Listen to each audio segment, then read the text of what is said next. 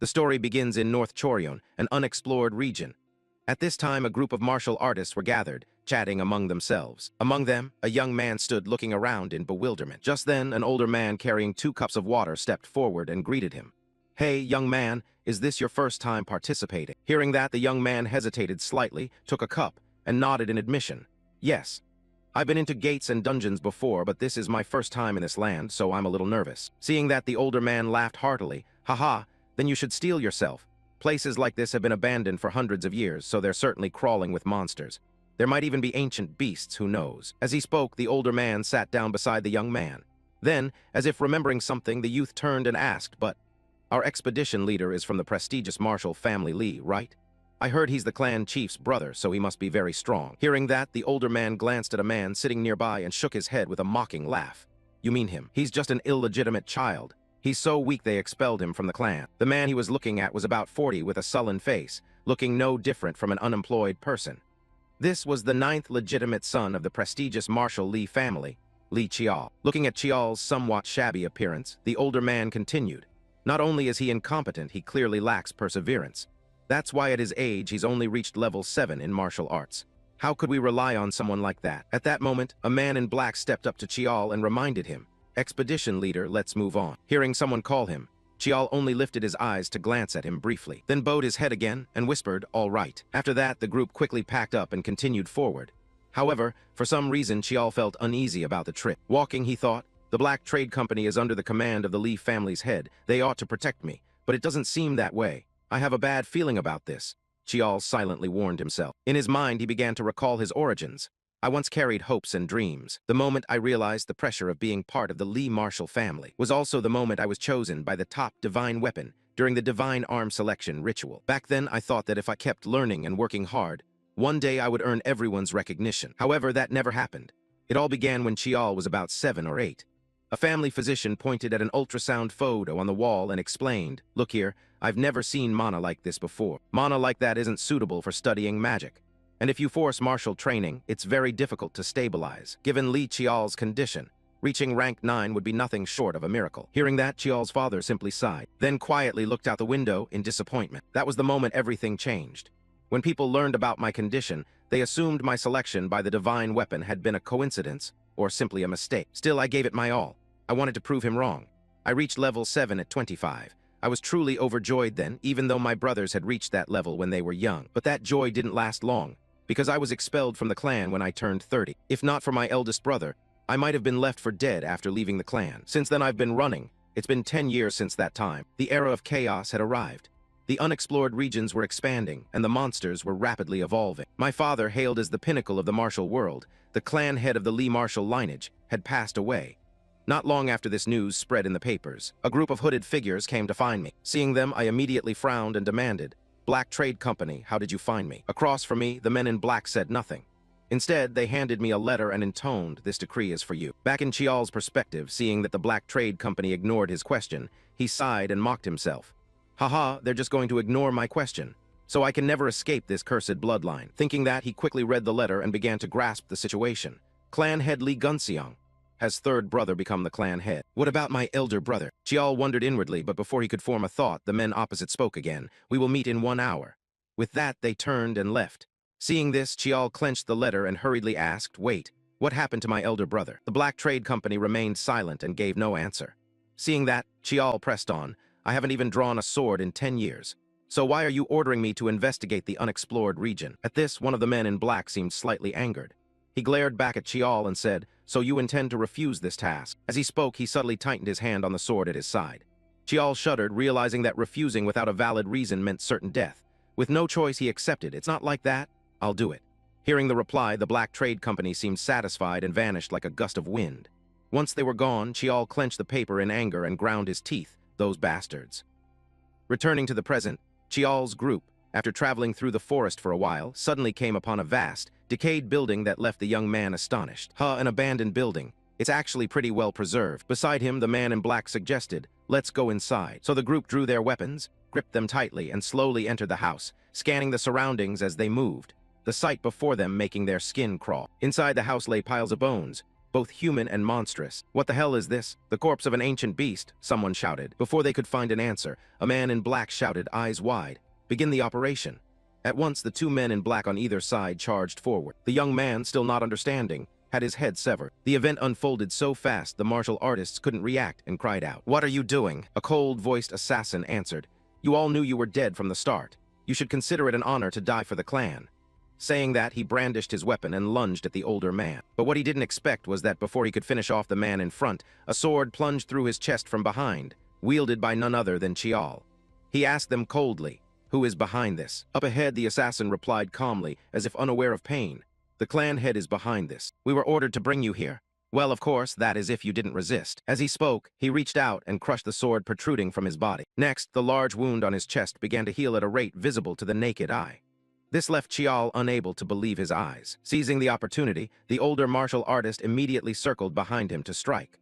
Unfortunately, his martial skill was still somewhat lacking. Before his attack could be launched, the assassin casually swung his sword backward, cleaving the elder's body in two. Fresh blood spattered everywhere, filling the air with a metallic stench of blood. After doing this, the assassin glanced at Chiol with a mocking look. "Pathetic. I thought you'd be much stronger, especially with half your bloodline coming from the Lee Marshall family." Saying that, he lunged forward like a flash of lightning. He delivered a kick straight to Chiol's chest. The blow forced a mouthful of blood from him and sent him flying backward like a cannonball. His body slammed into countless walls and piles of bones before finally coming to a stop. Yet in that moment of extreme danger, Chiol's mind was oddly calm. He reminded himself, "I can't die like this. I need a weapon." With that thought, Chiol swept his gaze around. Very quickly, he spotted a long sword embedded in the spine of a giant corpse that had long since died. "There, that sword is strong enough to kill a monster this size. If I use it, I might have a chance. Please, come on." Without a moment's hesitation, Chiol grabbed the sword and pulled it free. But for some reason, as the sword was drawn, it slowly dissolved into a stream of black smoke. Seeing this, Chiol's eyes went vacant and he muttered like a soulless man, "Why?" At the same time, the assassin's voice rang out right behind Chiol. "I can't imagine a person from the Lee family being this pathetic.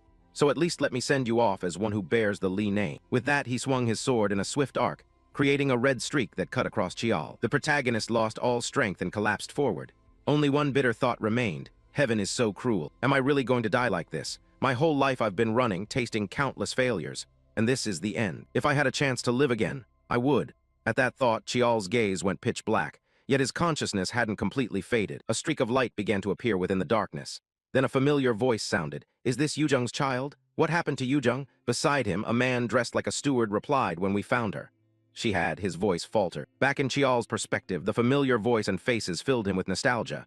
That voice, is it my father's? But he's dead, isn't he? Wait, he looks so young. And not just him, Steward Choi looks the same. "Father, Steward." Chiol reached out, but what he saw were unusually tiny hands. The reason was simple. He was in the state of a newborn. Staring at his tiny hands, Chiol even wiggled them a few times to make sure he hadn't missing. He wondered, what happened? I should be dead. Is this the afterlife or just a memory? Unaware of his son's thoughts, his father, Lee Tishan, addressed the steward. Young would be a suitable name for him right now. Like the other children, arrange a maid and a few shadow sword team members to protect him, and have him participate in the sword selection ritual with Miss Bat. His words surprised the steward, who asked again, "Immediately, but he's not ready yet.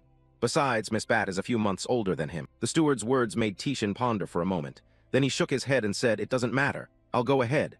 After saying that, he cast a glance at Chiol, which startled him, and then he quickly left the room. Only after he had fully departed could Chiol finally exhale in relief. Phew, it really was father. Though it had been a long time since they'd met, the pressure from him was the same as ever. "So what is going on? This feels far too real to be just a memory. And that conversation earlier. That really happened, even if I don't want to believe it. But if this is true, have I really regressed back to that damned moment?" The more he thought, the more absurd it all seemed to our protagonist. Time passed quickly. A few months after Chiol's regression, today was the great day for the Lee Marshall clan, the sword selection ritual. The clan's descendants would reveal their talents through the weapons that chose them. In the past, his father had been chosen by dozens of swords, and became the strongest swordsman of his generation. His older brother had been chosen by sword, tome, and staff, earning renown across the land for his swordsmanship and magic. This time, it was his turn. At this moment, Chiol wore an extremely elegant outfit. However, it made him somewhat uncomfortable. Yet a maid, looking at his appearance, squinted and praised, "Oh my, young master, you look so handsome today. Even in a strange place, you didn't cry at all. So mature." This girl was Chiol's maid, Gawa. She reached out, lifted Chiol into her lap, and continued, "I'm sure the young master will get a good result. Your future will surely be brilliant. On this side, Chiol looked at her face and unconsciously smiled. In his eyes flickered some memories of his previous life.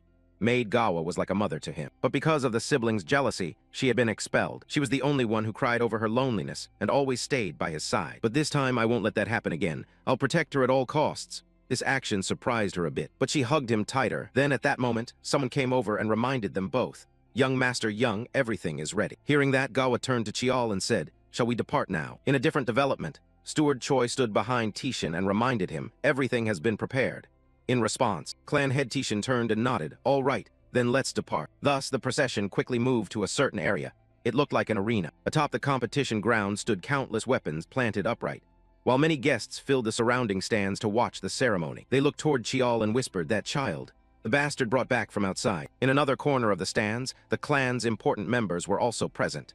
The young lady seated there was the clan matriarch. Her name was Baekhyun. The long-haired man beside her was the chief steward, Lee Yihang. Next was the clan's firstborn son, Lee Gunseong. And finally, the clan's third son, Lee Myeonjung. At this moment, while everyone was quietly watching and judging Chiol, Myeonjung suddenly spoke up. "It's still too small.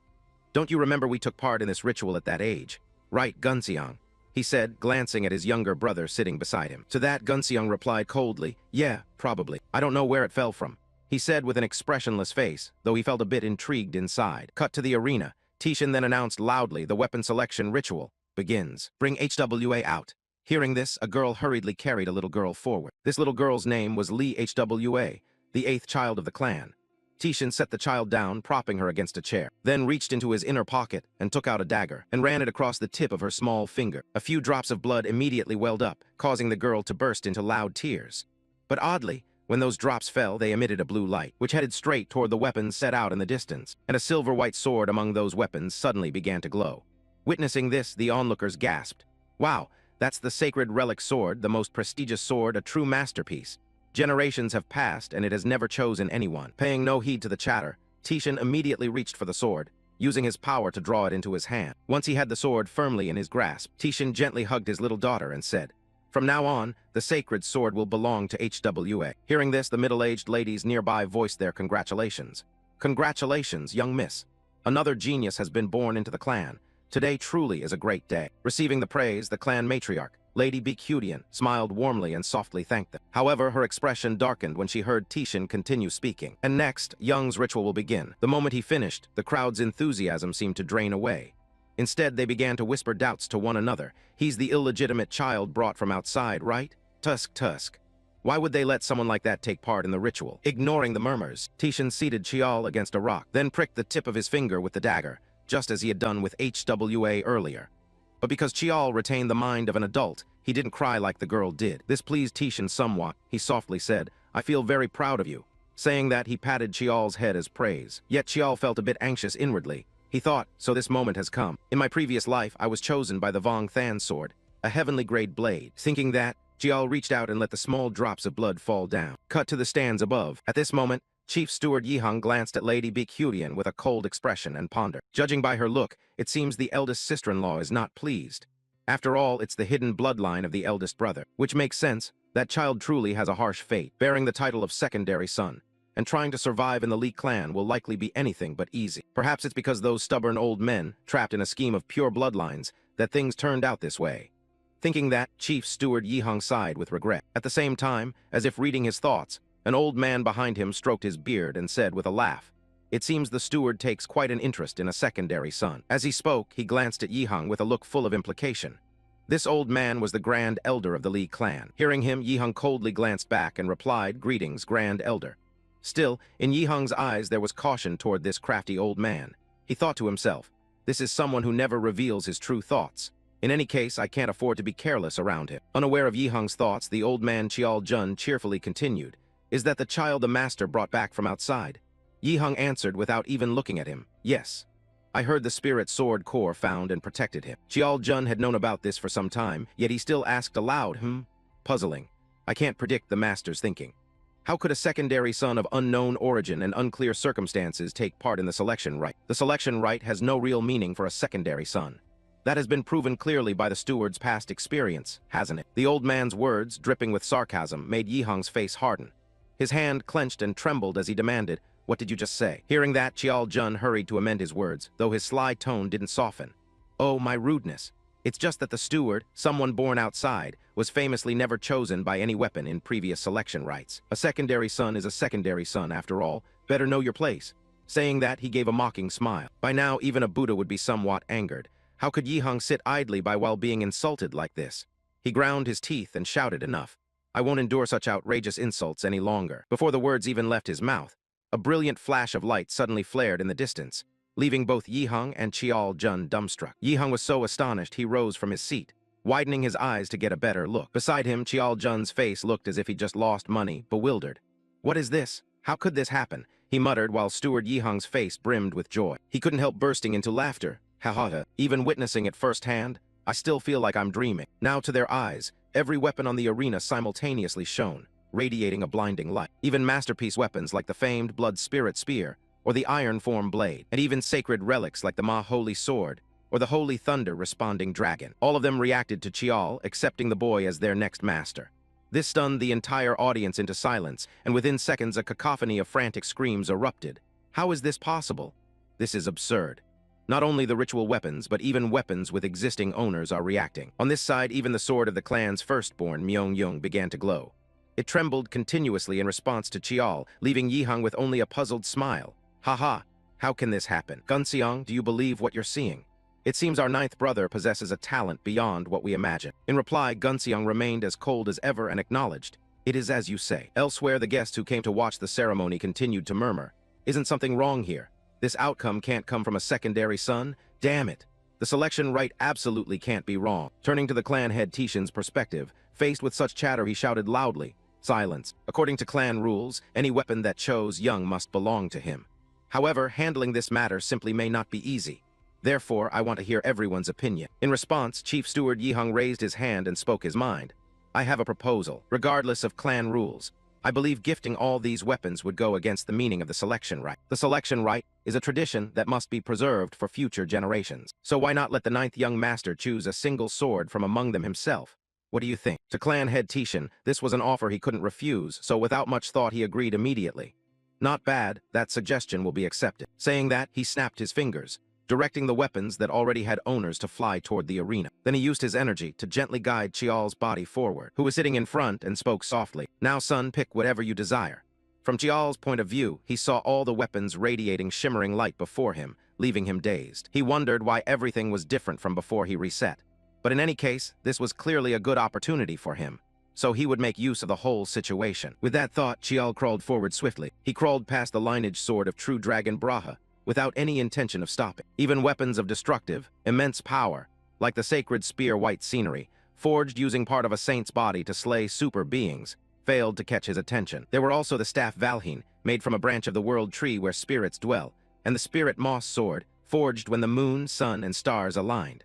All were great weapons waiting for Chiol to choose. However, he did not hesitate for long. Chiol reached out and touched a certain sword, as if with prior intent. Behind him, clan head Tishan could not hide his surprise when he saw which sword Chiol had chosen. That sword was the blade the Li clan's ancestor had found in untamed, uncharted lands. For generations, no one had been able to awaken its latent power. The sword lay quietly in darkness, covered in the dust of time. Its name was Black Knight. Based on known attributes, this sword did not qualify as upper heaven tier. However, because of its connection to the clan founder, it was always kept alongside upper heaven weapons. To this day, no predecessor had ever been inscribed as choosing it. Was this merely the meaningless choice of an infant, or would it be the beginning of a new great destiny? Tishan whispered so quietly only he could hear. Then, after Chiol selected the sword for himself, he drew the boy and the blade toward him, and declared, "Li Young has chosen Black Knight." Thus, the ritual is officially concluded. At the same time, up in the stands, the clan matriarch, Beek Huyen. When she saw Chiol choose that sword, a streak of murderous intent flashed across her face, making others shudder. Secondary son Li Young. Another nuisance has entered the clan. If he becomes an obstacle, then he must be eliminated. Time flew by. Before they knew it, 9 years had passed. By now, our protagonist Chiol was 9 years old. Inside a villa, he called out loudly, "Nurse, I'm heading to afternoon training." Hearing that, Gawa hurriedly ran after him. "Oh, let me walk you part of the way." And so the two of them went together. Chiol felt slightly embarrassed and scratched his cheek. "I can go by myself." Gawa replied with a question, "But sir, the other training grounds are all empty. Why are you insisting on the first ground? Isn't that place too old?" To that question, Chiol offered little explanation, only smiling softly and saying calmly, "Someone's waiting for me there." Chiol's answer made Gawa mutter in surprise. Someone's waiting. Then at that moment, a sudden shout drew both their attention. That's not it. Gawa stopped, glanced to the side, and exclaimed in surprise, "Oh, it looks like someone's at the 7th ground." Inside the 7th practice ground, a little girl was vigorously practicing swordplay under the guidance of some master. Gripping the sword too tight will injure your hand. Now slash down one more time? Yes, sir. The girl shouted back. This girl was Lee Hwa, the Lee clan's 8th young mistress, who had participated in the sword selection ritual with Chiol when they were young. Outside, seeing this, Chiol shrugged and said, "So it's the 8th young mistress." Behind him, Maid Gawa hurriedly reminded him, "You should call her sister, my lord. If anyone hears, it'll cause a fuss," her voice full of worry. Chiol, hearing this, only felt amused inwardly. We're only 5 months apart. What sister? Ignoring the two of them, inside the training hall, the instructor's barking voice continued. Always swing the sword as if you're controlling your own body. Do it again. Handle the blade carefully so you won't get hurt once more. The constant reminders made Hwa's head throb. She was so frustrated she trembled. And she threw the sword aside. Master, why do you keep nagging? How you hold the sword doesn't matter, as long as you grip it firmly. Opposite her, seeing her frustration, the master quickly raised his hand to reassure her. Miss, all of this is for your sake. First, calm down and try again. This time you'll do better. He said this as he picked up the sword and handed it back to Hwa. Outside, watching the awkward way an adult handled a 9-year-old, Chiol curiously asked, "Who's struggling over there?" Hearing this, the courtesan Gawa was a bit surprised, but promptly answered, That's Beek Hyun, captain of the Black Dan squad." At that, Chiol couldn't hide the surprise in his eyes. A captain. For a 9-year-old to have a master like that is over the top. From behind, Gawa sensed a flicker of emotion in Chiol, and thinking he felt slighted for not having a mentor, she comforted him. "My lord, a good master will soon appear and recognize your talent. It's my fault for being inadequate and not serving you properly." Miss Hwa was raised on weaning gruel mixed with herbs. At that, Gawa's eyes began to well up. Chiol, hearing this, admonished with some irritation. "Really? There you go again? How much am I supposed to owe the nurse? I don't need people like that. They're only here because of the Lee clan's status. Besides, I already have good masters," Chiol said confidently. Time passed quickly. Scene shifts to the Lee clan's exclusive first training ground. This place symbolizes the long history of the Lee clan. Various weapons and training dummies are arranged around it. However, it's somewhat worn and seems rarely used. For Chiol, upon entering this training area, he didn't bother with the surrounding equipment. No need to waste time. Currently, it's more symbolic than a true fighting arena. Even so, there was only one reason he came here, because this place preserves weapons older than any armory in the other training grounds. Thinking that, Chiol opened the storeroom door. Inside were countless swords propped against the walls. They were extremely old, rusted, and many bore numerous cracks along their blades, but Chiol paid it no mind. He glanced at a long sword not far away and walked over. "Oh, found it. I'll try this one today." Saying that, he carried the sword to the training area. As he walked, he thought, "Since 9 years ago, when I returned to this second life, an extraordinary change has occurred. Among those changes, the most astonishing was that I gained the ability to read the memories hidden inside weapons." Now, as Chiol's hand tightened on the blade and he focused his mind, suddenly a few unfamiliar images appeared in his head. He was standing in neat ranks with a group, swords in hand, and the instruction of an unknown man echoed. "Build a solid foundation. Whether high-level or low-level swordsmanship, the foundation is the same. From top to bottom, left to right, the memory comes through clearly like an unshakable pillar. Carve that foundation into your swords." As that voice sounded, Chiol slowly began moving his body. He told himself, "This is the memory engraved within this weapon. The older and more refined a weapon is, or the longer and more fondly its owner used it, the clearer the memories from the past would appear." With a heavy swing from high to low, Chiol produced a tremendous blast. Shockwaves burst outward, sending dust scattering in all directions. This was the first of the 7-star sword techniques. Red Gale. Seeing the result of the strike, Chiol couldn't hide the joy in his eyes. So the 7-star sword sequence is complete. Over the past 2 years, I've read almost all the memories of the weapons in the arena. At that moment, a clap of praise rang from behind him. "Wonderful. It's been a long time since I've seen a 7-star sword executed so perfectly." Hearing the familiar voice, Chiol turned around and saw that the one who had come was the steward, Yihang. A bit of information about him flashed through his mind. The Lee clan's steward, Lee Yihang, is a 4th-rank warrior. Though born a secondary son, his strength earned him recognition and the current steward position. From my previous life until now, he is the only one in the clan who has truly cared for me. Thinking that, Chiol hastily bowed. "Greetings, uncle." Hearing this, Yihang happily patted his head and praised. "Haha, you can just call me uncle. You train every day without fail. That's commendable. Whenever I go to work and return, I always see you." As for Chiol, he'd already been through such discrimination once, so he no longer felt shy or inferior. "I'm fine, uncle. After all, I carry the Lee bloodline. To prove by the sword. That's the meaning our clan name carries, and that's how I was raised. So I'll prove myself by my own strength." Chiol said, his face bright. This left Yihang stunned for a moment. Then he sighed regretfully. Sigh. How could a child like this be born into the status of a secondary son? He thought to himself, then cleared his throat and said, Come to think of it, it won't be long before you reach the age for the naming ceremony. It's a bit late, but before that, I want to be your master. How does that make you feel? He said, pointing to himself. Poor uncle, he was a bit delusional, because Chiol awkwardly refused. I appreciate it, but I can't accept. On the other side, Yihang felt as if he'd been struck by lightning. He hurriedly asked, What? Why, aren't you pleased that I'd be your master? To answer, Chiol raised both hands calmingly. It's not that. Before the naming ceremony, you must not serve a master. It's the rule, and I don't want to put you in an awkward position. Chiol's words made Yihang feel indignant on his behalf. But the other brothers openly broke that rule, trained under famous masters, and were nurtured with all kinds of spirit medicines. Yihang said as he gripped Chiol's shoulder tightly. Still, Chiol quietly shook his head in refusal. Just because a rule is widely ignored doesn't mean I shouldn't uphold it. And as I said before, I want to prove myself by my own strength. To Yihang, Chiol's premature maturity made him somewhat doubtful. This child, is he really only 9? Those eyes, it's like I'm looking at my eldest brother. Thinking that, faced with Chiol's resolve, Yihang didn't press further. It seems you don't intend to abandon this stubbornness, do you? Just like your father, truly a stubborn fellow to the end? What a trouble. He sighed and continued. Then is there nothing I can do as your uncle? If I do nothing for you, I feel uneasy. Is there anything else you need? Yihang said with a smile, making Chiol's eyes light up.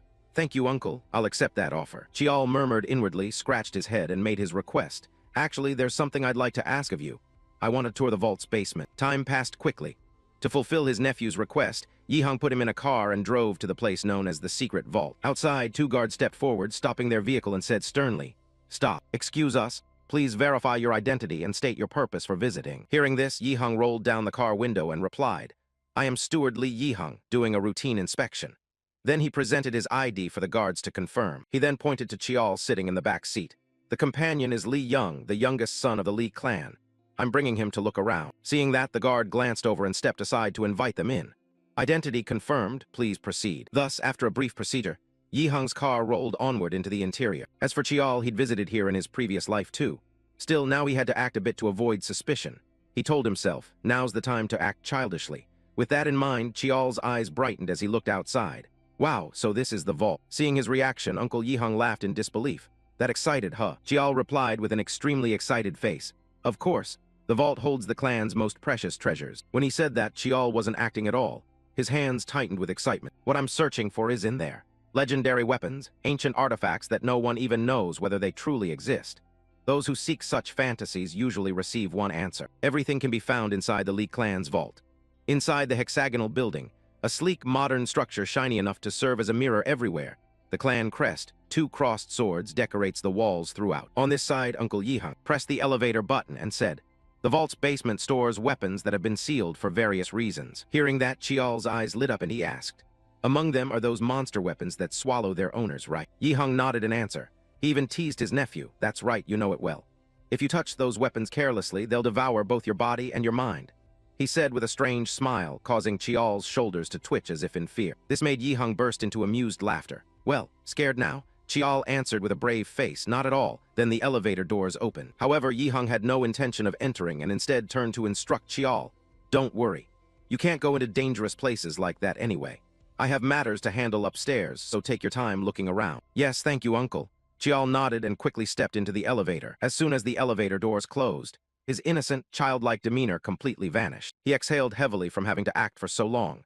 Pretending to be an innocent child really wasn't easy. When the elevator doors opened, Chiol found himself facing a gleaming armory filled with countless different weapons. This was the vault's basement, also called the weapon grave, a place sealing countless weapons and artifacts.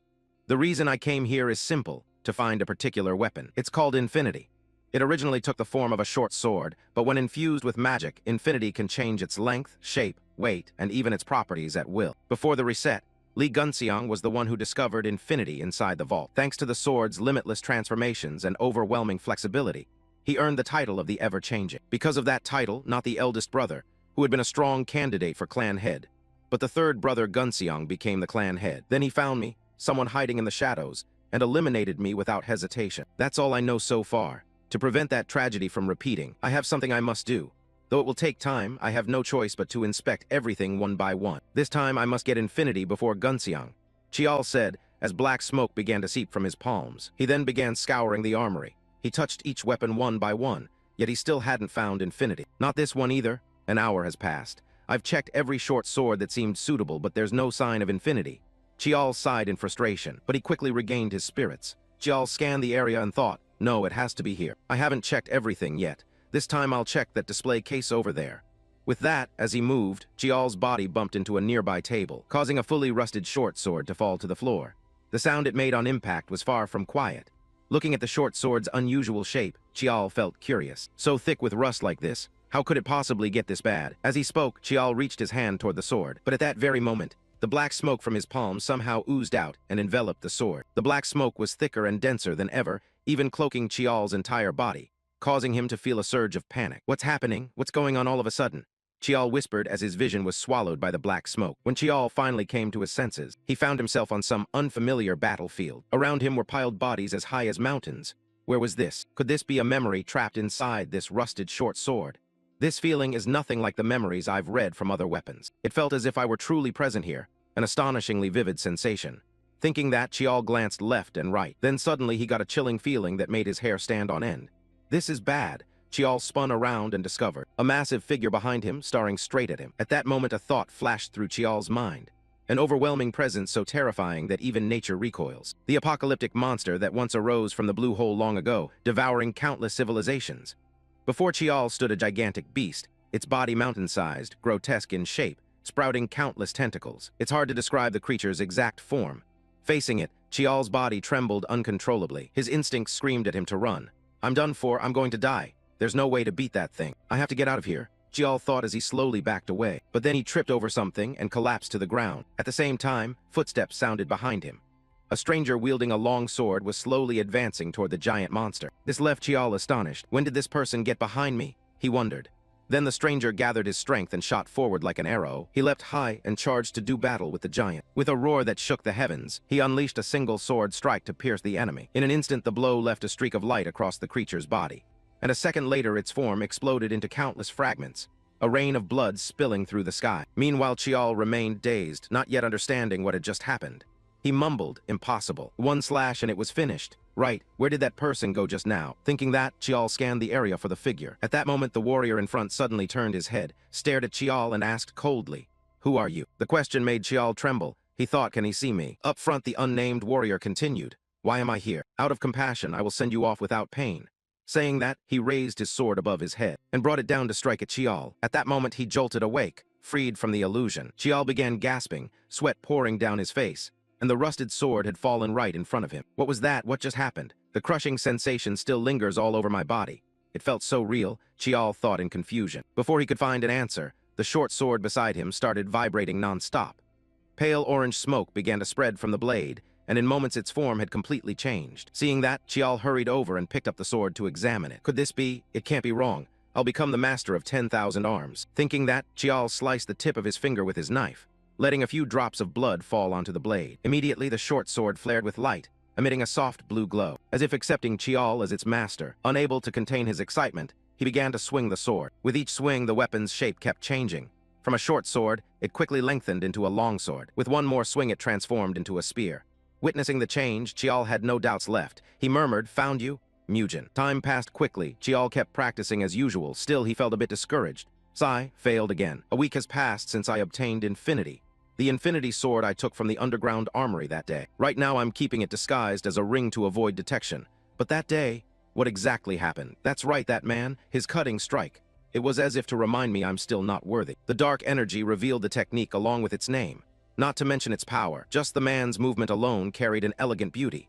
Still, no matter how hard I tried to imitate it, I couldn't reproduce it. Even so, I didn't feel impatient.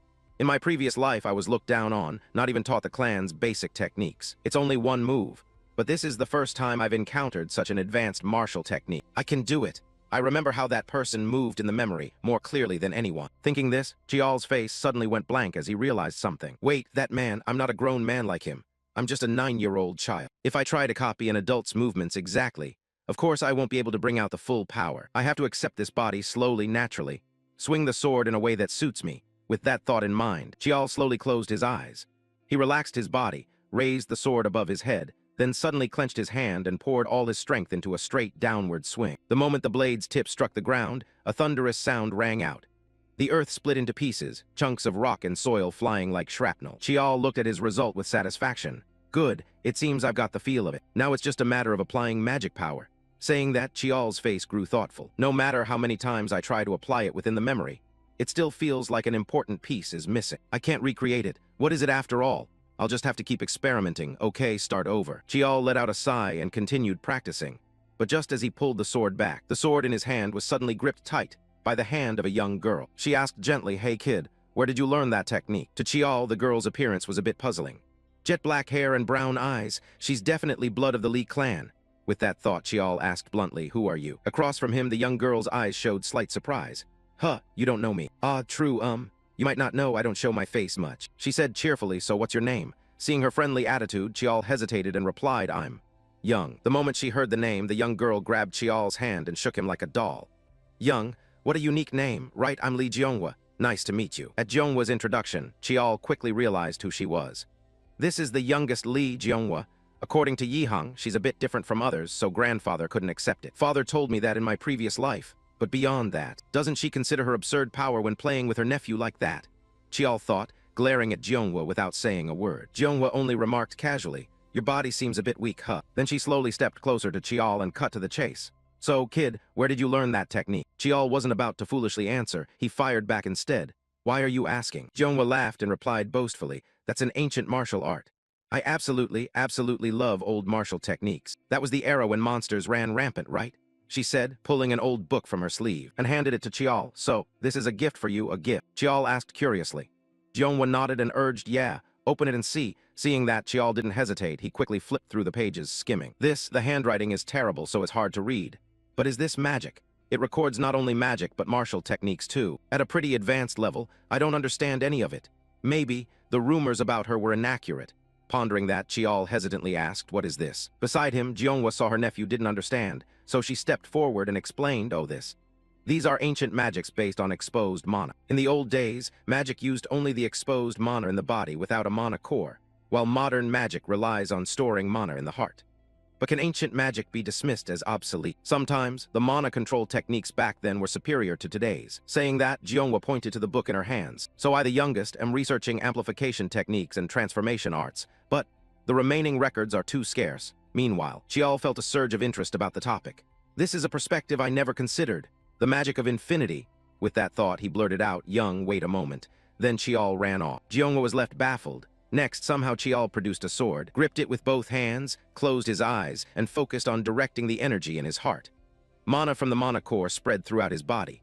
But instead of absorbing mana back into the core, wait, that unnamed martial artist used exposed mana, the way the man used mana in the memory. I couldn't understand it before, but now I can. With that thought, a gleam appeared in Chiol's eyes. He tightened his grip on the sword and swung down with all his strength. A deep slash appeared on the ground, sending chunks of earth and rock flying everywhere. Seeing that, Chiol couldn't hide his joy. "Success," he whispered. But at that moment, Jeonghwa suddenly lunged forward, like she was being chased by a demon. She grabbed Chiol's shoulder urgently and fired questions. "What is that?" "That is an amplification technique, right?" Hearing that, Chiol felt a little embarrassed, glanced aside, and answered, Yes, it's an amplification technique." "What?" Jeonghwa shouted, "How did you do that?" To which Chiol, not stupid, refused to explain. He just shrugged and said casually, "I just could do it." Of course, Jeonghwa wasn't satisfied with that answer. She snapped irritably, "I mean, how could you do it?" Chiol frowned and shot back, "Why should I tell you?" In response, Jeonghwa looked anxious. "It's because you only knew how thanks to the notebook I gave you. I lived my whole life for this. I've been searching for it for over 10 years, even after being kicked out of the house. I'm begging you." She squeezed Chiol's hand, her gaze sincere as if pleading. "If I do something for you, could you teach me?" Chiol looked at Jeonghwa and sighed. "All right, but you have to promise me 3 things. 3 things? First," Chiol said seriously, "you must not tell anyone about me unless I permit it. That includes my eldest brother and my father." "Why?" Jeonghwa asked blankly. Chiol replied curtly, "Because I don't like people talking about me without my consent." At that, Jeonghwa suddenly fell quiet, her face a bit sad as if remembering something. "Ah, I understand, I'm the same." Her expression made Chiol wonder. Why does she look so unhappy? Putting that aside, Chiol continued with the second demand. "Second, you must not lie to me. We have to trust each other. I'll also be honest with you as far as I can." Hearing that, Jeonghwa hesitated a moment, but within seconds she agreed. "Fine. So what's the last one?" As for the last one, it is. The following part of the conversation is hidden by the author. Time passed quickly. A year later, the maid Gawa rushed over with a letter and urgently announced to Chiol, young master, young master. Inside the training yard, seeing her hurried figure, Chiol stopped his motion and turned to ask, "Nurse, what happened to make you run all the way to the training ground?" Opposite him, Gawa was almost out of breath but managed to say, "Here, look at this." Then she handed the letter to the protagonist, making Jeonghwa beside them a bit curious.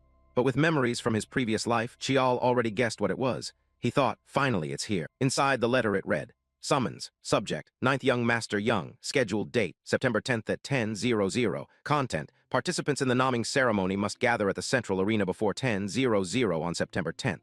Note, anyone carrying items not on the permitted list will be severely punished. Representative, Housemaster Lee Myung-yong." Seeing his eldest brother's name as the representative in the letter, Chiol grew curious. Representative is Housemaster Myung-yong. Is father not home? I haven't heard any news of him going on campaign. Returning to Jeonghwa. For some reason she became so irritated she spat fire. A naming ceremony. Seeing that, Chiol didn't understand why she was acting so crazy and asked, "Why are you suddenly so worked up?" Explaining, Jeonghwa tore at her hair and said, "Everything is just getting started. This is the most important time. If you take part in the naming ceremony, they'll keep you there. No, don't go." Her stance was like an angry child about to lose a toy. Chiol couldn't help but shake his head in exasperation. It had been a year since the pact with the youngest.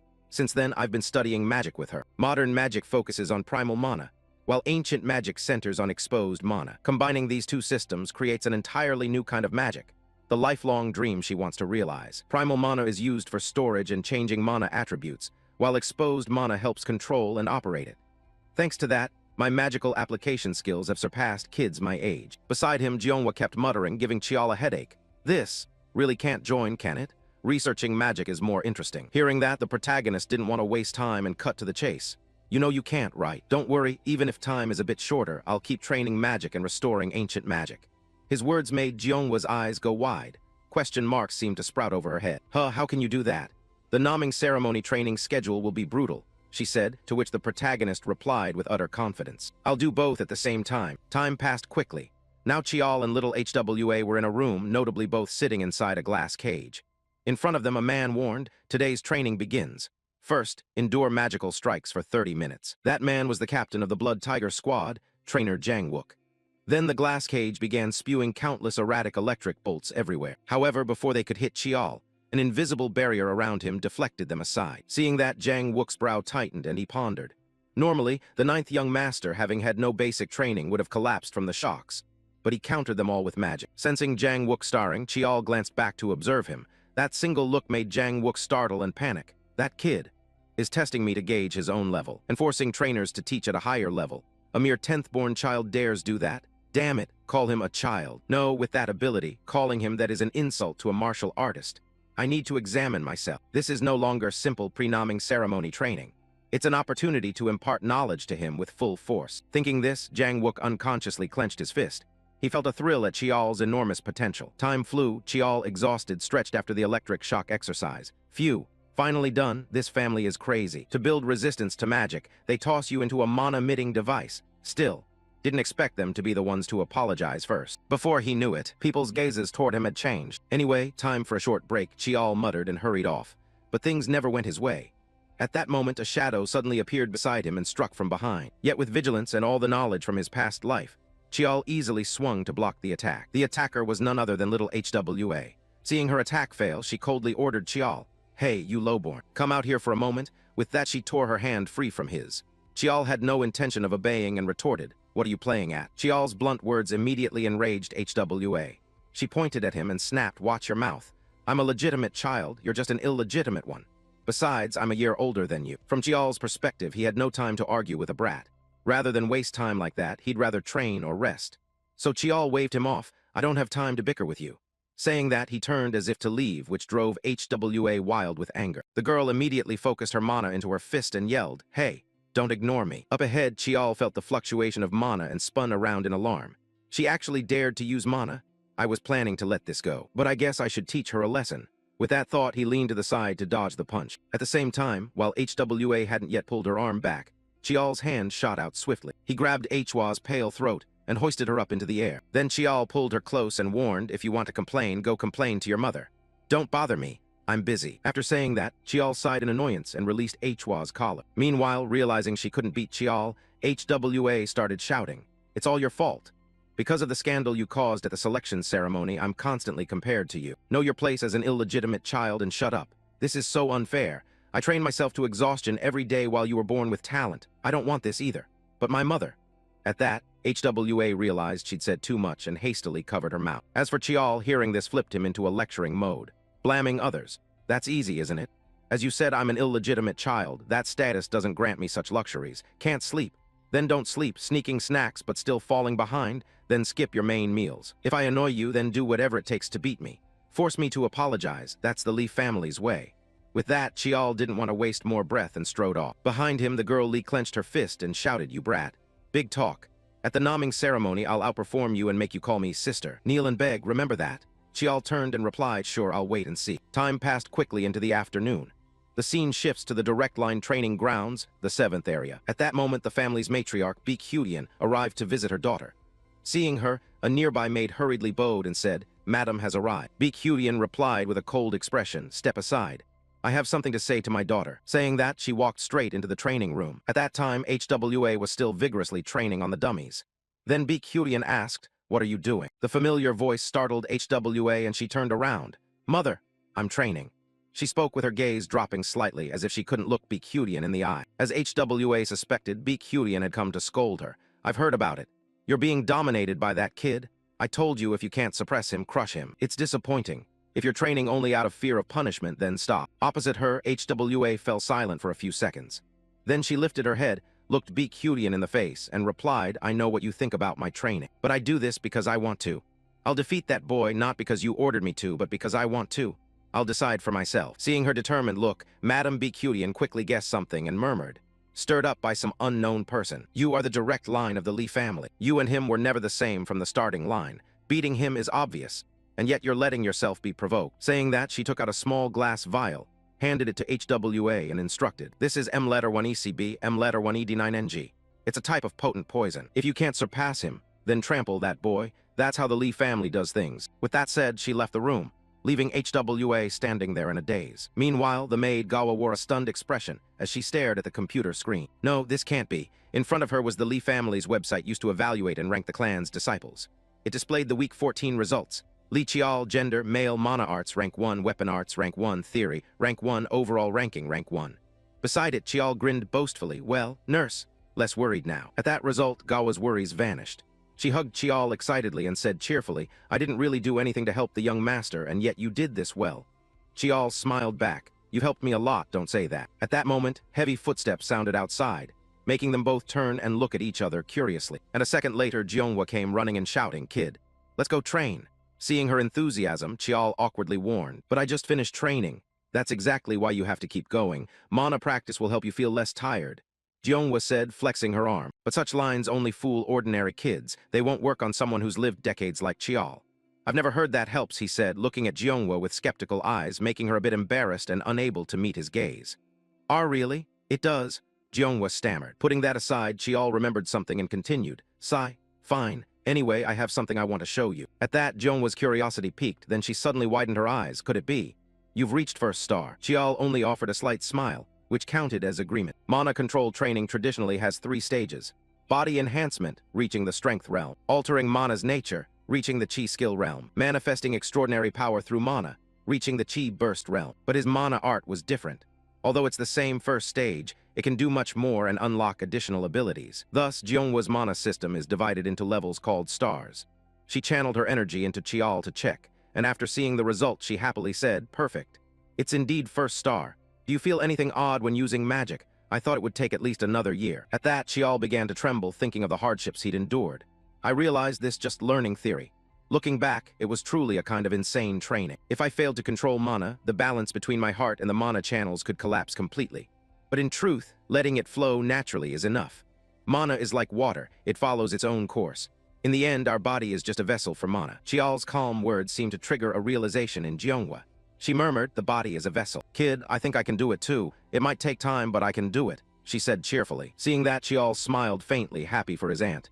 Has she just had some kind of breakthrough? He wondered, before Jeonghwa rushed over, hugged him tightly, and cheerfully said, "Thank you, my little darling. You're my good luck."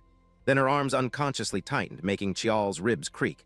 "Hey, let go, you'll break my ribs," Chiol shouted. Seeing this, Jeonghwa reluctantly let him go, but excitedly continued, "Wonderful. Then let's move on to second star now. From the start, I knew my NH letter 1EA5T tin was different from a normal first stage one, right? So what do you think I'm best at using?" Chiol rubbed his chin, thought for a few seconds, then answered, "The thing you're best at using. I think it's the sword," before he could finish. Jeonghwa shook her head in disagreement. "I don't think so." That comment startled Chiol, who asked, "But you've never seen me practice swordsmanship, have you?" Jeonghwa shrugged and replied, "I have, a few times when I had free time. What I mean is, you have a talent even beyond swordsmanship. It's a bit hard to explain in words, but your greatest gift is magic power. Your magical aptitude is so outstanding that everything else fades beside it. I've tried teaching the magic I created to many people, but no one could do it." Looking at things from Chiol's perspective, he began staring at his hands with a skeptical look. "Before I traveled back to the past, I was mocked for not being able to use magic. I don't know about these thoughts inside me." Seeing Chiol brooding like that, Jeonghwa flicked his forehead and reminded him, "But for you now, reaching NH letter 1 ECB 10 shouldn't be difficult. And if you succeed with NH letter 1 ECB 10, the nomming ceremony will be child's play. After that, I'll teach you the real techniques. So focus." Over here, Chiol happily replied, "Yes, understood. By the way, miss, what's that thing next to you?" As he spoke, he glanced at the wooden box sitting on the table. "Oh, that," Jeonghwa said softly, and then, suddenly something whizzed past Chiol's face at super speed. It immediately left a scratch across his face and embedded itself deep into the wall behind, causing cracks to appear there as well. Jeonghwa smiled and answered, "It's an iron marble. You need to learn to release your magic while moving. If you just stand still and use it, that magic is basically useless." "All right, let's get started," she said, her face bright with excitement. But for some reason, our protagonist felt a bit uneasy about this hellish training. Time passed quickly, cutting to some arena. Now, Chiol and HWA were being trained by Captain Yunquin. "I am Lee Yunquin, captain of the Blood Tiger Squad. From now on, I'll instruct you in the techniques of Sungmuiga. Choose the weapons you'll use and bring them here. You have 1 minute, so don't dawdle." Hearing that, Chiol and HWA hurried to the weapon racks. But meanwhile, HWA kept glancing at Chiol for some reason, making him feel a little restless. Finally, he couldn't take it and shouted, "Really, what are you staring at? Got something to say?" He barked, causing HWA to jump and immediately deny. "Starring? What are you talking about?" She then leaned in and whispered to the protagonist, "You're using a sword too, right?" "No." Chiol replied coldly, then quickly grabbed 2 short swords and a spear and returned to the field. This surprised HWA. "Wait, what? But I saw you learning weapons before. Clearly it was the sword." Over here, Captain Yunquin also looked at the pile of weapons in Chiol's hands and curiously asked, "What are you doing?" Chiol answered, "You told us to choose our weapons and bring them." Yunquin reminded them again, "I told you to choose what you use." Chiol shrugged and replied, "Well, these are the things I use." Hearing that, Captain Yunquin could only fall silent and shake his head in disappointment.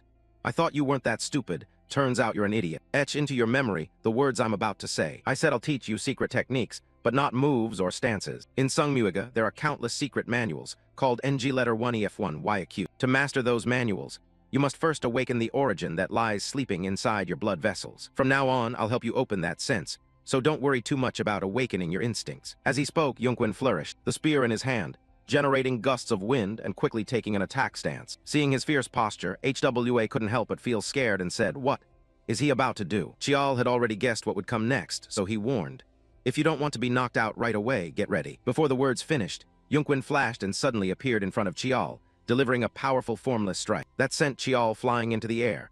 The only luck was that in that brief moment, he managed to use his sword to protect himself. This surprised Yunquin, who laughed heartily. "Ho, you managed to block that?" Meanwhile, Chiol landed lightly, gritted his teeth, and thought, "Damn it." This surprised Yunquin, who laughed heartily. "Ho, you managed to block that?" Meanwhile, Chiol landed lightly, gritted his teeth, and thought, "Damn it. But this life will be different." Saying that, Chiol pushed off with his souls and lunged forward. His stomp cracked the floor, and he charged forward at wind-splitting speed. Time passed, and the training of Chiol and HWA under Captain Yunquin continued. Of course, with his strength, the two of them were beaten mercilessly. A month had passed since I began training with Lee Yunquin. Regardless, this kind of training that breaks bones and damages organs isn't suitable for a 10-year-old. But I don't intend to complain. I'm gradually getting the feel for it, Chiol said with a small smile. Nearby, HWA startled awake. "Did I faint again?" she asked in confusion. Chiol shrugged and replied, "Yeah, this is your 20th time. I'm only at 16. The protagonist's teasing tone infuriated HWA. She snapped, "I should have prepared better on day 1.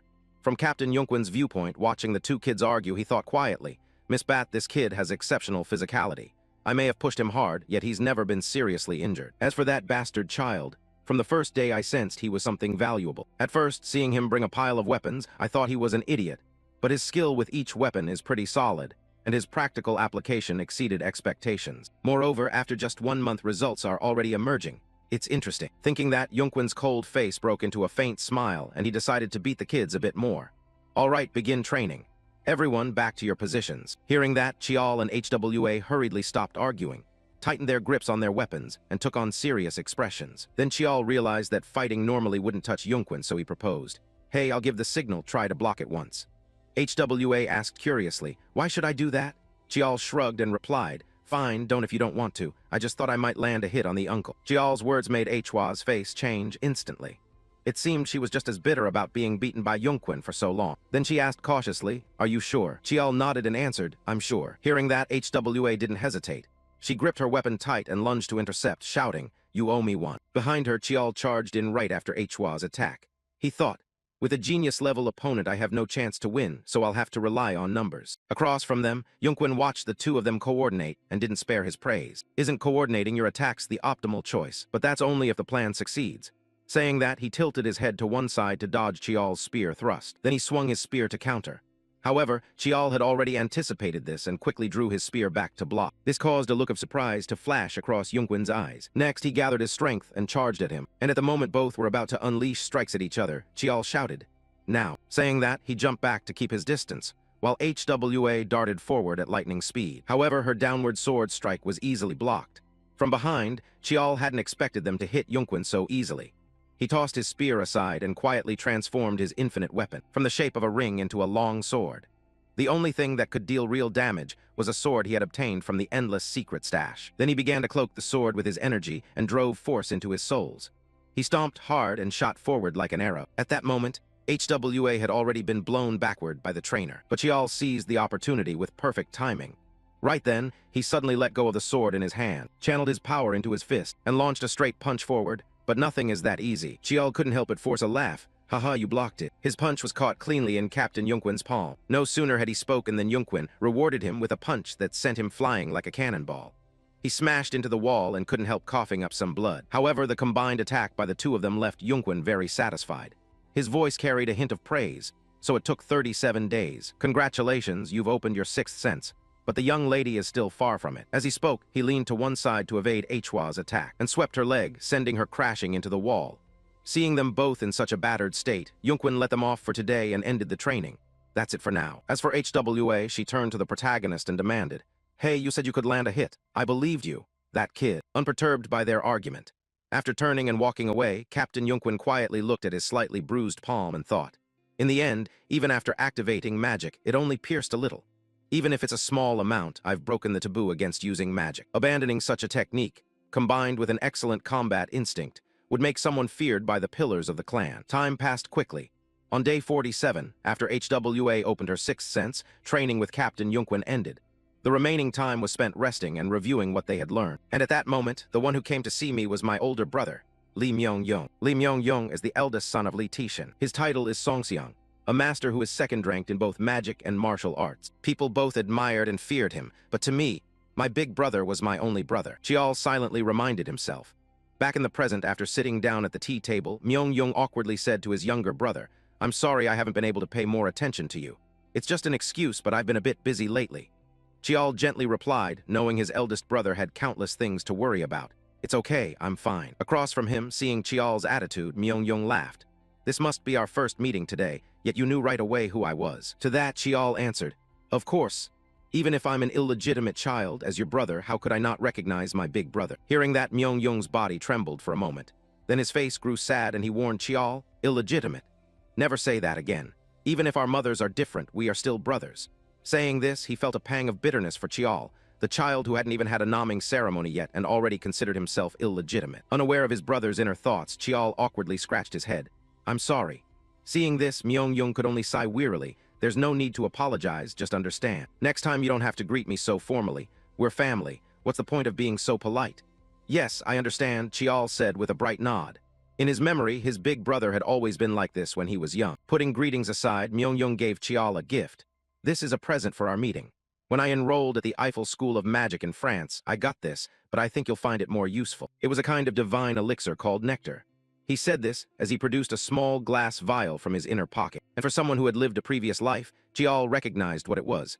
A high-grade spiritual elixir made by the Tower of Magic in France, 500 ml every 10 years. After a moment's thought, he took the small vial and stammered. "Brother, you gave me something so precious. I'm really grateful." Across from him, for some reason, Myung-Young seemed a little surprised by Chiol's words. Then he murmured, "You're a bit different, aren't you?" Chiol squinted and asked, puzzled, "What do you mean?" Explaining, Myung-Young smiled. "The younger ones I've met before all treated me as a rival, so this feeling is both strange and pleasant." From Chiol's perspective, he clarified his thoughts. "It's not that I don't see you as a rival. Because I was born into this family, you are also my rival. So don't just treat me like a cute kid. Who knows, one day I might become your greatest rival. I hope we'll have an exciting competition." Chiol's confidence made Myung-Young laugh heartily. "Haha, all right then. I'll wait for that day, the day you become my strongest rival." Saying that, he ruffled his younger brother's hair. Chiol told himself, "My eldest brother has always genuinely loved and protected me. This time, I'll definitely protect him." A few days passed quickly. Today was the Lee family's second exam. The naming ceremony had arrived. At this time, on a boat, Chiol and HWA were being taken to the exam site. It was called Red Blue Island, a place where the soil's color changed depending on the density of mana in the air. For a very long time, it has been the site of the Lee family's naming ceremony. Now, as the ship drew close to the island, a crew member on board spoke up to remind the two of them. "I will now explain the naming exam. Young ladies and young masters must survive on Red Blue Island for 3 weeks and prove themselves. The devices issued to everyone are for location tracking. Unless it's an emergency, you must keep them on you at all times. The final gate of the exam will open 2 days after the end of the 3rd week. Good luck." With that said, Chiol and HWA quickly strapped the watches onto their wrists. Then the two hoisted backpacks filled with necessities and were left on the deserted island. Afterward, for some reason, HWA suddenly spoke up. "Hey, I have something to say." Before she could finish, Chiol sighed and grumbled. "So you've made up your mind, huh? Huh, what?" HWA shot back. Chiol then blurted out, "You've been meaning to say something since training started." The remark hit the 12-year-old squarely in the face. She flushed and shouted, That, how did you know?" Seeing her flustered, Chiol smirked inwardly. "How could I not know?" Then he asked, "Say it, I'll listen." From Hwa's perspective, the girl looked anxious and swallowed, steeling herself. Then she took the badge off her clothing. She glanced at Chiol and signaled with her eyes for him to do the same. Next, after stashing the 2 eavesdropping-capable badges away, Chiol casually asked, "All set, what's this about?" At this point, HWA no longer hid anything. She pulled from her jacket pocket the small glass vial of poison that Mrs. Beek-Hudian had given her earlier and said plainly, "This is a poison called Dreamban. It only affects children under 15. If exposed to air for more than 5 minutes, it will evaporate. Once absorbed into the body, it will block the mana channels for a long time." Across from her, Chiol's face turned as dark as the bottom of a pot. He asked coldly, "Who gave this to you?" To that question, HWA, of course, couldn't reveal her birth mother as the giver. "I'm not going to tell you that." Saying that, she hurled the vial at a nearby rock, shattering it into pieces, and continued, "See, there's no evidence left now. I'll beat you fair and square, without using this poison, so you must give it your all in the match." Her voice was full of determination, which surprised Chiol a bit. But then he replied cheerfully, "I plan to do that anyway." "Good," HWA nodded in satisfaction. They reattached their badges. Before moving off, HWA turned back to warn, "Have you reattached the tracker? Don't recklessly go into the island's center until you know the terrain. It's dangerous." From behind, hearing her nagging, Chiol said bored, Okay, I know. Are you worried about me or what?" Up ahead, Chiol's tone immediately angered HWA. "Worried? I'm just afraid you'll die somewhere before you even face me." Mid-sentence, suddenly guttural roars from some monster erupted from within the forest, cutting their argument short. The two kids exchanged uneasy looks and stared at the forest before them. Then HWA softly warned, "Then don't die, okay? I'm going ahead." With that, the girl quickly hurried off to one side. Watching her silhouette shrink, Chiol whispered, "She's gone. Even so, my goal isn't the island's outskirts. All right, time for me to get moving too. Head straight for the center of Red Blue Island." He cracked his knuckles as he spoke, his eyes lighting up with endless excitement for the next journey. At the same time, in the Lee family's observation room, the family's core members and retainers watched Hwa's actions through monitoring screens. Someone commented, "That's the Lee family's 8th child. She's already completed her first hunting task. She took down quite a few monsters. After all, this must be Hwa's first real combat." But that sense didn't come out of nowhere. It took 47 days, didn't it? The crafty old man Chiol Jun said with a chuckle as he stroked his beard. Replying, Captain Yunquin, leaning against the wall behind them, spoke up. "This child wasn't like that before. I figured it would take at least 2 months." He thought to himself, "She has talent, but that's about it. Someone must have provoked her. That someone is the youngest Li Young." Having thought that, he glanced at another screen ahead showing Chiol. Unlike HWA, who was constantly fighting monsters, Chiol seemed to be exploring the island. This made the old man Chiol Jun curious and ask, "But what exactly is that kid doing?" "Looks like he's finding shelter," Yunquin voiced his thought. Right after that, a few derisive sounds rang out, acting like a little mouse running away. What a coward, truly an illegitimate child. Elsewhere, Myung-Yung was also in the observation room. Hearing them mock his younger brother like that, how could he stay silent? He glanced at the others and warned, "Don't say that. In a dangerous place like this, finding shelter first is wise. There's nothing to mock." His words made a few fools clear their throats awkwardly and respond hollowly. Sure, haha. Maybe we've been watching Miss Bot too much, so our standards got raised." On the other side, the crafty old Chiol Jun, unconcerned with Myung-Yung's status, continued to sneer. "Now then, in the Lee family, ordinary behavior is a crime, isn't it? Someone with Lee blood acting like a commoner is laughable." Hearing the old man's words, Myung-Yung's hands clenched in anger. He thought to himself, lowering and mocking a child just because of their origin. Since when did our family become like this? Or perhaps we've always been this way. But still, what on earth is Lee Young planning by heading toward the island's center? Thinking that, he glanced over at Uncle Yihung beside him. At that, he was so worried he kept biting his nails. What the hell is that kid thinking? He muttered something, making Myung-Yung feel he wasn't the only one puzzled. "What exactly are you planning, Lee Young?" Cut to Chiol's location. By now, he'd found a cave to use as shelter. Next, he started burning some herbs, then tossed a burning torch into the cave to check what was inside. After that, he covered the entrance with leaves. His careful actions drew a few approving remarks. His stealth skills aren't bad. Then suddenly the crafty old man Chiol Jun widened his eyes and shouted, "Wait, hold on. What is that kid doing?" From his view, Chiol had taken off the watch and the badge on his chest and set them aside. Next, he covered the two items with some leaves. The signal was immediately blocked, and the screen went black. In the back, Captain Yunquin couldn't help but laugh heartily. "Haha, you really can't predict him." Yihung and Myung-Yung could only clutch their heads at Chiol's actions. As for Chiol, he had many secrets, so he couldn't let the family members watch him like that. After carefully stashing those two items, he muttered to himself, "No need to let others see this. Now I can use infinity. Once on Red Blue Island, you have to harvest as much as possible. All right, let's go." As he said it, he transformed the ring on his hand into a short sword. Time quickly passed until evening. At that moment, our protagonist frowned, staring at an earthen pot before him. Inside the pot was a deep blue liquid that looked extremely toxic. Chiol even vaguely saw a face screaming within the liquid. Just looking at its appearance was enough to make one recoil. "It's probably done, but it looks awful. Is this really mana tea? No one would think this is an infusion of mana herbs," he told himself. In his past life, he couldn't even afford cheap potions, so he used to tag along with herb gatherers and apothecaries to find mana herbs. Red Blue Island is saturated with ambient mana, so you have to take advantage of it to boost your mana. Youngest sister said the same. "If you drink an infusion made from mana herbs, it will surely be more effective." Phew, okay. Chiol ground his teeth and slowly lifted the earthen pot toward him. Not long after, he tossed the pot aside, dangling from his hand, and Chiol's face had gone ashen, as if all life had left him. "That tastes like it came from hell," he complained. Thus began the solitary 3-week struggle. Time flew by, and today was the 18th day of the naming ceremony.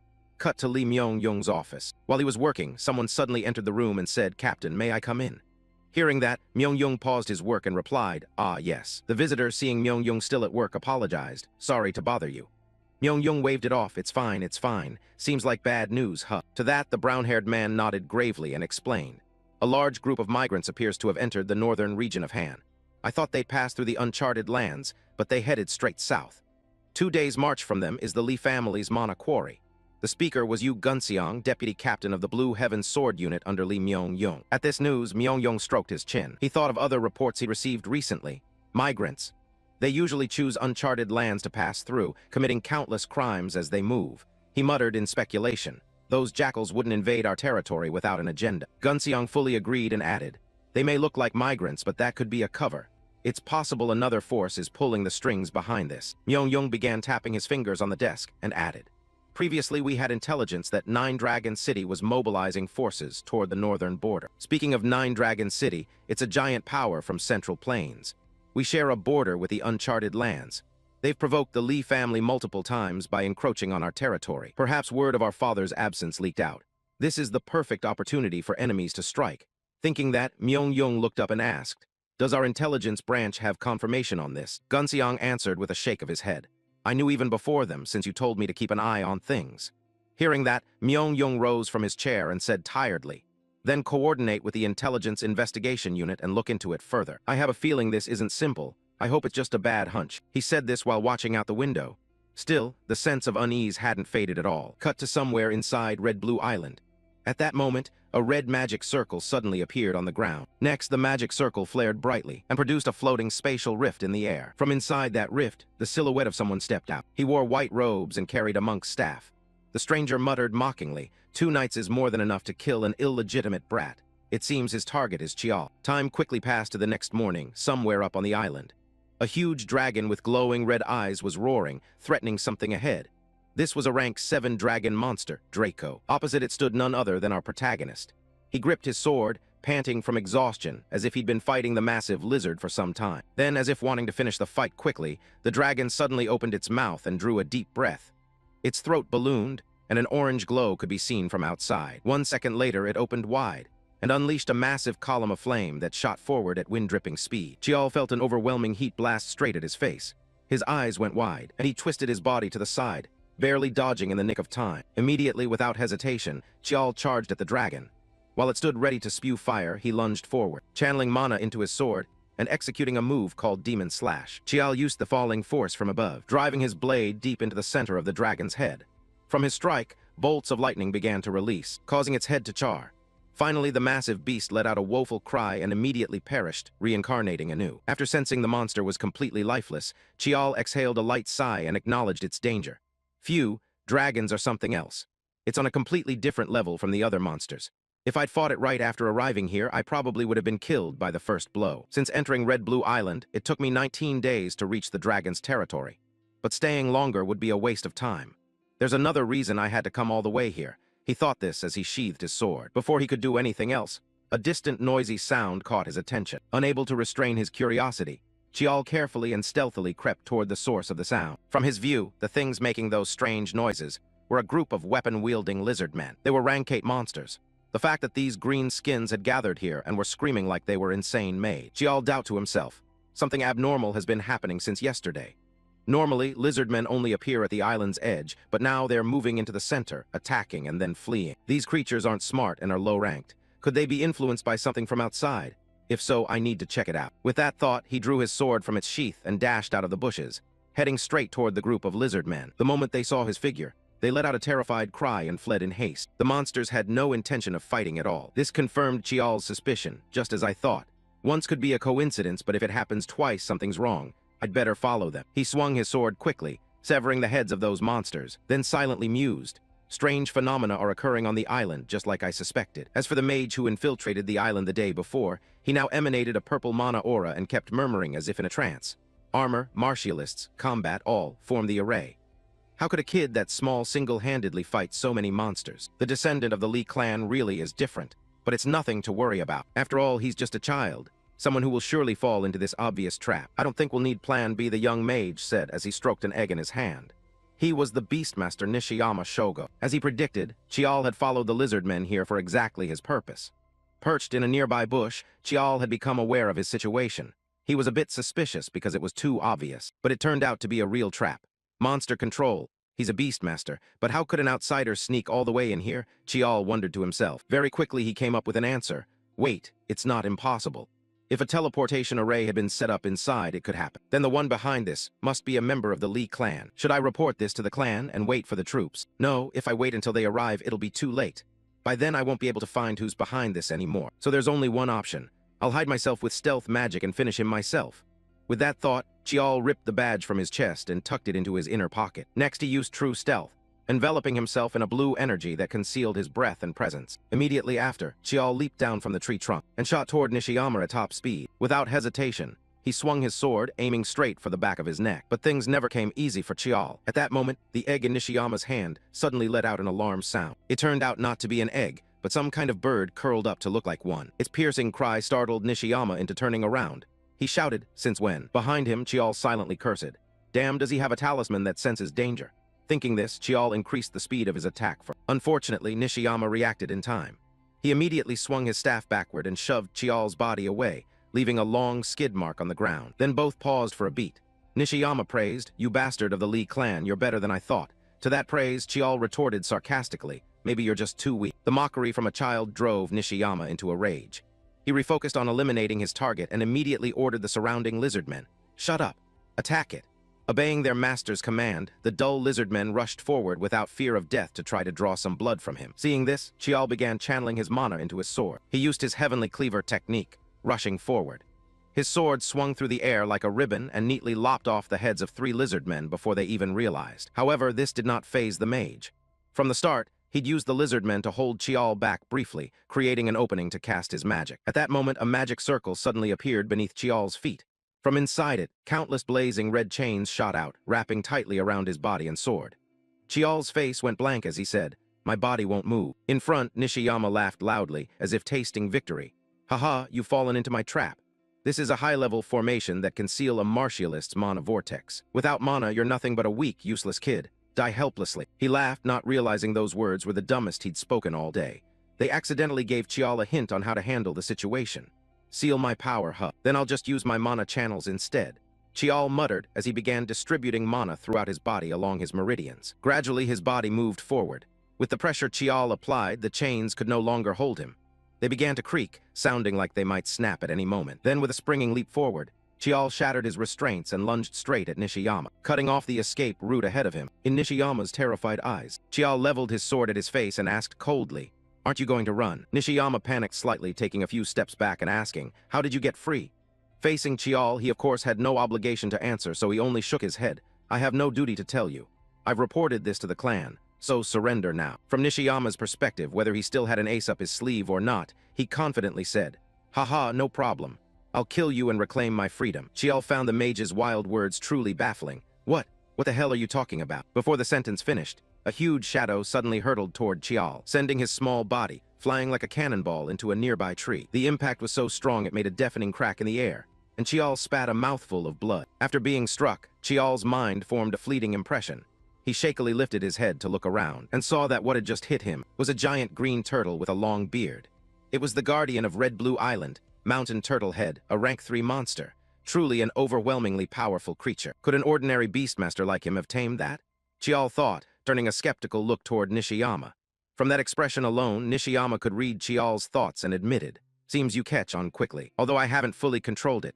If it coldly kills you on its own, it will still obey. So you'd best give up fighting." Saying that, he pulled several talismans from inside his sleeve and tossed them into the air. Then his form dissolved into a purple smoke, avoiding the risk of the giant turtle accidentally trampling him into a pulp while it fought Chiol. Back in Chiol's view, merely sensing the terrifying presence radiating from the giant turtle made the hair on his body stand on end. Chiol reminded himself, "Stay calm. If he hasn't fully controlled it yet, I'll just capture the Beastmaster first. To do anything to the mountain turtle head, this is the only way. I prepared this just in case, but I didn't think I'd have to use it like this. A banned drug because its side effects are too severe, though its benefits are great, a mana enhancement pill." Saying that, he took out a brown pill and tossed it straight into his mouth. The moment he swallowed it, it emitted energy that flowed through his body, making him feel overflowing with power. However, this was still not all that Chiol needed to prepare. One more thing. The technique youngest Jeonghwa told me to use only in the most dangerous situations. Now is that time. With that thought, Chiol's body began to emit a tremendous surge of energy. The force he radiated pushed away the surrounding earth and rocks. He prepared to use the heaven-defying technique. Next, since the pill's effect was limited in time, Chiol wasted no seconds and darted forward like a lightning bolt. Immediately, he swung his sword at the giant turtle. His swing formed a blade of light that cut straight toward its neck. However, it was barely a scratch to the turtle. Its despair-inducing defense made it extremely difficult for Chiol. "I haven't even touched it yet. But did it stop? Fine, I'll finish it with this move." With that thought, he began concentrating energy into his sword to unleash another technique. However, the giant turtle in front wasn't stupid. It had no intention of standing still for Chiol's strike. It opened its mouth and released a purple shockwave that spread outward. The moment the wave hit, Chiol felt a heavy oppressive weight bear down on him. He thought, "This roar is a fierce skill. This mana vibration prevents me from moving. Damn it." Then, while Chiol still didn't know how to counter this skill, a familiar black smoke began to spread from his chest, immediately lifting the pressure crushing his body. This surprised Chiol a little. The dark energy in my body resisted the mountain turtle head skill?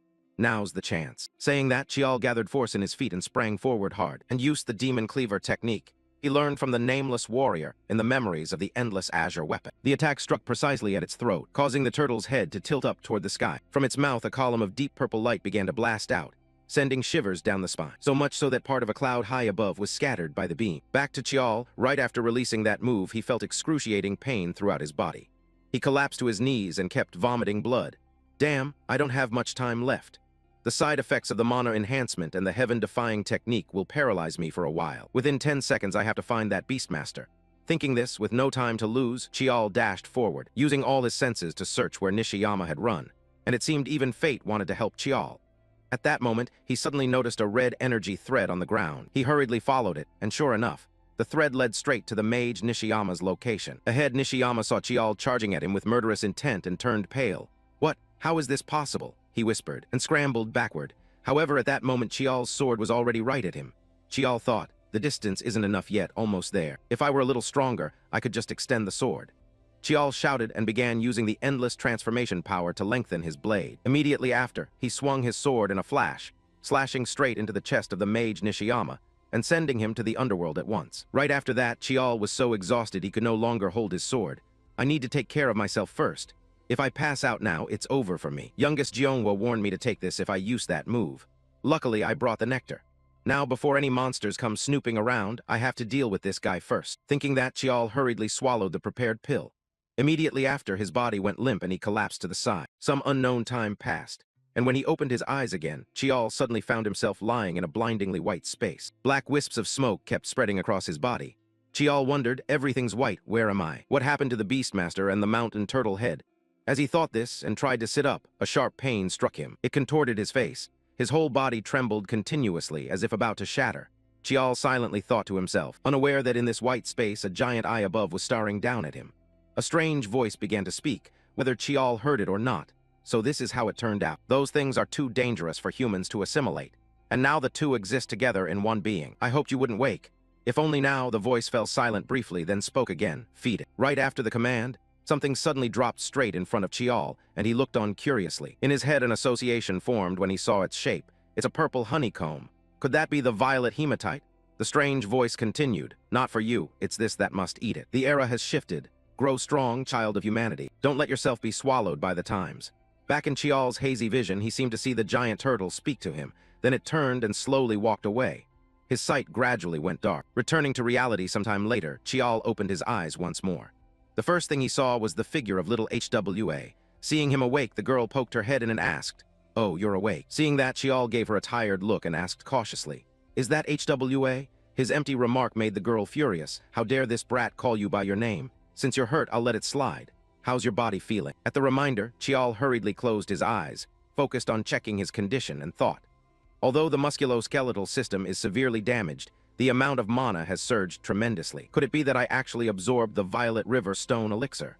Thinking that, Chiol hid his surprise and only listed the injuries he had sustained. Some mana channels were severed, the organs were slightly displaced, the bones were loosened, and some muscles were torn. It's not that serious. Chiol's voice was very calm, while HWA rolled her eyes when she heard it. Her face turned purple as she shouted, "What? That's not serious. Have you been hit in the head?" Back to Chiol's perspective, he felt a bit guilty as he looked at HWA. The Violet River Stone Elixir was what Lee HWA intended to take. It's a terrifying spiritual medicine that strengthens the body, boosts mana, and grants immunity to poison and curses. It was indeed what I decided to take on Red Green Island, but I do feel a little guilty. With that thought, Chiol suddenly sprang up as if nothing had happened and asked, "Wait, why are you here?" While HWA was about to answer, a voice called from afar, "Little brother." The voice came from his elder brother Myung-Young, who had just run up. Myung-Young quickly produced some kind of healing potion and hurriedly said to Chiol, "Are you okay? First, let me heal you with mana. I also brought medicinal water." Seeing his hurried demeanor, Chiol managed a strained smile and waved him off. "No need for mana healing, but I'll take the medicinal water." Saying that, he took the healing bottle and drank without stopping. From Myung-Young's point of view, seeing his younger brother so badly injured made his chest tighten with pain. After a few seconds of thought, he glanced at HWA and quietly said, "HWA, could you step outside for a moment?" Hearing this, HWA understood they wanted to speak privately, so she didn't stay to interfere. She nodded. "Yes, I understand." After HWA left, Myung-Young lowered his voice and said, "If you die, I'll wipe every organization connected to the Beast Tamers off this world, no matter how powerful they are. As a member of the Lee family, what you've shown is the model of a martial practitioner. But as your elder brother, I can't view it positively. It's recklessness." His tone was full of reproach, but not without concern. This moved Chiol a little. His face flushed as he scratched his head and said, "I didn't expect the mountain turtle head to appear. Sorry, brother. If I'd known it was there, I would have waited." Seeing his apologetic demeanor, Myung-Young couldn't help but sigh. "It's good that you can tell the difference between recklessness and confidence." Putting that aside, Chiol spoke up. Brother, since I dealt with the beast tamer, the information about him belongs to me. As he spoke, Chiol reached his hand forward, and this action of his made Myung-Yong wince. I knew you'd say that. That beast tamer used to be a standard 5th-rank sorcerer of the Yin-Yang Agency in Japan. It seems he was expelled for attempting to learn forbidden arts. Someone behind provided high-grade talismans and magical items, then activated them while the mountain turtle head slept.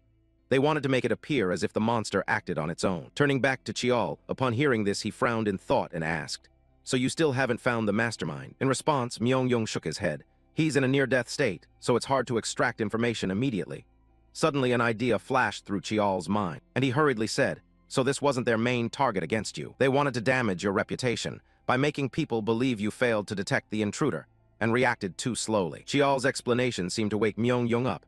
That's exactly it. Looks like we can't just pretend we don't know." Myung-Yong sighed, and Chiol, a bit worried for his elder brother, asked, "Are you all right?" In response to Chiol's concern, Myung-Yong ruffled his hair and reassured him, "I'm fine. My reputation took a bit of damage, but it's nothing significant. I can't be absent for long, so I'll return right away." With that said, just as Myung-Yong was about to leave, Chiol suddenly reached out, grabbed his hand, and said with a serious face, "Big brother, do you want to make a deal with me? Say that you anticipated the beast tamer's intrusion and ordered me to take care of it first so I can testify that way. That would make it look like you had prepared even for things the family's intelligence hadn't detected." Hearing this, Myung-Yong quickly guessed Chiol's true motive and asked back, "You'd prefer to tell the truth, right?" Chiol stood and replied, "If people believe I did it on my own, they'll be more wary and cautious of me. So that's why you call it a deal?" "Right, a deal is when both sides exchange something they each need." "So what do you want?" Myung-Yong asked, and Chiol bluntly stated his request. "Give me access to the archive vault. 3 days will be enough." As he said it, he reached forward and Myung-Yong grasped his hand, teasing, "Arrogant brat, fine, thanks." His voice was full of gratitude. However, Chiol shook his head slightly. "No need to thank me. It's just a deal." Turning to Myung-Yong, he gently patted Chiol's shoulder a few times and whispered, "Even if I hadn't agreed, you'd have had a way to handle this, right?" At the same time, Myung-Yong's phone started ringing nonstop to remind him. It seemed the Azure Sword Squad was calling him. Now he really had to go. Saying that, as if remembering something, Myung-Yong tossed the short sword infinity back to Chiol and winked. "I'll keep this a secret for you." With that, he hurried off. Chiol watched his brother's retreating figure and let out a few excited laughs. Haha, he really is no easy opponent. After Myung-Yong left, HWA returned and asked, "Looks like the talk went well. Which trial chamber will you challenge? 3 weeks have passed. It should be open by now." She asked curiously. However, Chiol didn't answer. He even turned the question back. "What about you? Which one will you try?" "Hey, I'm asking first." HWA snapped while Chiol shrugged and said, "If you want to know, answer mine first." Facing HWA with no other choice, she proudly shared her plan. "Which trial will I attempt?" "Nothing less than the hardest, the crucial authority trial." "What about you?" Chiol replied that he would challenge the combat arena trial. This left HWA stunned. Such a place exists. Don't tell me that's one of the peripheral trials." Chiol nodded calmly. "Yeah, it's indeed in the outskirts." Hearing that, for some reason Hwa's face suddenly showed disappointment. Then she sneered, "How disappointing. Looks like I misjudged you. You chose a peripheral trial, so there's nothing more to say. I thought you were a rival. Frankly, I thought you were better than me." With that, HWA began to walk away, disappointed. Chiol watched her leave and wasn't surprised at all. He thought to himself, since everyone assumes the location determines a trial's difficulty, they probably think I picked the outskirts because it's easier. Let them think whatever they want. Time passed quickly. It was starting to get light, and Chiol was still wandering in the forest searching for something. I don't remember exactly, but it should be around here. Before the reset, this was the cave I happened to discover, and it's also where I'll complete the second naming ceremony trial, the combat arena. Thinking that, he brushed aside the plants in front of him, and now before him was a cave as black as ink. Next, the protagonist prepared a torch and carefully stepped inside. As he walked, he thought, at first glance it's just an ordinary wall, but of course it won't be that simple. With that in mind, he drew his sword and began slashing repeatedly at the wall before him. Chunks of debris started falling away, revealing behind them a massive iron door standing upright. Seeing this, a hint of joy appeared in Chiol's eyes. Found it. Then Chiol drew the short sword across his palm, letting blood well up and flung the drops at the door. The blood, containing mana, clung to the iron and emitted a blinding light like a switch activating the door. The door shuddered once, then slowly slid open to reveal a vast hall with a sword plunged deep into a wooden stand. The familiar scene stirred memories, and he stepped briskly inside. He approached the wooden table, dropped blood into the concave basin carved into it, and murmured, "Descendant of the Li clan requests the ancestral trial. Please grant permission." As his words echoed, a blue light like smoke rose from the basin. The combat arena's challenge had only one rule: to defeat oneself. From Chiol's perspective, the blue light resolved into a figure identical to him. He was so familiar with this trial that he wasn't surprised. The trial offers unlimited attempts, and until you win you cannot leave, even if you give up. Then let's begin, he thought as he slowly drew his sword. But before he could launch an attack, a blade of light sliced across his neck, and the protagonist's small head instantly separated from his body. What the hell is happening? Chiol blurted, stunned. The last thing he saw was his doppelganger standing right beside him. After who knows how long, the protagonist calmed down. He hurriedly touched his neck and swallowed hard a few times. Sweat streamed down his young face. He thought, my head was definitely just severed. Right, the illusions in this combat arena can't actually kill me, but the realism is infuriating. At this level, an ordinary person would probably go insane. Besides, can I really reach that level? The arena's illusion lets me use power perfectly, which means I still haven't tapped my full potential. If I could fully exploit it, I would have blocked that strike just now, Chiol reminded himself. He tightened his grip on the sword, determination flashing in his eyes. But as time passed, on the third occasion, Chiol was stabbed through the belly by his fake self and died. On the fifth attempt, he managed to block the blade, but was immediately killed by having his neck broken. By the 10th time, the result was still his head torn from his neck. And so it went 13th time, 18th, 23rd. Chiol lost count of how many times he'd died in the trial. How many more is this? He wondered. In the silent space, the two identical forms clashed again and again with almost identical swordplay. A piercing sound rang out as their blades met. After being pushed back, Chiol gasped, thinking, is this the 75th time, or the 80th? But now I understand a little. The greatest strength I have is freedom, a crushing versatility, an unpredictable fighting style. This time I'll definitely do it. With that thought in his head, Chiol began changing his longsword into an axe and charged to attack again. Thus, the two figures once more launched into a flurry of close blows. As they fought, they kept switching weapons constantly. From the perspective of the fake Chiol, after the two axes clashed, he leaped backward to create distance. Then the fake Chiol swapped his weapon from axe to longsword and lunged forward to strike once more. The sword in his hand easily pierced through Chiol's belly. Yet this was exactly what the protagonist wanted. At that moment, Chiol reached out and gripped the fake Chiol's wrist, preventing him from withdrawing the sword from his body. Idiot, I deliberately left an opening, he said, and immediately used the technique demonic cleave, slicing the fake Chiol in two in an instant. His strike was so powerful it churned up the ground behind them. The fake Chiol's body slowly began to dissipate. At the same time, his face formed a smile, one that looked deeply satisfied with Chiol's performance. From Chiol's viewpoint, he watched the fake Chiol's body dissolve into a stream of blue light and thought, if I pass the combat arena trial, the Lee bloodline will release its hidden power. In my previous life, my ability was the most common type, enhancement. But in this life, what will it be? At that moment, blue energy sources began to hover in the air before Chiol's eyes. Moments later, they flowed into his body, awakening the dormant power in his bloodline. Immediately, a golden aura enveloped him. This power is... Chiol murmured. Meanwhile, outside the great iron door, the clan's core members stood waiting. They whispered among themselves, while Uncle Yihang sighed wearily. Ha, I thought this time he'd behave. That annoying brat. The more peaceful the naming ceremony, the more trouble he causes. No sooner had he finished speaking than someone in the group shouted, the mana density is changing. It's opening.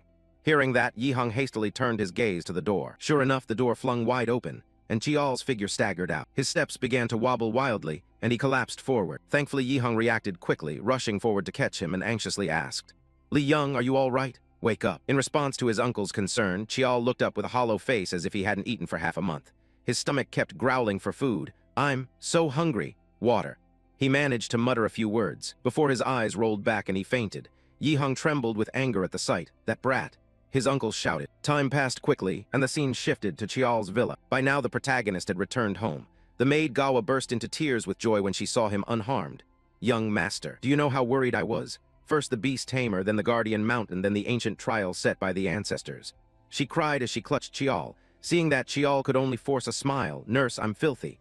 I've been outside almost a month. Ignoring his words, Gawa still wouldn't let go and inspected him closely to make sure he had no injuries before nodding. I was going to give you a good scolding, but never mind. Welcome home, young master. I prepared a bath. After you wash, I'll get your meal ready. Chiol nodded, but then remembered his youngest sister, Jeonghwa, and asked, Nurse, what about my sister? I thought she'd be the first to run over. At that, Gawa's footsteps suddenly stopped. Her voice faltered, unsure how to explain. This made Chiol curious. He wondered what had happened while he was away. Time passed quickly, scene shifting to some house. At that moment, Jeonghwa was cheerfully greeting her nephew through the iron gate. My dear nephew has arrived. Seeing her jaunty posture despite being confined, Chiol could only rub his face in pain and ask, What did you do? In front of him, Jeonghwa didn't explain and instead smiled as she asked, Sorry, but it's good to see you're safe. But what did you do to make your mana spike like that? You still can't fully process the energy inside your body. Sit down. Now all before she could finish, Chiol's expression turned serious. But Jeonghwa just scratched her head and laughed it off. Haha, it's fine, it's fine. From Jeonghwa's perspective, she felt moved to see Chiol so worried about her. She hadn't expected him to go this far for her. The reason she was locked up was that she had caused an uproar in the control room with the elders and the big brother. She poked her fingertips together and stammered, "I'm sorry, dear. I thought they were doing something strange to you, so I couldn't hold back and lost my temper." She said she had been furious at the thought that she might never see him again. As she spoke, her throat seemed to choke up. She began to mime strangling herself to illustrate her point. Chiol himself was surprised. To be honest, he hadn't fully trusted his youngest sister before, but somehow he had come to see her as part of the family. Now he had accepted that. Thinking this eased Chiol's heart, he assured his little sister aloud, "I'll get you out soon, please wait a little longer." Hearing that, Jeonghwa in the cell hurriedly said, How can you do that? Don't push yourself." Chiol shook his head and explained, "I won't do anything reckless, you'll be released soon anyway. See you next time." With that, he quickly left the cell. Time passed quickly, scene shifting to an airport. By then, all the core members of the Lee clan had already gathered and were waiting. All because the person disembarking from this plane was the current head of the clan, Lee Tishin. Seeing him appear, Madame Baekhyun hurriedly asked, "Has he arrived?" Tishin replied with a nod, sorry to keep everyone waiting. Madame Baekhyun bowed and said respectfully, "It's all right. The hot springs are ready, please bathe and then join us for the meal." Among the group, Chiol and little HWA were also present. He subtly glanced at his father and quietly thought, "After the naming ceremony events, I thought I'd matured quite a bit. But the distance between my father and me, how far is it really? I still can't measure it." As he thought this, Tishin noticed his gaze. For a moment their eyes met. However, Tishin soon turned away and muttered, "I've always said those who don't know how to fight are unnecessary to the clan. But among them, there's only one child who carries in him the desire to defeat me." His offhand remark startled those around him, who began to whisper, "Who is he talking to?" "Big brother." Chiol naturally understood the comment was directed at him. The sharpness from his old man made him sigh heavily. Had he restrained himself this much and Dad still saw through it? He wondered. Time passed quickly, scene shifting to the Lee clan's great banquet hall. To celebrate Tishin's return from a long journey, of course there had to be a number of parties like this. For Chiol, as an illegitimate child, even if he attended, he would just stand quietly in a corner, observing everyone around him. Because this was a rare event in the Lee clan, the scale of this banquet was far grander than other naming ceremonies. That person is the youngest known mage tower master, and this one is the director of the Yin-Yang Institute. No, actually currently the deputy director. Chiol thought to himself quietly. Many familiar faces he'd seen in the papers appeared at the naming ceremony. But before he could dwell on it, Steward Choi approached and reminded him, "Pardon the intrusion, young master. The clan head requests your presence." Hearing that, Chiol frowned and asked, "Father is calling for me?" Steward Choi nodded and guided him. "Yes, this way, please." At that, Chiol hurried to follow him. As they walked, he couldn't help but wonder why Tishin wanted to see him. "Father summoned me privately. What could it be? I hope it's not something serious." Soon after he was led to the meeting place, Tishin saw his son's back. Chiol bowed quickly and said, "Father, did you call me for something?" Having said that, when he looked up, he was a little surprised to see that at this moment. His eldest brother Myeongjung was also present. His brother's appearance made the protagonist suspect. Could this be related to the incident where the mage Nishiyama managed to infiltrate Red Azure Isle? Opposite him, Tishin didn't let him wonder for long and said, "I think you know why I summoned you. I want to hear about what happened at the naming ceremony. According to Myeongjung, you discovered the outsider and captured him. This was your plan, wasn't it?" To Chiol, Tishin's words carried pressure, making his face sweat. "Just as I thought, so father already knows," Chiol thought to himself, then nodded and answered, "Yes, that's right. I was the one who proposed the deal with Big Brother. The condition was that I be allowed access to the archive for 3 days and help him avoid this wave of public scrutiny." In response, Tishin spoke sternly, "Considering your contributions this time, I will overlook your false report. But there won't be a next time." "Yes, I understand." The protagonist bowed his head and said. Then Tishin glanced at his firstborn and warned, "Myeongjung, you will receive an appropriate punishment later. This banquet was your responsibility. Return to your duties." Hearing this, Myeongjung held no grudge and accepted. "Yes, I will do so." Having said that, he gave Chiol a smile and briskly left, while Chiol wondered whether his eldest brother would be all right after being punished by their father. He set that aside for the moment. After everyone departed, Tishin continued to speak to Chiol. "Forget the false report for now. This merit belongs to you. You will receive the reward Myeongjung promised. Finally, because you uncovered the trial within the match, I will grant you a reward." At this, Chiol's eyes flashed with surprise. Then he voiced his request, a request the author had deliberately concealed. Time passed quickly. The naming ceremony reached its main phase as Tishin moved to the most important part of today's ritual. He addressed everyone. "Thank you to all the guests who came. May our 2 children, the protagonists of today's banquet, be blessed on the path ahead." Now we will continue the naming rite. HWA, step forward. You have been chosen by the holy sword and shine like the sun around you. Keep walking this brilliant path always. He gave her the name Sioyon, meaning forever radiant. As soon as his words rang out, a scroll suddenly unfurled before Sioyon, the new name written inside. This made the girl very happy. Her eyes lit up and she quickly replied, "Thank you." Then Tishan turned his gaze to Chiol. Next, Yong stepped forward. When he was called up, the atmosphere at the banquet seemed to fall silent. Everyone was quiet, saying nothing, very different from the way they'd treated Sioyon a moment ago. Chiol wasn't too surprised by this. Their reaction wasn't any different from the previous selection ceremony. But it's fine, he reminded himself. Meanwhile, Tishan's voice continued, "You are hard and sharp, yet also flexible and unbroken. Like a blacksmith gathering steel from all directions to forge into a single mass. You have also forged yourself. I cannot find a better word to describe you, so I will give you the name Chiol." He snapped his fingers for emphasis. Immediately after, the scroll bearing the name Chiol was displayed before him. Seeing the name, a thought sprang to Chiol's mind. I was once named to mean live resilient like iron and steel, but now that meaning has changed. Until I reach the top of the Li clan, I will not stop. My name is Li Chiol. With that thought, he exclaimed enthusiastically, "Thank you." Time passed to the next day. The scene shifted to the Li clan's detention room. By then, Jeonghwa inside the cell had nearly gone mad. She tore at her hair, gripped the bars with both hands, and screamed like a wild animal wanting out. "It's suffocating. I'm so frustrated. I didn't even get to witness the naming. They said they'd release me. Why is it taking so long?" Outside, the two guards listened, their faces paling from the headache her ranting caused. Her non-stop swearing made them suffer. At that moment, a phone call came through. While Jeonghwa sat biting her sleeve in frustration, one of the guards entered, opened the door, and said, "You can go out now. Discipline will be addressed later." For now, she was allowed to leave the quarantine area. Hearing this, Jeonghwa's face blossomed. To celebrate being released, she gleefully kicked the door open, prompting the guard behind her to snap, "Hey, don't go kicking stuff." Before she'd taken a few steps, a familiar voice called out, "Wait, hold on." Hearing this, Jeonghwa hurried back toward the voice and saw her nephew Chiol leaning against the wall. "Oh, kiddo, did you really get me released?" Jeonghwa said in astonishment. Chiol nodded in confirmation. "Yes, that's right." This made Jeonghwa jump. She asked dazedly, "Huh, how?" Before she could finish, Chiol took out a piece of paper and tossed it to her. "Huh, what's this?" Jeonghwa asked, but Chiol offered little explanation, saying only enigmatically, "You owe me a favor." Jeonghwa widened her eyes and read the paper. It declared, "Li Jeonghwa is granted the elder title and appointed as the master of 9th young master Li Chiol." Reading it, her eyes bulged like a cow's. She couldn't believe what she'd just read. Only Chiol remained cheerful. "From now on, please teach me, master," he said, enthusiastically reaching his hand forward. Time passed quickly. Now Chiol wore a blue martial outfit while his maid, Gawa beside him, sniffled and murmured, "It starts today, right?" Chiol nodded. "Yes, this is just the beginning, so the young master is already 13, she murmured. Meanwhile, after finishing packing his things, Chiol nodded and said, "Then I'll be off." It had been 3 years since the naming ceremony, and today his life as a freshman officially began. Cut to the clan's dojo. When children reach the right age, they get shoved in here for training. Chiol's presence made them curious, and they started whispering to one another, "Isn't that the illegitimate kid?" "Yeah, that's the 9th child, Li Chiol. I heard he caused chaos at the selection and naming ceremonies. Must have just been luck. After all, he's an illegitimate child. It's hard to believe he earned that result at the naming fair purely by skill, right?" Curiosity buzzed nonstop, which irritated Chiol. Illegitimate.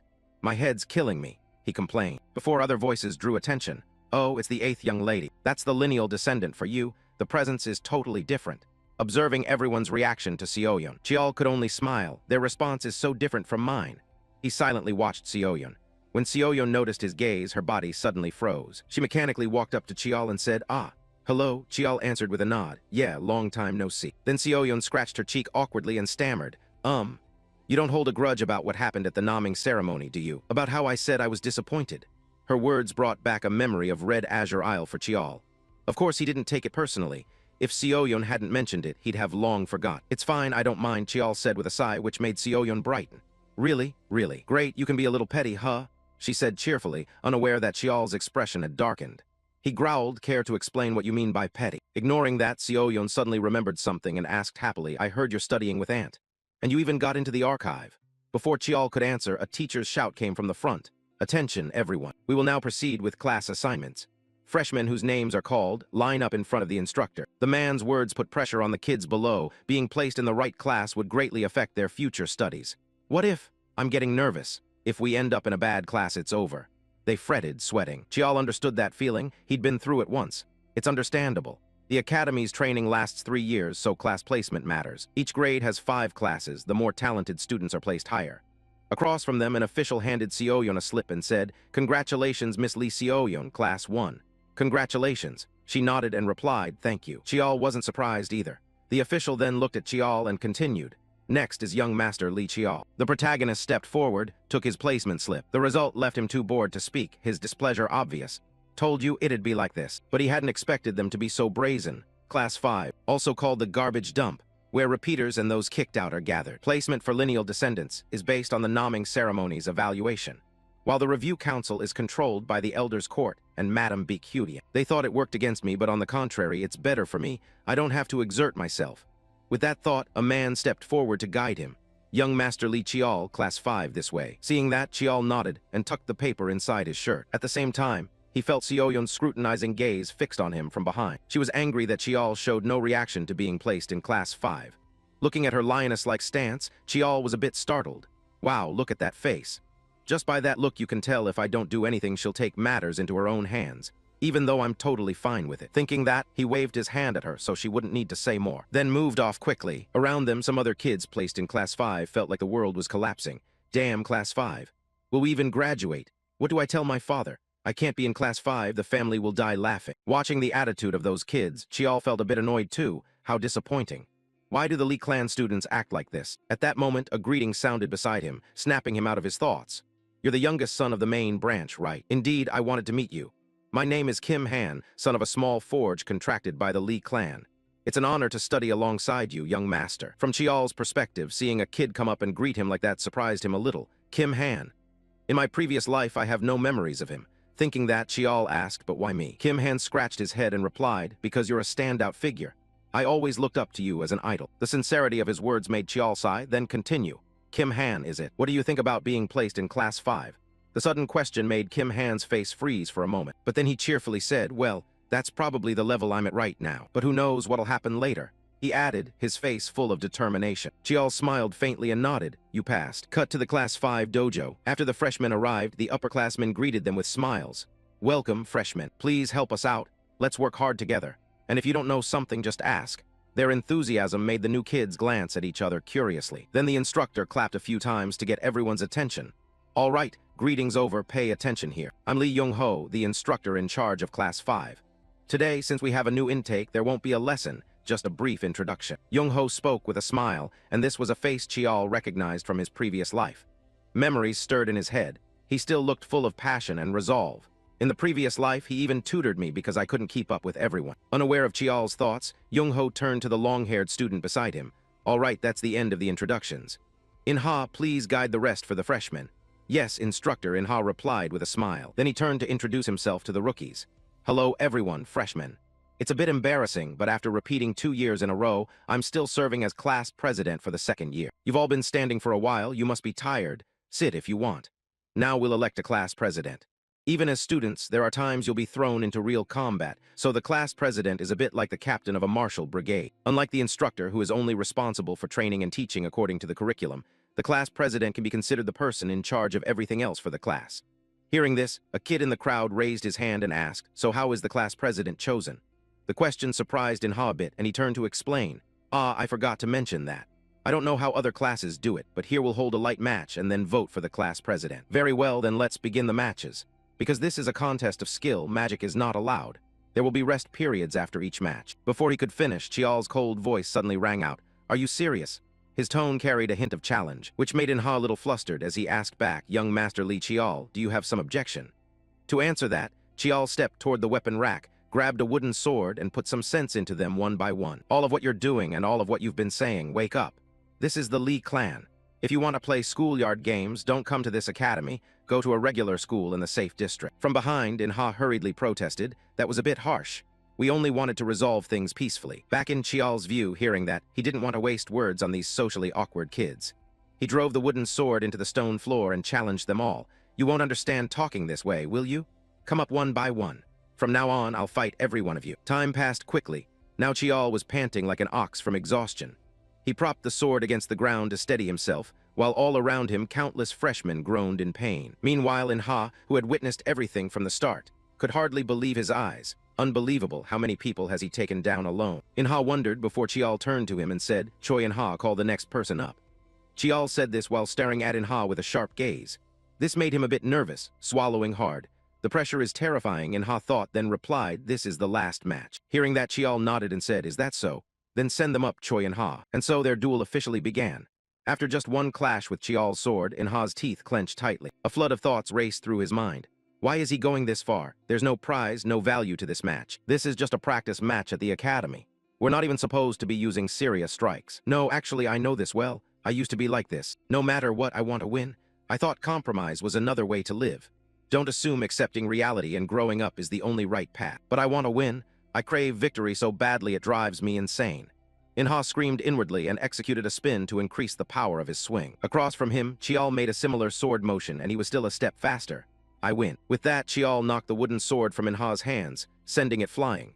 Inha grabbed his wrist and dropped to his knee, crying out in pain. Seeing that, Chiol sighed and ended the match. Phew, take him to the infirmary. No sooner had he spoken than Inha shouted, it's not over. It's not finished. As he spoke, he quickly snatched up the wooden sword and lunged to attack again. However, this rushed attack was also stopped by Chiol with extreme ease. The protagonist narrowed his eyes slightly, beginning to assess. Left-handed sword, using the left because the right is injured. His gaze was different now than before. Thinking that, Chiol channeled force into the sword, flipped Inha's arm backward. Then he stepped forward and swung the sword in his hand like a baseball bat, smashing it straight into Inha's stomach. It hit the young teen so hard, he vomited fluids and lay on his back on the ground. His whole body curled up like a shrimp, and he was officially out of the fight. Take him away, Chiol ordered, and two other freshmen hurried over to carry Inha to the infirmary. At that moment, Chiol walked toward the group of freshmen in front of him and declared, I have lived 1 second like an hour, 1 hour like a year. Who doesn't know it's easier to live comfortably? But if you don't risk everything and fight every second, you'll lose it all in the end. So even when I breathe, I fight myself and everything around me. Have you ever lived like that? That's what I call struggle. As he spoke, Chiol clenched his fist, his gaze hardening, his demeanor terrifying. Time quickly passed. After the class president decision concluded, instructor Young-ho returned. He had learned what happened and couldn't help but scold Chiol. You went too far. 4 people have broken bones, 3 have internal injuries. From his seat, Chiol rested and answered with no remorse for his actions, even challenging back. If you want to survive in the Lee clan, you at least have to be able to laugh off those wounds. Responding to that, Young-ho said, those kids each have their reasons. But before he could finish, Chiol cut him off. Instructor Lee Young-ho, even the students understood. Do you really need me to explain it to the instructor too? People like you are rare in the Lee clan. You're a good man, but they are students of the Lee clan. If they go astray, then even if you have to play the villain, you should pull them back. Do your duty. Chiol's words made Young-ho's body tense. His hand curled into a fist. Time moved quickly to the next day. Back at Chiol's spot, although he easily dominated those rookie freshmen, it didn't mean he was unscathed. As he walked, he rotated his shoulder joints and complained, oh man, my whole body aches.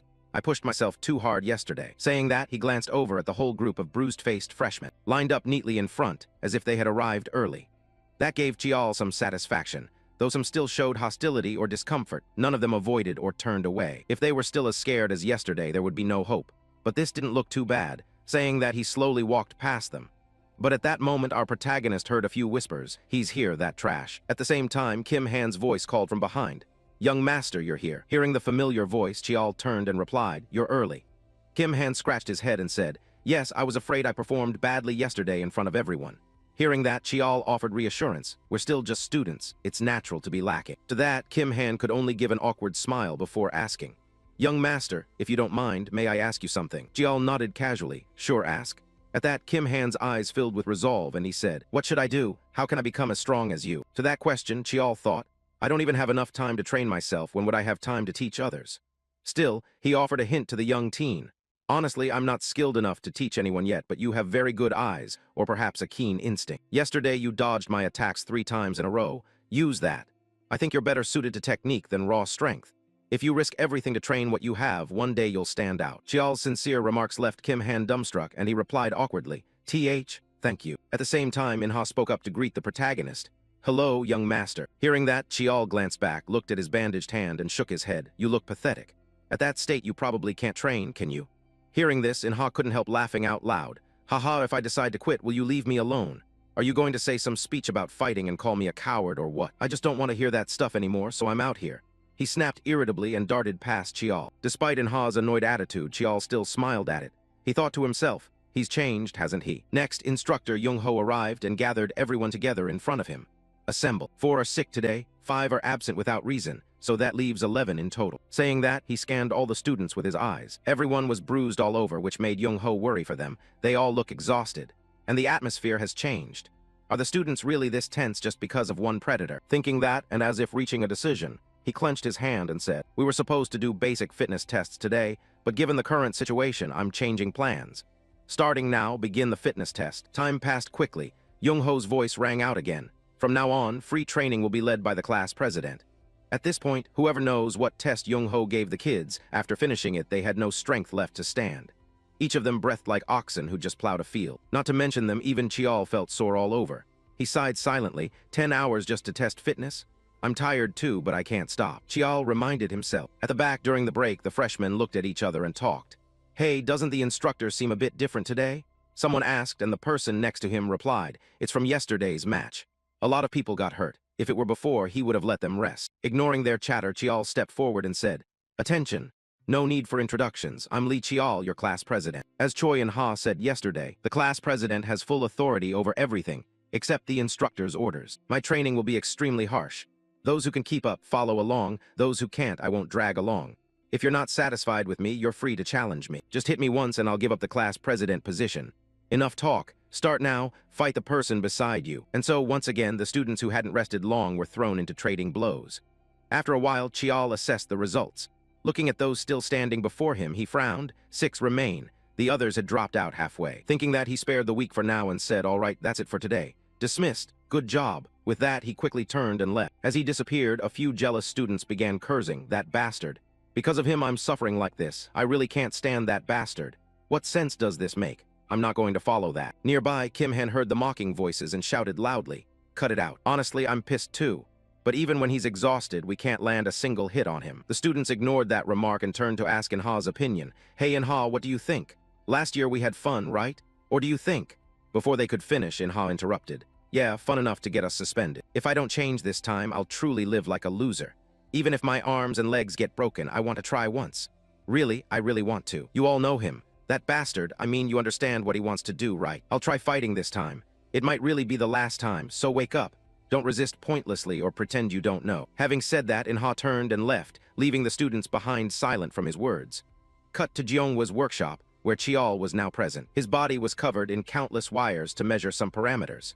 Now he focused his mana into his palm, producing a blazing blue flame in his hand. Seeing this, Jeonghwa beside him said with difficulty, "Stop. That's enough. You failed again." Every time he tried to form an aura, its shape collapsed.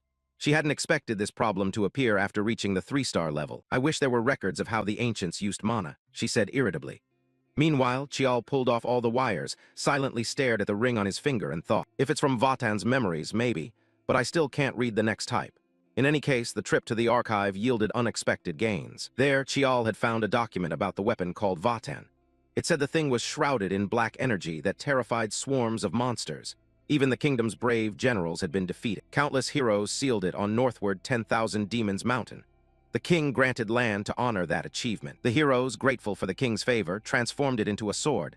They named it Vatan. Finding information about Vatan was a tremendous haul. Thinking that, Chiol's hand involuntarily clenched. Meanwhile, Jeonghwa's irritation lasted only 3 seconds before she returned to her usual cheerful face. "Anyway, you've touched aura. Making it into the 3-star realm on your own is truly impressive. The current deadlock will be solved soon. In fact, the amplification technique and the transmutation method are nearly complete." Hearing that, Chiol nodded and didn't forget to thank her. "Yes, thank you for teaching me every time. By the way, ma'am, now that I've reached the 3-star realm, what comes next?" Explaining this, Jeonghwa said, "You'll learn how to use hard energy techniques and aura skills, but mastering them will take a long time." Then, as if remembering something, she asked the protagonist with interest, "So how is the students' training going? You always look tired." Chiol replied, "Training is normal." However, Jeonghwa couldn't miss his weary face and heavy breathing. She burst out laughing. "Is that so? If it's hard, let me give you a hand." Hearing that, Chiol's eyes lit up and he quickly asked, How do you plan to help?" Opposite him, Jeonghwa revealed nothing, patting her chest confidently. Heh, you'll find out soon enough. Just trust me," she said. Time passed quickly to the next day. To help her nephew, Jeonghwa personally came to his 5th class, making Chiol give a wry smile. Haha, hearing her say, "Just trust me," already makes me nervous. Unaware of Chiol's thoughts, Instructor Young-ho cheerfully announced, "Today we'll have a special lecture on magic." Everyone straightened their outfits and held their posture waiting. "This is Elder Lee Jeonghwa, a researcher of the Lee clan. Applaud." As soon as he finished, applause erupted like fireworks. Meanwhile, the goofy Jeonghwa scratched her head awkwardly. Hee, I'm embarrassed. I don't like long-windedness, so let's start the lecture. She winked mischievously as she spoke, quickly grabbed a piece of chalk, and began presenting today's theoretical lecture. From the back, watching her focused posture, Chiol assessed. Looks like she's increasingly enjoying teaching. Time flew, and then Jeonghwa suddenly clapped her hands to grab everyone's attention. Okay, the boring lecture part ends here. From now on, it gets interesting. I'll teach the Research Institute's improved version of the iron line technique. Beside her, instructor Young-ho, puzzled, asked, didn't the lesson just end? What are you saying? The main part is just starting. Everyone, sit up straight in your seats. I only do this once, so pay attention. She waved him forward to assist, leaving the protagonist baffled at what his aunt was thinking. What's going on? He asked. From behind, Jeonghwa laughed. When direct descendants join the academy, they usually get support like this. But you have nothing, so I'm making a bit of an effort. Hearing that, Chiol was a bit moved and replied, Thank you, ma'am. Not paying attention to Chiol's feelings, Jeonghwa continued. Good, excellent. In theory, your power should double. Great, right? Chiol responded with a sigh, yes, you're amazing. Meanwhile, instructor Young-ho realized the lesson's importance and announced loudly to the group, Attention, everyone.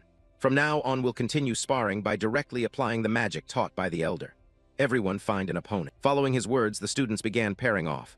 To get back at Chiol, Inha immediately stepped forward and offered, Young master, be my opponent. Last time I didn't hold back, he said, eyes full of determination. Chiol, who feared no one, agreed, It's an honor to fight you. I'll let you strike first. With that, the two lunged at each other, tearing into one another, making Jeonghwa, watching from the side, exclaim with delight, Wow, my kid is ruthless. Reminds me of my younger days. Thinking that, she was suddenly drawn to some whispering sounds from the back. I really can't stand that kid. Even if he's a younger son and faces discrimination, he's still different from us. Different physiology plus unlocked skills, he's different from the starting line. One kid shrugged, and the boy next to him chimed in. Yeah, we tried our best, but what does he even know? From Jeonghwa's viewpoint, how could she tolerate hearing her nephew talked about like that? She immediately warned, Hey, you kids. Hearing her voice, both students jumped, stammering, Ma'am, you're still here. Without answering, Jeonghwa stared at them with a look like one staring at the dead and coldly asked, Earlier, were you talking about that kid? No, about my disciple. Across from her, the two students went pale and quickly bowed in apology. Sorry, we spoke out of turn. From Jeonghwa's perspective, her anger hadn't eased. She shot back at them. What makes you think you know enough to say things like that about that child? Please forgive us, the two cried out in fear. At that moment, before Jeonghwa could further scold the two, a student named Kim Boseong stood up and challenged. Isn't the young master clueless too? We've worked hard too, but we're always treated like nothing. Growing up in different circumstances naturally creates differences, right? To that, Jeonghwa shook her head mockingly. You really don't know, do you?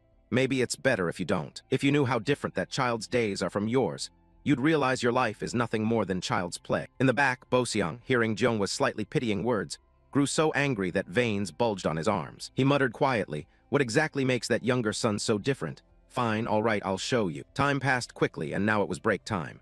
Instructor Young-ho's voice rang out, Training ends here for today. Hearing that, the students all breathed a collective sigh of relief.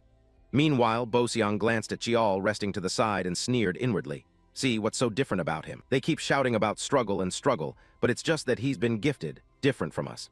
Thinking that, a stranger student suddenly ran up and asked Boseong, You guys said you wanted to keep an eye on that youngest son today, right? But is it okay to roam the clan grounds like that? Explaining, Boseong nodded and affirmed, We're students, so it's fine. Besides, it's not like we're going into a dangerous place. That younger son doesn't even live in the main family's quarters. We can't let him keep overshadowing us like this. Today we'll see for ourselves. And so time flew until evening. At that point, Boseong led a few students waiting outside Jeonghwa's research wing. But standing around too long, Boseong couldn't help but wonder, how long has he been in the research wing? It's already 9 p.m. Elsewhere, a few students began yawning and suggested, Hey Boseong, let's go home. Daytime training has made me sleepy. I'm exhausted too. Let's go. After all, nobody knows what that youngest son does in there. With that, some members of the group awkwardly left, prompting Boseong to grow annoyed and swear under his breath. What a bunch of weaklings. Soon after, Chiol also left the research room. Boseong hurriedly concealed himself, and then followed him from behind. Finally almost home, he went to spring training. That area is reserved for the main line. He couldn't possibly be allowed in. Boseong wondered to himself before the group heard a clamor of training shouts from outside. The sound made the group startle. They couldn't help but look at each other. What's that noise? Is that training? Then one kid in the group cautioned. Boseong, it seems that youngest kid really is formidable. Let's stop. The young master wasn't wrong. If we trained as hard as Inha then. Before his friend could finish, Boseong's hand clenched and he snapped. I never skip personal training. This is nothing special. At Boseong's words, The other two could only exchange weary looks. Then, not wanting to waste time tailing Chiol, they left at once. Well then, sorry, we're heading back now. Ignoring them, Boseong remained tangled in his thoughts. What makes me different from that youngest son? I'm determined to prove I'm not wrong. With that, he began to wait in secret again, until the protagonist finished his training and left the training ground. This time, Chiol actually went home instead of lingering. However, before Boseong could react further, a beam of light and a loud shout came from behind. "Hey, you there! Stop right now!" The shout startled Boseong, but after the guard looked at his uniform, he said in surprise, "What is this?" "You're a student. Master Lee Chiol walks around at this hour every night. But I didn't expect him to be bringing a student along. By regulation, that's not allowed, so turn back now." Opposite him, Boseong nodded quickly when he saw the guard wasn't giving him trouble. Before leaving, he glanced at Chiol's villa and thought, the lights are still on. It's already 2 a.m. This left Boseong contemplative. He quietly replied to the guard, "Then I wish you well," and hurried off. Time quickly passed until the next morning. At 5:00 a.m. at the private training ground for Class 5. Because he came home late last night, Boseong still felt sleepy. "Just as I thought, I came back too late yesterday," he thought tiredly, before his eyes widened and he stared ahead. At that moment, Chiol was already there before him. He looked truly exhausted. Even with the main line's gifted physique and abundant mana, could a 13-year-old endure a life of only 3 to 4 hours of sleep a day? What about me? When I go home, I usually watch TV or play games to relax. I also do personal training, but I still get enough sleep and take proper rest and recreation. Thinking that, Boseong couldn't hold back his curiosity. He stepped up to Chiol and asked, "Aren't you tired?" Across from him, Chiol's brows knit tightly as he replied absent-mindedly, "So you were among those following me yesterday?" For Boseong, hearing Chiol say this first startled him a bit, but he then admitted, "Yes, the young master is of the main line, so he gets support. He starts off differently, and besides, he rambled on." But before he could say more, Chiol cut him off. "I've lived like this since I was little. Before joining the academy team, I did sleep a bit longer. If you don't get enough sleep, of course you'll be tired. So why do you push yourself to that extent?" Boseong asked. To that, Chiol offered little explanation, only calmly patted Boseong on the shoulder a few times and whispered, "You already know the answer." Having said that, Chiol moved off to one side. Meanwhile, Boseong felt a rising, overwhelming shame. In another development, while Patriarch Tishan was training, Steward Choi came to report something to him. "My lord, the dispatch for the mission you assigned has been processed." As he spoke, he handed Tishan a stack of documents. However, after Tishan checked them, his expression still showed some dissatisfaction as he said, "This still isn't enough." Steward Choi hurried to advise, "These are level 7 and level 8 dungeons. Given the current academy team's ability, it would be very dangerous." Despite Choi's counsel, Tishan remained firm in his intention. Food and weapons can be stockpiled, but people cannot. Now we need to create survivors. Hearing this, Choi stopped arguing. "I understand. I will proceed according to your orders. Also, I have another report to deliver." He began recounting the incidents involving Chiol. This brought a hint of pleasure to Tishan's eyes. The youngest did that? That kid had a different look in his eyes from early on, the look of someone who'd been deprived, dragged down to the very bottom. But leading people and changing them is an entirely different matter. Adjust the test content a bit. Coincidentally, the 8th son is in the same cohort. Raise the academy team's difficulty and see whether that kid truly has the qualities to lead people. This time we'll examine him carefully," he said with a face showing some anticipation for this test for the kids. Poor other students. They had no idea the academy team's test difficulty was raised partly because of Chiol. Back at Class 5's training ground, when instructor Jung-ho arrived, he couldn't help but be surprised as training sounds rang out everywhere. "I'm beaten. I give up. Damn it, it's not over yet." From his perspective, the students were split into 2 groups, one group running to build endurance while the other sparred with each other. This made his eyes widen in disbelief. Why were the students suddenly working so hard? "You guys, it's the weekend and you're out here from early morning. Then there's no need to call everyone together." On the side, 2 students who noticed Jung-ho's arrival stopped what they were doing and turned to greet him. "Oh, instructor, you're here." Jung-ho replied with an approving nod. "Yeah, still diligent on the weekend, huh? If anyone's missing, go call them back. I've got something to announce." The student hurried off to gather them. Once everyone was assembled, Jung-ho informed them. Though it's a bit sudden, the first quarter evaluations have been moved up earlier than planned. Therefore, the instructors have decided to grant the students 1 week of leave first. Treat this as your final break and rest well. Finally, as he reached this point, his voice trailed off as he looked at the bright faces of the students, and he thought to himself, no need to remind them to at least keep up minimal training during the break, right? Thinking that, he continued with satisfaction, "I trust you all know how demanding it is." That's it. Opposite him, all the students answered in unison, "Understood." Back to Chiol's perspective, being given early leave like this made him a bit suspicious. Suddenly granted leave and the quarterly evaluation moved up. Does that seem right? He also noticed the student staring at him from behind and turned around, curious to ask, "Why is everyone still here?" In response, Kim Han and In-ha asked his opinion. "We're watching you, young master. What do you plan to do during this break?" Hearing that, Chiol looked back at the students with a dumbfounded expression. Leave is personal time. Why are you asking me? Take leave whenever you need. I'm not going to force anyone during the break." Across from him, the students' eyes widened as if witnessing a miracle. They whispered among themselves, "I can't believe we just heard that from the young master. We actually thought he'd shove us into hellish training." Like who actually? Forced the whole group into a joint session. Of course, those whispers couldn't escape his ears. Realizing their view of him, Chiol couldn't help feeling embarrassed. "Could you not whisper so loudly? What do you lot take me for? During this break, should I try going back to day one? Take leave when needed. Rest matters too. I know telling you to rest won't make you sit idle. Handle yourselves, rest well, and we'll meet after the break," Chiol advised calmly. And just hearing that, the students were overjoyed, shouting and cheering uproariously. Cut to Jeonghwa's research room. After leaving the training ground, Chiol ran straight there. However, his arrival did nothing to cheer her up. She complained, "We were told we have leave, yet you still come here. Are you trying to bother me? I have a pile of research to do."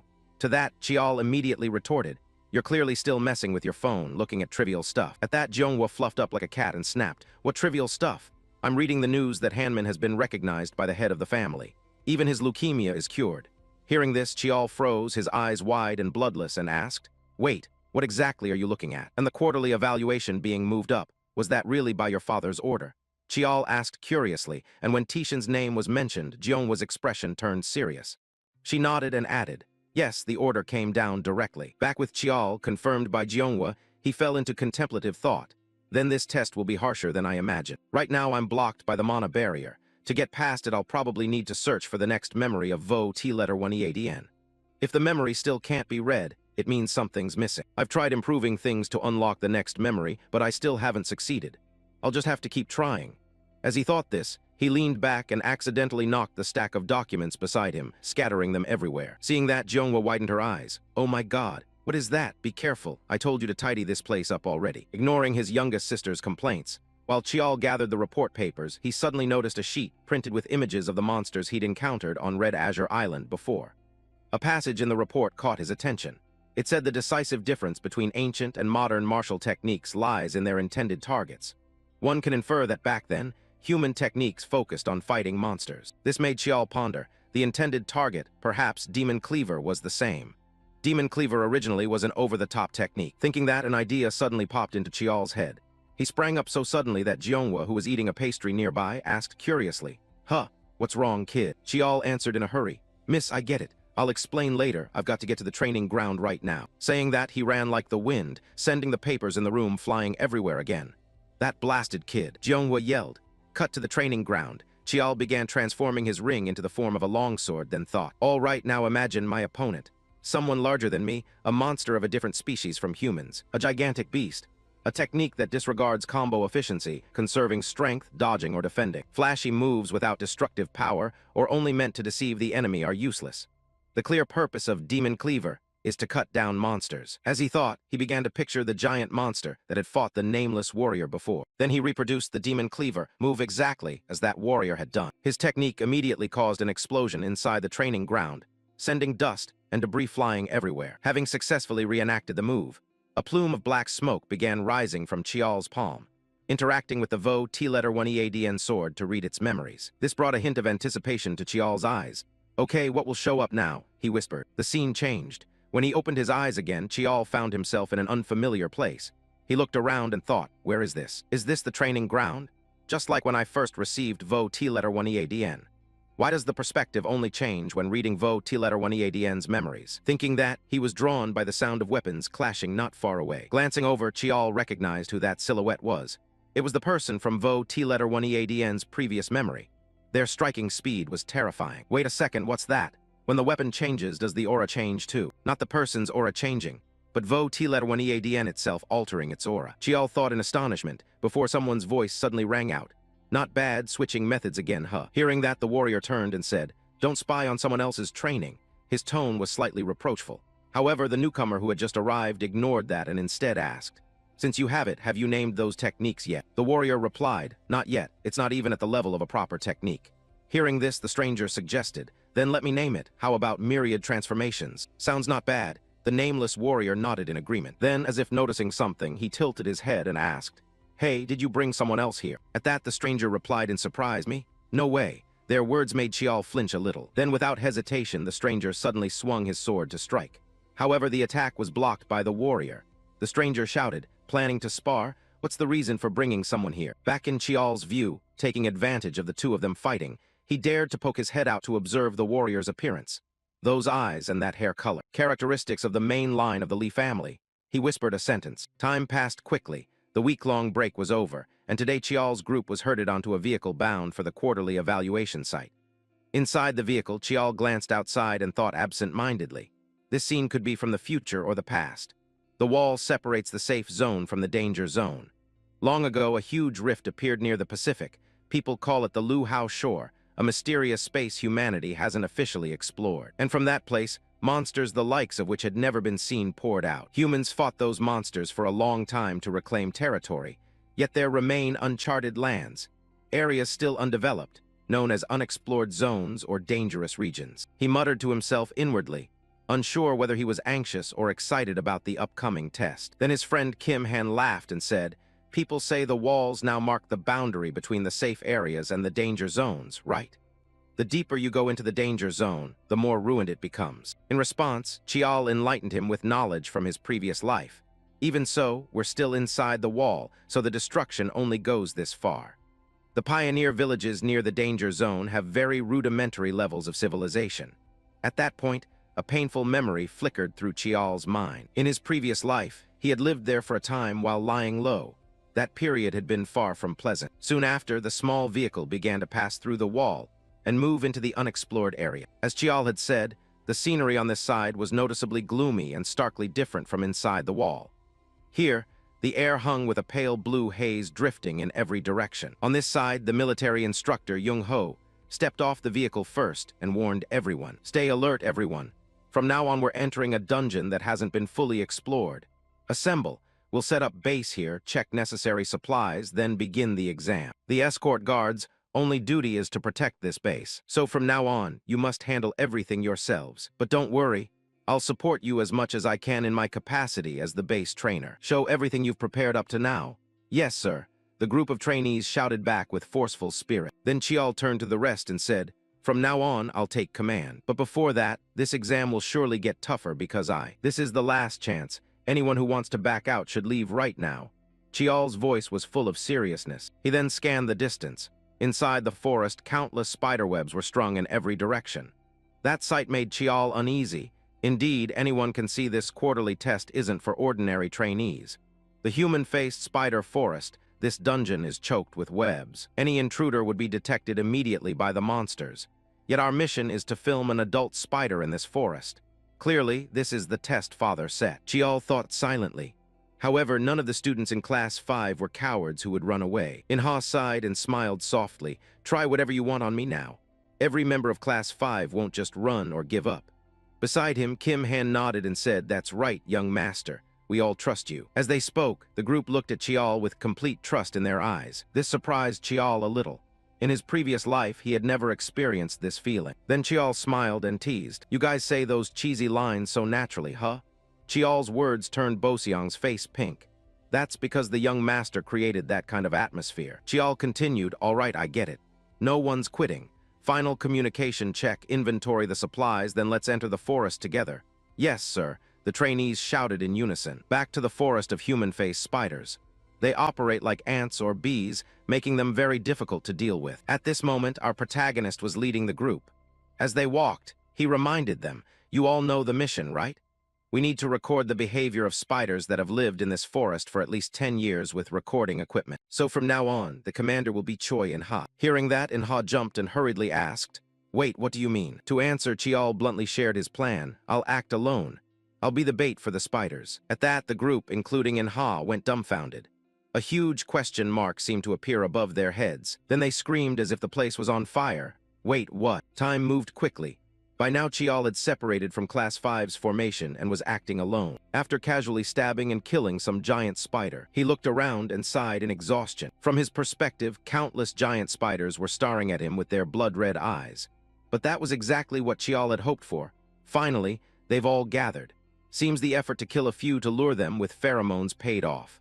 Human-faced spiders bring high-nutrition prey back to the nest to feed their larvae. The simplest way to make them regard you as a nutritious prey is to prove that the prey possesses tremendous strength. Thinking that, he transformed the sword in his hand into a longsword and executed a move called demon slaying, instantly cleaving in two the spider lunging at him. This action seemed to anger the remaining spiders.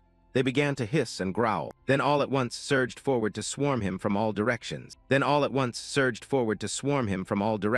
Next, after opening his eyes again, Chiol found himself lying on a soft pile of silk. He wondered, is this inside a human-faced spider cocoon? If so, then the plan worked. My stomach feels queasy from the poison, but this isn't so bad. First, I need to use invisibility technique to extinguish my aura. Thinking that, he used the invisibility technique to envelop his body in a veil of blue energy, and simultaneously transformed his weapon into a short sword. Then, using that short sword, Chiol cut away all the silk wrapped around him and calculated his next steps.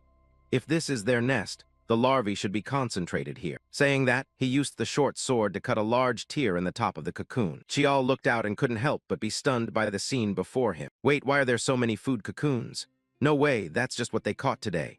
They should have eaten all that long ago, so why? Chiol frowned, looking around to answer his question, and his face went pale when he saw, not far away, a huge cocoon suspended in the air by countless threads.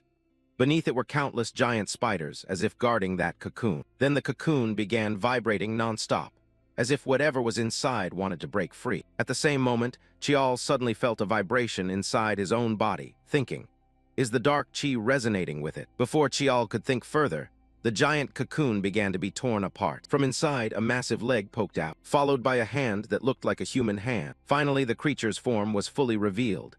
It was a giant spider with the lower body of a spider and the upper body of a seductive woman, 6 eyes on her face. This was a grade 5 monster, the human-faced spider queen. "Children, you're hungry, aren't you?" she said. Meanwhile, at the sight of the monster, Chiol immediately held his breath and analyzed silently. A grade 5 dungeon monster that can use human language.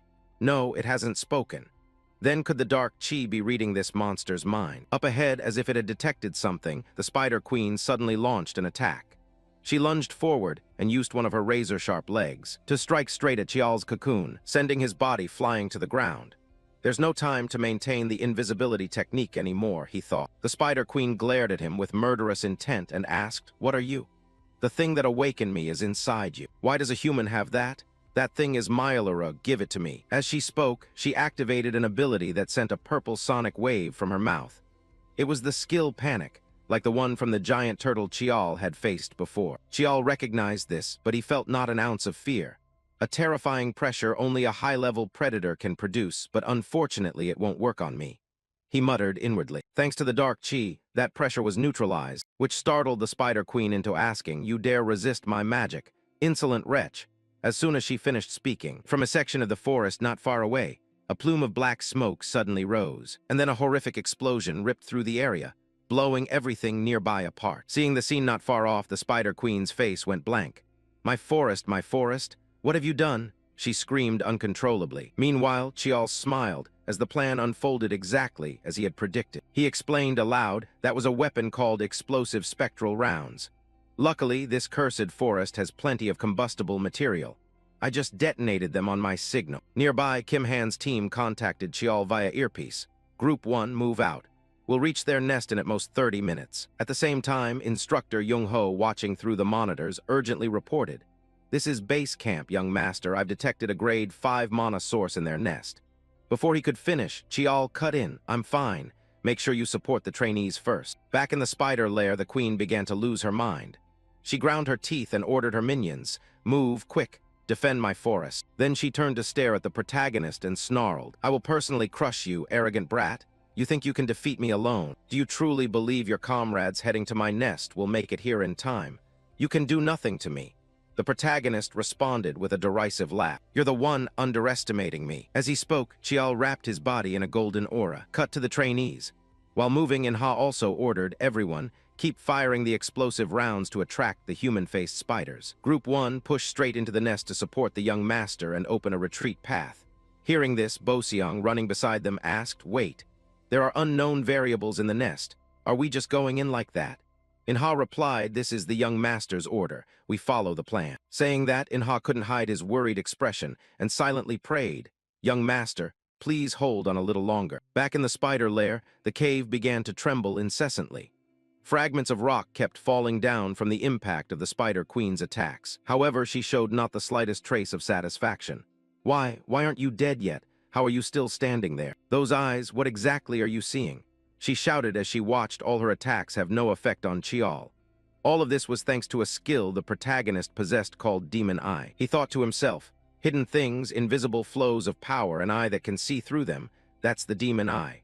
With it, I can read the currents of mana and dodge lethal strikes. But the power gap is too great, so I can't avoid everything completely. Luckily, this Spider Queen has just hatched and can't fully control her body yet.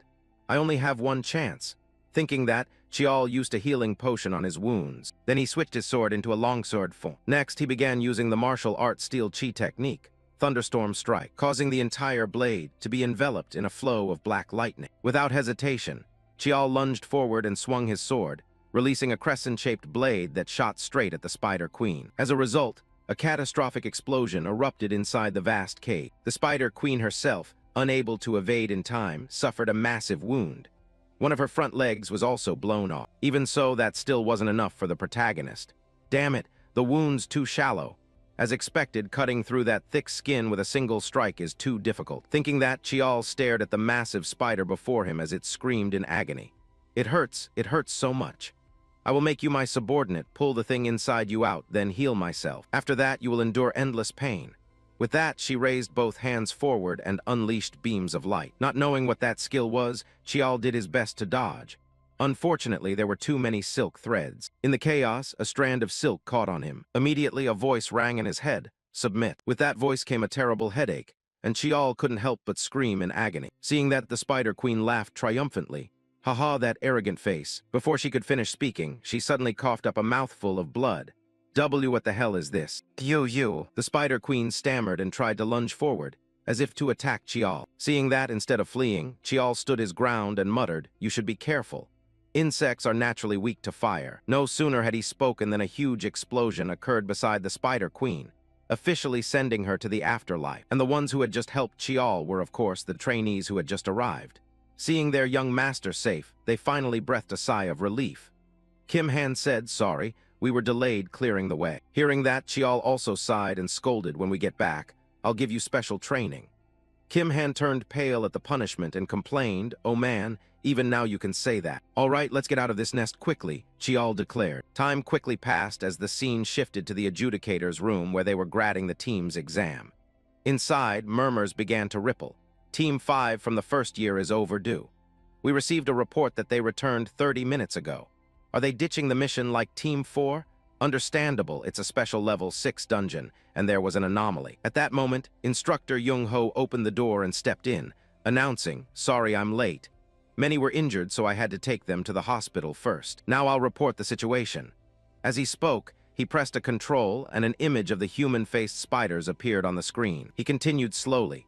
Team 5's mission was to record the movements of the adult human-faced spiders in the forest. However, during the operation, we discovered an anomaly and prioritized information gathering. Team 5 entered the dungeon, split into 4 groups, and planted 132 explosive spectral rounds. At this, a man below interrupted. Wait, did I hear that wrong? You used firepower." Jung-ho nodded in acknowledgement. "Yes, exactly. Additionally, we used 52 rounds during engagement with the monsters, so the total was 184 rounds. Hearing this, the black-haired man could no longer hide his anger. He slapped the table and demanded, "Are you planning to level that dungeon? The original mission was only to film the dungeon. Don't tell me you blew it up and call that a success." Jung-ho stammered in response. "The mission was completed accurately." "Then where's the footage? Play it now," someone shouted. Before Jung-ho could answer, the door opened once more. The person who entered was Chiol. "Sorry I'm late," he said. "The equipment broke, so it took time to restore it. But here's the video." And Chiol handed his badge on his chest to Instructor Jung-ho. Behind him, Seo-yun quietly whispered, "This lunatic blowing up a dungeon, is that normal? Also, don't you prefer to capture them alive?" To that, Chiol replied, "If you want footage, this is the most reliable way." Soon after, Chiol's video was played for everyone to watch.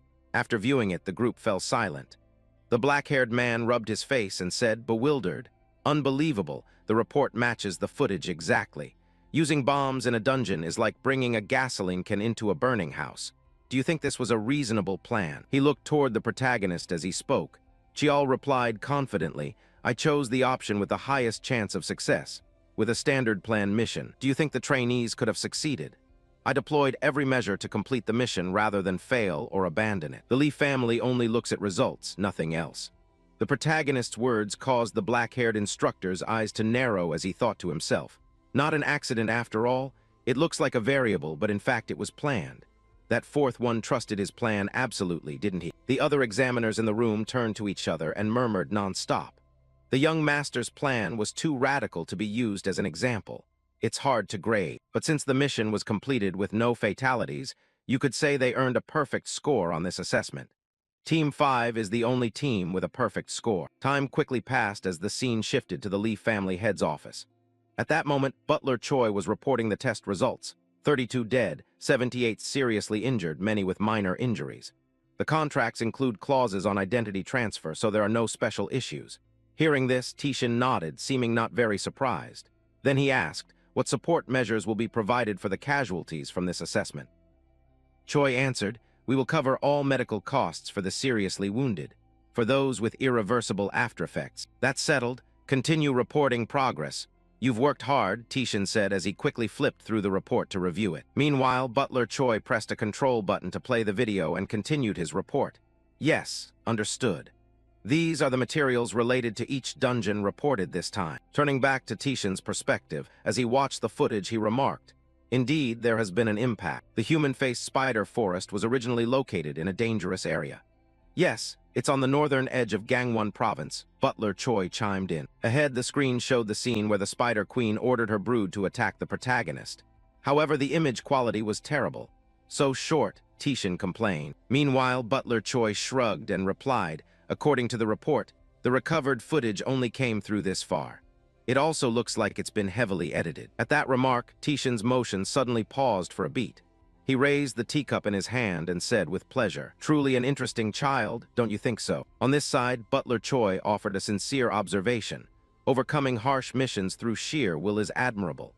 I only worry that he might be neglecting basic tactics and strategy. Unexpectedly, his offhand comment received Tishin's agreement. You think so too? And breaking the rules like that simply shows the kid's boldness. Because he understands the rules, he knows how to apply unconventional moves. That not only the trainees but even the instructors followed the plan without objection is proof of the youngest's leadership. In fact, no information about the operation was leaked, and the plan succeeded perfectly. Not just this assessment, increase both the frequency and difficulty of the overall evaluations.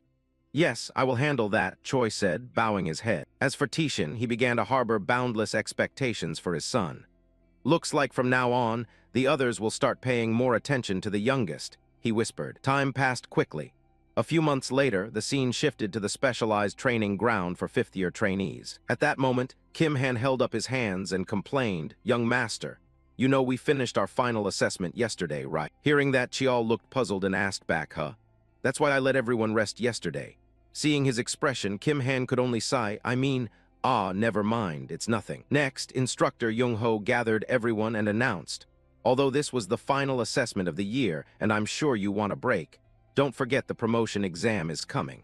I don't want to see anyone in my class held back, understood? In response, the whole group of trainees shouted in unison, yes, we understand. Turning back to Chiol, as if remembering something, he teased his subordinate.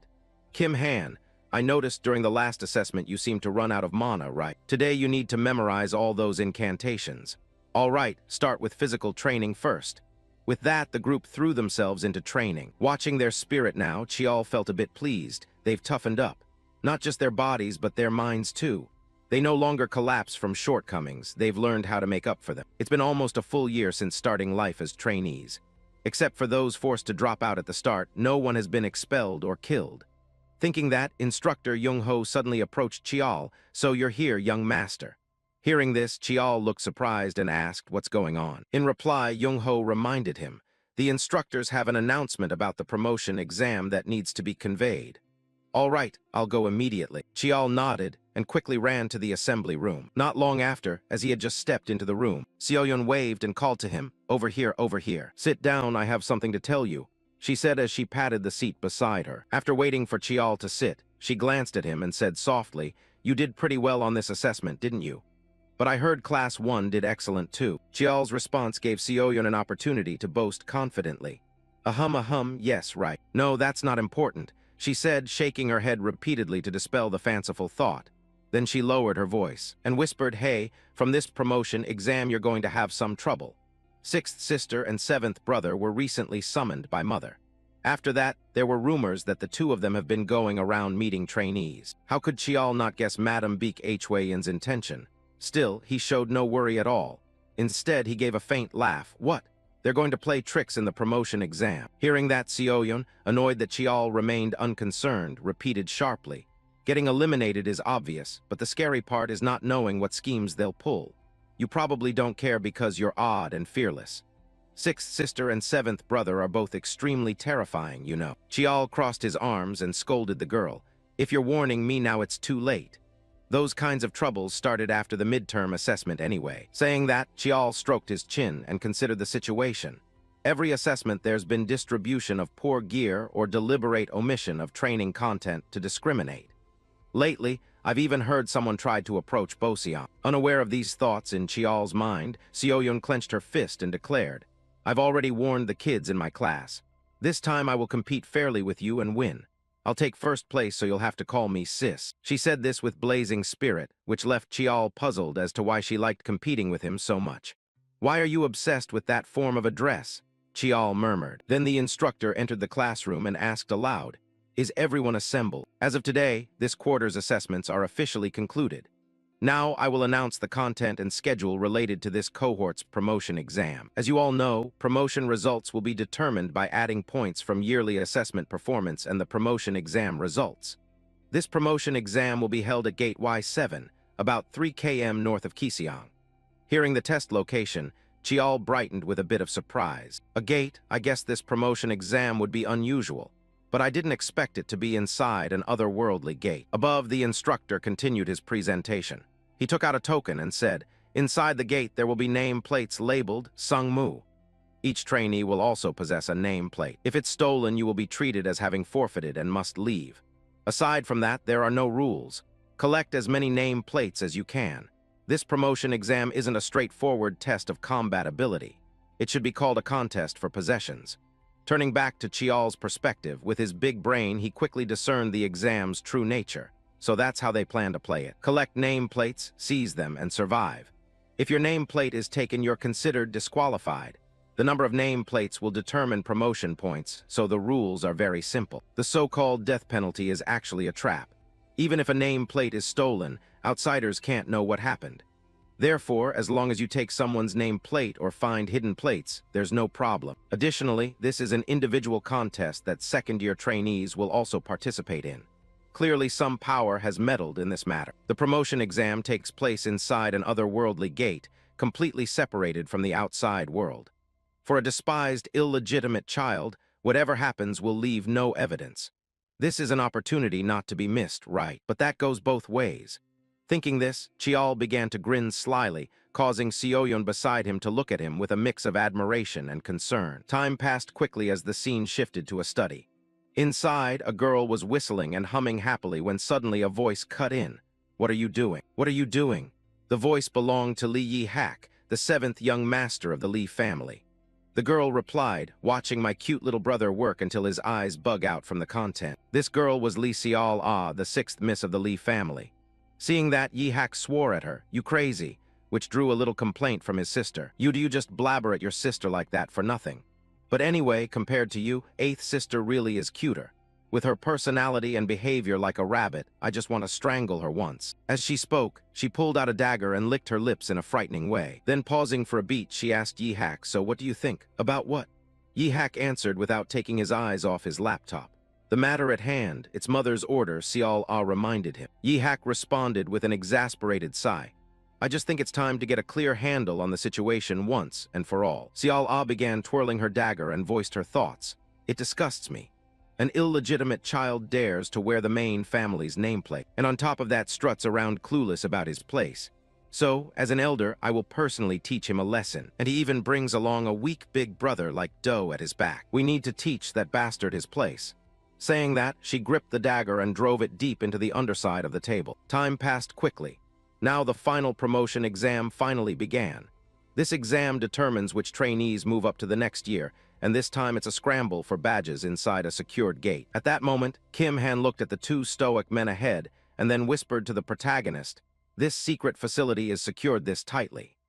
Hearing that, Chiol calmly replied, probably to reassure civilians, or maybe as a safety measure since experimental research is conducted here. On that note, Chiol's brow furrowed slightly in curiosity.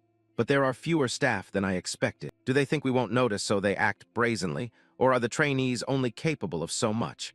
But either way, it doesn't really matter. With that thought, Chiol turned and addressed all the trainees behind him. "So, is everyone ready?" From the back, the group shouted in unison, "Yes, we are." Hearing that, Chiol nodded. "All right, then let's go." Saying that, Chiol led the trainees and quickly stepped into the gate. Back with the Lee siblings, Chiol was happily snacking on some pastries and praised, "Yihak, this office has so many delicious sweets." Behind her, Yihak, focused on his work, sighed reproachfully, "Those are for guests, don't overeat." Chiol shrugged, unconcerned, "No, it's fine. Hey, any word yet? I'm busy and had to come here in person." Hearing that, Yihak finally looked up and answered, "The instructors just reported that the second-year trainees have also entered." Upon hearing this, Chiol's face lit up with delight and anticipation. Just thinking about those illegitimate brats and trash crawling around gets me excited. Mother said if we do well on this we'll get a reward, right? I should write down what I want in advance. Shifting to Yihak's point of view, unlike his confident sister, unease began to creep into him. But will everything go smoothly, even though I believe it will follow the plan? At that moment, Yihak recalled what his eldest brother, Myung-Young, had warned him before, "Be careful, little brother. The youngest isn't someone you can deal with easily. Be cautious." Recently, his eldest said that when he came to see him. At the time, he laughed it off, but the words still smolder in his mind. Thinking that, Yihak's phone suddenly started ringing. Chiol, who had been lounging on the couch, jumped up and asked hurriedly, "What is it? Are they done?" Without answering, Yihak only tightened his eyes and stared at the screen in silence. Annoyed, Chiol snatched the phone and checked it herself. Just a few seconds later, her voice turned frantic, as if she couldn't believe what she was seeing. 21 killed, 15 retreated, the entire first-year class 5 survived. What? Impossible. Are you telling me that even combined they couldn't beat a single illegitimate brat? At that, Chiol clenched her fist in such anger that the phone in her palm shattered. As for Yihak, he finally understood what his eldest brother's warning had meant. He thought to himself, "We lost, completely, against the youngest Lee Chiol." Cut to inside the gate, where two trainees were desperately running for their lives. The brown-haired one kept cursing, damn it, he's just some illegitimate brat from Class 5. In reply, the black-haired one shouted, "Shut up and run. If we hide in that cave, not even that bastard will find us." They bolted at full speed until they managed to slip into a cave, where they could finally stop to catch their breath and peer out. "Did we shake him off?" the black-haired one asked. Then, as if answering, a sword suddenly shot through the air from afar, plunging into the ground and causing large cracks. And while the two were still panicking, Chiol suddenly appeared. He grabbed the black-haired man's arm, twisted it backward, and made him scream in agony. Meanwhile, Chiol smiled at the brown-haired trainee and taunted, "I'm Lee Chiol. You hid well. Took me a while to find you." The brown-haired man, terrified, collapsed to the ground and stammered as he backed away. "Get away. I said get away. Just because you're from the main line doesn't mean you can do whatever you want. Why are you torturing us?" In response, Chiol stepped closer, seized his collar, and made him understand. "Some might think I attacked you first if they heard that. If you point a sword at someone from the main line, wouldn't that person have to pay the price?" As he spoke, Chiol slowly raised his own sword. A blood-curdling scream erupted from inside the cave. Time passed quickly, and Inha ran up to Chiol to report, "Young master, our side is finished here." Chiol nodded and replied, "Good. If you're done, let's move. We still haven't dealt with all the pursuers." "Yes, I'll rendezvous with Kim Han's group right away," Inha answered. Then Chiol said he would move alone and instructed Inha, "Make sure you take care of everyone on your list and keep collecting more plates." Hearing the order, Inha hurried off, watching his back disappear. Chiol stretched irritably and considered the situation. The most important thing in this promotion exam is how many plates we can collect. Stealing nameplates from other trainees was inefficient, which led him to a hypothesis. Could badges be found using the demon eye? When Chiol activated his demon eye, countless strands of golden energy appeared in his vision. One of those strands stretched toward a nearby rock face. Seeing it, Chiol smirked, found it. With that thought, Chiol quickly sprinted up the cliff. And sure enough, I found a badge there. Chiol couldn't hide his delight. This will do. This was worth doing. Great, I can use this chance to train my control as well. Now Chiol stared blankly into the bag holding countless badges. Phew, this is. I can't believe I collected this many. No wonder the bag felt kind of lightheaded. But more importantly, I can't train my demon eye any further. From a distance, a series of loud explosions began to ring out. That left him a bit disappointed. Because the exam was about to end, battles had been raging continuously since sunrise. And honestly, if I keep avoiding her, she'll just get more annoying. At that moment, Sioyun descended from above and landed right in front of Chiol. Finally found you, Li Chiol. Her voice was full of joy, but when she looked at his face, she curiously asked what's wrong, not surprised. Chiol shrugged. I knew you'd chase me, then why didn't you stop? Sioyun asked. I'm stopping now, aren't I? Chiol said with a smile. Sioyun wasted no time on small talk and got to the point. So you think you're good? No more words. Let's have a match. She said this while tying her hair back and reaching out to provoke him. A fair fight to see who's on top. You in? If I win, you have to call me sister. Got it. Hearing that, Chiol seemed a bit intrigued and asked, and if I win? On the other side, Sioyun spoke in an unusually sweet tone. If you win, I'll call you brother. For Chiol, Sioyun's oddly sweet voice made the hairs on his arms stand up. Instinctively, Chiol hugged himself and looked at Sioyun with embarrassment. If you're going for psychological warfare, it's pretty effective. Chiol's remark made the swordswoman flush and shout, shut up. Talk less. Come on, Li Chiol. With that, the two gripped their swords and charged at each other. The battle officially began. Time passed quickly, and the promotion exam ended. With stricter evaluation standards, this term's exam featured not one but two direct line main family members participating, so it became a major topic among everyone. In a corner of the arena, some anonymous trainees sat and whispered, of course the 8th Miss will take first place, right? Even second-year fighters are participating. Can the first-year trainees hold their ground? Someone fretted. In another corner, some people covered their mouths and whispered, you mean those people? Yeah, those. The youngest illegitimate child in the first-year Class 5 trainee. Cut to the Class 5 arena, where instructor Jung-ho stepped forward to congratulate the protagonist. Congratulations, young Master Li Chiol, you scored the highest. Saying so, he handed the protagonist a certificate. Chiol reached out to accept it and shook his head. Thank you. Honestly, I didn't expect to get first place. He smiled, thought to himself, and recalled his duel with Sioyun earlier. They couldn't show too much favoritism. Maybe Lee Sioyun performed better in the exam, but in the end I took all her nameplates. Unaware of Chiol's inner thoughts, Jung-ho continued praising him. Keep calm, you achieved the highest score among all the cadets. That's an achievement to be proud of. Chiol nodded in reply, my wet nurse will be glad too. Thank you for the congratulations. With that, Chiol quickly left the arena, and the other trainees took the chance to offer their congratulations. Congratulations, young master. Well done. From above, Jung-ho didn't let his duties lapse and called the next trainee. All right. Next, Cadet Choi In-ha stepped forward. Hearing this, In-ha, who had repeated the first year for 2 years, hurriedly stepped forward. Congratulations on your promotion. Jung-ho smiled as he handed him the certificate. Finally, In-ha was promoted. He ranked 13th in this exam. Staring at the certificate in his hands, In-ha trembled all over. Thank you. His voice was full of emotion. From behind, Chiol teased without restraint. Don't let it go to your head, Choi In-ha. This is a proud moment, but resting on your laurels changes nothing. Hearing the jab, In-ha sighed. Yes, young master. Paying them no mind, instructor Jung-ho continued calling names. Next, Cadet Kim Bo-seong. Congratulations on your promotion. Bo-seong placed 24th in this exam. Kim Han promoted in your first year. That's commendable effort. Congratulations, Jung-ho said with a smile. But Kim Han, looking at his ranking, felt no joy at all. He thought to himself, an unimpressive rank. Honestly, I'm disappointed. Okay, this is only the beginning. I will become strong like the young master. I have to try harder. I've decided to change myself, so I won't be a burden to him, or live a half-hearted life anymore. From now on, I won't lose. This was the thought shared by the whole group of students as they all looked toward Chiol's back with determined eyes. From Chiol's perspective, the fact that no one in the class had to repeat a year was enough to make him smile with satisfaction. So it's over.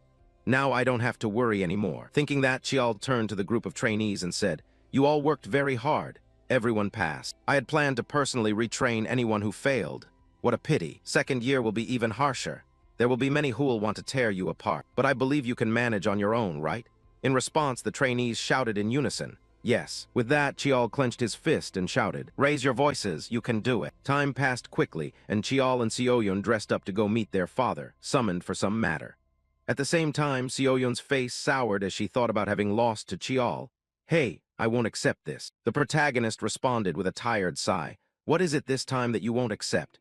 Hearing that, Seoyun puffed up like a little cat. If not for the promotion exam, I would have placed first. You played dirty. Hitting me wasn't enough. You took my nameplates too. Do you have any idea how hard I worked to collect those from you? If I'd had the normal Nga sword with me then, Seoyun said, pouting with regret. Chiol admitted her strength inwardly. True. I thought it would be an easy win, but it ended up taking over an hour. Lee Seoyun is stronger than I thought.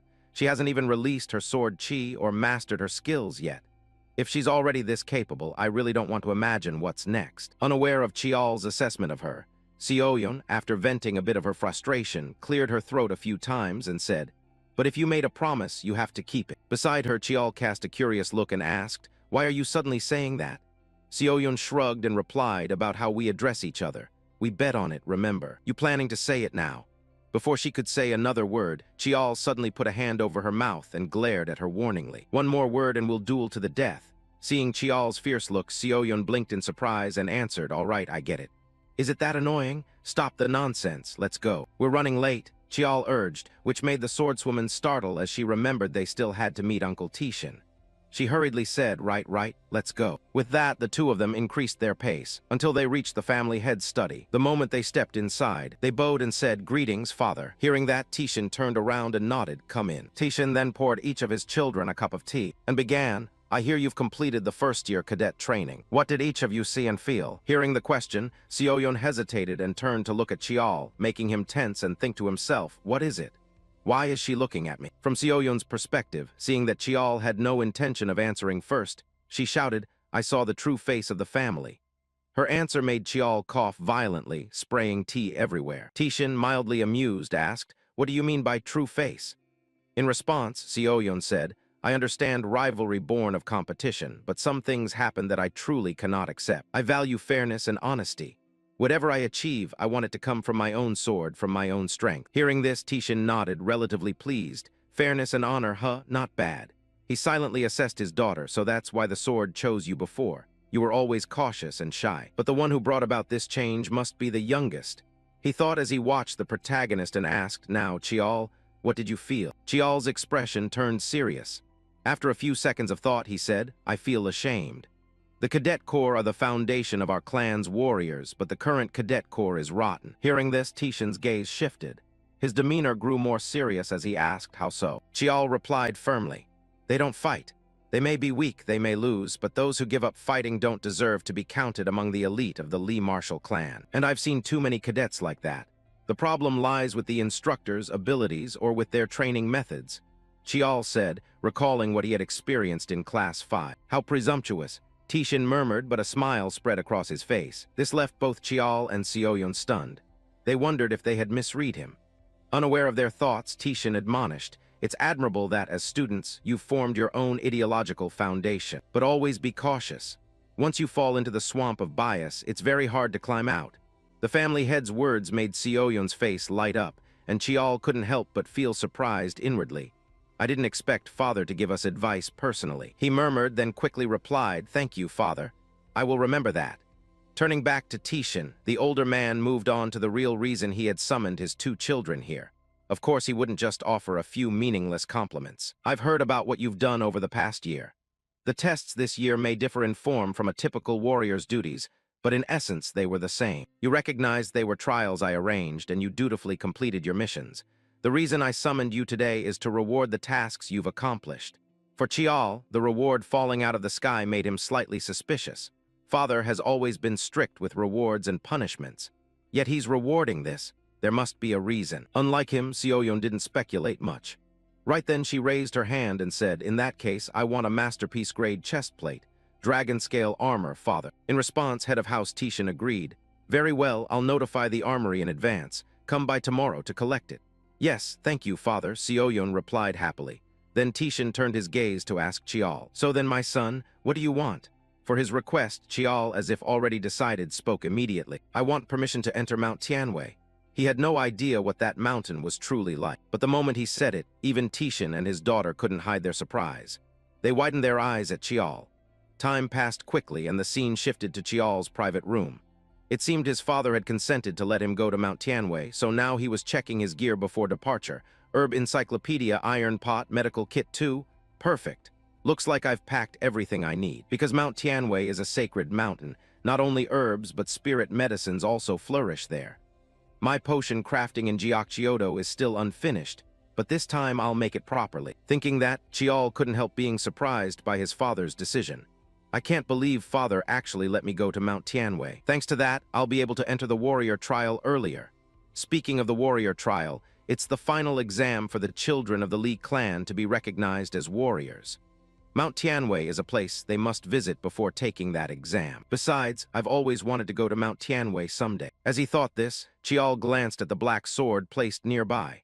It seemed there was some connection between the mountain and that blade. Suddenly a knock sounded outside, pulling Chiol out of his thoughts. He called, "Come in." Hearing that, the person outside entered, none other than the woman Gawa. Stepping into the room, she hesitated and said, "Young master, you have a letter. It's an invitation from the 7th young master." Her words surprised Chiol a little. He then hurried to meet his older brother. This time, when Yi-Hack saw Chiol again, the hypocritical man welcomed him warmly. "Long time no see. Since we last met at the Chuseok ceremony, right?" Hearing that, Chiol smiled and replied, "So you still remember." Yi-Hack shook his head slightly and said, "I'm not so absent-minded that I'd forget something like that." From Chiol's perspective, just watching Yi-Hack's natural demeanor made him respect him a bit more. He's truly hard to deal with. Conversing like brothers, pouring tea himself, even sitting so naturally. It's easier to handle a brazen face than unpredictable kindness, he thought to himself. Meanwhile, after pouring the tea, Yi-Hack invited him. "Try it. My only pleasure is the way of tea. The flavor isn't bad." Chiol quickly reached for the cup and nodded. "Thank you, brother. Do you always personally serve your guests like this?" Yi-Hack replied with a smiling face. "It depends on who they are. This tea is from an overseas plantation I visited 2 years ago." As Chiol sipped his tea, he focused on thinking, guessing why this annoying fellow had summoned him. Tea's poured and yet we're not rushing into business. This leisurely pace doesn't fit my brother's position at all. He sure knows how to manage the situation. I'm not some pathetic weakling. Enough of the circling around. Thinking that, as if reading Chiol's thoughts, Yi-Hack went straight to the point. "The reason I called you here is about the recent promotion exam." Thinking that, as if reading Chiol's thoughts, Yi-Hack went straight to the point. "The reason I called you here is about the recent promotion exam." Chiol's remark didn't much surprise Yi-Hack. He began to explain his side. "What happened wasn't solely my decision, blah blah." Ignoring those words, our protagonist, having guessed his intention, offered a faint smile. "So that's what you wanted." Li Yi-Hack, famed more for politics, administration, and commerce than for martial skill, was cunning. He was excellent at avoiding creating enemies. People called him the Golden Sword, so he didn't want to become your enemy, right? Unaware of Chiol's thoughts, the bespectacled man kept babbling. "Even so, I'm at fault. If you want, I'll apologize." Before he could finish, our protagonist waved him off and smiled as if nothing had happened. "No need for that. These things happen often in future exams anyway. You're not telling me you did this only because of Madame Beek Hwayan, are you?" At that, Chiol's gaze sharpened. At his words, Yi-Hack's tone shifted slightly. He asked, "The exam. Do you see me as your enemy?" Chiol answered bluntly, "Touching my people and openly plotting against me can only mean you're an enemy." From Yi-Hack's perspective, seeing the protagonist's clear stance, he began turning over endless plans in his mind. What should I do? Should I eliminate him now to prevent trouble later? Or, then, as if considering future costs, Yi-Hack sighed, resigned, and asked, "What do you want me to do?" Chiol said to him, "Show a bit of sincerity. But it's not you who'll suffer this time, it's me." His voice was supremely confident, as if he had Yi-Hack in his pocket, which annoyed him inwardly. Arrogant brat. Refuse an apology and demand compensation? Still, I like that. With that thought, he reached forward and offered the protagonist a proposal. "Fine. I'll bring the best spirit herbs for Class 5 students. I'll also give you a suitable reward." Only when he heard this did Chiol feel satisfied. He clasped Yi-Hack's hand and nodded. "All right. If you've decided that, I won't bring this up again." Yi-Hack smiled in reply. "You're probably the brother who knows me best, haha. Really, I'm not so sure about that," Chiol murmured. Then, just as he was about to leave the room, the bespectacled man offered him a piece of advice. "Ah, let me give you one word of counsel. Be careful with Chiol. Ah, She really doesn't like you, unlike I do. Chiol paid no mind to this warning. That doesn't matter. After all, next year I won't be here anyway. With that, Chiol quickly left the room. At the same time, in another scene, that crazy woman Chiol Ah was receiving a resounding slap from Madame Beek Hui, who shouted, "Don't call me mother anymore. I didn't raise a failure like you." Her voice and gaze were icy, which terrified Chiol Ah. She hurriedly clutched at her dress and explained, "Mother, please hear me out. I didn't use the mission as an excuse to run away." Before she could finish, Yi Hong barked, "Shut up." Along with her words, a violent pressure slammed down on Chiol Ah, knocking her to the floor. But that wasn't all. Reproachful voices continued to ring out. "What you did was desertion. Truly a disgrace to the Li lineage. If you were truly my child, I would never allow you to behave like this." The matron's words sent Chiol Ah into a trembling frenzy. Her hands clenched so hard they left marks in the wooden floor. She screamed, "Even now, can't I atone for my sin? That bastard, can't I deal with him now?" Across from her, Beek Hui was utterly disappointed in Chiol Ah. She calmly enlightened her daughter, "You really know nothing. If it were possible, I wouldn't be so harsh with you. That mixed blood will be sent to Mount Tianwei for a year. Even if you could make up for today's failure, you wouldn't be able to then. You have smeared shame upon our direct line. If you show that pitiful face again, next time it won't be just a slap." With that, Madame Beek Hui left the room coldly, leaving Chiol Ah screaming in despair behind her. Outside, Yi Hak saw her leave and bowed slightly in acknowledgement. Then he cast his eyes into the room, where Chiol Ah had nearly gone mad. "That mixed blood, I will do everything to bring him down." Seeing that, Yi Hak could only shake his head in private. Mother is truly ruthless. Treated like this, Li Chiol Ah will only thirst for revenge. But now, between Li Chiol Ah and Li Chiol, who will be more valuable? I look forward to the future, to the day that child returns after a year. Back with Chiol, he was now on the carriage preparing to travel to Mount Tianwei. However, his expression wasn't good, because the one accompanying him was Steward Choi, the householder's closest confidant. Up front, Steward Choi smiled and said, "Great, we're traveling the same route. Even if it's only for a few days, I'll take good care of you, young master." In the back, Chiol couldn't help furrowing his brow, muttering, "Why is Steward Choi here? Something's off." Worry was plain on his face. Seeing this, the old steward smiled faintly, his tone soothing. "You needn't feel pressured. It's the season for ancestral grave tending before Lunar New Year, and I also have duties for the guardians at Mount Tianwei. I'm accompanying you only because the head ordered it." I see. Chiol nodded, saying it aloud but remaining full of doubt. Such a coincidence was far from believable. In his eyes, Steward Choi's aura seemed ordinary yet concealed a dangerous edge. A key figure in the clan, holding a position even more important than an elder. Could such a person simply be accompanying him by chance? In this life or the last, this old man is definitely not to be taken lightly, Chiol thought, watching him warily. He cleared his throat, keeping his composure. "I heard before entering Mount Tianwei you will stop by Mount Xiangwu. May I ask why you visit the ancestral tomb?" Steward Choi glanced at him, his eyes seeming to read every thought. "I wish to pay respects at the previous clan chief's tomb, since this is my first time leaving home." "The greeting is necessary," he replied evenly but with meaning. Chiol nodded, smiling inwardly. A greeting sounds convincing. Even as an illegitimate son, he knew to keep up a filial image, especially before men like Steward Choi. "Indeed, the young master is wise," the old man said with faint praise. "Many elders will be pleased to see your reverence." A simple remark, but Chiol knew he had been read. This old man was not easy to deal with. The conversation dwindled, leaving only the steady hum of the carriage. After about an hour, the steward suddenly broke the silence. "Young master, may I be so bold as to say something?" Chiol raised an eyebrow. "Go ahead." "Young master, do you like mountain climbing?" the steward asked, a strange light flashing in his eyes. He answered honestly, "I don't think I've ever truly climbed a mountain." I see. The steward nodded in a low voice. "As for me, I quite enjoy climbing. Once I climbed an extremely treacherous mountain with no trail at all. I had to cut my own path. If you were in that situation, young master, what would you do?" Chiol thought for a moment, then replied, "I would quietly look ahead and climb. That way I'd move faster and more accurately." The steward chuckled and took a sip from the glass in his hand. "Indeed, then you would climb quickly." But then his voice suddenly turned serious. "In reality, it's not that simple. Sometimes you must look back, scan the sides, and observe the terrain to make sure you're on the right path. If you only stare forward, you can easily get lost and have to make a long detour." Chiol's heart quickened. This old man was talking about martial practice, not mountain climbing. After his regression, he still hadn't fully mastered his new power, yet he was already rushing off to chase other things. Steward Choi was clearly warning him.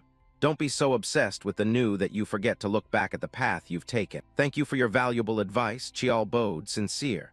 Consider it the nagging of an old man, the steward said with a light laugh, though his eyes remained as sharp as a blade. The carriage sped along the road toward Mount Tianwei. As they neared the northern area, traffic thinned and tall buildings gave way to low, rolling hills.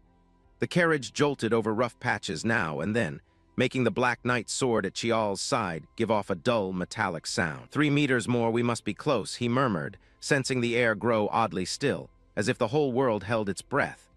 When the carriage stopped near the mountain gate, Steward Choi suggested they both disembark. Those who visit sacred ground must be vigilant against all impurity, he said, his voice low like a chant. Behave with reverence and remain ever watchful. That is the old maxim of the mages. Chiol nodded but asked with curiosity, why may only direct descendants enter, yet you have that honor? The steward answered curtly, because the previous clan chief granted permission. Without another word, he turned and asked, I will clean his tomb. Young master, where do you plan to go first? Chiol glanced around and replied, I want to go to the ancestral tablet's place. The two passed through the mountain gate together. As soon as he crossed the threshold, Chiol felt the air change, as if he'd stepped through an invisible barrier. This was no longer the ordinary world. He turned back to the steward and said, I'll be going then. Yes, young master, may you achieve what you seek. The steward bowed slightly, his face mysterious as if holding 1,000 secrets. Chiol began to climb the well-maintained trail. He could have used magic to fly straight to the summit, but he chose to walk. No rush, everything in its time. After an unknown stretch, as the air thinned, he discovered a structure carved into the cliff. The Li clan's ancestral tomb, hollowed deep into the rock like an ancient cavern. Along the walls were vivid carvings of warriors, as if recounting glorious battles. Deep inside, an old altar emerged, worn by time. Chiol lit incense and candles, placing offerings of wine and food on the altar. Descendant of the martial-honoring Li clan pays homage to the founding ancestor. He bowed several times with solemnity.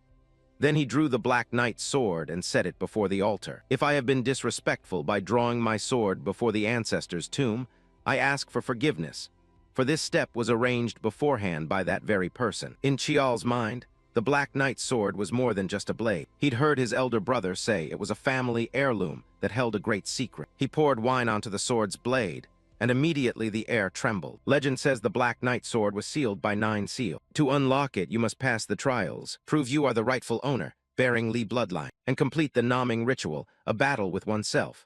Chiol had cleared these trials in his previous life, proving his worth. Now when the wine touched the blade, the ancient runes on the sword flared brightly, then gradually faded. The ceremonial mirror on the altar flashed and emitted an unpleasant tone, as if pointing the way. Mount Tianwei, the 4th seal is there.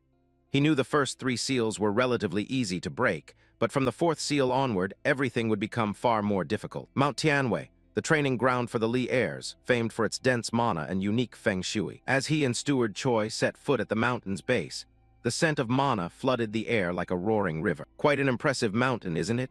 The steward asked, a smile full of meaning. Yes, it's completely different from Mount Xiangwu or Honglan Isle, Chiol replied, feeling the place's fierce vitality. They say the Li founding ancestor recognized Mount Tianwei's energy and chose it to forge descendants, the steward said. I'm sure you'll achieve the results you hope for, young master. At that moment, a loud shout rose from behind, mixed with barking dogs. Damn stray dogs, a hoarse voice called out, making Chiol start and turn around. Standing before him was a middle-aged man. Dressed in climbing gear, his face flushed from drinking, clutching a bottle of banana liquor. He looked like an ordinary woodsman, yet his aura sent a chill down Chiol's spine. 7-star squad, surround him. The steward ordered, his voice tense. But before anyone could draw a blade, the man shot past like a gust of wind, leaving only blurred afterimages. You grab iron and expect a fight. He clicked his tongue, easily pinning each 7-star member to the ground. In an instant, the elite squad lay scattered, groaning in pain. Chiol stood frozen, daring not to move. What kind of monster was this? The man took a swig of liquor and glared at Steward Choi. Hey, you ungrateful bastard. I told you to give notice at least a month in advance. If you come empty-handed, don't blame me. The steward sighed and tried to placate him. Apologies for that, but you're overdoing it. Overdoing it, my ass. Lately you people have guts, daring to talk back to me. He bellowed, then turned to Chiol and raised an eyebrow. You're the 9th born that many. The steward hurriedly introduced. This is the guardian of Mount Tianwei, young master. Chiol swallowed, feeling as if he'd just come face to face with a monster in human guise. The guardian of Mount Tianwei. This old man was not simple at all. The mustached uncle also nudged his spectacles up to get a better look at Chiol, then exclaimed, "Is this him?" The one Tishan said was brought in from outside. Hearing that, Steward Choi nodded. "Yes, that is former young Master Lee Chiol, the one coming up the mountain this time." At the steward's words, Chioasin seemed mildly intrigued and asked, "You saw part of my technique already, didn't you?" The sudden question caught Chiol off guard. He hadn't expected Chioasin to notice, but he quickly nodded in admission. "Yes, I've seen it." On this side, Chioasin stroked his chin and said, You carry some of Tishan's bearing, but your aura is a bit odd." No sooner had he finished speaking than Chiol's left eye shot with a sharp pain, causing him to cry out softly and clutch his eye. Seeing that, Chioasin quickly realized the issue and whispered, This kid also has strange eyes, Through Chiol's eyes. At that moment, ribbons of golden energy were swirling all around him. Time quickly passed as the scene cut to Chioasin's house. Meanwhile, the burly uncle was happily drinking with no sign of stopping. Western liquor really is different. This woody aroma is strange, but it brings an indescribable delight on the tongue. I'm glad it suits your taste, Steward Choi smiled in reply. Chiol, staring at the number of wine jars on the table, felt a little shaken inside. I'm not well versed in alcohol, but I can tell this isn't cheap, Putting that aside, after he'd taken in enough alcohol, Chioasin moved into the matter at hand. All right, then tell me your story. Sending a scrawny kid like you here to train. Those people must hate you, right? In response, Chiol explained, I came here completely of my own free will.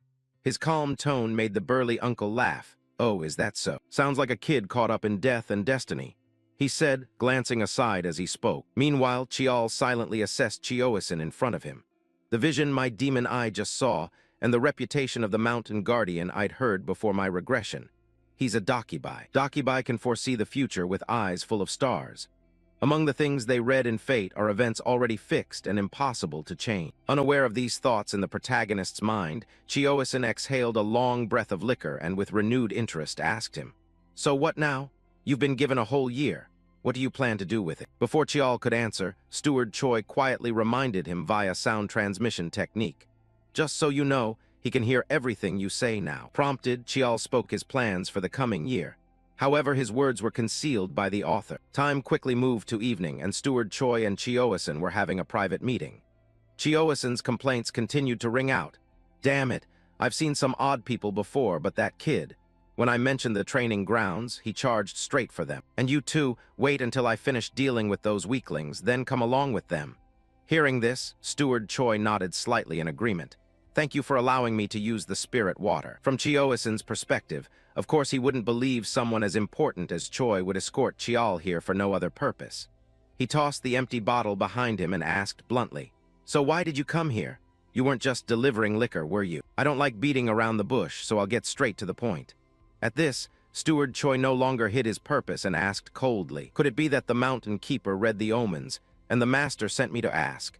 Immediately after the words, Chioasin's hand unconsciously tightened around his cup of wine. He spoke in a slightly drunken voice. Omens, I've read them, but there's not much I can say. Before the chubby uncle could finish, Steward Choi nudged. Surely a Dakibai who's just been treated to drink won't refuse to lend a hand.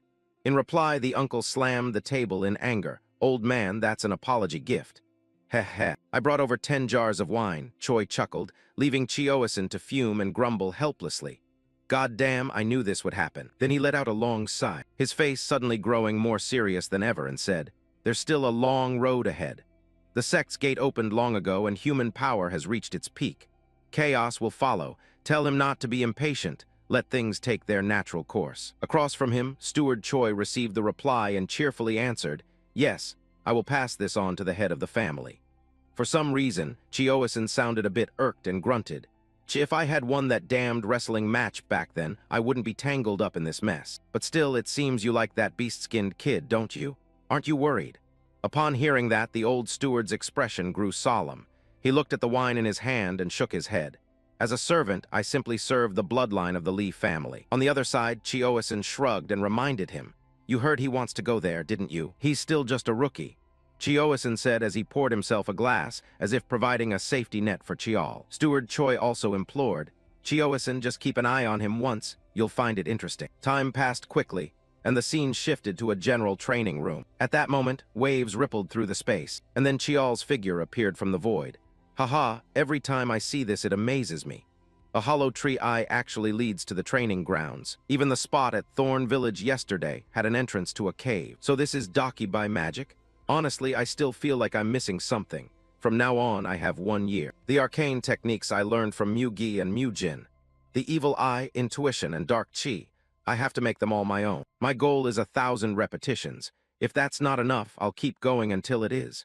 Chiol said as he summoned his weapon to begin training. What he didn't know was that all his actions were being watched by Uncle Chioisan through a series of spells. Watching the protagonist's fervor, the old man scratched his belly and praised, "That kid is relentless. I've never seen anyone like him. He trains until his body falls apart, then recovers with spirit water, repeating it over and over. It sounds easy, but it's nothing less than self-torture. No wonder his fate is so bleak."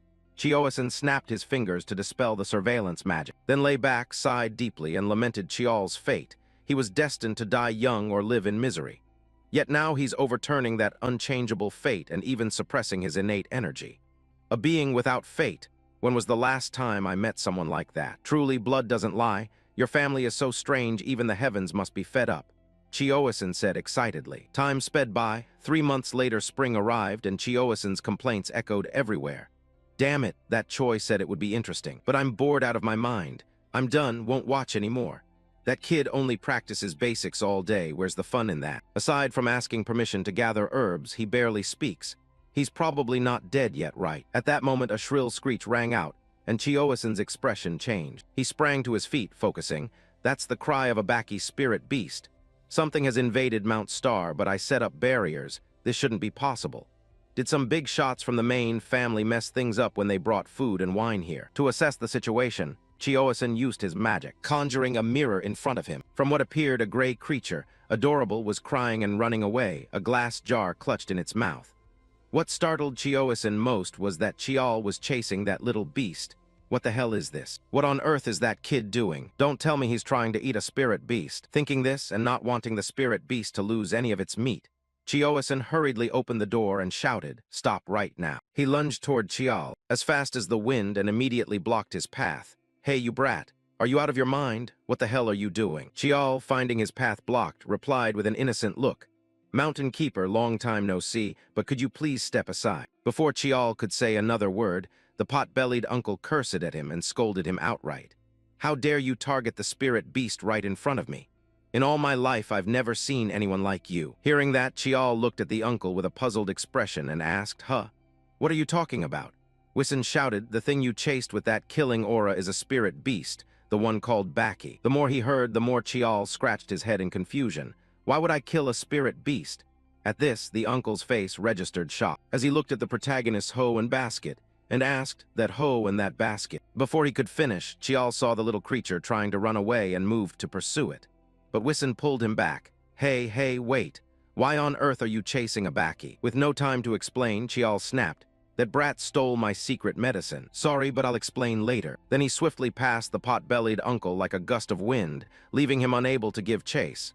"Hey, you, now that the spirit beast escaped, how do you plan to find it?" No sooner had he said that than Wissen's expression changed, and he thought to himself, that kid is running exactly toward where the Baki is hiding. Even if you can sense it nearby, it's hard to pinpoint precisely. Even though energy radiates from his feet and nose, the ground shows no damage. Was that kid always this fast? He hadn't looked away for more than 3 months. Could something have happened in that time? He murmured. After that, Chiol turned back and explained everything, making the pot-bellied uncle cough awkwardly. "So while you were gathering the last ingredient for the medicinal brew, the Baki stole the secret potion and ran off, right?" Sorry," Chiol replied. His face darkened as he slowly listed each ingredient stolen from him. At least a 40 to 50-year-old mountain ginseng, fallopia, hishu wu, white lotus herb, longlin flower, the songrong mushroom, the cordyceps that grows from the corpse of a demon insect. I worked hard to gather them all. That was the medicine I painstakingly brewed over 100 sleepless days, and now it's all ruined. The more he spoke, the more desperate Chiol's voice became. Seeing this, Wissen tried to comfort him but didn't know what to say. Chiol sighed heavily in despair and continued, "So one of the reasons I came to Tianwei Mountain has failed. That medicine was one of my most important goals." Hearing this, Wissen couldn't contain his anger and shouted, "I allowed you to gather it. So what if it was stolen?" Chiol slapped his hand as if remembering something. "Ah, that's true. You did permit me, but in the end I still obtained it. If the mountain keepers in your domain can't maintain order, that's on me. His sharp words struck the uncle like a knife, flooding him with guilt. All right, fine, I'll compensate you anything, I'll accept it all, the uncle declared, pounding his chest. At this, Chiol heard and broke into a sly grin, as if he'd achieved his aim. You just said you'd give me anything, didn't you? Conveniently, Mountain Keeper, there are 2 things I need you to do for me. Time passed quickly, and the scene shifted to inside the training room. At that moment, the silhouette of the Queen Spider also appeared before the protagonist. Seeing that, he took a deep breath to calm himself, then slowly wrapped his sword in his aura. In his mind, Chiol whispered, remember, when used repeatedly, it won't change from the first use. With that, he swung his sword forcefully forward, using a skill called Demon Flame Force, slicing out countless red energy slashes that shot forward at wind-tearing speed, instantly wrapping around the Queen Spider's legs, making her scream in fury. Taking advantage of this, Chiol began to use Rock Wind Force, causing his sword to be enveloped in a jade-green aura. Then he struck straight at the Queen Spider's midsection, sending a stream of green pouring everywhere. However, although he had successfully inflicted a wound, Chiol's face still looked slightly scowling, as if not satisfied. Not enough power to kill it, he murmured. By his estimation, the Queen Spider's body had almost been cleaved in 2. Yet with her immense life force, she could still launch a counterattack. Her sharp legs lunged straight toward Chiol, but before they could reach the protagonist, the Queen Spider's body suddenly transformed into a talisman and fell to the ground. Uncle Wissen, standing nearby, picked up the talisman and complained, damn it, why do I have to serve some brat? I don't know why I promised to do these kinds of things again. Hey kid, wanna take a break? Hearing this, Chiol wiped the sweat from his face and whispered, gotta try once more. Seeing that the uncle could only sigh, suit yourself. Focus and visualize the target in your memory. Following that advice, Chiol closed his eyes and concentrated. Meanwhile, Baki tossed the talisman high into the air. The talisman then dissolved and formed an illusory swordsman before Chiol, so the 2 of them launched into continuous clashes. Li Tu, standing to the side watching, was so furious his whole body felt on fire. My god, the demon energy just keeps leaking out non-stop. He learned it and asked me to help train with illusions, and it's been 4 straight hours. As for that matter, it's happened and has to be let go. The second task, gathering the demon energy herb, isn't difficult either. Over the past 3 months, its body has become noticeably healthier and taller. Overall, it's become more refined and shows clear maturity, not necessarily stronger but steadier. Putting that aside, I should probably ask about that weapon sometime. Time flew, and after finishing his training, Chiol was now relaxing in a hot spring. I feel revived. If not for the hot spring, I don't think I could have endured. I wish Tianwei Mountain had hot springs like back home. Right then, the sound of footsteps splashing in the water rang out, making Chiol's eyes fly open in surprise. Someone. I couldn't sense any aura even though they're this close. Chiol wondered to himself. To answer him, the familiar voice of the pot-bellied uncle sounded. You look exhausted, so you must be real. In response, Chiol turned and asked, Oh, Mountain Keeper, did you come here for something? The uncle replied with a slightly irritated tone, I've worked hard too. Don't you get any rest? You've been here a while. Are you resting properly after training? Chiol scratched his head awkwardly. I always rest like I'm supposed to. Hearing that, Wissen realized Chiol had misunderstood and clarified. I mean coming here after each training session, kid. I've lived a long time, but this is the first time I've seen someone train as foolishly as you, seriously. Wissen stepped forward, chewing an egg in his mouth. Meanwhile, Chiol didn't want to bathe with a pot-bellied middle-aged man, so he forced a smile and stood. Ha ha, really? I think I've fully recovered. I'll head up first if you don't mind. But before he could leave, Wissen's serious voice rang out. Wait, I still have something to say. Sit down. Hey, the thing you just swung a moment ago, what's its name? Chiol held out his hand, looked at the ring on his finger and asked, Do you mean this? Wissen stared at the ring and nodded. That's right. Where did you get it? I promise I won't tell anyone about it. I'm not certain, but this is tied to its identity. Chiol actually didn't know much about the weapon, so he could only say simply, Its name is Mugen. I took it from my family's secret vault. Turning back to Wissen's point of view, his eyes showed a flicker of memory as he began to tell a story. I don't know how much you understand about that thing, but I once saw something very similar a long time ago. Back then, there was a mage who could communicate with spirits and read the stars overhead. That mage always carried something, a stone that could freely change its shape. With that stone alone, the mage could perform all kinds of magic or use forbidden arts without paying a price. He naturally became the foremost mage of his era, but then the stone he trusted eventually swallowed him. He lost his mind and began to wreak havoc like a monster. He changed like that in less than a year. He wouldn't die easily, so in the end they sealed him. After saying this, Wissen waved his hand, dispelling the image he'd just created. Chiol, curious about the outcome, asked, "What happened to the stone?" Wissen shrugged. They gathered the power of countless mages of the time and destroyed it. At that, the protagonist stroked his chin and thought, "That's similar to a story I once read in Changyungak." Then Chiol looked up and asked, "Could that mage have been sealed somewhere called Mangwissen?" The uncle shook his head. "No, he was sealed on an island to the east." Hearing that, Chiol relaxed a bit, "So it's not what's recorded in Changyungak. The stone and Mujin are separate objects, but they might be connected." Unaware of Chiol's thoughts, Wissen continued. Back to the story. "Back then, I smelled a rotten stench from that stone. And that odor is very similar to the scent coming off you right now. A strange smell. Not human, not animal, and not a spirit. Mujin is an alien object with an unclear nature. There are better weapons out there. Why don't you give this one up?" the uncle said with a smile. Meanwhile, Chiol swallowed anxiously.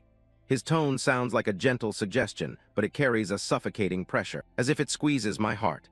Then he drew a breath, embarrassed but steadying himself, and said plainly, "When I got the demon eye, my father advised sealing it, and I said this word for word.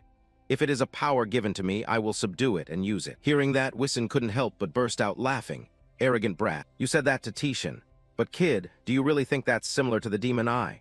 Chiol replied calmly, "To me, there's not much difference." From the pot-bellied uncle's perspective, seeing the protagonist unwilling to cooperate, he started to make a move. "Then there's no other way. I'll have to take it by force." With that, the uncle summoned a sharp spiked mace, then brought it down hard straight at Chiol. Meanwhile, Chiol stood there expressionless, as if he didn't see the attack coming. Fortunately, Wissen stopped in time and warned once more, "Give it to me while I'm still speaking nicely. I haven't swung a weapon in a long time. I'm not sure I'll be able to hold back." Answering him, Chiol wore a confident look. "You won't do it, Mountain Keeper, because doing so would break your oath." Chiol's offhand remark made Wissen's hand tremble for a moment. Then he smoothed his face and regained his composure. "So you knew all along." Hearing that, Chiol casually shared, "Of course. Protecting the mountain and helping those who train here was the vow you made with the founder. You're only testing my will, right?" The pot-bellied uncle grumbled a bit. "If you knew, just say it straight. Better, isn't it, you sly kid?" Ignoring the uncle's tone, Chiol whispered on, "You don't really intend to take it, do you?" Wissen clicked his tongue in counsel. I think you should fight with your tongue and brain instead." Chiol burst out laughing. "Thanks for the compliment."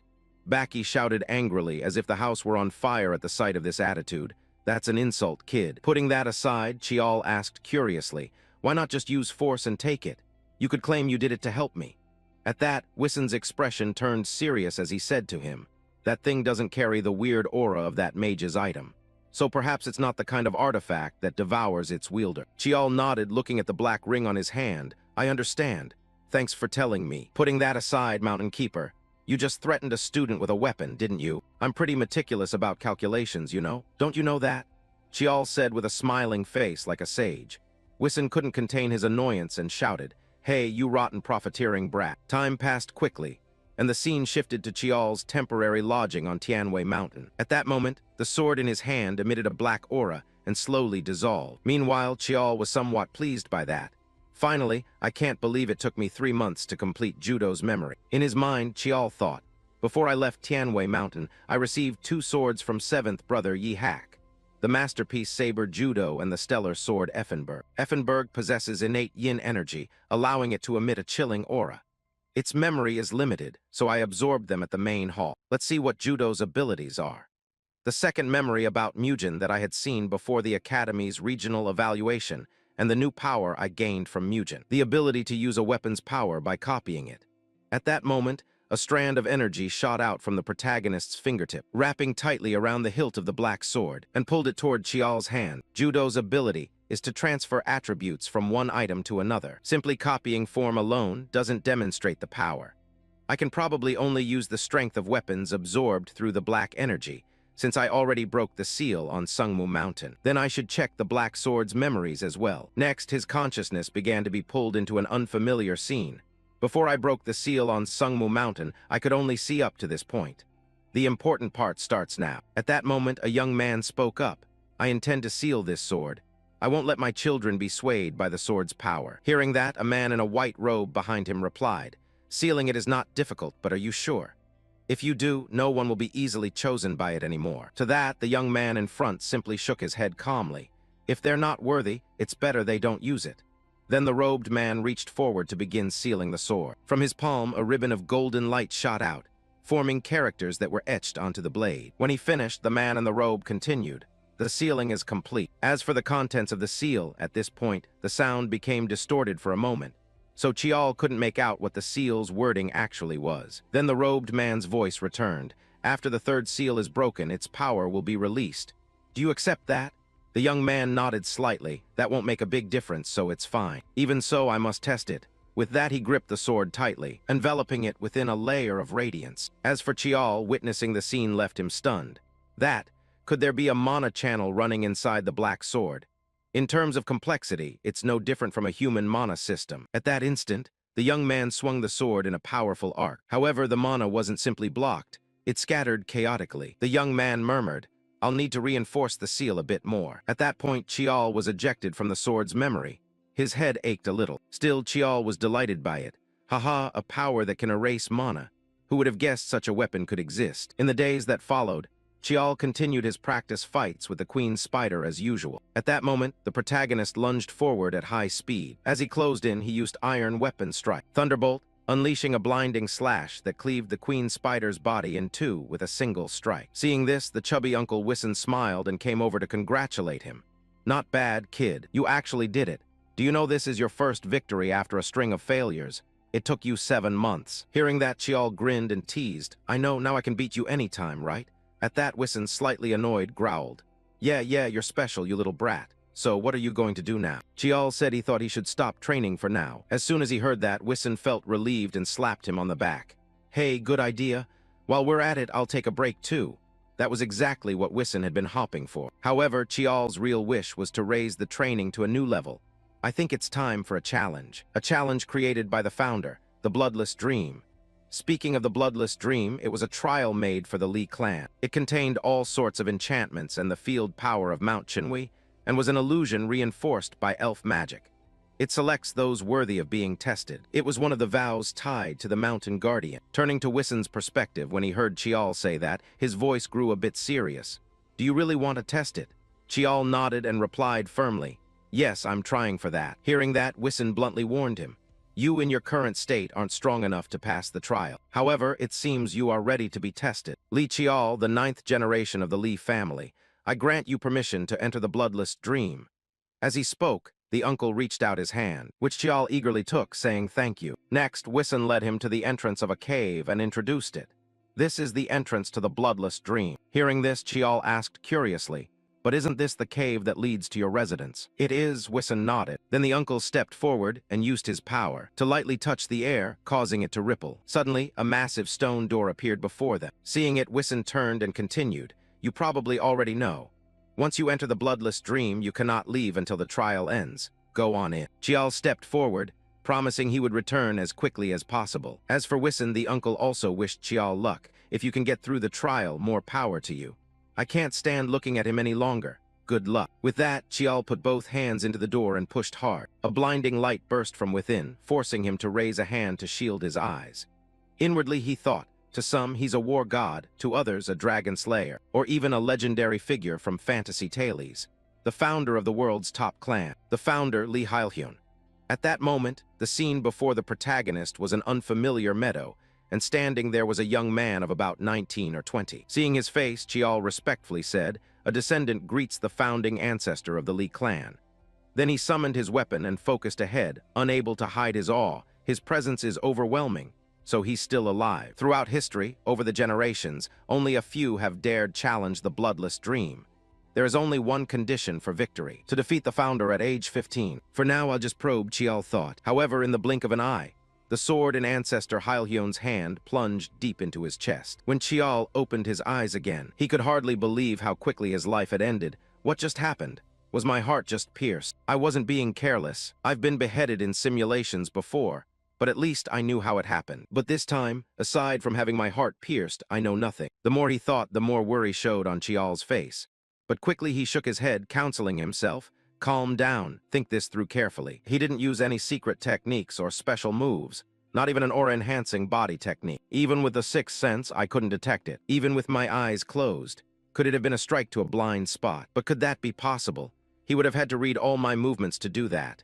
Then again, that also means he's that strong. Thinking that, Chiol gripped his sword tightly and slowly rose to stand, facing his ancestor. And even after witnessing it once, the protagonist couldn't help but feel a numb chill across his scalp as he sensed the terrifying presence radiating from Hyun, which made him force a laugh. Haha, honestly, I don't know if I can win or not. In another development, Butler Choi reported the news to head of the household, Tishin. Master, we've received word from Mount Chinwe. Nearby, Tishin wiped his sword with a handkerchief and said, so he's gone into the cave. But he shouldn't have that level of skill. That child has never truly failed. From the Naming trial in Mount Sungmu to the challenges of the Blood Tiger and the Faceless Cursed Queen. In terms of results, he didn't win them all, but he never truly failed. In other words, he's never encountered a real wall. Do you know why the survival rate in the Bloodless Dream is below 50%? It's because they break mentally when they hit the wall named Lee Hyun. So what happens to someone who's never faced such a wall when they stand before it? The master wondered aloud, curious. Back with Chiol, he was lying on the grass, panting like a beaten animal, then ran a hand through his hair in frustration. Damn it, downed in one more move again. He tricked my senses with a feint to the front, then from the flank launched the real strike. A strike that pierced my blind spot perfectly.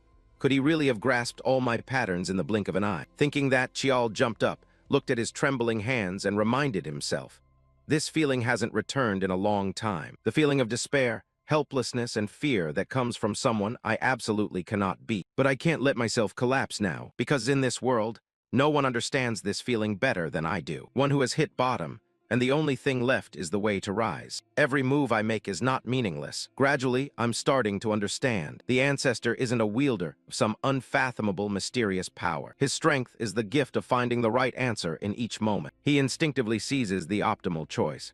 That's the essence of martial arts. Small fundamentals, simple techniques, are the solid foundation like the earth itself. So I must watch the ancestor's blade exposure closely. Chiol quietly reminded himself, his eyes wide as a cow's, stunned as he carefully observed the young man's movements ahead of him. Then in a moment, Hyun's blade seemed to slow in his eyes, allowing him to gather the information. A horizontal slash from left to right.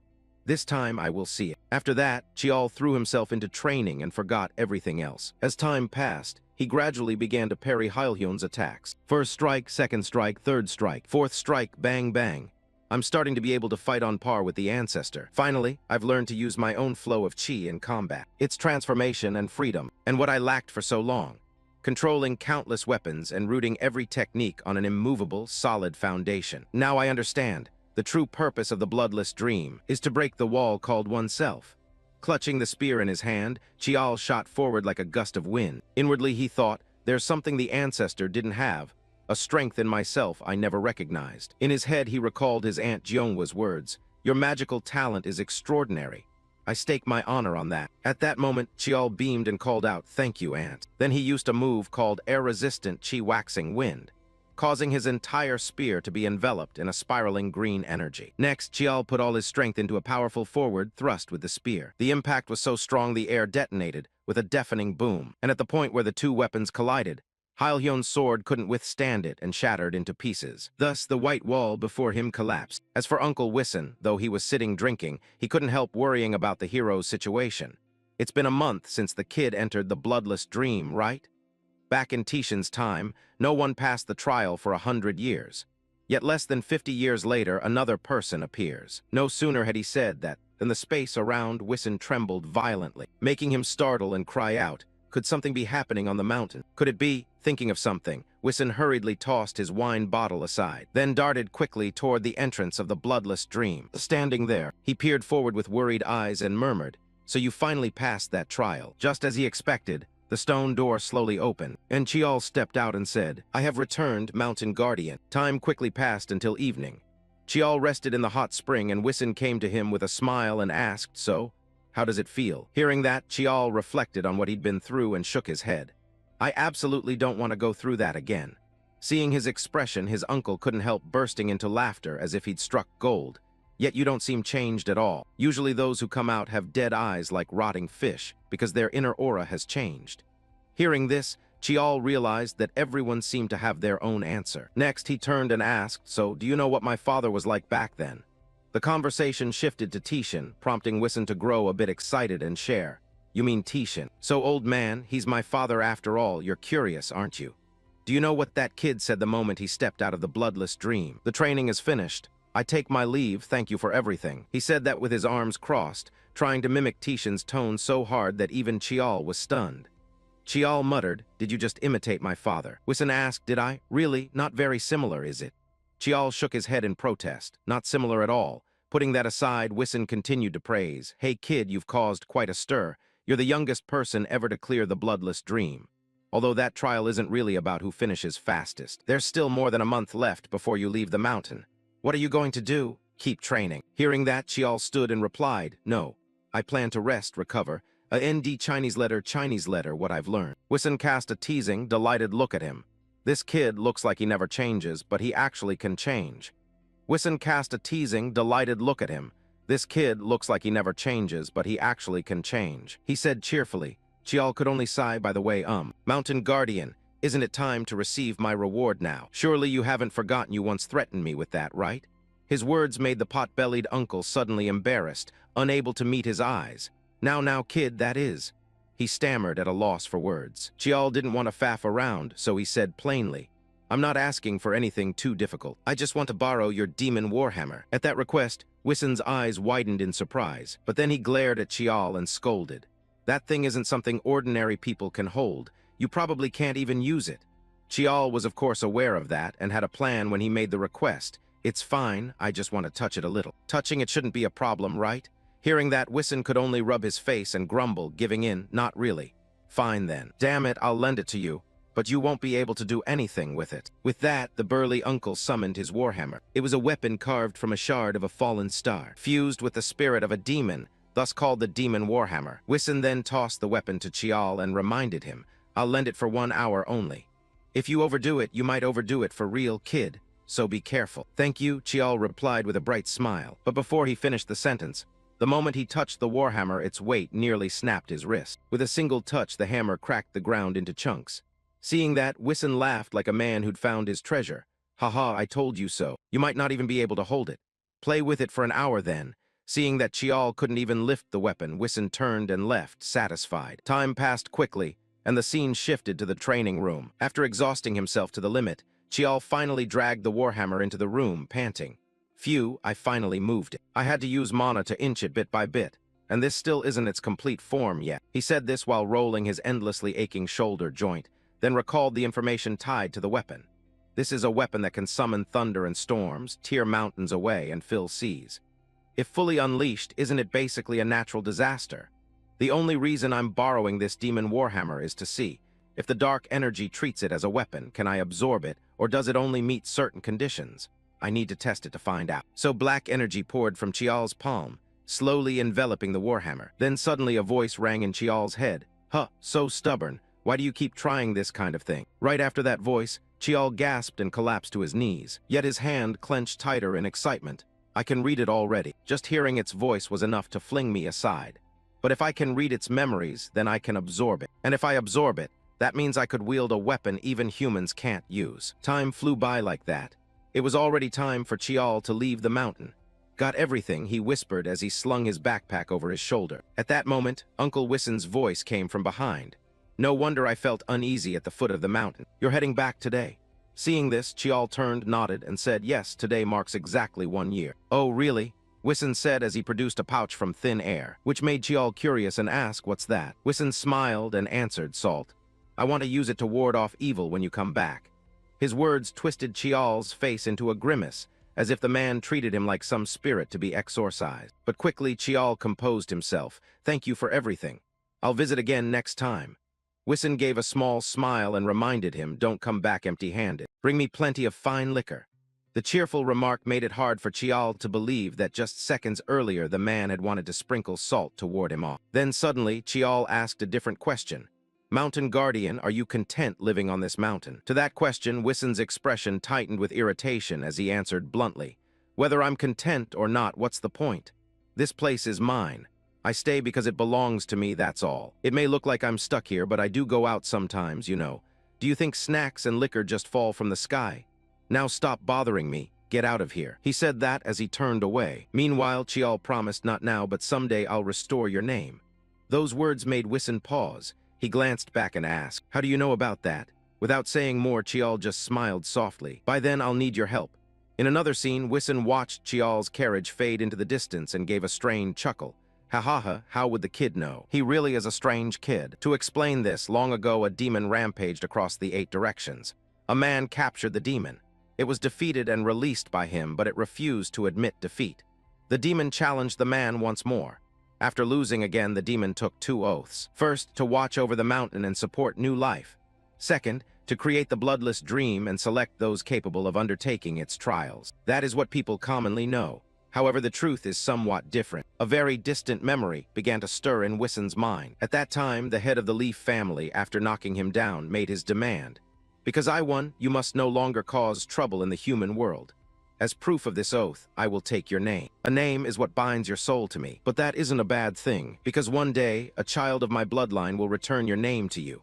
When that happens, our contract will be fulfilled. Thinking of those words, Wison sighed. I guess in the end it's not so bad. That bastard Hyun, really, will that kid be the one to accomplish it? Whatever. He said he'd reclaim my name, but then he just left like that, making me hold on to hope like this, damn it. I need to use more salt on him. Wison grumbled as he stormed back up the mountain. Meanwhile, Chiol had returned to his clan. The sky had already gone dark. I stalled at Mount Sungmu to seal things, which took a good amount of time, he thought. When Chiol arrived, Steward Choi, having received prior notice, came out to greet him. Long time no see, young master. Are you well? Seeing him, Chiol suspected Tishin might want to see him, so he asked right away, Father sent for me. Mr. Choi nodded slightly and made way for him. Yes. I'll have someone carry your things in, so please go to the main hall to meet the head of the family. And so Steward Choi began to lead Chiol. However, when Chiol tried to enter the master's study, the old man stopped him. Not that way, young master, this way. As they walked, Chiol began to realize where they were headed. This path must lead to the master's private training room. Sure enough, inside the training room, Tishin was practicing swordplay. Hearing footsteps, the uncle turned and said, "Oh, you're here." On Chiol's side, after entering, he felt his father's strength even more clearly. Inwardly, he thought, I'm not as surprised as before. I still can't gauge my father's level. Then he bowed slightly and greeted, Father, are you well? Tishin coldly nodded and said, It seems you've made some achievements out there, haven't you? Hearing that, the protagonist replied modestly, Yes, but when I see you, I know I still have many shortcomings. His words caused Tishin's face to relax slightly into a smile. You learned how to flatter people out there. If so, I'm disappointed in you. Seeing his current expression, Chiol was a bit surprised and thought to himself, damn. That was just a joke a moment ago. Father is smiling. At that moment, Steward Choi spoke up. The tea is ready, sir. Tishin calmly thanked Mr. Choi, then asked Chiol to follow behind him. Next, once the two were seated at the tea table, Tishin seriously asked, How have you been lately? I don't want to hear only from your performance reports. I want to hear your thoughts, so I had you summoned privately. At his father's question, Chiol's hands involuntarily clenched. If you want to hear my true thoughts, then blah blah blah. And with that, the protagonist began to speak out everything he felt. Meanwhile, Uncle Tishin had his own thoughts. This strange feel. Summoning you wasn't to hear a report of your achievements, but to hear your thoughts on this training. It's also the first time. After listening, he calmly sipped his tea and whispered, Is that so? You didn't waste your time, did you? Chiol smiled and replied, I didn't want to squander the time you granted me. Before he could enjoy that line of praise for more than a few seconds, Tishin's voice turned colder and demanded, Is that why you came back late today? In response, Chiol said he stopped at Mount Sungmu to pay respects to the ancestors. That's all, sir. That's all? His uncle frowned, asking in a tone that suggested he didn't believe his son really only stopped to bow to the ancestors. Knowing this was inevitable, Chiol answered plainly, I wanted the elders to witness the moment. Across from him, suddenly, a terrifying pressure radiated from the head of the family. His face darkened as he growled, You've had a little success and already gotten arrogant. You're saying that in front of me? You went to the mountain, paid respects to the ancestors just to boost your reputation. Under his spreading pressure, Chiol doubled over like a shrimp, teeth clenched against that fearsome force. Inside, he cried out, this overwhelming pressure. His face darkened as he growled, You've had a little success and already gotten arrogant. You're saying that in front of me? You went to the mountain, paid respects to the ancestors just to boost your reputation. Under his spreading pressure, Chiol doubled over like a shrimp, teeth clenched against that fearsome force. Inside, he cried out, this overwhelming pressure. But because of the seal, I need to go to Mount Sungmu regularly. I can't always have an excuse to go there. Then Chiol summoned all his wits and blustered, It's not just talk. I want them to see the traditions and the acts that show respect. They may have raised me as a bastard, but I carry the illustrious Lee blood. I dare to stand and set an example for others. Hearing this, Tishin seemed a bit satisfied. He withdrew his pressure and nodded slightly, saying, "Good. This time I'll let you off, but don't get complacent because of it." Chiol nodded repeatedly. "Yes, I'm sorry, father." Then Tishin asked again, "One more thing, there's something you still haven't told me. I permitted you to go to Thien Vi Mountain, but I did not permit you to take part in the bloodless dream trials. You only asked me to let you train there. Lying to your father warrants punishment. Follow me." Saying that, he drew his weapon and challenged his son. "Draw your weapon. I'll see what you've gained while you were there." Elsewhere, Steward Choi seemed to have anticipated this and hurried off, bringing the black sword to Chiol so he could be prepared to take his father's blows. Only then did Chiol finally understand why he had been led to the training hall. "So this is why they brought me to the training ground. It seems father intended this from the start. He knew everything, didn't he?" Thinking that, he suddenly refused to take the black sword. Instead, Chiol transformed his conductor substance into a long sword. And indeed, when that sword suddenly appeared, Choi did not seem overly surprised. Instead, he calmly said, "Charge." Hearing that, the protagonist didn't hesitate and immediately activated his demon eye skill to probe Tishin. However, moments later, his eyes widened as he stared ahead. "Impossible. I can't see anything, not even mana or the flow of aura. So my demon eye still isn't strong enough to perceive it. I don't need to use it anymore. It only distracts me further. Against father, there's no need to probe. Just put everything into a single strike." Thinking that, Chiol pushed all his weight into his souls and sprinted forward. At the same time, he activated his Mugen First Form skill, Demon Break, causing his sword to be enveloped in a blue radiance, then fired forward like a laser beam. For this attack, Chiol even infused it with wind and ice aura. And yet it still didn't cut through him. Tishin, he should at least create some aftershock. That was what Chiol had hoped for. However, in response, Tishin only gave a very light swing of his sword and easily shattered Chiol's powerful attack. The shockwave from the collision of the two strikes cracked the training ground into pieces. Afterwards, Tishin asked in a low voice, "Is that the answer you found after meeting him?" Chiol replied with a firm tone, "Yes, a power that no one else possesses but me. To continuously break and hone that power, aiming to build an unshakable foundation. That is the answer I have found." Chiol's voice rang out with certainty. A talent unique to him, something only he owned, and to keep innovating and perfecting that talent to build an unwavering base. He gripped his sword tightly, furrowed his brow, eyes full of confidence and unshakable resolve. That was his answer. Tishin stared at Chiol's determined gaze and thought to himself that his son had chosen a hard path. He frowned slightly, harboring his own thoughts, but realized the boy would neither collapse nor bow his head. Then Tishin flicked his hand and spoke, "Good. So how was the trial inside the bloodless dream?" Chiol loosened his grip on the sword. It glowed and then gradually faded. A bit anxious, he answered, "I can't fully put it into words." Standing on the cracked tiles left by their fight, Tishin said sternly that if he couldn't express it, then it meant it hadn't truly become his. Tishin handed the sword to the steward beside him and continued, "In fact, that attack just now wasn't your strongest move, was it?" Chiol clenched his hand and hesitated before answering, "Yes, I know." At his answer, Tishin grew pensive and unreadable. Then Tishin clasped his hands behind his back and turned to walk away, saying, "You entered the bloodless dream without permission. If you show mediocrity again, I will punish you." Chiol immediately bowed deeply and said loudly, I'm sorry, father." The next question from him caught Chiol a bit off guard. "What do you intend to do from now on?" With a serious look, Chiol stepped up behind Tishin and slowly said, "About that, I have something to report to you, father." He gave a slight nod in return. "Go on." Granted permission, he began to explain, "From now on I must go through the Academy's third-year program. But as you know, I surpassed that level long ago." The moment he finished, Tishin spoke coldly, making him swallow nervously and get to the point. Chiol stepped forward and said, "I want to experience the world."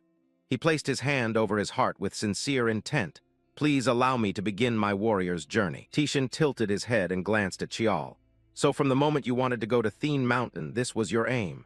Chiol nodded decisively, "Yes, that's right." Then Chiol hesitated for a moment before continuing, "However, the bigger reason is that I want to increase my own strength." Tishin bowed his head slightly, his eyes full of thought.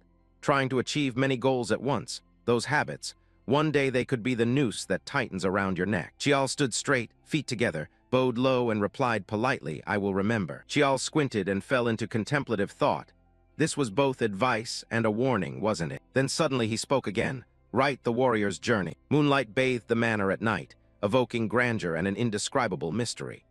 The warrior's journey is the ultimate trial that direct descendants of the ancient Lee Marshall family must undergo. Receive no help from the clan, train in martial arts until you mature, then return. There's no fixed exam, but you must achieve results that everyone acknowledges. Chiol clasped his hands behind his back and stood in the large courtyard lost in thought. At 15, he was still very young.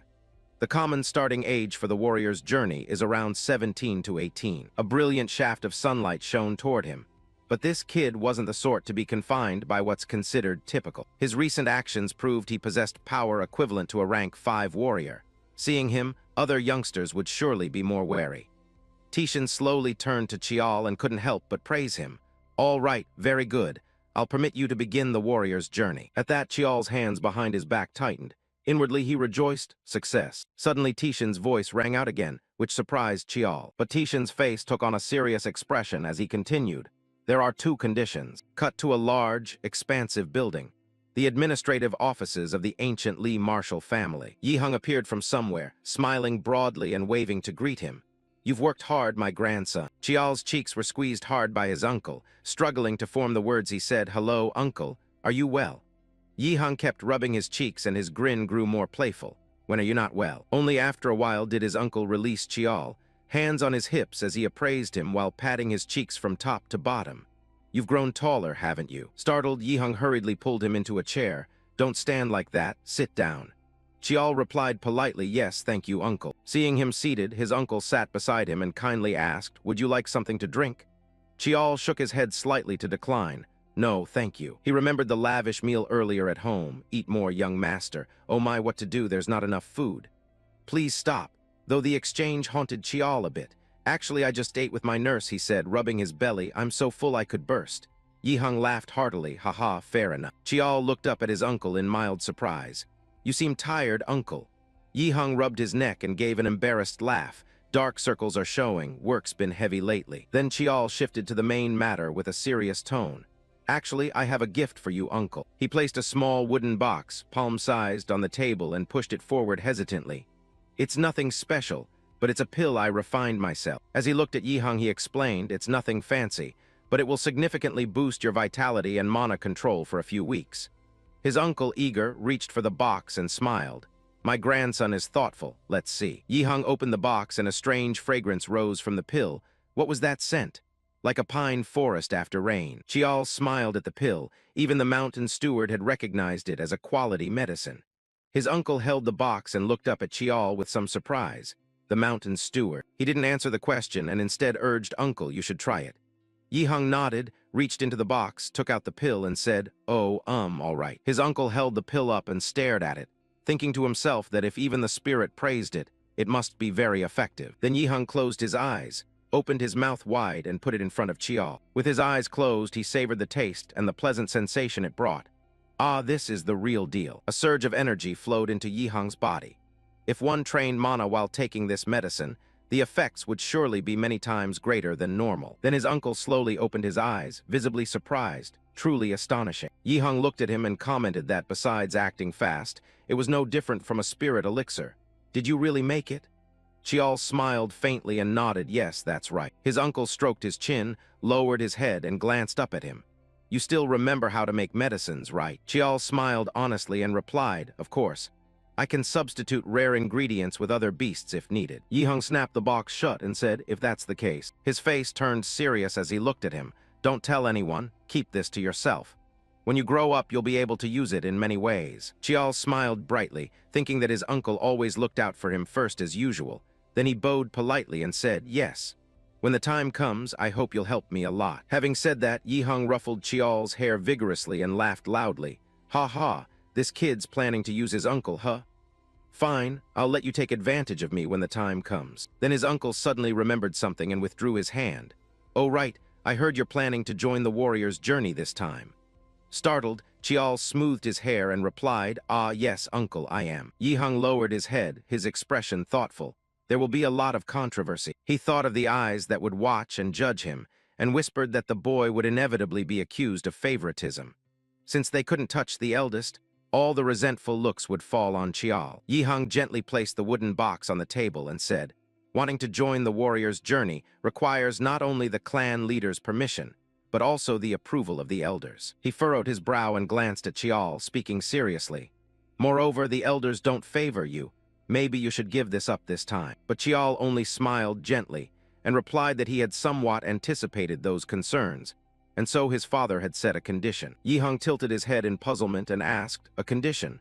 Chiol nodded quietly, yes. Then he looked up at his uncle earnestly and said, "Because of that, I need your help." Chiol flung the door wide open and said excitedly, "It's been a long time since I've been back here." He stepped inside and began to spin and stretch, wondering whether he should warm up a bit. Suddenly, the sound of pounding footsteps rang out, and Chiol's expression showed helplessness. "I'm here." Jiowa burst through the door excitedly, grinning broadly as she called out, "My dear nephew." In an instant, her excitement turned to fury. She spat each word, "You little brat," then lunged, grabbed his collar, and shook him wildly. "How dare you? You should have come to see me first, you ungrateful thing." Chiol panicked and slapped her hands away, shouting, "I was busy. How could I have come?" Only then did Jiowa let him go, and jealous said, "I knew you went to see second uncle first." Chiol desperately rubbed his sore neck and replied with difficulty. Only then did Jiowa let him go, and jealous said, "I knew you went to see second uncle first." Chiol desperately rubbed his sore neck and replied with difficulty. Suddenly Jiowa's voice turned serious, drawing his attention. Yet she reached out to ruffle his hair proudly and kept praising him. "My nephew has grown up. Your mana has nearly doubled, and your meridians are much firmer." Chiol didn't hesitate to boast about his trining Chinese letter. "I've mastered all the aura techniques I learned before." Seeing this, Jiowa grew even more delighted. "Really? Then you've reached 3-star sorcery." She smiled, turned to leave, and said, "You still need to sharpen things a bit. I've got a gift for you, darling. I've finished the incantations for the other aura skills. Want to try them now?" He hurriedly replied, "Auntie, sorry, but I probably can't do it right now." Chiol's words made Jiowa pause for a moment. He felt a bit guilty and stammered an explanation. Just then the door opened again. "Well, I'm going to be pretty busy today." A familiar voice rang out, causing both of them to turn and look, still as close to her as ever. Soft footsteps set down on the floor. Myeonjung smiled kindly and stepped forward at Chiol's call. "Big brother." In the training room filled with combat equipment, Jiowa's determined voice called out, "I told you I'm busy." She angrily poked his arm repeatedly while scolding him, leaving Myeonjung only able to smile helplessly. "Now you're appearing to train the youngest?" "Lies." He scratched his neck and hurriedly explained, "I really am busy. But I did try to help you arrange some incantations, didn't I?" Seeing that, Chiol felt a little down, thinking to himself that he even had to ask his busy big brother for help. Then Myeonjung turned to him with praise. "Anyway, your notes are great. They helped me a lot in training." Chiol forced a smile and replied, "Really? That's good, haha." His eyes lit up and he asked with a smile, "But are you still okay, brother?" He moved in close and answered mysteriously, making Chiol puzzled. I'm fine, however." Myeonjung then threw an arm around Chiol's shoulders, pulled him close, and ruffled his hair hard. "You left for Chinwissen without telling me." Chiol giggled and replied, "Sorry, I was on duty then." Being patted on the head, Chiol beamed brightly. Then after returning home, he was summoned again by his father. Myeonjung recalled his conversation with Tishin in the study. "I need you to teach the basics of martial arts to the youngest. Will you do it?" He widened his eyes at the unexpected request and asked, "What?" Myeonjung thought to himself that he would surely teach better than the elders. He rubbed his chin in thought, but Tishin wasn't one to fuss over such matters. Then Myeonjung bowed and quickly accepted. "Yes, I'll teach him." Just as he placed his hand on the door, Tishin's voice called out, "You should prepare to leave." Myeonjung turned and gave a small smile. "Thank you, sir." He walked across the courtyard lost in thought, vacuous dreams. Even he had never been allowed that trial and at his current rate of progress. At that thought, Myeonjung broke into a satisfied smile. Now he understood why Tishin ordered him to teach the basics. The two shared a silent harmony of thought, understanding each other. Tishin wanted him inspired by watching the youngest, or perhaps he wanted competition. On the wide hallway, Myeonjung strode with determination. "All right, I need to see firsthand how far he's come." Then he reached up and gently ruffled Chiol's hair. 20 years, no, maybe just 10, he might even catch up faster than that. He looked up at Myeonjung and earnestly said, "Sorry to bother you while you're so busy." Then he removed his hand from Chiol's head and replied generously, "It's fine. Right now I'm the only one free, and I'm keeping the Menhieo Gijian." Within their bodies, a rich current of energy continually flowed.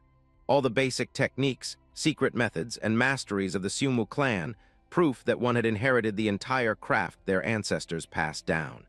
It's called the full succession, and it's also one of the conditions my father set for my warrior's journey, to receive all the Sumu clan's foundational martial arts. Chiol smoothed his hair and asked Myeonjung with some hesitation, But will you really be the one to take charge, big brother? Aren't there elders at the academy? He asked him, a bit surprised. You think you'll be properly taught by them? Myeonjung rubbed his forehead helplessly and forced a smile as he revealed the truth to Chiol. The dirty tricks during instruction, the ambushes at naming ceremonies, the political sabotage in promotion exams, being shoved into the worst training class. You opened my eyes to a different perspective, and turning to him, Chiol said, "Thank you for everything." Myeonjung understood, patted Chiol's shoulder there. His gaze grew pensive. Beyond that, you've grown to this level. Myeonjung looked at him half as the man he knew, half as the overflowing current of energy running through his body. Before, when he concentrated, he could still see the flow of mana in him, but now, in some ways, he couldn't even predict it. Then he smiled and ruffled Chiol's hair proudly. "Even so, I wouldn't mind if you caught up. I'm very proud of you." Seeing that, Chiol called out helplessly, "Big brother, it seems you aren't paying much attention to me right now. I still want to be the big brother you look up to, but..." Jiowa suddenly appeared between them with a grim expression and a low, threatening voice.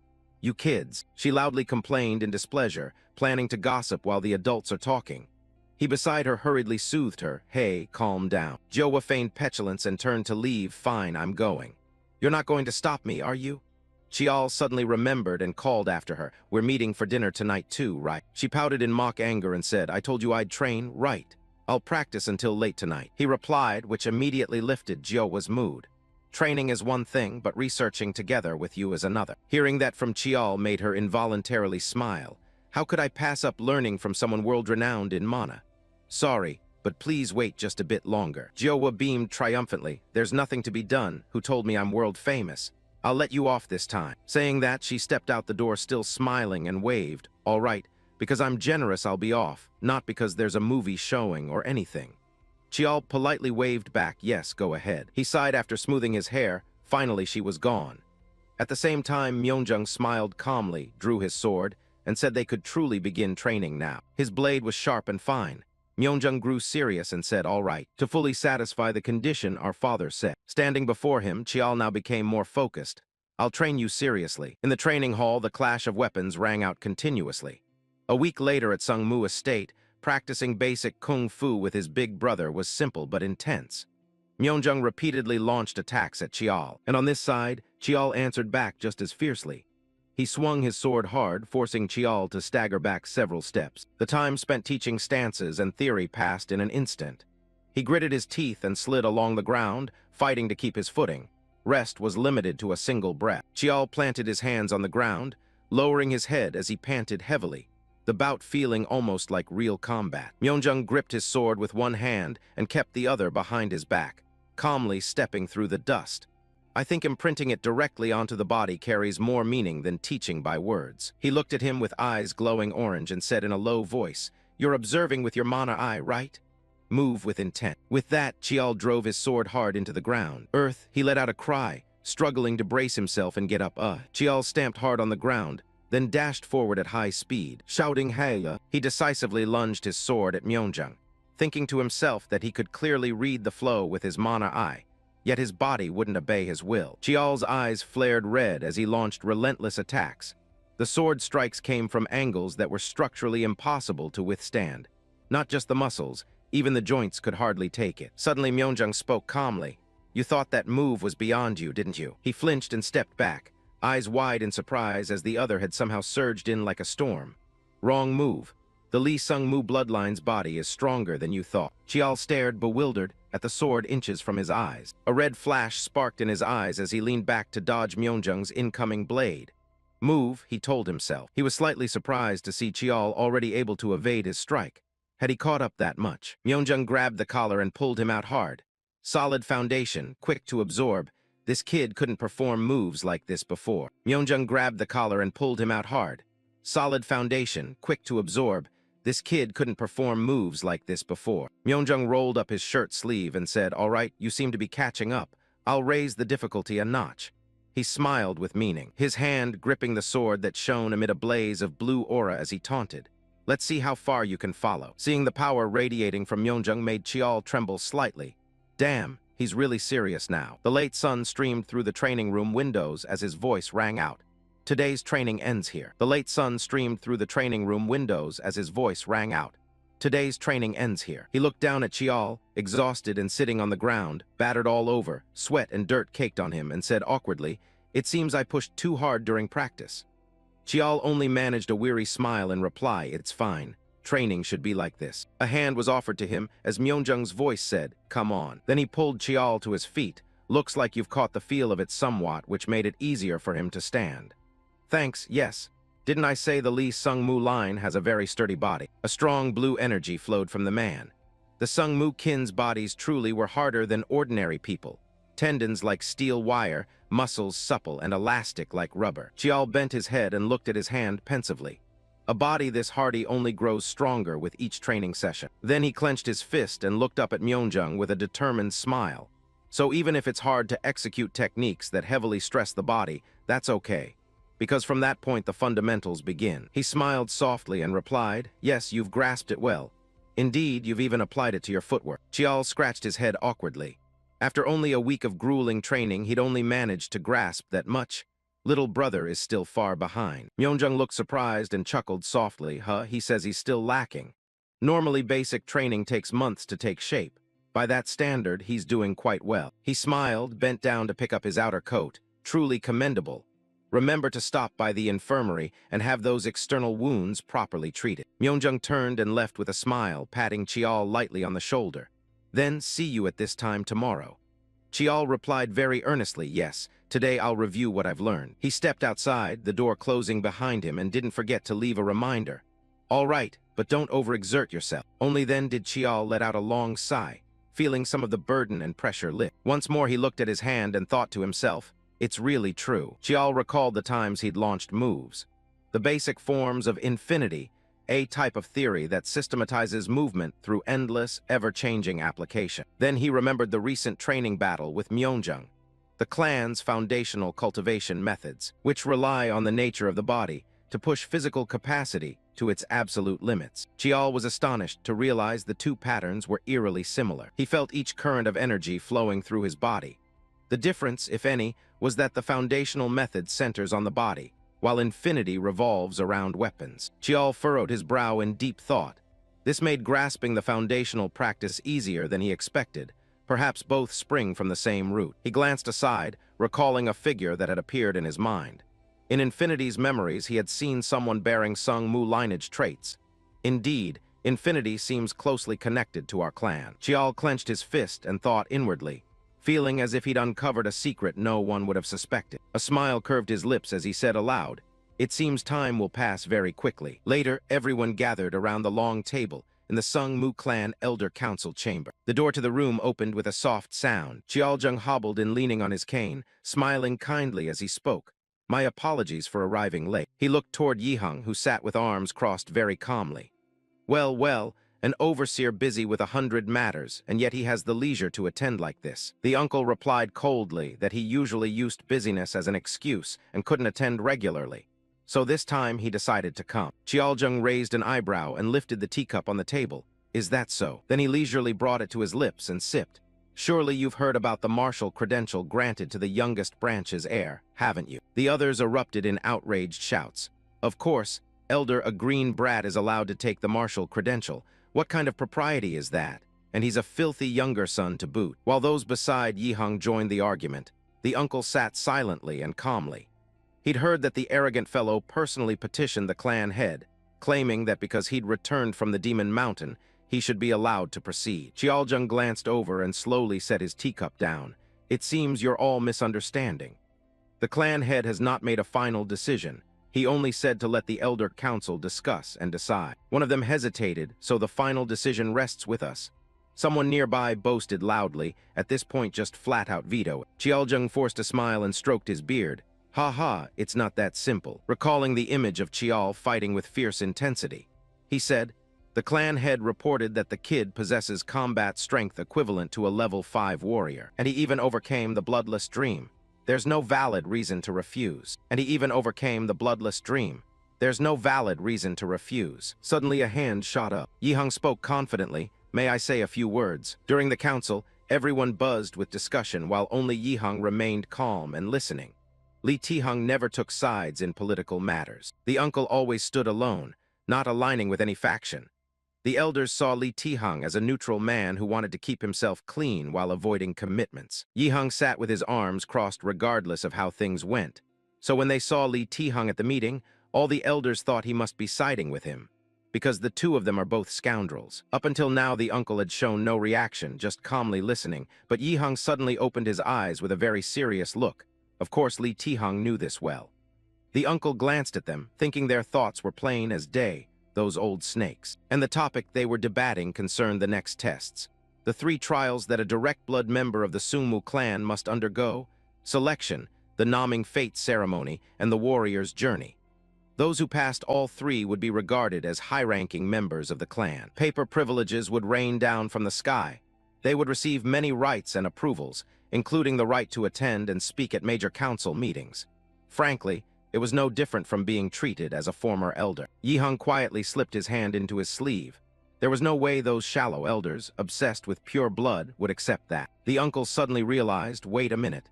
This kid, don't tell me he brought that miracle elixir just to ask for this favor. Yihang sighed softly, sounding somewhat troubled. Chiol, I really don't know if this is the right thing to do. The uncle politely raised his hand and said, may I express an opinion? Yihang's unprompted move also caught Chialjung's attention. What does the overseer want to say? Then he smiled and said with implication, I've heard the overseer is rather close to that kid. The uncle inwardly felt disgust and thought his tone was truly cutting. But outwardly, Yihang showed enthusiasm and friendliness without revealing any weakness. With such effort, how could I hate the boy? Chialjung propped his hands on the table and rested his chin, as if probing the uncle. However, I think this matter is getting a bit out of hand, he said. You think it's gone too far? Yihang remained unruffled and calmly replied, yes, the boy has sufficient evidence, but we cannot ignore tradition and procedure. I think the youngest should understand there are things a person cannot do just because they want to. Chialjung laughed smugly, not noticing the corner of Yihang's mouth curl into a smile. Ho, I thought the overseer disliked all those traditions and protocols. The uncle bristled inwardly, thinking, what a meddlesome old man. But outwardly he had to maintain his image and proper demeanor. It's not that I don't understand their importance. I just want to avoid them because, as a man of progressive ideals, handling issues so rigidly can cause trouble. Seeing that, he nodded slightly. I understand your meaning, overseer. Chialjung tilted his head and asked, so, what solution do you propose? In the council chamber, Yihang's calm voice echoed. If the council has no reason to refuse, we just need to create one. Honestly, this issue isn't that complicated. The uncle placed his hand neatly on the table and spoke confidently. Ultimately, the only problem is that the youngest hasn't proven himself yet. Chialjung glanced at Yihang with meaning. Didn't the clan head acknowledge that he has strength equal to a level 5 warrior? The uncle refused to back down and immediately retorted, but can the clan head publicly declare that? He narrowed his eyes with a look of scheming calculation. Yihang placed both hands on the table, clenched them, and continued then. The uncle gritted his teeth, thinking to himself, let the brat do as he pleases. Yihang straightened and looked directly at everyone, declaring firmly, I think we simply need to create an opportunity for the boy to prove himself. Chialjung, surprised, hurriedly asked, you mean create an opportunity? You don't mean a match, right? The uncle nodded, confirming confidently, causing the other sect heads to murmur. That's right. Considering what the youngest has done, we won't refuse. He lifted an eyebrow, his eyes deep with implication as he slowly asked, then who should he fight? Yihang confidently suggested, wouldn't the person who most recently completed the warrior path be the best match? But the 7th young master, Yihak, would never agree to this. It doesn't suit his style. Chialjung stroked his beard thoughtfully, imagining Xiao Ah fierce and brandishing a knife. What about the 6th young master? The uncle nodded softly. Wouldn't Xiao Ah be a suitable choice? If there's an issue, we can set limits for Xiao Ah. He felt quite pleased, thinking to himself, not a bad idea. Chialjung could already picture her hateful face when they met again. Besides, as Madame Beek said, the 6th young master harbors strong hostility toward that kid. He smiled and spoke a bit louder. I think this approach isn't bad. What do the other elders say? The others had no objections. I also think this plan is pretty good. It's acceptable to me. Everyone agreed with the proposal. If the chief elder had consented, none of them would object. Then Chialjung's voice rose. Then let's adjourn the meeting. In the waning light, a voice praised, you did well today, overseer. Yihang stopped and turned great elder. Chialjung stepped through the doorway against the light, hobbling along with his cane. He smiled kindly and probed the uncle. It seems I misjudged you. What made you change your mind so quickly? Yi Hung replied calmly, as I said earlier. Chiol tapped his cane and nodded in understanding. I know well your loyalty to the clan. Suddenly he struck his cane down hard on the wooden floor. But listen, Overseer. Chiol eyes had taken on a different look, his voice carrying a warning. In performance, even the smallest details matter. Yi Hung only grinned sheepishly and scratched his neck, replying, Performance? I don't really know what you mean by that. Every word he spoke caused the uncle to pause. His eyes, his tone, every single word. Then Chiol smiled and walked past Yi Hung, but didn't forget a gentle reminder. You, Overseer, keep calling him the youngest, while everyone else calls him a bastard. As the uncle's polite expression hardened, no longer as cordial as before, Chiol back receded down the dim corridor. His low voice carried, after all. In the training hall, the aftermath of the previous battle, cracks and breaks in the floor, still remain. 3 weeks later at the Sumu grounds, Chiol's confident voice rang out. Today might mark the end of this training session. Myeonjung feigned surprise, then watched as he drew his sword from its scabbard and said, Really? You were beaten to a pulp just yesterday. Chiol leaned in, assuming a ready fighting stance. Don't you also feel the same way, senior brother? Chiol leaned in, assuming a ready fighting stance. Don't you feel the same way, senior brother? Without another word, he swung his sword and charged at him. Chiol frowned, watching Myeonjung's every motion intently. He raised his sword and successfully blocked the strike. Then Chiol swung his sword and knocked Myeonjung back. Myeonjung grinned with delight and launched another attack, praising him. Nice stance like that. Chiol continued to block Myeonjung's next strike. His eyes suddenly gleamed gold. Through training, his sixth sense and mystic sight could trace every path of the blade. At that moment, Chiol lunged and raised his sword, seizing the initiative to attack. I can block them all. His eyes went blank and soulless as he slashed down at Myeonjung. He could also parry the blow from him. The clash of the two created a small shockwave that sent dust and debris flying in all directions. Myeonjung gripped his sword, was knocked back by Chiol and skidded across the ground, and he couldn't avoid being thrown clear. Seeing that, he couldn't help but laugh. Myeonjung sat on the sandy ground holding his head and laughed loudly. You've mastered the basics. Took you 3 months to get there. You're a genius. He exhaled and, still dizzy, rubbed his head thinking. 1 week to grasp them, 2 weeks to internalize them, and only 33 days to apply mana and perfect them. Chiol stared at Myeonjung's outstretched hand. He never failed to surprise me. He smiled brightly and said, I hereby officially recognize that you've fully mastered the basic skills. Myeonjung's clear voice echoed in his ear, and it seemed he hadn't just learned them. He'd gained something more. Chiol smiled, both pleased and resigned. I really can't hide anything from the senior. He reached up, took his hand, and replied, Yes, I'm also training my teleportation. Do you want to help? Myeonjung immediately asked. They clasped hands warmly. Chiol gladly answered, I'd be grateful if you would. Fog hung thick among the withered trees. Black, twisted branches reached up, bleak and cold. A powerful slash drove down and extended, accompanied by a curse. Those pathetic, useless ones always put on a show of bravado. Chiol shoved her hands into her pockets, her face registering sheer boredom. She lowered her head, her expression darkened. It's all that bastard's fault, stuck with these annoying tasks. Chiol walked through the puddled, uneven ground, her mother still angry. She stepped over many monster corpses, muttering as she went, all of this, it's all because of him. Suddenly one monster corpse twitched. It let out a loud roar, gaping its mouth and baring jagged teeth as it lunged at Chiol like it wanted to swallow her. Chiol, hands in her pockets, walked on calmly. A flash of blazing red streaked through the air. The dagger, wreathed in crimson mana, drove straight into the monster's skull. Furious, she raised her hand, flames flaring around it. Eyes wide, she shouted, I told you I'm bored. Chiol stared, stunned, as the blazing dagger pierced the monster's head. She reached in and decisively pulled the dagger out of its head. Chiol then sheathed the dagger back into her hand. This is my 21st task. She clenched her teeth in anger. They're all annoying chores like exterminating rampaging monster packs. Normally, I only do 4 or 5 jobs a year. Then Chiol strolled through the dark, freezing forest. The 5-year pledge has finally passed, and when I return to the clan, that arrogant bastard will be back too. Suddenly, a mysterious shadow appeared behind her and bowed respectfully. Greetings, Miss Luck. Chiol widened her eyes and glanced at him. A deep voice rang out, state your identity. He answered honestly, I'm Gaguk, Team 12 of the Black Sword Corps. Hearing that, she flinched, spun around, and hurriedly asked, the Black Sword Corps. Chiol looked at the masked stranger and, with a puzzled tone, placed a hand over her chest. What brings the clan leader's personal guard here? His face was hidden behind a mask so you couldn't see his real features. Only his voice could be heard. I bear a message from the clan leader. Then he whispered something indistinct. Upon hearing it, Chiol gave a cold laugh. Oh, that arrogant bastard. A chilling, raucous laugh burst from her. She then drove the dagger repeatedly into a nearby tree. Chiol lowered her brow so her expression was unreadable. Perfect timing. He's just dug his own grave with his own hands. She wore a crooked, mocking smile. Her eyes widened and her shrill laugh pierced the air. So the clan leader is really something, huh? Then Chiol glanced back at the man and said to him, "Tell him I've received the message." His respectful voice answered, and then he vanished. "Yes, miss." She gripped the dagger until sparks seemed to fly, thrilled. "I'm really looking forward to this." Saying that, Chiol drove the dagger harder into the tree, mana flaring brightly. "I'll crush you into the mud, Li Chiol." On a clear, beautiful morning, Chiol approached, gently opened the door, and leaned in to peek. "Sorry I'm late, sir.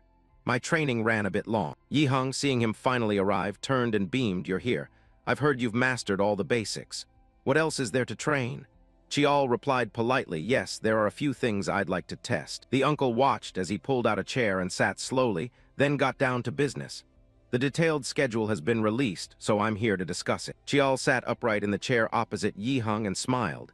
"If there's an official notice, I'll come to see you." The uncle sighed deeply. Yihang looked him squarely in the eye and asked seriously, "Aren't you nervous?" Chiol remained calm and asked back, "What's there to be nervous about?" His gaze darkened slightly, and a knowing smile curved his lips. "Everything is unfolding just as I predicted." Chiol recalled everything he'd done before. His father had approved the warrior expedition but set 2 conditions. Then came the joint training sessions with Myeongjung. The first condition was to master all the basic martial techniques. Fortunately, thanks to what I learned from him and my studies of mana techniques, I managed it in a short time. The second condition, which Tishin told him, was the hardest for Chiol, to convince the chief elder. Chiol was taken aback by Tishin's words. "Sorry." Tishin looked at him seriously and said, "You may use any means necessary if you can't persuade them." The next thing Tishin said made Chiol a little anxious. The warrior expedition might not be approved. After that, he sat alone, racking his brain for every possible plan. In his current position, it would be hard to interfere with the elder's affairs. Suddenly, Chiol let out a sound, as if he'd realized something. He placed a hand on his chin and smiled confidently. "So I decided to create the most advantageous stage for myself." Next, Chiol went to see Yihang to ask a favor. Using a demonstration as an excuse, arrange a duel with Sixth Sister. Ask you to steer things that way so the chief elder will have no reason to refuse. At that point, he officially made a new move for himself. He wanted to manufacture a situation that would grant him the right to travel. The ability to turn situations around is essential for anyone entering politics, and this matter itself is part of the test. Yihang sighed again in a way Chiol couldn't quite read, and Chiol looked up. I just don't understand how you can stay so calm." He still answered calmly, "Is that so? Because I trust you've arranged it properly." The uncle held his head and shook it slightly. "That's not what I meant." Yihang spoke with worry. "That girl? I've heard you don't get along with her." Chiol sat silently, listening to Yihang. With Chiol's temperament, even a duel wouldn't end peacefully. Why pick her in this situation? He said calmly, "I'm settling a debt with Sixth Sister." No sooner had the words left his mouth than the uncle slammed the table and sprang up. Then Yihang shouted loudly, "Exactly." The uncle felt bewildered. He raised his voice. Couldn't that matter be postponed? Why force yourself into a situation like this? The hand resting on the table tightened slightly, and then he collapsed back into his chair. "It's not that I don't think you can do it." Yihang held his head, torn between sorrow, pity, and worry for Chiol. "I'm afraid you'll get hurt in some way." Seeing the uncle like that, he thought to himself, "Uncle, you really do care about me." Just then Yihang pulled a long face and wailed pitifully, "What am I to do now, Chiol?" And Chiol could only smile helplessly or leave it be. Chiol's gaze softened with feeling as he uttered his most sincere thanks. "Thank you for caring." He remembered the wild look in Chiol's eyes and the scrutinizing stares of the elders. Sixth Sister would likely try to beat him senseless, and the elders would have an excuse to bind him. He remembered the wild look in Chiol's eyes and the scrutinizing stares of the elders. Sixth Sister would likely try to beat him senseless, and the elders would have an excuse to bind him. Then he sprang to his feet and spoke solemnly, while reassuring Yihang, "If I lose, it'll be troublesome, but don't worry." Chiol clenched his fist and smiled with confident determination. "In this match, no matter what, I will win." Amid thunderous cheers across the stands, the central training ground lit up under the sun. The Council of Elders quickly issued the official announcement and pushed the duel forward, and soon the venue was set, the central training ground. In the brightly lit waiting room, the largest and most spacious training arena of the Sungmu clan, the same place where the selection ceremony was held. Chiol glanced around and, pulling on his black outer coat, thought to himself that they wouldn't let things pass quietly. He smiled lightly and exhaled. Without a doubt, this is the chief elder's plot. Outside was a vast arena with seating for a huge audience. The central training ground had stands encircling the central ring. Clearly, they wanted to publicly shame him and crush his morale. Chiol closed his eyes, took a deep breath, and exhaled. This won't be a problem for me. Suddenly, someone stepped forward and pulled the door of the room open. More importantly, Joa appeared, her beautiful face flushed with worry, stammering and unable to speak. He looked at her still fidgety, fingers twisting together. She'd worn that expression all day. Chiol stepped closer, puzzled, and asked, "Why are you looking at me like that? It's really making me uncomfortable." She sighed and brushed it off. "It's nothing." His voice was a bit loud, which made Joa flinch. "You've been like this all day. How can you say it's nothing?" She bowed her head and snapped angrily, "I'm sick of this clan deciding things on its own. I hate the whispers and backroom deals." Joa gripped the white dress she wore, bowing her head in worry. "She's a rank 4 warrior while you've just reached rank 5. The gap between rank 4 and 5 is enormous." Chiol looked at her calmly and said, "That's precisely why 6th sister will be restricted in magic. She won't be allowed to use secret techniques or finishing moves, right?" Joa hesitated with her head bowed. "Yes, I know." She held out her hands, clearly trembling, her voice trembling with fear and worry. "But what if you really lose?" Joa clutched her head in panic, eyes darting around as she whispered, I magic. If only I had trained you harder. If only I had revealed Mujuin to the clan earlier." Suddenly a clear, respectful voice rang out, jolting her, "Please stop, Elder Lee Kyunghwa." Gawa appeared beside them before anyone noticed. Smiling confidently, young master will win, just like he always has. She narrowed her eyes, stepped forward, put a hand on Joa's shoulder and reassured her, as his teacher, "Shouldn't you offer some encouragement?" Her eyes remained downcast. The weight and worry hadn't completely left her. Still, Chiol thought to himself as he looked at Joa that she trembled like a frightened fawn. She must have lost something in the Sungmu clan. A solitary image of her flashed in his mind. He didn't know her past, but if he wanted, he could easily investigate it all. Chiol, very clear-headed, pushed the thought away. Intentionally, he did not pursue it. Then he gently lifted his foot, because he believed that one day she would tell him her story herself. Chiol moved toward Joa with a bright smile and, instead of scolding, comforted her. Now's not the time to be down. You should be excited." Joa tilted her head, looking at his confident expression and smile, and brightened. Her golden eyes widened in surprise, lips parting at his suggestive words. And then came an even more unexpected twist. A voice called from outside, drawing Chiol's attention as he looked up. "Young master, it's time to go out." He didn't forget to turn and smile at Joa. "Watch closely, I'm not going to lose." Chiol grabbed his sword, gripped it in his palm, and strode out with confidence, radiant. "Cheer loudly from the stands. If you don't cheer enough, I'll be sad." He felt a flutter of nerves, walking down the long corridor toward the arena. "It's been a long time since I walked this hallway." Chiol suddenly halted, thinking to himself with some unease. "Since birth, I've been constantly trying to prove myself." Then he stepped forward decisively toward the light at the end of the long corridor. Now it's time to close that chapter of proof. Chiol tightened his grip on the sword and smiled, murmuring to steady himself, "Let's go." He entered the arena with a steady bearing. The stands around him were packed with spectators. They'd arrived very early. The atmosphere was wildly lively. Chiol quietly noticed the tier of seats closest to the arena. There sat Tishin with a stern expression, his wife beside him, father and Lady Beek, and the row of elders including Yihang and even Chialjung. Both he and the elders were present. Suddenly a sharp, acidic voice sounded that made him glance over. "Hey, you arrogant bastard of a bastard." Chiol stood opposite and spat with contempt. "You keep your head held high like that, huh?" She sneered to show her disdain. "I've never liked your neck." Chiol casually twirled the knife in her hand. "Just some bastard who always acts high and mighty.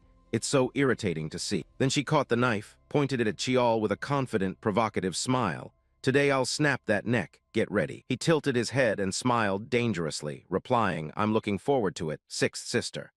The referee standing between them raised his hand and shouted, "Then begin now." The duel between Miss Yuck and the 9th young master starts. With the referee's go-ahead, both placed their hands on their weapons simultaneously, ready in the fighting stance. Ready. Chiol closed his eyes briefly to sense the air around him. The moment the referee shouted begin, he opened his eyes.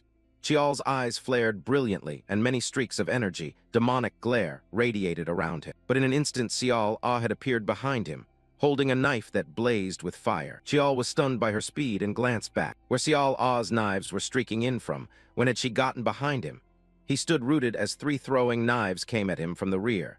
2 more blazing blades shot toward him from the front, 2 more in front.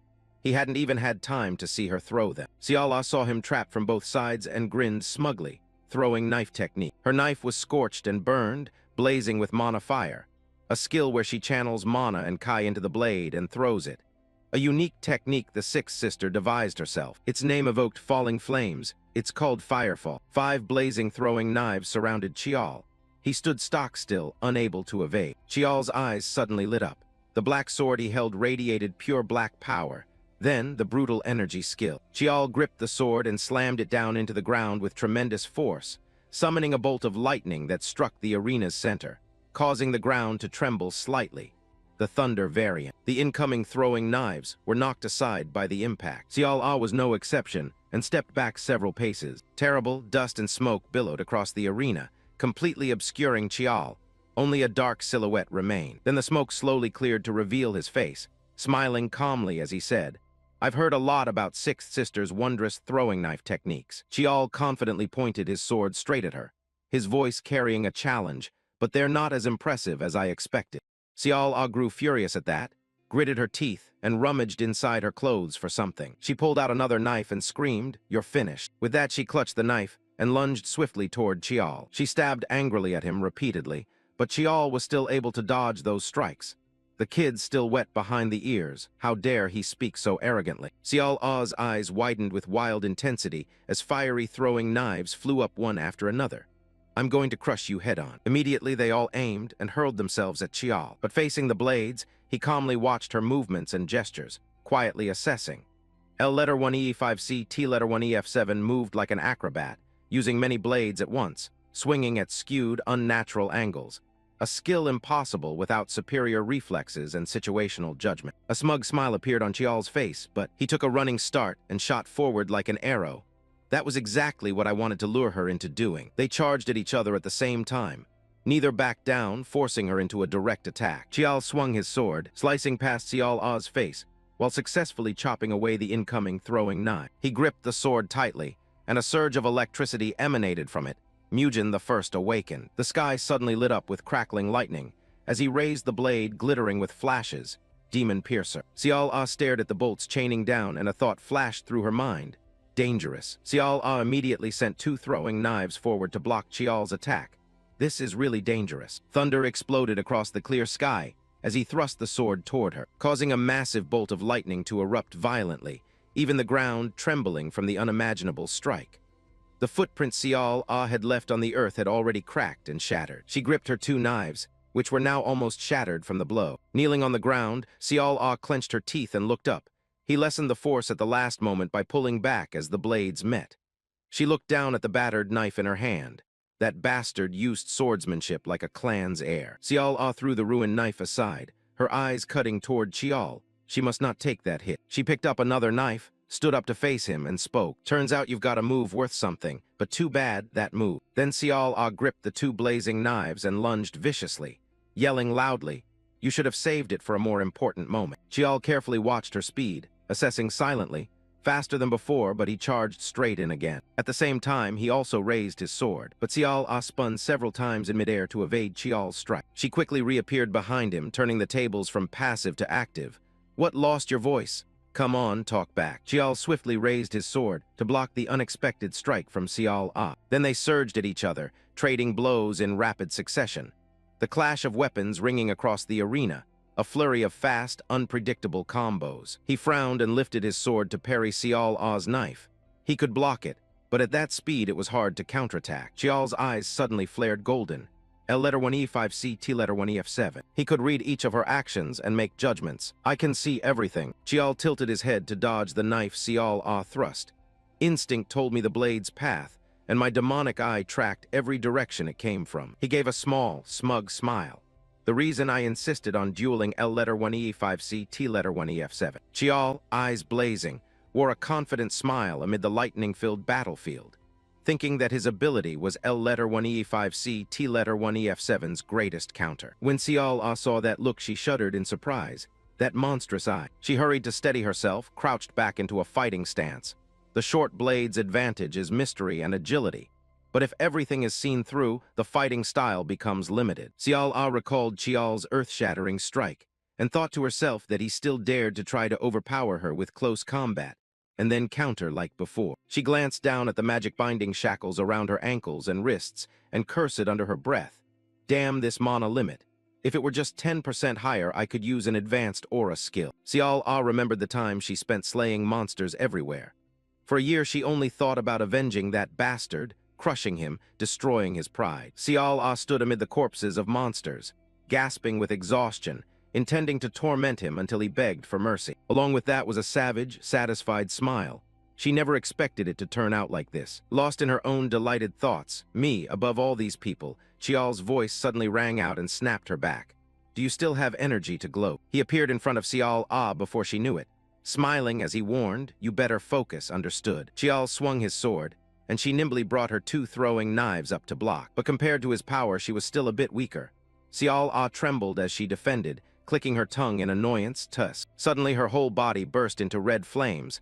I didn't plan to use this, which also surprised Chiol. A current of energy spread out and ran into his body. It moved toward Chiol's heart and wrapped around it, successfully sealing it tight. He stared down in shock, thinking that his mana channels had been blocked. Sensing something wrong, Chiol immediately leapt back a few steps. Chiol, seeing him retreat, taunted, so you can think too, huh? She screamed with a wild look in her eyes, no mana. You're just a useless bug. Chiol remained calm, watching Chiol and silently deducing that she was using a psychic ability. A kind of energy slips deep into the body to touch the heart within. A psychic power of L letter 1E5C, T letter 1EF7 Li Chiol that can bend an opponent's mana channels and misdirect control. That's a mana sealing technique. If the opponent's mana is stronger, it can resist, but if not, even if they know it, they're still bound. Chiol saw him rooted in place and jeered, you're done for. But there was something Chiol still hid deep inside. One thing L letter 1E5C, T letter 1EF7 didn't know.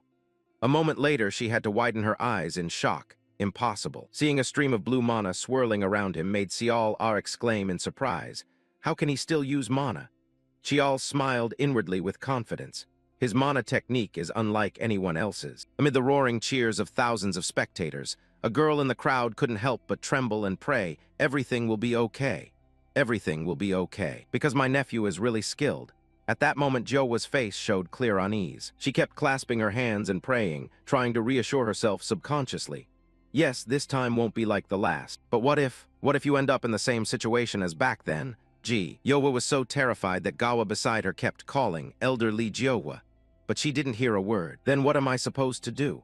She couldn't face reality, so the black-haired woman's eyes remained tightly shut. Suddenly, the commentator's voice cut through Jowa's thoughts. He's okay.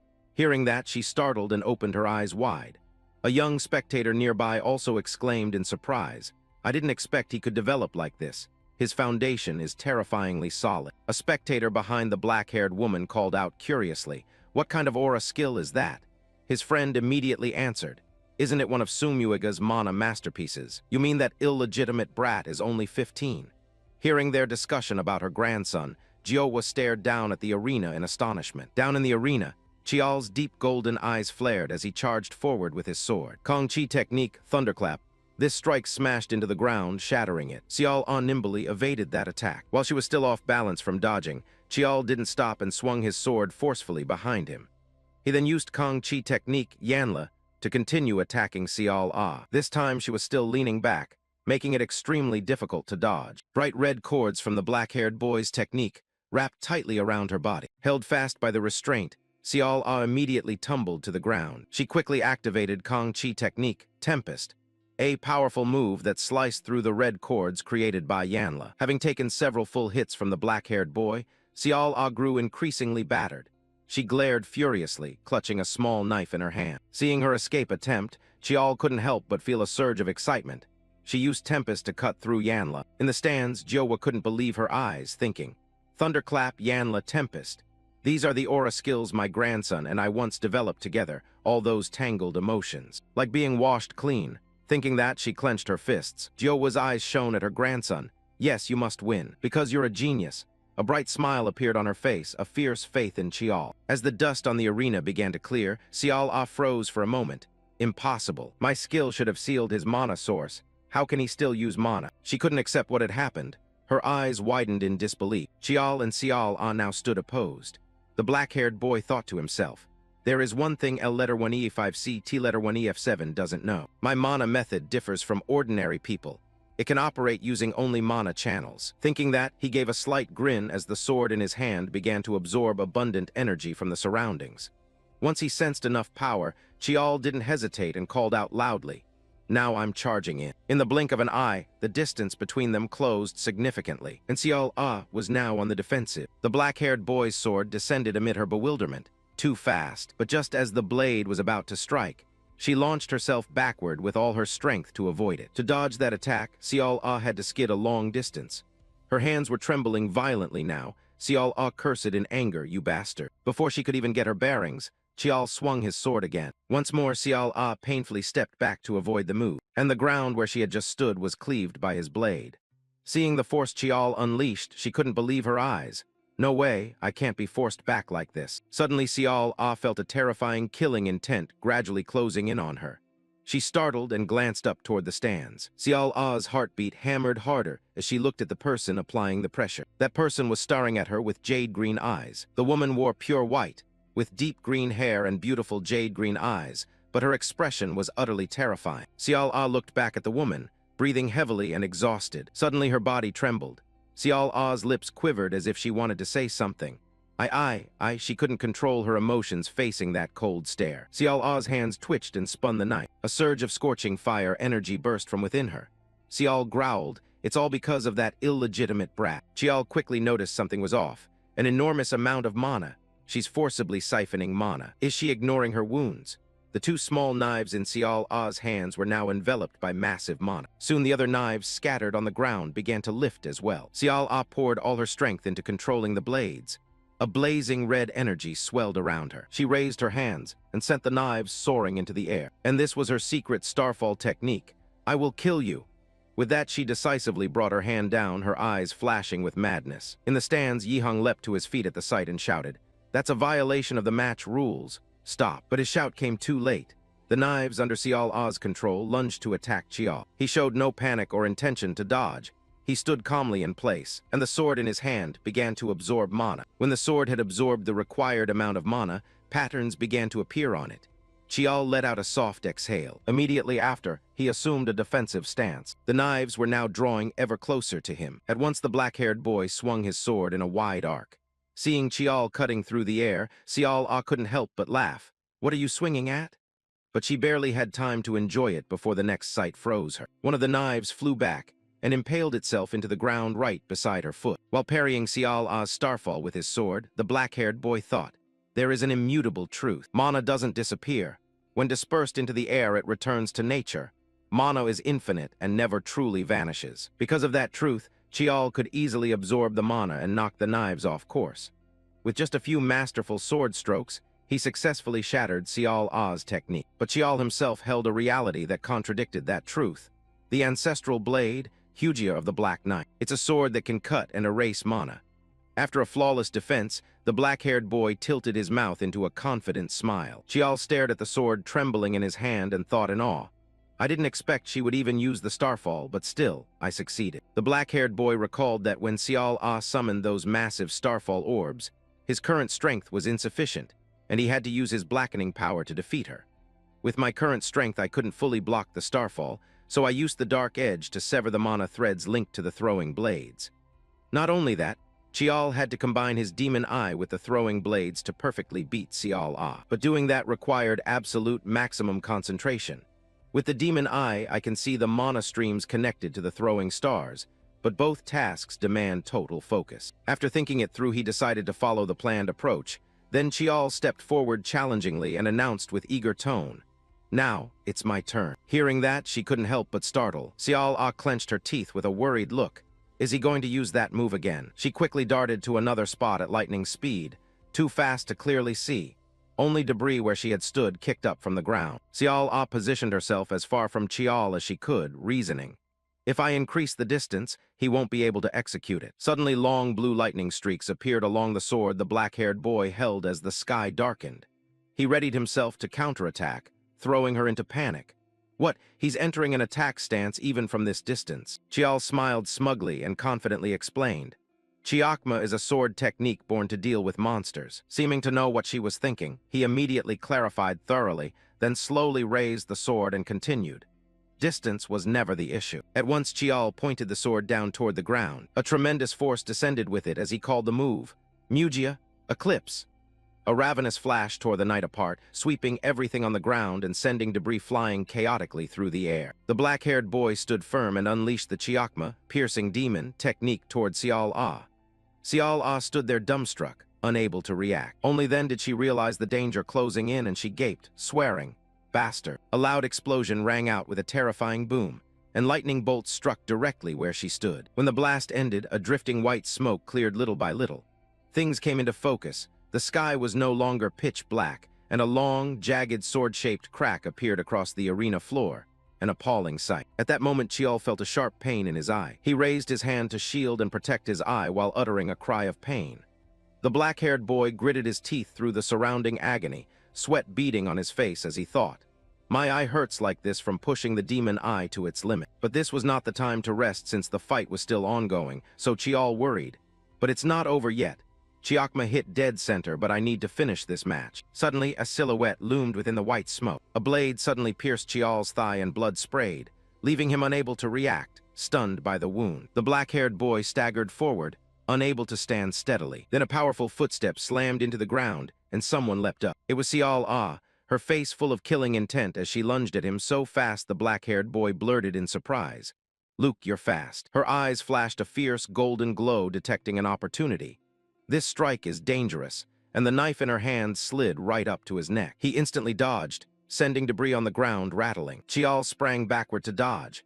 They moved in a push and pull, chasing each other with neither yielding. But his speed wasn't enough. Chiol took a full stab from Xiao Ah. Chiol stood motionless on the floor. The two remained locked in place. The knife in her hand drove into his upper chest, blood spreading and staining his shirt. But he wasn't so easily defeated.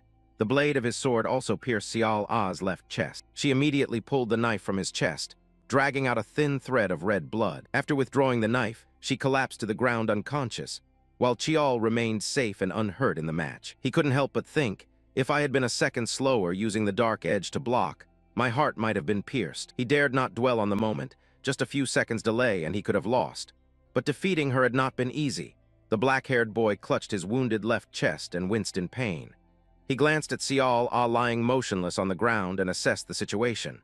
Luke fainted the moment Chiakma struck. My body reacted instinctively to the incoming killing intent. Chiol couldn't help but admire her ability.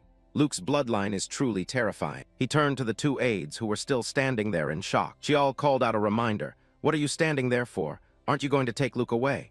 If you leave her there, she'll die from internal injuries," and as he spoke, he slid his sword back into its sheath. Only then did the two aides snap into action and quickly obey. Yes, but they still seemed unnerved and hesitated, so he reluctantly pointed to where Xiao Ah lay. They understood at once and hurriedly replied, yes. They rushed to her side, one on each side, while the black-haired boy stood proud, having demonstrated his power to everyone, and smugly said, "Now do you see? Warriors of the tribe." He looked up at the packed stands filled with spectators, even the stubborn elders. Grand Elder Chialjung, watching, gaped in disbelief, staring at the arena. And he didn't forget those who shared his blood, even the half-siblings. The black-haired boy raised his hands high, full of confidence, no longer subject to mockery. For the first time, for all who once thought he'd lose simply for being an illegitimate child. "I've proven myself." Chiol wanted those who doubted and belittled him to see him differently. Suddenly, the black-haired boy noticed something unusual. A single clap echoed through the quiet arena. He looked up toward the stands. Tishan was applauding, acknowledging his convincing victory. That set everyone off chanting in unison, filling the stands with cheers. He stood there astonished, looking around. This was the first time in his life he'd been so warmly received, with not a single jeer or criticism, and it warmed him deeply. But the feeling didn't last long. A voice pulled him out of his swirling thoughts. "My nephew is the best." The one wildly clapping and celebrating was Jowa, her face full of joy. "Amazing, I knew he could do it." The maid, seeing her overexcited, gently rebuked, "Elder, please calm down." On the arena floor, Chiol covered his face in embarrassed shyness, not wanting Jowa to be called his aunt, murmuring, "Oh my God," yet the dark-haired woman continued proudly chanting for her beloved nephew. "My nephew is the best. My nephew is the best." At that moment, a few people descended onto the floor and approached the black-haired boy. Leading them was Lord Li. He didn't forget to praise Chiol. "Well done," while the Grand Elder looked a bit embarrassed and couldn't meet his eyes. Chiol was very surprised by Tishan's compliment.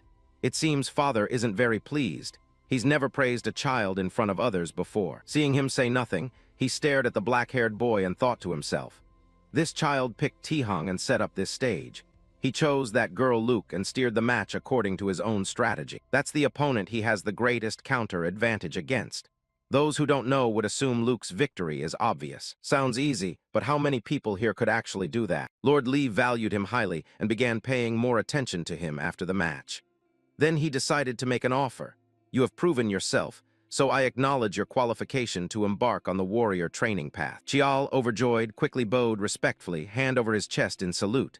"Thank you, father." In a hidden corner, no one could see the black-haired boy's secret smile, so no one knew what he was truly thinking. Tishan sensed he wanted to say something and curiously asked, "You look like you have something to say," and as expected, everything went according to his plan.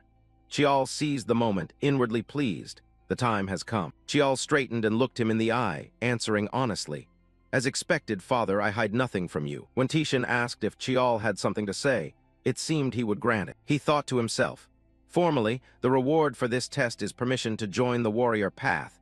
Then he noticed a servant whispering gravely into Lady Beak's ear, but he paid little mind and continued his scattered thoughts. "I probably shouldn't expect anything more from father." Perhaps the black-haired boy had thought that joining the warrior path would be enough, but if Lord Li offered more, he had no intention of refusing. He decided to voice his wish. "Then allow me to say a word." Unwittingly, Grand Elder Chioljung glanced to see what he intended to do next. Chiol told himself, "With father it's like that. If I were Tishan, I'd want to show more." The black-haired boy raised his hand to his chest and continued, "I have reached the level to graduate early from military training, and you yourself witnessed it. I also went to Chinwisin and passed the bloodless dream trial." Chiol decided to lay out his full intentions now that he'd passed every required test. "Because you, the Council of Elders, will decide, I must announce my requested rewards before them." He wanted to ensure he received everything he could possibly claim. Then he continued, anxious and thoughtful, "I have proven everything and met all the conditions. So why does the Elders' Council not trust me and insist on testing me for no reason?" He intended to accuse Chioljung publicly, especially in front of his father, to see how the old man would respond. The elder, caught off guard by the tactic, was shocked to realize Chiol had cleverly used self-humiliation to trap him. Chiol went on to recount how hard he'd worked. "In this match, Luke was grievously injured, and standing here to speak now has already been a great effort for me." The black-haired boy stared straight into Chioljung's eyes, but the old man quickly looked away, unwilling to meet that determined gaze. Chiol vowed he would no longer allow the Grand Elder to intimidate him. He couldn't keep feeling oppressed by the elders. Chiol decided to rise up and stop holding back, bluntly accusing the old man in front of everyone. The black-haired boy then bowed his head slightly and thought, "Only 15. I'm allowed to be a bit sharp and rude. If I don't speak now, when will I get another chance?" He truly wanted to use this one small opportunity to express the suffering he'd endured for years. If he didn't, there might never be another chance. Seeing the innocent, hurt look in Chiol's eyes and how the Grand Elders suppressed recognition of his abilities, Tishan turned to Chioljung and asked, "Grand Elder, can you answer the question of this youngest child?" Chiol also involuntarily looked toward the old man, wanting a proper answer. Chioljung held his baton and pondered for a moment. After a while, the old man smiled and said, "It seems there has been a misunderstanding. The decision about entering the warrior path has always been up to the Council of Elders. Truly, the older ginger is the spicier one." The old man quickly denied any fault. The Grand Elder calmly explained to the black-haired boy in detail. "The family rules clearly state there is no distinction between legitimate children and those born out of wedlock. Would the Council of Elders deny the family law itself?" Hearing that, Chiol only gave a slight smile, understanding the sarcasm in the elder's words. "Yet you deliberately brought up the phrase, 'out of wedlock.'" He knew the Grand Elder had always targeted him. "I never mentioned my status," yet the man had already invoked the family rules, and the black-haired boy, feeling hurt, asked, "Would the Council of Elders really use that as an issue?" Chioljung gave a kind smile and quickly changed the subject without answering his vague question. "Yes, setting out on the warrior path at too young an age can lead to unpredictable dangers. The old man reminded him like a senior relative. Suddenly Chiol spoke up, making the Grand Elder's smile turn more enigmatic. He continued to press, unable to let the matter drop so easily. Then why must it be Luke? Anyone can see she's much stronger than me, and she's older too. Only then did Chioljung grow flustered and unsure how to answer, stammering, that is. Not letting the old man continue, the black-haired boy pressed him more sharply. I read the official notice. It said the person who would assess me was someone returning from the warrior path. Chiol shouted in outrage, demanding the elder clarify. Then shouldn't Yihang have been the one to appear? If not him, there are plenty of other warriors who could have been chosen. He had countless baffling questions about the matter. Lord Li, hearing his question, gaped and found himself unable to reply. The words he was about to say died on his lips because Chiol's remark was so incisive. Meanwhile, Yihang turned his back so no one could see his face flush with excited laughter, and he praised the black-haired boy. This insolent brat set the stage and cornered the Grand Elder. It's hilarious. The uncle highly praised his top-tier performance, leaving no one able to speak. The steward acknowledged his cleverness in rendering the Grand Elder speechless. Well done, truly cunning. Then he realized something and looked back at Chiol with curiosity. Could it be you chose Luke from the start just for this moment? Chioljung tried to explain. We simply thought Luke was better suited for the test, and the black-haired boy, puzzled, replied. If that's the case, there was no need to make it public like this. The match should have been held privately and discreetly. Chiol clenched his fists and bluntly stated his point. So I want a clear answer. Why did the Council of Elders conduct a test like this? He stared directly into the Grand Elder's eyes, openly calling out the trickery. The black-haired boy could clearly see Chioljung's expression darken and his brow knit. This only excited him more. Checkmate. It looks like the Elders are bullying a child. He intended to reveal the Elder's true face to everyone, but Lord Li intervened to stop the back and forth. Enough. He wanted to maintain the proper order. The Grand Elder is the senior in the clan. Tishan admonished him for his excessive rudeness. I understand you're stirred after the match, but that behavior is insolent. Chiol immediately bowed respectfully and placed his hand over his chest toward Chioljung. Yes, I apologize. Then Lord Li turned to ask the Grand Elder's opinion. But simply ending it there wouldn't be proper. He glanced at the old man's face. Grand Elder, what do you think? Chioljung felt displeased inwardly and sneered. An illegitimate child has completely defeated me. But the old man kept his composure, stepped forward, and replied with a gentle smile. I must admit, there were aspects of this test that are hard to justify. The Council of Elders should grant him a reward. The black-haired boy stood up straight and sincerely accepted blame. I also apologize for my insolence. Yihang stood watching as Chiol sincerely apologized in front of everyone, admitting he had been a bit insolent, though he felt no remorse for what he'd done. I only did what needed to be done, so I won't expect an excessive reward, the green-haired ant said, enjoying the spectacle he had staged. When the Grand Elder heard the apology from the black-haired boy, he too was taken aback. But it was only for show. Chiol remained firm in his choice to claim what was rightfully his. Still, I want to receive what I ought to receive. He deserved better things, not to be branded an illegitimate child and have his abilities completely dismissed. A few days after the duel, in Chiol's room, warm rays of sunlight streamed through the window of the black-haired boy's room. He was still stretched out on the bed, hands clasped behind his head, feeling a bit bored. I never expected I'd miss Chinwisan. He had to rest his injuries and was forced to stay home, which felt suffocating. Kept here until I fully recover, and he couldn't forget the nagging he'd heard for days warning him not to wander off. Hey, do you think you're fully healed? Yihang scolded angrily. Where are you planning to go, kid? Even Nurse Gawa, eyes brimming with tears, barred him from leaving. You may not go out until you fully recover. Chiol wanted to recover quickly so he could move about. Staying like this would leave him crippled, he thought. If only there were restorative waters, I'd heal faster, when suddenly there was a knock at the door. The black-haired boy sprang up and called to whoever waited outside to enter. Come in. To his surprise, he heard a familiar voice after a long time. Long time no see, young master. 3 people entered in turn. Kim Han, Boseong, and Inha, and Kim Han cheerfully asked first, You've been doing okay lately. Inha quickly apologized upon learning he'd been injured and delayed in visiting. I planned to visit as soon as you returned to the family, but I heard you were busy, so I'm late, and she asked after him. Is your back all right? Chiol happily replied. It's fine, then voiced his frustration at being confined these past days. Did you think I wouldn't make time to see you? Wanting to chat with them, he pointed to the pile of chairs and reminded them. Quick, grab seats and sit properly. All 3 obeyed and sat neatly at the foot of his bed. Chiol sat up straight and asked, How about you all, are you well? The quick responding bobbed-haired girl answered, Of course. Inha answered honestly about the days he was absent. There were a few meaningless skirmishes, but we took them as signs we were being watched, so it wasn't too bad. Kim Han, eyes shining with admiration, asked the black-haired boy, "More importantly, what kind of training did you do over the past year to become so strong?"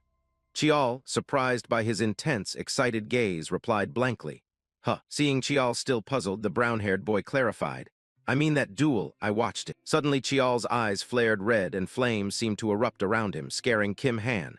"We're almost sophomores now, so you must have lots of free time, right?" That one question made him panic. He held up a hand to placate and answered cautiously, "No way. Nobody would want to miss an important moment like that with you, young master." The brown-haired boy, sensing trouble, turned to the two beside him for help. "I bet the others watched it too, right?" But his question was met with silence. Both Boseong and Inha shut their eyes and ignored him, leaving Kim Han puzzled. "Huh." Seeing the brown-haired boy's embarrassment, Boseong spoke up to cover. "Sorry, young master, I meant to come after training, but I ended up late," and Inha awkwardly added. Boseong was also busy because he participated in the duel. Chiol returned to his usual cheerful self and replied kindly, "No need to apologize, it's fine." Then the black-haired boy didn't forget to admonish Kim Han. "Kim Han, you mustn't slack off just because I'm not around, okay?" He heard that, and embarrassed, the boy denied it. "No way," which made the green-haired boy beside him chuckle and tease him. Seeing them before him, Chiol let out a relieved breath.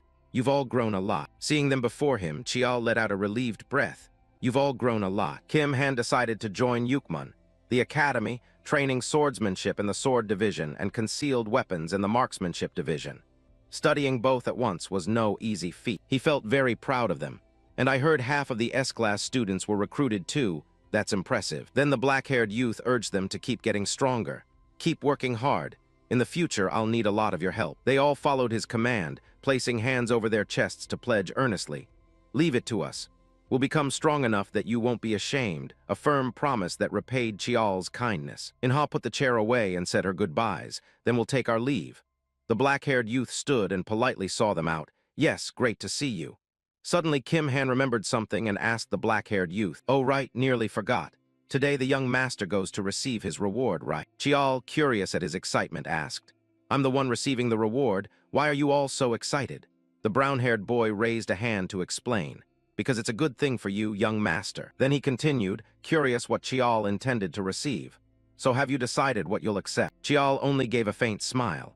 The black-haired youth, excited and pleased with his choice for this reward, replied lightly, "Of course." Early the next morning at Sung Mu's treasury, 2 guards stood watch at the gate. A car braked to a stop in front of the gate. A pair of feet stepped down from the car door. It was Chiol. Today he wore only a white shirt, looking calm as he took in the scene.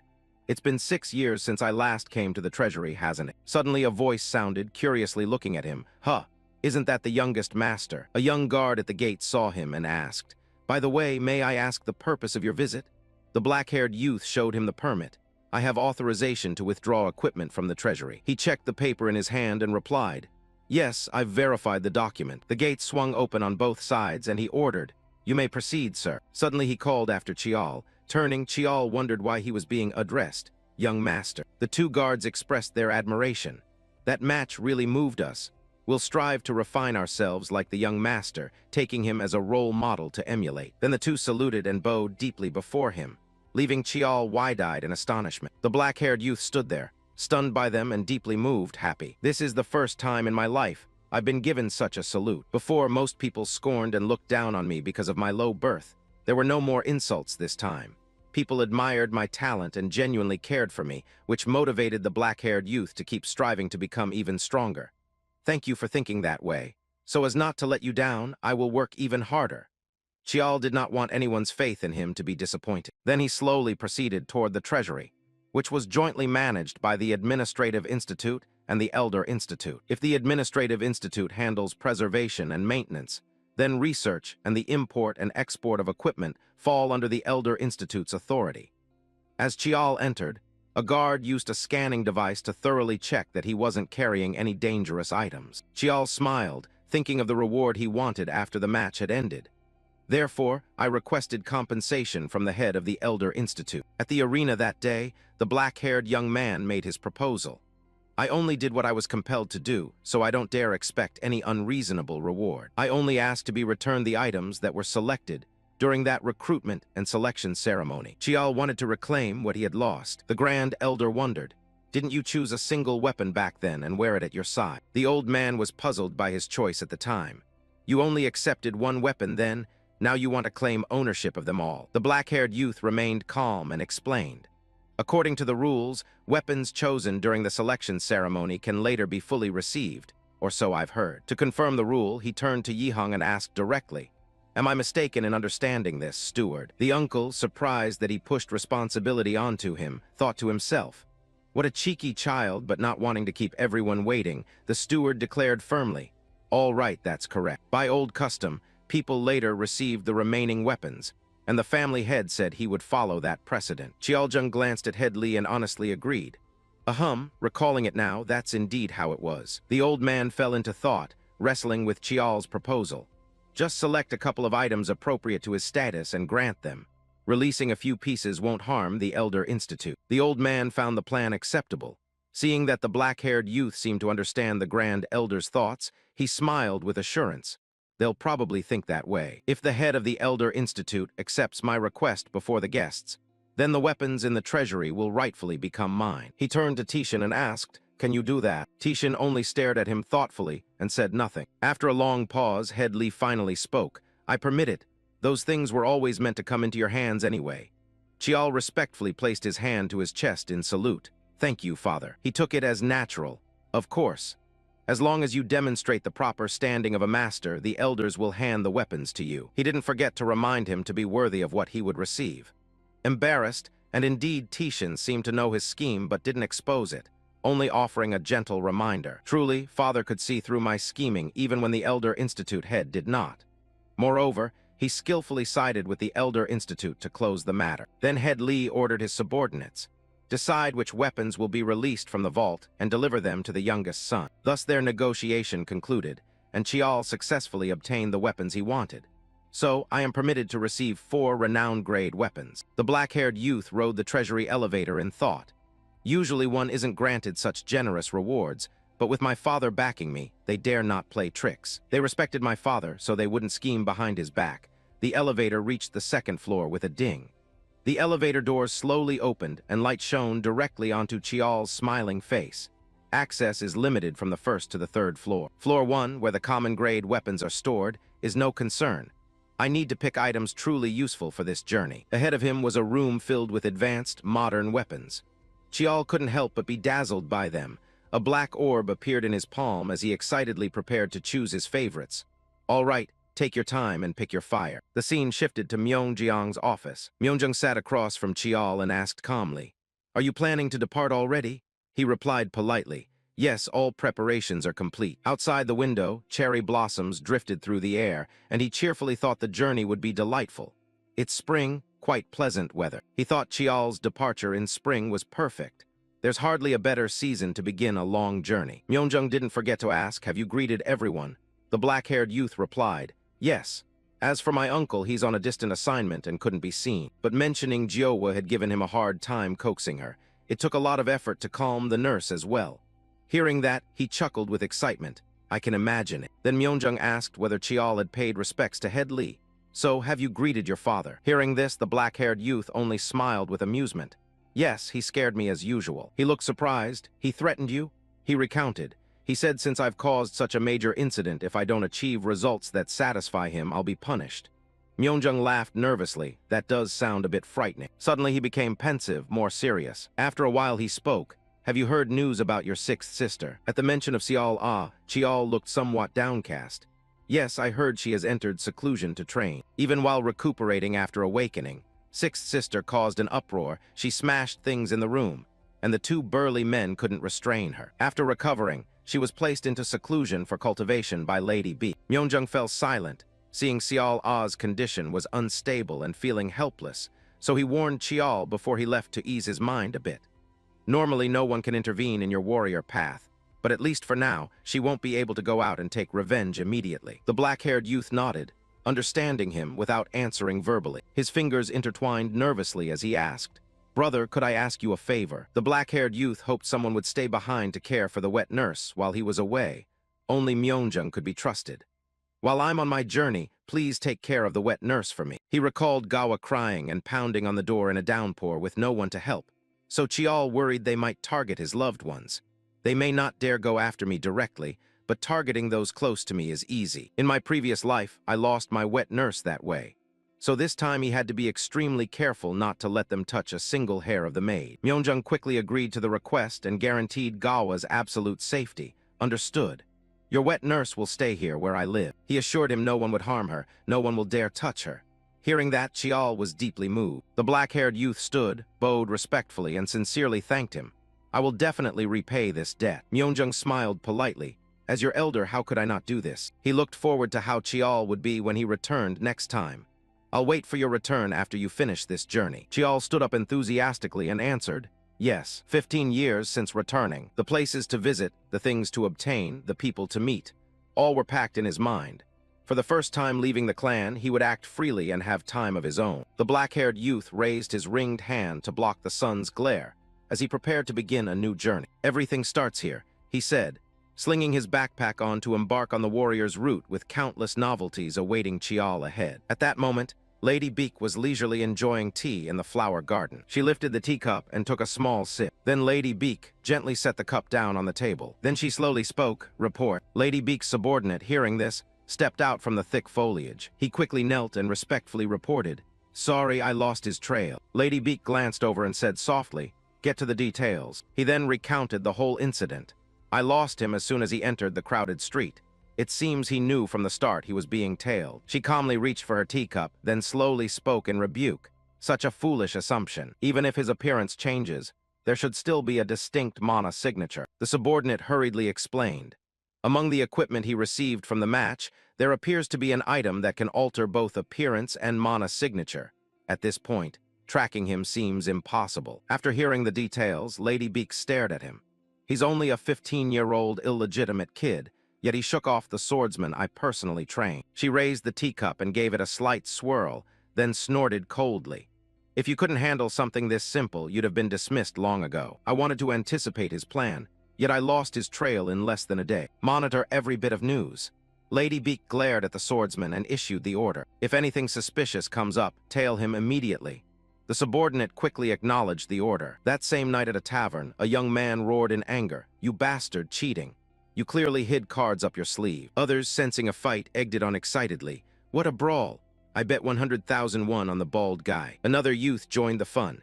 I bet 150,000 won on the cross-eyed one. At that moment, a fully cloaked man entered. He strode to the bar and ordered, a beer, please. Seeing him, the bartender stared curiously. Strange face, never seen you before. At that, the man slowly removed his hood and coat and explained. I just came down from the north. Kowloon's been chaotic lately. When his hood and coat were fully off, they revealed a face with a large scar. Learning the scarred man's reason, the bartender grew suspicious. But your accent sounds like Seoul. If you're Korean, why come from the north? As he spoke, he set the beer down. The scarred man calmly replied, I was fleeing, I didn't know anything back then. The bartender, not wanting to pry, changed the subject. What's your name? But the reply, people in this dump use names, made the bartender flinch. He awkwardly rubbed his neck. You really do look like a true drifter. The scarred man looked at his reflection in the beer and thought to himself, the more I look, the more perfect it seems. The masterpiece-grade mask Vaniam Iron Veil, when infused with mana, creates illusions. Mana-consuming but extremely versatile. Behind that mask was Chiol's very amused face. Using the Vaniam Iron Veil lets you change your appearance and infuse your voice with mana to alter its tone. Perfect for hiding your identity. It's been a while since I've been here. I'm afraid I might not remember the way. Thinking that, he glanced around the tavern. This place in Jagang Province, one of the dangerous northern regions. Monsters have been cleared, but no one cultivates the land. And places like this always lead darkness home. Across dangerous regions worldwide, a village formed of criminals skilled in martial arts, techniques, and magic, known as the Drifter's Nest. Some tried to wipe out this nest, but that sparked a wave of riots caused by wandering drifters. For that reason, even governments and powerful factions deliberately turned a blind eye to it. Chiol sat silently at the bar, thinking, this is the largest drifter's nest in Korea. Wherever criminals gather, there will be secrets. In my previous life, I hid here to avoid my clan's gaze, though I was eventually discovered. The reason I chose this place as my first stop on the priceless path.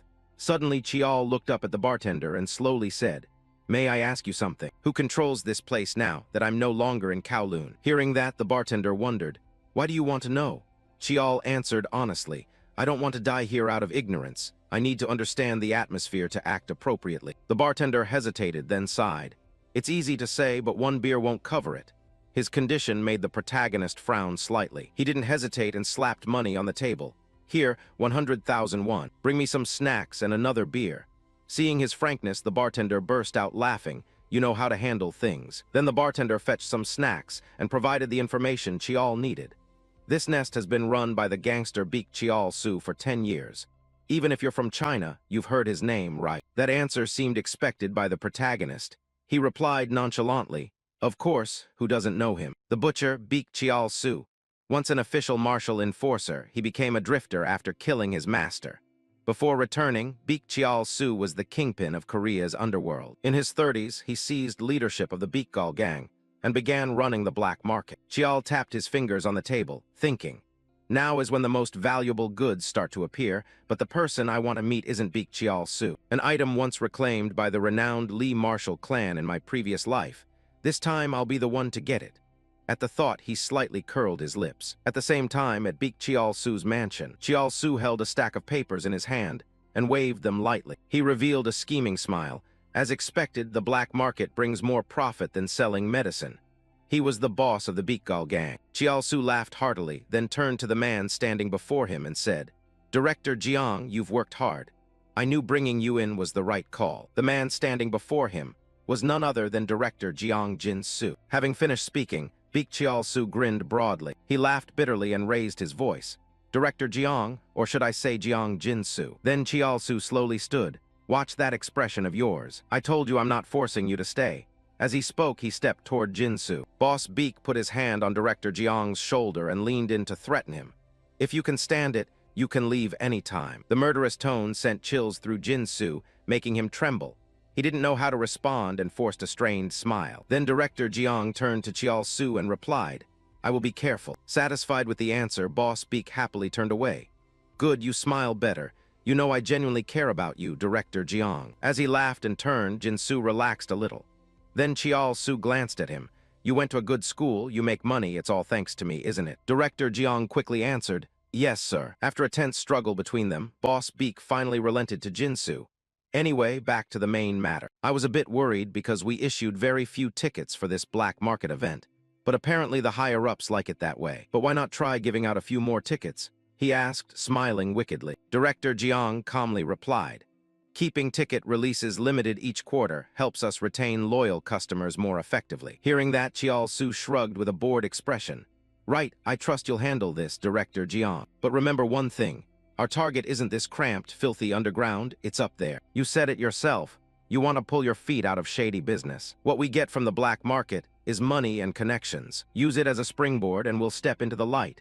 As he spoke, malice and scheming spread across his face. Outside, the sky remained clear above that spacious house. Jin-Su continued explaining to Chiol Su, "The black market now only opens to a select few and has become a discreet community. It's most effective for entertainment and money laundering." He slowly elaborated. "Thanks to anonymity, you can easily obtain items hard to find in the legal world, which makes it quite attractive." Chiol Su himself was scanning the dossier in his hands. From drugs and spiritual elixirs to high-value works of art. A sneer escaped the Beakgal boss. "Even people if someone wants." Director Jiang listened quietly to those remarks. The tastes of the elite never change. He slammed the dossier onto the table and continued. "The money-making is going smoothly." He propped his hand on his chin and observed, "It's only a matter of time before our Beakgal gang emerges from the shadows into the light." Then he added a warning, "So at a sensitive moment like this, if anything leaks." Just then the door was suddenly thrown open and an announcement blared. "Big news, boss." The Beakgal boss clenched his fist in irritation and growled, "What are you doing? Do you want to die?" The man, knowing he'd erred, bowed hastily and explained, Sorry. He arrived so suddenly I couldn't stop him." Hearing this, Chiol Su couldn't hide his displeasure and barked, "Speak." The man before him began to report, "A guest has just arrived at the facility in Bin and Nam province. I think you should go there yourself." Chiol Su asked curiously, "A guest?" The question made the black-haired staffer hesitate. WL. Then a shocking declaration was made. "It seems he came from the famous Lee clan. This place is the safe zone. Been in Nam province. Chiol planted his foot on the ground. In front of him stood a building, and Chiol began to ponder. From the outside, it just looks like an ordinary office. As he entered, his thoughts continued. But in reality, this is one of Beekgal's core strongholds. The quick-witted attendant stood and smiled, saying, "How can I help you?" Unexpectedly, Chiol made a blunt request. "Call Beek Chiol Su out." At first, the woman politely explained by the book, "Sorry, but there's no one here by that name." Then she was immediately threatened by him. "You'd better keep your mouth shut." The black-haired man's expression darkened, seriousness plain on his face. "Unless you want this place erased from the map by tomorrow." Only then did the girl notice his features, jet black hair and brown eyes. See, could he be from the famous Lee clan? With no other choice, she switched tactics. The boss isn't here." And Chiol immediately ordered, "Then call him now." Clearly the staffer was flustered and hesitant to go. "Well, that." Hearing this, Chiol kindly added, "I can leave right now without any loss." His words carried a strong implication.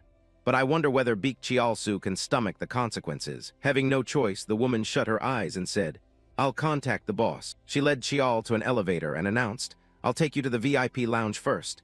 He replied coolly, "Do it." The elevator doors closed quickly. The professional attendant pulled out an access card and swiped it. Meanwhile, Chiol glanced at himself in a mirror and thought, "Good thing I didn't change my hair or eye color. I look like I'm in my 30s or 40s now." He rubbed his chin and calculated.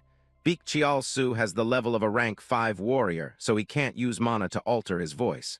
He quickly concluded, "I just need to lower my voice a bit." The attendant bowed and politely said, "I'll bring out the tea right away." He slowly sank into a seat, eyes half closed, thinking. If this were a drifter's base, it wouldn't matter, but someone from the prestigious Lee clan wanting to meet a drifter and personally entering their nest is extremely unusual. He resolved, "So I have to force Beek Chiolsu to show up himself." A moment later, the door opened again. The figure who entered was the boss of the Beekgal gang. Chiol took a sip of tea and casually remarked, "You're late." In response, Chiolsu scratched his head. "Sorry, the road wasn't close." He stammered on, "But I heard you were waiting, so I came as fast as I could." He then dared to turn the question back on Chiol. "More importantly, why are you here?" A fake smile remained on Chiolsu's face as he spoke, but before he could react, Chiol closed the distance. To see. He drove his knee straight into the Beekgal boss's gut. The blow sent him crashing into the opposite wall with a cry of pain. "Erg," Chiol warned in a low voice. "You kept me waiting 30 minutes. You should have bowed the moment you entered the room." He asked, "How dare you walk in here with your head held high?" The two of them hurriedly bowed and cried out in unison, I apologize." Chiolsu still hadn't recovered, panting heavily, eyes wide as he thought. At first I thought he was just a madman pretending to be from the prestigious Lee clan. His hand pressed against his stomach tightened as he felt the pain from the recent blow. But this is real. Studying the man before him, Chiol continued to ponder. "I slipped up and was taken down in a single strike. And that supreme, arrogant killing intent typical of that clan." He quickly assumed a deferential posture, forcing a smile as he assured him, "Surely you're from the main line or a close branch of the clan. It's an honor for me to meet a blood relative of the famed Lee family." His words instantly grew extremely polite. "I am Beek Chiolsu, the manager of this band of drifters and this enterprise." Seeing his change in attitude, Chiol frowned and remarked with hidden meaning, "It seems you run a very interesting operation." He startled and hesitantly asked back, "Huh, you mean?" Chiol stated directly, and upon hearing the accusation, Chiolsu was shocked, his face paling. "I hear you run the black market, bold of you, a thug from one of the 10 great sword schools." He looked down at him with contempt. "I thought you'd rot in the shadows, but you plan to use it to climb into the light." The more he spoke, the paler Beekgal's boss became. "Using the black market to build wealth and connections, is that it?" He stared at the man before him in alarm. "You know about both the martial sects and my current activities.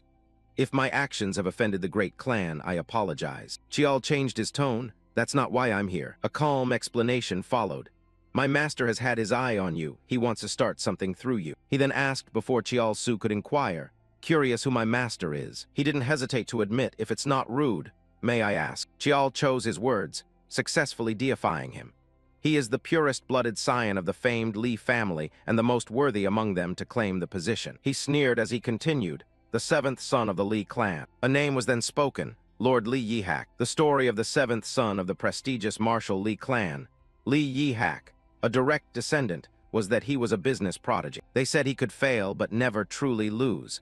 A proactive merchant who always ensured he secured the final victory. Chiol slowly explained, "The young master wants to launch a plan through you," a statement that left Chiolsu bewildered. Someone like that wants to cooperate with me. He frowned, thinking carefully. Even if the black market is tempting, would a direct descendant really come out himself? He then considered the scale of it. Besides, who can be sure this guy is truly connected to the main line? Chiol suddenly remarked, "I see arrogance in your eyes." Chiol Su bowed his head and quickly admitted his fault. Sorry.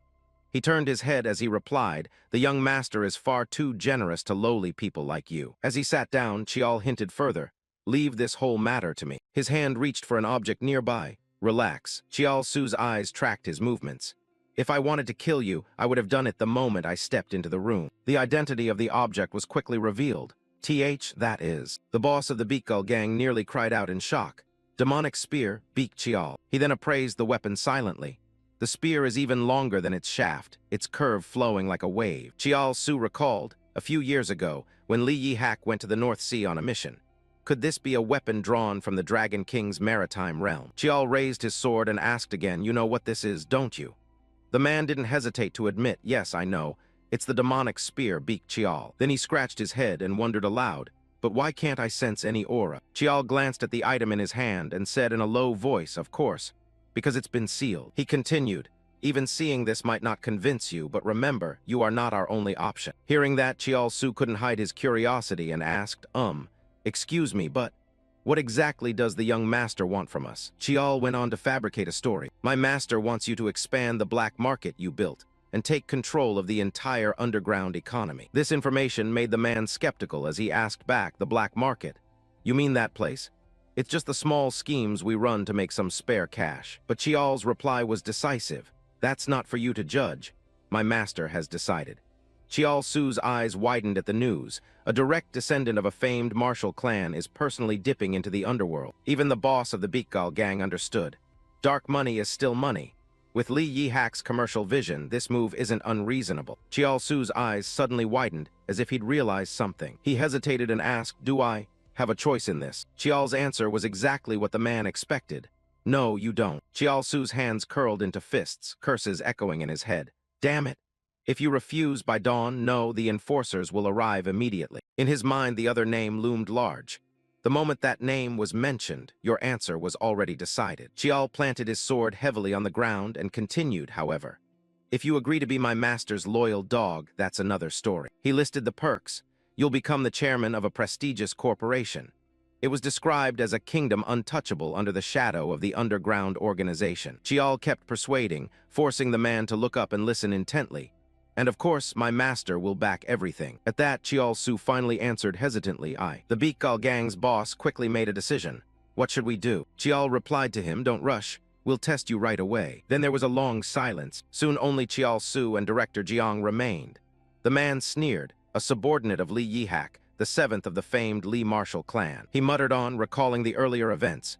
Beak Chiol, the demonic spear, the weapon Li Yihak once seized in the North Sea. He frowned to himself and concluded, "But I still can't fully believe it." He then glanced at the person beside him and quietly demanded, "Hey, Director Jiang, go and verify this." Jiang frowned and asked cautiously, "We've intentionally avoided clashing with the Li martial clan until now, right?" He then hesitated and added, with a hint of depth, "What if they're hiding some scheme?" Hearing that, Chiol Su slowly replied while pulling a cigarette from its case, "If he truly is Li Yihak's man, then there's no problem." He lit up and took a drag. "And if it's just a front, we can count that as a favor to them." Exhaling a plume of white smoke, he continued arrogantly, "If it's worthless, just think about what we'll do with Beak Chiol at the upcoming black market event." Director Jiang didn't reply for a few moments. Then he reluctantly closed his eyes and complied. "Understood." The room fell silent once more. Elsewhere, Chiol sat wide-eyed, thinking to himself, "A luxury suite, huh? They've got taste." The room before him was arranged with exquisite taste. Chiol carefully sat on the bed, contempt flickering in his mind. They're probably having a real headache right now. He recalled the conversation. "I set 3 conditions. The first, sell Beak Chiol to see if they're capable of handling such a difficult item. That's how I test their ability." He exhaled with satisfaction. "After all, the Beak Chiol I gave them is fake." Chiol continued calculating. "It's a version forged with Mugen. The real Beak Chiol, the spear that devours its master, has long been sealed by the 7th Elder." He assured himself, even if Beak Chiol Su inspects it thoroughly, he won't detect anything. Not even the clan's techniques can decipher Mugen. Chiol's gaze drifted to his hand as he thought further. "Moreover, only I can wield that weapon." The thought continued. Because I anointed it with my own blood, even if Mugen is lost, I can call it back with my swordmaster ability. He remembered earlier. Even from far away, I can summon it back to my hand, since I steeped it deeply in my mana and can call it at any time. On to the next. Second condition, audit the books. He noted, recalling the man's expression. Chiol hesitated, but he still brought them forth. The final condition, the client list. We need all three to wrap this up cleanly. Chiol glanced on, guessing. He's probably racking his brain over the conditions I set, and with someone as crafty as Chiol, it only complicates matters. He laced his fingers together. Anyway, a thought suddenly stopped on Director Jiang, the man standing next to Chiol. I remember seeing that face somewhere. Chiol jolted. He seriously considered it can't be. In daylight, sunlight poured into a high-rise building. A man in a red floral shirt, hair slicked back, smiling warmly, asked if the suite met the gentleman's taste. Behind him, an assistant carried a stack of documents. He hurried over to Li Chiol, hopping he'd rested well. Seeing him, Li didn't waste time and cut to the chase. Have you prepared everything I requested? The man rubbed his hands together, offering a forced, slightly fearful smile. Yes, I've brought the documents you asked for. Would you like to review them now? Li sat into the sofa, folded his arms, crossed his leg, and said, let's see them now. At that, the two men quickly sat opposite him. As soon as they lowered themselves, the man swiftly reached toward the person beside him and introduced him. This man handles all operations in my business system. It'll be easier if he presents the details, he said. And the young man in a suit holding the document quickly stood up. He rose, one arm cradling the documents, the other relaxed at his side, bowed respectfully, then introduced himself. Apologies for the late introduction. I'm Director Jiang Jinsu. After the introduction, without beating around the bush, he handed over the stack of documents he'd prepared and said, this is the consolidated revenue report for last year. And this is, while Jinsu was focused on presenting his report, he kept staring at the young man's face with a skeptical look. Jiang Jinsu, could it really be him? He rummaged through his memory. Jiang Jinsu? I clearly remembered him from before the regression.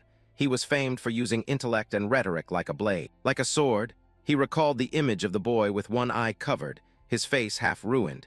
He had once been the brain behind the third brother, Li Gunxiang. The young man's eyes flicked past with a smile when he saw that image. He also remembered the press coverage when the father died, and the fierce struggle for the chiefship began. Even on the web, it was easy to see that he had stepped up for the third brother.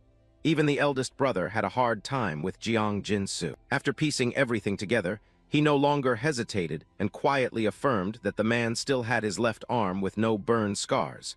No doubt it was him. He studied the two men standing before him closely. Beekgal's rise was also thanks to Jiang Jinsu. Silently assessing them, he thought Chiol could manage the organization and the underground economy. But the breakthrough into the surface world and the expansion of the black market were Jiang Jinsu's work. His fingers tapped a rhythm against his other arm as thoughts kept racing in his head. Yet it seemed that for now the man had no ties to the third brother. A flicker of indecision crossed his face. What should he do? Then he looked straight at him and asked, Chiol, what do you plan to do with Chiol? The question surprised him. His expression went blank for a moment. He quickly recovered and smiled. I intend to auction it off on the day of the black market. Only verified buyers will be allowed, so you needn't worry about security. As he spoke about his concerns, the man not only listened but kept his eyes fixed on him, watching every expression closely. He asked further, when does the black market open? Chiol answered without hesitation, in 3 days. Hearing that, he agreed but added one condition. I'll attend in person, but first I want to review the catalog of items to be sold. At that the man flinched, sweat beginning to bead on his face. You want to attend personally? It seemed he was trying to hide some secret and make an excuse, but because he was lying he couldn't avoid stammering. The goods are stored some distance away, and the place isn't very suitable for someone like you, he said. He listened intently, his face revealing no emotion. I know the goods are stored in the Wanderer's warehouse. His statement stopped the two men for a few seconds. He laid his cards on the table with no deference. Do you think I don't know that? The man's hand, resting under his thigh, had clenched some time ago. Then let me personally escort you. Chiol immediately stood up. Shall we go now? He rose as well and replied with a single word, fine. The young man let him go ahead, then stepped forward to retrieve his stack of documents.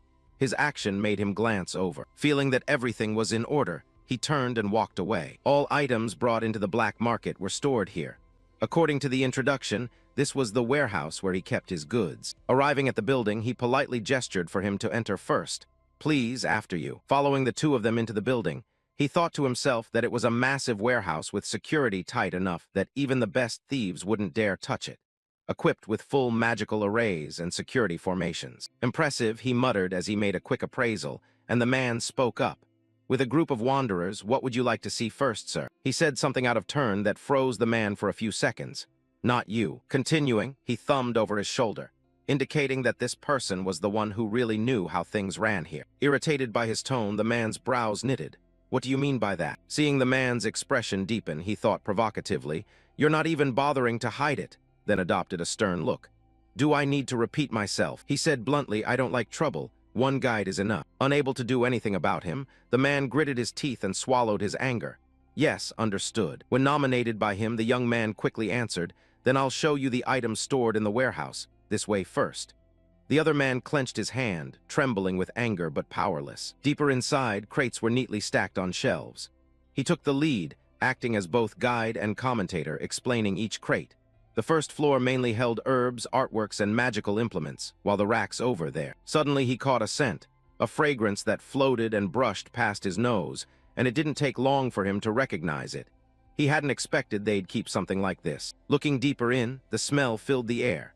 Occasionally a crate on the shelf glowed, and it wasn't hard to identify illegal narcotics and banned medicinal herbs, plus monster byproducts and experimental drugs. Realizing this, he immediately told the young man, not that, do you have any old documents or cultivation manuals stored anywhere? At his request, the young man promptly turned and replied, ah, yes, we do. He made his request plainly. I want to see things like stone steels or engraved tablets. Hearing that, the young man quickly said, they're on the second floor, I'll take you up. He nodded without another word. Then he followed the young man up the stairs, step by step. Up here, the aromas grew even stronger. Suddenly, his gaze locked on something. Before him, an object shone so brightly it hurt his eyes. He silently cheered, found it. He moved quickly, unable to look away. The end was corroded, but to find this thing right now. Without hesitation, he grabbed it and assessed it inwardly. Even everything else in this warehouse combined couldn't compare to its value. He held it up and inspected it. There were inscriptions about astronomy, a stone tablet carved with the motions of the stars and symbols of the sun and moon. Realizing he'd been careless, he returned it to its place. He wanted to take it now, but it wasn't the time. Moving to another aisle, his eyes were drawn to something else. As he stepped closer, he was stunned. Impossible, a spirit beast. In an iron cage, a fox with pure white fur lay curled up, its body trembling as if terrified. Seeing his displeasure, the young man hurried to explain. It's a young snow fox, captured personally by the boss in the northern regions. His face darkened with fury, his gaze scorching as if to burn them.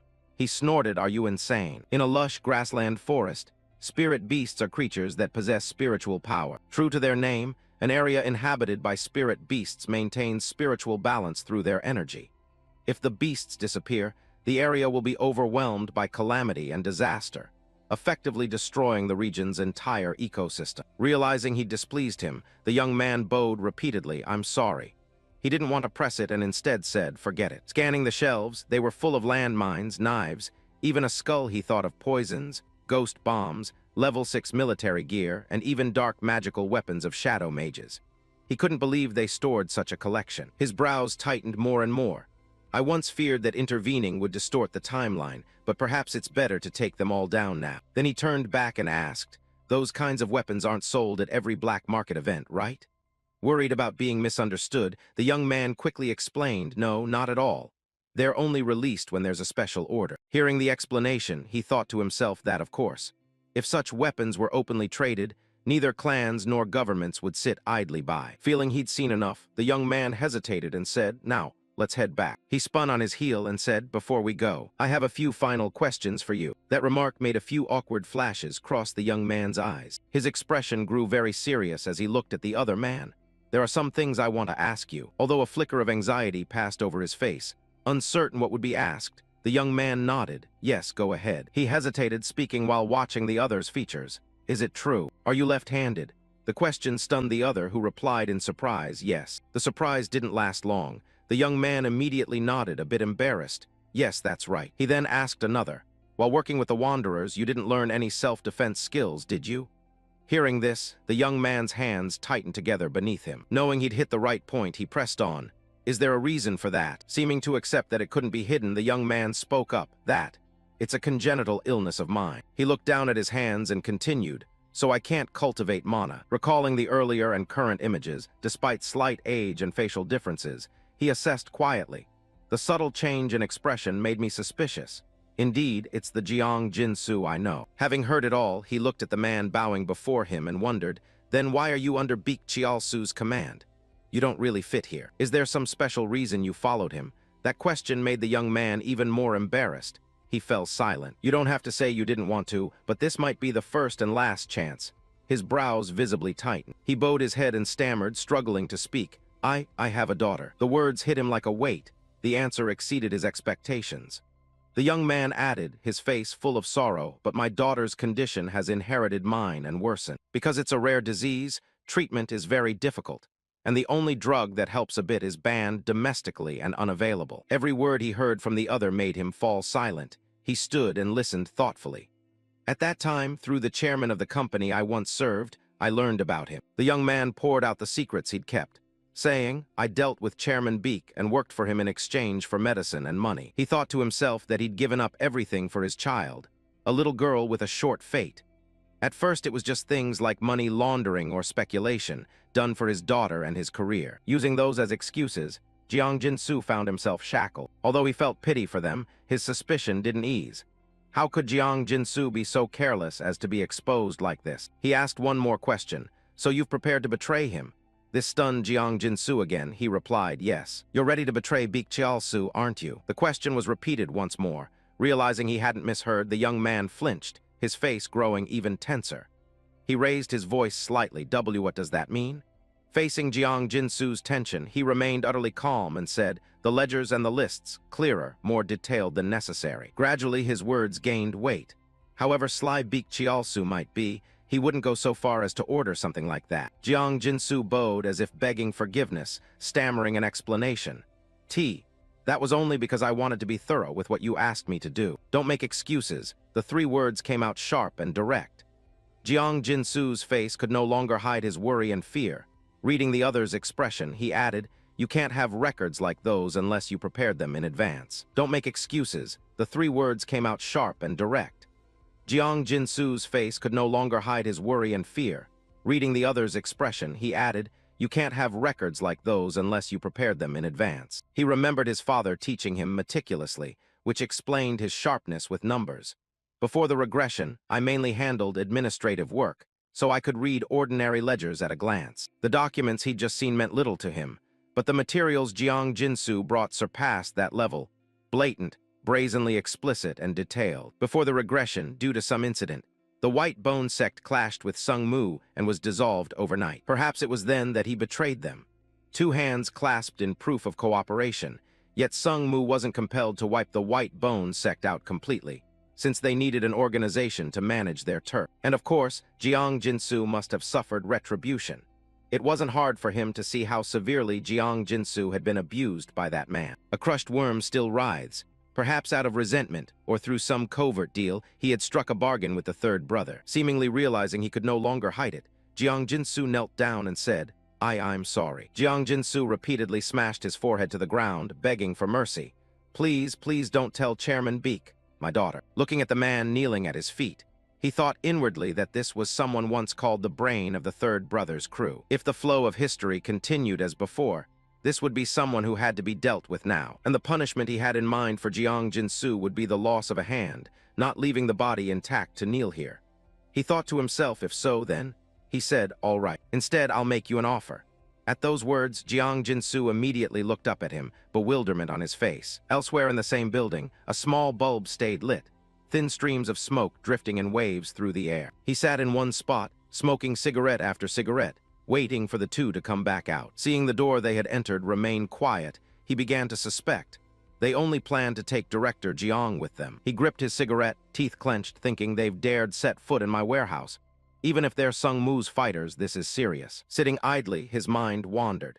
Suddenly, he imagined another scenario. Could they be looking out for Jiang Jinsu and planning to abandon me? He brushed that thought away. No.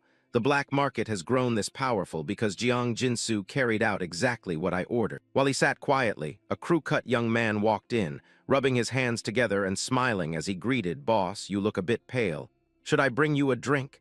At the sound of voices, he slowly stood up. The crew-cut youth beamed with his eyes nearly closed, apparently unaware that he was about to face someone's storm. Suddenly, the crew-cut youth was launched across the room by a blow, smashing into the rear door. The crew-cut youth lay still, trembling. After beating him, he slowly pulled out a handkerchief to wipe his hands clean, adding, "I told you to change the way you address me." He sneered as if his eyes had been dirtied and said, "Take that bastard away." Yes, he tossed the blood-stained handkerchief aside and ordered, "When Director Jiang and that guest come out, notify me." Then he strode off, thinking to himself, "I'm not pleased at all." Standing at the glass, he stared into the distance, pondering both Sung Mu's sudden visit and the lifeline thrown to Li Yihak. He frowned, calculating whether he should bother with someone like Jiang Jinsu. Night gradually fell over a magnificent castle. A noise came from behind the door. Someone entered and spoke up. "You called for me, Chairman." The man seated behind the chair asked, "The investigation I ordered. Have you finished looking into it?" Jiang Jinsu answered without delay. Because the demon sword was sealed, the appraisal wasn't straightforward. But according to the appraiser, if it was sealed that tightly, it's definitely authentic. The man behind the chair remained silent. He then asked Jiang Jinsu, "So that means you're under Li Yihak, right?" Jiang Jinsu stammered, not sure how to answer that matter. After a moment, Jiang Jinsu spoke. "I inquired through clients, but only heard that Master Li Yihak is expanding his operations. He's always been growing his business, and Director Jiang." He braced his hands on the armrests and rose slowly, seeming to have lost a lot of his sharpness. He turned, running a hand through his hair with a cool gesture.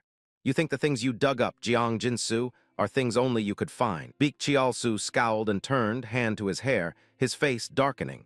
Director Jiang seemed to have lost much of his acuity. He growled, "So in the end, you found nothing, right?" Hearing that, Jiang Jinsu went pale. Putting his hand in his pocket, Beak Chiolsu stepped closer with slow but commanding strides. "I don't like keeping useless people." He stopped right in front of Jinsu, taunting now, "The things you've investigated. Do you really think only you could do that?" Suddenly Beak Chiolsu's tone shifted, gentle but sharp. "Is your daughter all right?" Jiang Jinsu's hands clenched behind his back. He sneered, "The medicine's almost out, isn't it?" Beak Chiolsu spoke calmly, "I have a proposal for you." At that, Jiang Jinsu's face twitched, tension etched into every feature. Rewinding a few hours earlier, the man opposite had proposed a plan to shut down the black market and, of course, remove Beak Chiolsu as well. The other slowly removed his mask, revealing his true face, "And for that, I plan to use my master." "No." At last, Li Chiol's face appeared. In a steady voice, he said, "I intend to use my older brother." Back in the present, Jiang Jinsu's face sat half in shadow. He swallowed as if in inner turmoil. A heavy silence passed. Finally, Jiang Jinsu lifted his head and, voice trembling but resolute, declared in the cold room, "Sir, I have something to report." At dawn the next morning, the city awakened under a pale sunrise. From a high-rise, through a glass window, a man silently watched two people approaching below. Li Chiol, disguised now, looked down, and from behind came a voice. "For security and secrecy, the black market's location will change each time." Beak Chiolsu and Jiang Jinsu stepped forward to explain further. "The black market location is sent only to those who have an entry ticket at midnight that night, and if you lose it, it will not be reissued." He rubbed his hands together in a flattering tone, adding that they had also set up formation spells and bodyguards with very thorough preparations. Li Chiol glanced at the man behind him, assessing silently. Indeed, though they're just a band of drifters, they're tightly organized. This must all be Jiang Jinsu's work. His eyes drifted back to the window frame. His brow twitched slightly, but, looking at the procession below, Chiol found it ironic. Even I can easily spot the gaps. He could say with confidence that, because of Beak Chiolsu's incompetence, Jiang Jinsu couldn't fully exercise his abilities. If Chiolsu had trusted him, the black market would be much larger. Seeing Li Chiol remain silent, Beak Chiolsu continued, saying it was feasible because the entire northern slum district was under his control. He even declared grandly, "I am confident I will be wholly loyal to your agenda." Li Chiol suddenly snapped out a line that made him falter, "You loyal, are you?" Beak Chiolsu shot a sidelong glance at Jiang Jinsu behind him. "Unlike others, I don't distinguish between clean and dirty work. Give me any task." Standing aside and taking in every move, Li Chiol quickly judged that Beak was being wary of Jiang Jinsu. It seemed he was deliberate about not letting him into the warehouse. He curved the corner of his mouth in a slight smile. "On the contrary, I welcome that even more." At that, Beak Chiolsu gestured in a direction and proposed, "There's going to be an auction soon, so I'll guide the way." Li Chiol nodded, "Fine." As they passed him, he warned, "I don't intend to attract attention, so don't stick close once we're inside." Chiol bowed in acknowledgement, understood. A short while later in the auction hall, the vast room was clearly sectioned off. VIP patrons were seated in separate private boxes up high. Chiol removed his disguise, but put on another mask covering half his face, and looked down as the handlers placed items on the first-floor table for auction. He scanned the guests, pausing at one tier where two men sat cocky and lounging. He sneered inwardly at their pretense of nobility while taking part in an illegal auction. Looking elsewhere to assess, he noted that the martial artists posted around were mostly level 6 to level 5. White Bone Sect's internal strength was stronger than expected. Chiol quietly concluded that their purpose was more surveillance than protection. At that moment, steady footsteps echoed. Before a face appeared, a voice was heard, "Honored guests." At that instant, the stage lights flashed on, focusing entirely on the man conducting the auction below. Today we have gathered only the rarest of items. Many of you have surely been eagerly awaiting today. If you see what we've prepared, I'm sure you'll be delighted. So without further ado, let's begin. Chiol sat in his private room, legs casually crossed, showing complete indifference upon hearing this. Below, the presenter gestured to the side and announced the first lot. A grimoire. Light shone on the pedestal, revealing on a cushioned pillow a turtle shell-shaped tablet carved with dense script. It was an inscribed tablet of ancient magic, starting bid 10 million won. He announced excitedly that the opening seemed fairly mild. Chiol watched calmly and, in case of anything odd, used his demonic eye to observe. The presenter's voice rose repeatedly below, but with just a glance he recognized that the so-called ancient magic tablet was merely an antique with a mysterious look. Well, he had no intention of bidding on anything. One item after another was presented, and after a long auction, the final lot arrived. The presenter smiled enigmatically. The item many had been waiting for was the last piece of the day. He slowly drew out the suspense, even though there were already many treasures today. And behind the wings, two men were carefully moving a wooden box covered with a cloth. They cautiously carried it to the center of the stage, and the host began to speak loudly. No item can compare to the value of this piece. It was personally brought by Li Yijia, the seventh son of Sung Mu, brought back from the North Sea, he announced, then gripped the covering cloth. With one decisive yank, he pulled it away, officially revealing the object inside, the devil sword Betrayal. The bidders below erupted at once. "Oh my God, is that really Betrayal? Doesn't it look exactly like the pictures in the papers?" Everyone's faces tightened. Nobody knew what they had been plotting. Chiol, who had been sitting, suddenly paid attention to a sound nearby. He smirked and a streak of blue chi halted in his hand. "It's begun. Time for me to prepare as well." Cut to the observation room. The entire live feed was being recorded and broadcast on the surveillance monitors. Chiol lounged with his arms crossed, marveling. He'd been here many times before, but he'd never seen it on such a grand scale. Jiang Jinsu stepped forward to report. "I sent private messages to the guests, saying today's auction would be somewhat special." Hearing that, he gave a cold smile. "Hard work, Director Jiang." He emphasized, once this is handled, joining Sung Mu's fold would be justified, right? Chiol glanced up with mockery. "Looks like Director Jiang, once he's settled, is full of zeal. Just secure Sung Mu's leash, and you'll be free to do the refined work you prefer." Hearing this, Jiang Jinsu remained silent, squeezing his hands in restraint. He grew more smug at the sight. "Jiang Jinsu, no matter how you struggle, you'll still be under my control. The tasks you used to dislike, now you do them with zeal, probably hoping to cling to Sung Mu and escape. But will it go so smoothly, even if Jiang Jinsu wanted to run? Once your hands are stained, they only get dirtier. You can never be clean again, no matter how hard you try." Chiol considered carefully. Li Yihak's approach was to dominate the underworld economy, not because he saw great potential in this market. After all, Director Jiang personally confirmed those were Li Yihak's subordinates. So if this succeeds, I'll seize a substantial hold. Thinking this, he chuckled confidently, having planned it thoroughly. Suddenly, a systems supervisor unexpectedly let out a strange exclamation. He immediately frowned and demanded, "What is it?" Unable to sit still, Chiol sprang up and asked what's going on. The system audio cut in and out. "Here. This is entrance A, north wall. There are suddenly some unfamiliar figures." No sooner had he finished than the room shook violently, as if something had struck it. After a few seconds of stabilizing, he grabbed the supervisor by the collar and shouted, "What the hell is going on, you bastards?" The man stammered, "I don't know. Doesn't look like police or government special forces." Hearing that, Chiol angrily shoved the supervisor back and ordered, "Whether cops or whoever, clear them out, now." He turned and barked. Director Jiang grabbed the lists and ledgers first, but when he looked back, there was an empty space. No sign of the people they had been after. Beak Chiolsu stood dumbfounded, muttering Sungmu Jiangjinsu that. At that moment he realized he'd been deceived and, furious, shouted, "That bastard!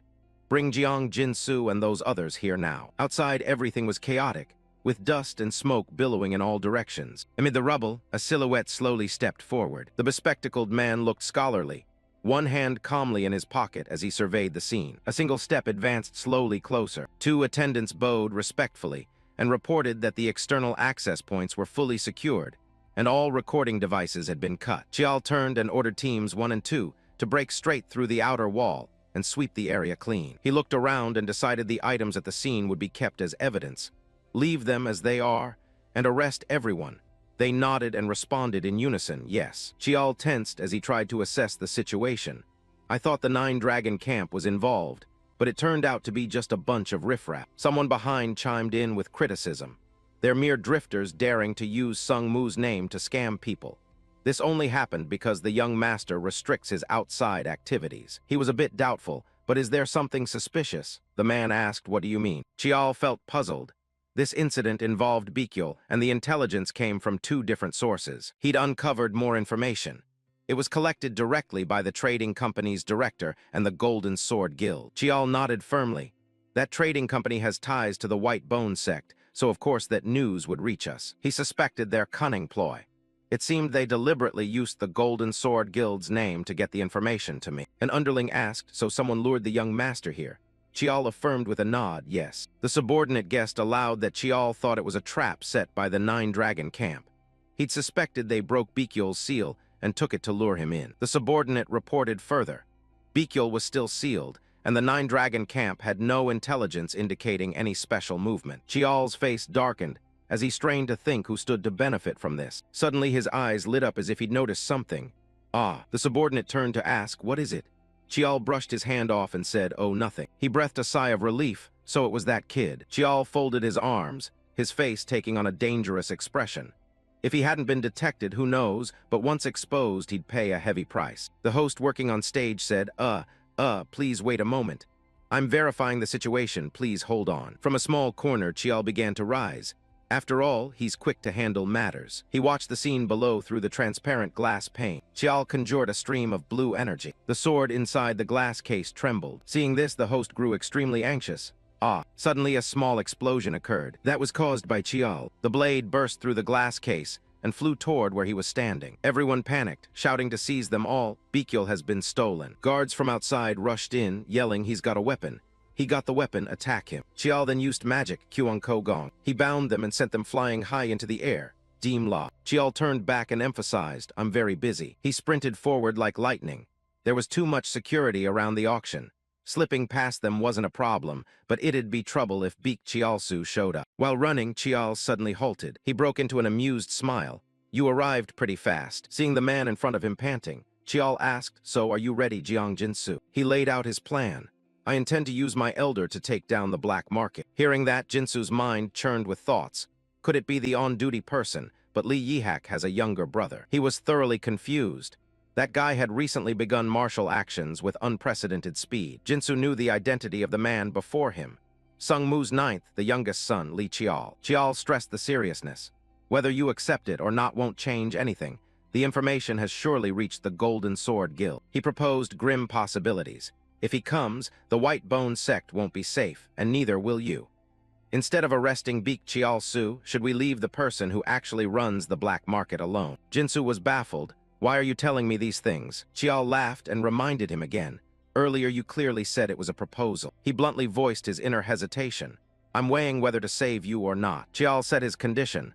"Leave Beak Chiolsu and come with me." Jinsu had his own request. "Just one thing, promise me one thing." He bowed his head and begged, "Protect my daughter." "No, heal my daughter." Jinsu decided to sacrifice for his daughter. "Then I'll do anything, even die." Chiol replied sternly, "You think you have the right to set terms now." Jinsu retaliated, not meek. "If you refuse, I'll tell Beak Chiolsu everything." He struggled to stand and insisted, "Beak Chiolsu will definitely flee, and even Sung Mu would take time to capture him." He could foresee the situation. Beak Chiolsu is resolute. Eventually he'll be caught, but not before causing you trouble. Chiol raced through thoughts. If it's Beak Chiolsu, he'll obstruct my martial agents out of revenge. He exhaled in relief. Now that's the Jiang Jinsu I know, fine. Healing your daughter won't be difficult. Chiol didn't forget to state one caveat. But there's one thing I must make clear first. He'd calculated carefully. Sungmu capturing Beak Chiolsu won't take long. Only a matter of being caught immediately or a few hours later. But suddenly Chiol dismissed it. Whatever, it's fine. Then he turned to ask, "Are you ready to follow me now, Jiang Jinsu?" He quickly extended his hand. "I am." Jinsu, face serious, asked, "What should I do?" Chiol immediately assigned the task. Leak information to the seventh brother and tell Beak Chiolsu that I am certainly one of his subordinates. When they meet again, praise him highly.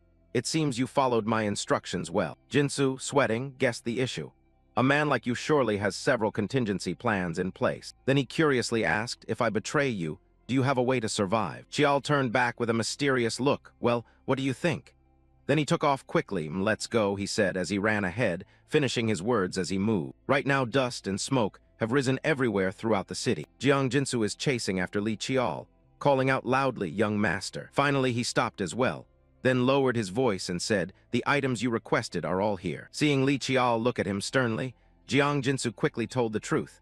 The gold bars that materialized are in the Soul Vault, and the cryptocurrency account is stored on a USB. He handed him a folder and a USB, and Li Chiol opened the folder to inspect it. After discovering some documents were still missing, he turned to ask Jiang Jinsu, "What about the stone steel I asked for?" He pointed in the direction and replied, "Over here." Jiang Jinsu led Li Chiol to a warehouse. At a glance, the warehouse looked rather old, but everything inside was neatly organized. Once there, he announced loudly to him, "I put it in that box." Li Chiol carefully opened the box to check what was inside. A few seconds later, he praised the other man. "Good, definitely genuine." Li Chiol then asked him about the paperwork. "Are the files prepared?" Jiang Jinsu answered truthfully, "Yes, of course." He took the briefcase and warned him, "Keep it safe.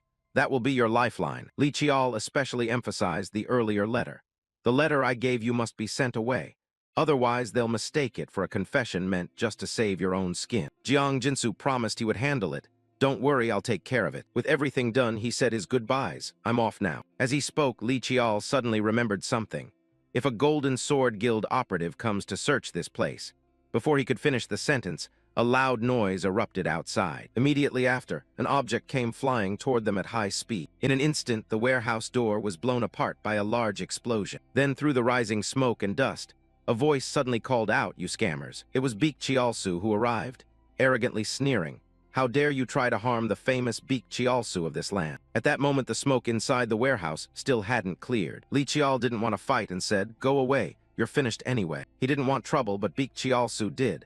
Pulling out a knife, he answered with a vicious grin, "Yeah, maybe so." In the next second, Beak Chiolsu hesitated as he drew the knife from its sheath and shouted, then took a fighting stance and snarled resentfully, "I won't die alone over this injustice." Not stopping there, Beak Chiolsu lunged at them, yelling, "I'll tear both of you apart." Quick-witted, Li Chiol shoved Jiang Jinsu to the side to get him out of the way. Missing his target, Beak Chiolsu shouted insults, "Director Jiang, you bastard." As he summoned his sword, Beak Chiolsu accused him of ingratitude. "You forgot you saved my daughter. How could you betray me?" He even uncovered Li Chiol's secret, sneering, "What a trick. You switched faces. No wonder your voice sounded like a child." Hearing that, he inwardly admired his opponent. Recognizing him from so little information showed he wasn't someone to be taken lightly. Driven by a competitive streak, Beak Chiolsu charged again, shouting, "Die." His blade was extremely fast and precise, yet Li Chiol was still able to evade it. And so Beak Chiolsu reluctantly praised him, "You're not exactly useless. Who are you and what are you doing?" He showed no fear and shouted his name. "I am Li Chiol of Sungmu." Hearing the name and recognizing the background, Beak Chiolsu laughed loudly and sneered, "Ha ha ha. Am I being toyed with by a bastard?" Beak Chiolsu mocked Li Chiol harshly, "Like some greenhouse plant. Because you benefit from one drop of good blood, you think you're the terror of the world." Taken aback by the contempt, he fumed inwardly. Greenhouse plant of Sungmu. If Sungmu were a greenhouse, this world would be finished. Finally, he decided to teach the enemy a lesson and waved a hand tauntingly. "You gonna fight with words? Come on." Beak Chiolsu sprinted forward and cursed at Li Chiol. "You insolent brat." They quickly launched into a fierce brawl, and Beak Chiolsu boasted, "Looks like I'm going to play butcher again today." After trading a few blows, he realized the opponent wasn't ordinary. He thought he could block easily, but the pressure was overwhelming. Beak Chiolsu was fighting Li Chiol with all his might. To beat him, he had to plan carefully. He told himself their ranks were both 5, but their levels definitely differed. Moreover, Li Chiol knew Beak Chiolsu had honed his mana and martial arts in a legitimate sect. endured years of real combat, and possessed superior physicality. He also admitted to himself that he'd never before faced someone weaker than him. Seconds later, seeing Li Chiol switch techniques, he seethed. Suddenly, a longsword appeared. Damn, a weapon that can change form at will, clearly not a fake. Unable to overpower him, Beak Chiolsu cursed quietly, "Jiang Jinsu, you damn dog," then realized he'd been distracted and shouted a warning. Don't be thinking of other things during a fight. Immediately after, Li Chiol succeeded in slashing Beak Chiolsu's abdomen. Blood flowed as Beak Chiolsu shouted, "You arrogant brat." Li Chiol paused for a few seconds to catch his breath and thought. It was hard, but he decided to activate his supernatural eye of mana to read trajectories, his instincts sensing movement. Additionally, Li Chiol considered using the hardened bones of Sung Mu to resist the opponent's force. Having found an optimal fighting method, he rejoined the battle with the thought, "I once fought and beat even the 6th rank faster than Beak Chiolsu." They fought a titanic battle that shook the warehouse. Minutes later, Li Chiol was knocked flying a distance away, but he rose to his feet completely unscathed. Seeing that, Beak Chiolsu looked puzzled and wondered how a brat could do that. Beak Chiolsu watched Li Chiol lift his sword and murmured inwardly, "His mana comparable to mine is acceptable given his noble lineage, but the depth of his martial skill, it's too profound to dismiss him as a kid." Beak Chiolsu kept doubting. He's just a kid, so what exactly is this? He ground his teeth, feeling like he was facing an immense boulder. Finally, Beak Chiolsu planted his feet and launched himself toward Li Chiol. Beak Chiolsu kept questioning. He's just a kid, so what exactly is this? He ground his teeth, feeling like he was facing an immense boulder. Finally, Beak Chiolsu planted his feet and launched himself toward Li Chiol. Each time he swung the knife, Li expertly dodged. The fundamentals of his technique were as solid as a fortress. After evading, Li slid backward and the spear in his hand instantly transformed into a long halberd. Beak Chiolsu froze for a moment, an unusual weapon that can change form. He hurriedly retreated to parry the thrust, astonished as if he were fighting 3 or 4 opponents at once. "I only meant to tangle with this brat and Jiang Jinsu and get out quickly." Beak Chiolsu thought to himself that they probably didn't know about his connections at the 9 Dragons camp. If he ran now, he might still save his life, but the hatred from being deceived and betrayed wouldn't let him relent. Even if he had to die, he'd slit those 2 throats first. Beak Chiolsu stepped back, channeling his energy into his legs. He suddenly kicked the ground hard, cracking the earth as debris flew up. The attack couldn't be dodged. Countless stones shot toward Li Chiol. He crouched and swept the long halberd in a broad arc, knocking them all away. Through the dust, Beak Chiolsu's figure emerged and closed in. From the side, he drew a short blade, aiming to use the moment to assassinate. This was the same strike that once cut my master's throat. Beak Chiolsu clenched the paired blades and unleashed his ultimate move, the single-form hidden isle tiger technique. Watching his motion, Li Chiol was struck with amazement. So fast. In a flash, Beak Chiolsu slashed, but Li managed to raise the halberd to block. Immediately after, he spun and swung the other short blade.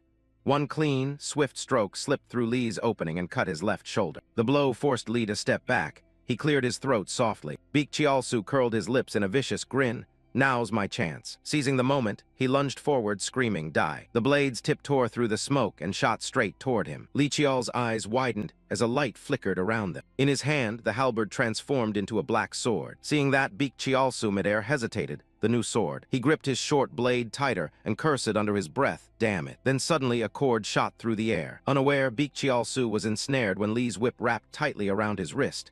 Got him. Li tightened his grip on the whip's handle and yanked him in. As the distance closed, Li raised his sword to deliver the finishing blow.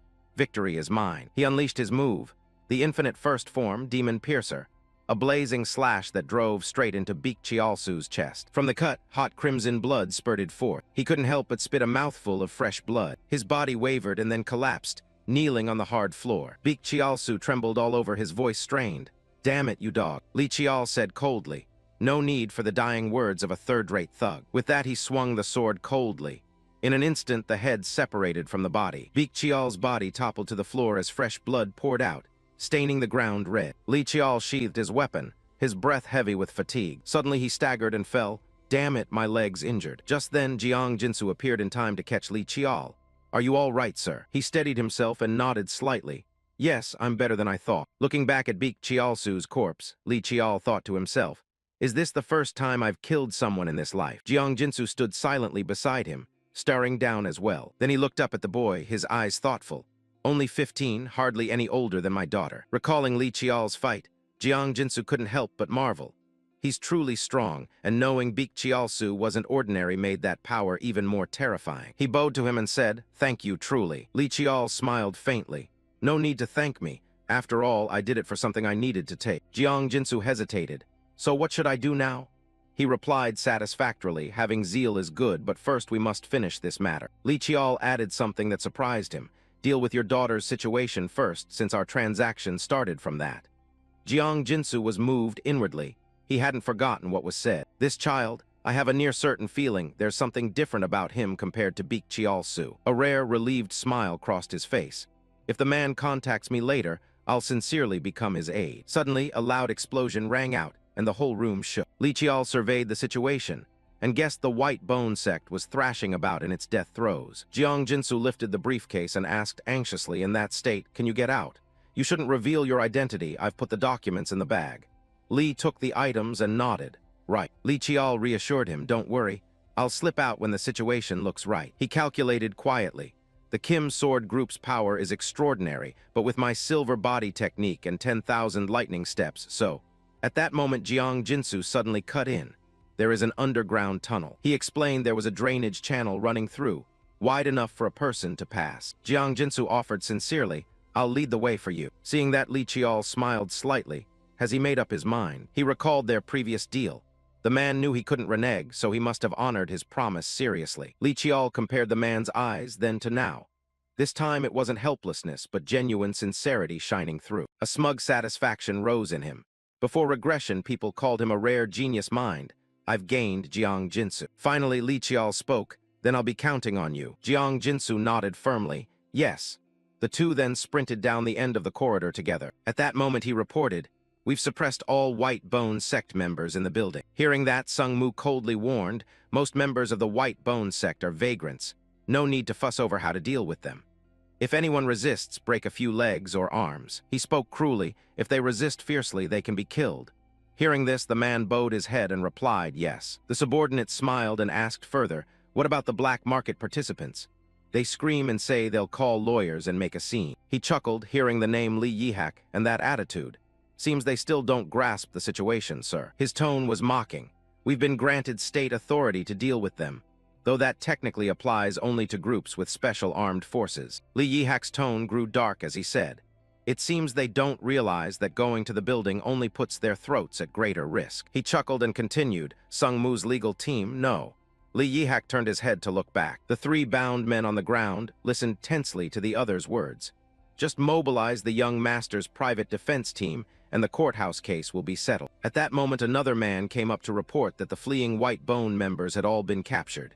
Hearing this, he asked, "What about evidence?" He produced a stack of papers and said, "This is all there is from the black market." Li Yihak took them and examined the information in the documents, pondering. He handed them back and said, "There's no ledgers or entry lists here, so they must be stored somewhere else." Li Yihak fell silent.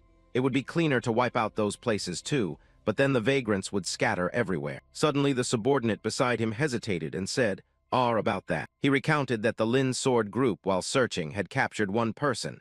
Li asked, "One person?" Then the man pointed over and said, "I heard he was directly in charge here, but he handed this over." Another person brought forward a handbag and insisted the young master must see it. Li Yihak pulled the stacks of papers from inside the bag and inspected them. After reading through it, he couldn't help but feel a start of astonishment.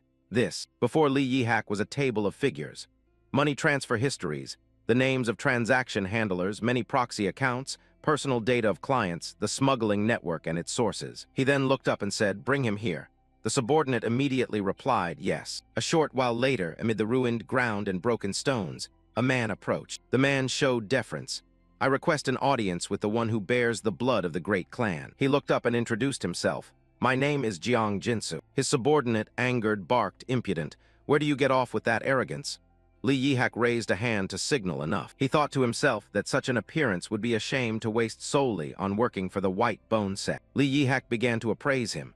Clear eyes, upright posture, no detectable sorcery, yet a man with composed presence. Then he spoke, "I am Sung Mu's son, Li Yihak. There are a few questions I want to ask." Jiang Jinsu nodded seriously. "Yes, I will answer truthfully." He held out the stack of papers and asked, "Why didn't you destroy these and instead keep them? It looks like a trick to avoid the current trouble." He then reminded him, "There's a letter in the bag. The person said just show that letter to you. Hearing that, Li Yihak turned to look at the briefcase. He reached into the briefcase and took out a small letter. Feeling its texture, Li Yihak thought to himself that it might be printed on paper designed to obscure handwriting identification. The letter's contents appeared. If those documents are genuine, they'll more than cover this operation, and then some. Just watch over that man over there for a while. He has a daughter, so please help treat her. After reading the letter, Li Yihak smiled slightly. That insolent fellow, daring to blatantly use Big Brother like that. Still, he didn't deny it. The documents clearly had value. If leveraged, they could yield funds tied to Beak Chiol Su and provide leverage to blackmail the wealthy's weaknesses. Li Yihak tapped the paper and thought he could claim credit for clearing the black market. It's just the preliminary sweep. I've handled the follow-up. Now he wants to use this to bargain. Facing the man looking straight at him, he thought to himself that one shouldn't accept family assistance while on a mission. Suddenly, Jiang Jinsu reminded Li Yihak, there's something on the back, too. Hearing that, he bent down and flipped the paper over. The text on the paper appeared. An added postscript warned, are you going to grab the spoon before the rice is cooked and have your head elsewhere? Besides, you've already collected the major gains, so you probably don't care who I am. I think, unless you're truly petty, you'll quietly close this case. That's just how I feel. Reading those lines, Li Yihak couldn't help but snort stiffly. He smiled slightly. The postscript was longer than the main content. He wondered if the kid understood its implication. Li Yihak marveled inwardly. Has anyone ever started a fighter's journey like this before? He slipped the letter into his shirt, so it's not direct contact then. Li Yihak smiled. Audacious, but fine. If that's the kind of deal, I welcome it. He recalled Chiol's manner. After defeating the sixth sister, he still had that bearing. Choosing the youngest instead of the sixth was wise. Indeed, I feel we might understand each other. Li Yihak smiled and said, Captain, let's end this matter here. The man looked bewildered. Yes, he said. Li continued, when the relevant department's people arrive, hand it over and debrief. There are dangerous items, so clean up carefully. With the city's dust and smoke not yet settled, having these documents will make the next steps easy. Then Li Yihak said, and you, Jiang Jinsu, right? I'll temporarily take responsibility for your safety. He smiled and turned away. Be grateful to the person who sent you that letter. He smiled and turned away. Be grateful to the person who sent you that letter. Energy continued radiating from his body. Suddenly, a strange sensation in the shoulder wound made Chiol start and open his eyes. He couldn't help but recall that the clash with Beak Chiol Su had been a valuable experience. Chiol's hands were still touching each other. It had been a long time since he'd drawn on the infinity, but this was the first time he'd pulled it out to face another human. He began to calculate. He'd used it against trainers at Jiakcheng-du and when sparring with his father, but he'd never confronted a peer fighter, one even stronger than him, without imposing any limits. A current of energy gradually emanated from Chiol's body as sunlight filtered in. Victory in the fight mostly hinged on Beak Chiol Su's arrogance and mistakes. But even if not, I was confident I'd win. Only now did he stir, brace his feet, and sit up. Real combat rounds like this mattered in the fighter's journey. Until now, it had all been constrained matches. He smiled and put his jacket back on. With everything quiet now, it seemed the elders had accepted the deal. Chiol made his decision. Now I have to call that person out. Back in the Republic of Korea, Seoul, traffic moved busily and the air was incredibly fresh. In a quiet alley lined with food shops, Chiol stopped in front of a house and looked up. He studied the simple house, frowning in thought. There was no sign, and it looked more like a residence than a restaurant. Then Chiol slowly opened the door and stepped inside. Approaching the front desk, he spoke up. I have a reservation under the name Jiang Jinsu. The receptionist immediately replied, yes, I'll show you to your room. He quietly followed the receptionist to the room that had been reserved. A moment later, the door to a room opened. A middle-aged man who had been waiting inside stood and greeted him. So you've arrived. Chiol stepped in slowly and remarked that he hadn't expected a place like this. The man explained, this is a space for private conversations. You won't be heard from outside. When Chiol saw the man chuckle into his hand, he immediately asked, why are you laughing? The man composed himself and replied, forgive me. It's just that now I truly feel the youth of the young master. Then he observed him thoughtfully. Perhaps because of Sung Mu's background, he looked more mature, but up close he still had traces of adolescence. A moment later, he was a bit surprised and thought, a youth, indeed a youth. After watching for a while, he added, yet his eyes and bearing give no impression of facing a mere boy. Recalling what he'd witnessed, he sighed.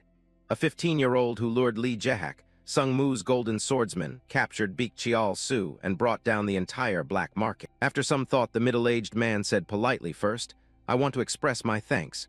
Both my daughter and I received a great favor from you, Li Chiol. He calmly sipped his tea and replied politely, "No need to thank me so much, it was just a deal." The man continued to show his gratitude.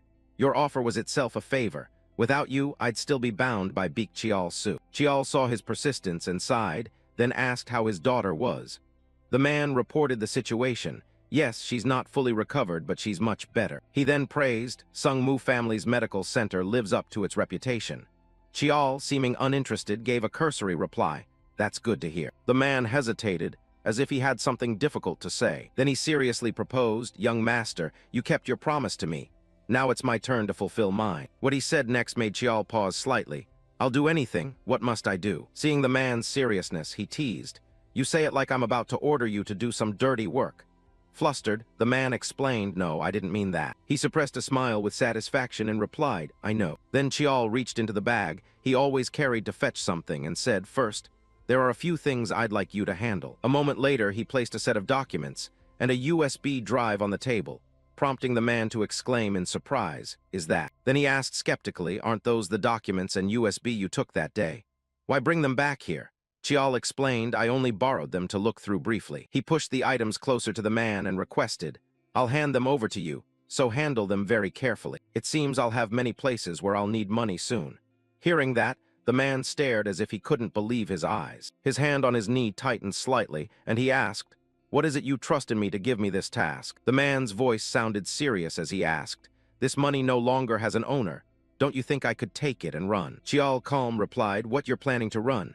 The man anxiously explained, "No, that's not it." Chiol then spoke seriously, "Of course I don't trust you yet because you haven't given me any reason to." As he said this, his gaze grew deep.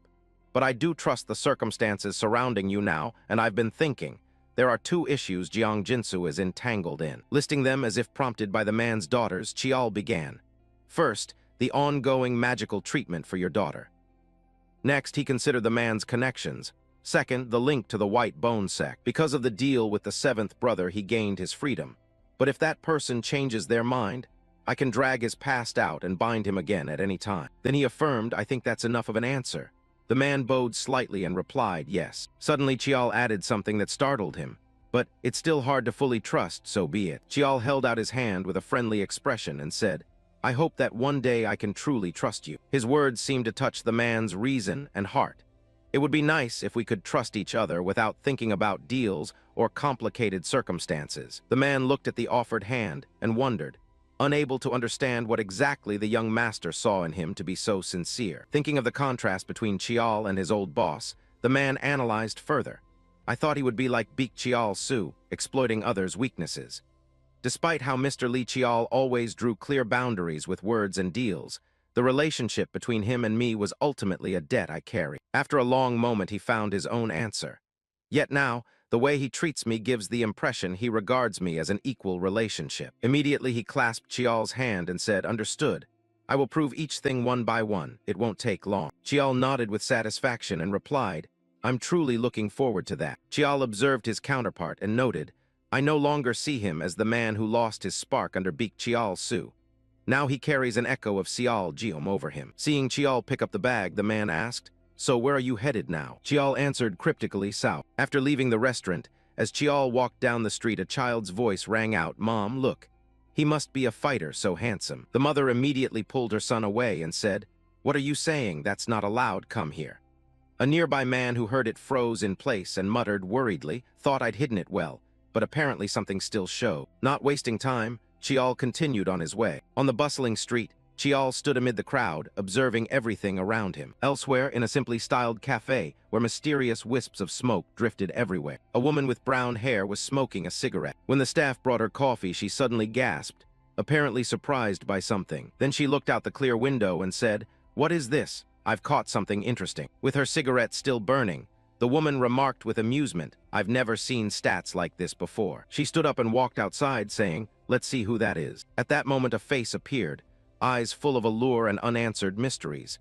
And the woman excitedly added, "With these very eyes." Chiol sat cross-legged in a first-class train carriage, holding something in his hand. He propped his chin and muttered, "A deposit of about 100 million. This should cover initial operating costs." Chiol looked up. "Thanks to Jiang Jinsu, I can get there comfortably." Folding the bank book, he thought to himself, I wonder how Jiang Jinsu will present himself this time. He lifted his golf bag and prepared. He already had a plan. The talent is proven. For now, let him operate freely and show what he can do. A plan gradually formed in his mind. If Jiang Jinsu reveals abilities similar to Chiol Geom's before, he could help build a support base. Chiol's eyes flashed. It was important that people know there's such a foundation standing behind me. Events replayed in his head. Luck and the pretext were now in place. Knowing the future allowed many possibilities, but from now on he had to be more cautious using information from his past life. His thick brows tightened slightly. The things I plan to do must look like reasonable, well-founded predictions. Suddenly an announcement blared. The next stop is... Chiol sighed slowly and stood up. First, take care of my own affairs before Jiang Jinsu's. Afternoon sunlight poured over the station. The black-haired young man's steps lengthened at an easy pace. Standing in the crowd, Chiol glanced at the people around him as he finally arrived at Gyeongsangbukdo Gyeongju. A sudden sharp pain struck, catching Chiol off guard. Rubbing his weary head, he thought, since the training at Tiangui Mountain, I have never once lost control. Gyeongju is full of relics and historic sites. It's a place where the ancient and modern coexist. Objects that carry long histories contain power, and within that power lies mysteries modern times cannot explain. A man-made sacred land has miraculously achieved a state of balance. Gyeongju. He thought of the item he carried. This place hid traces of that person. The ancestor of the Sungmu clan, Lee Hyulhyun.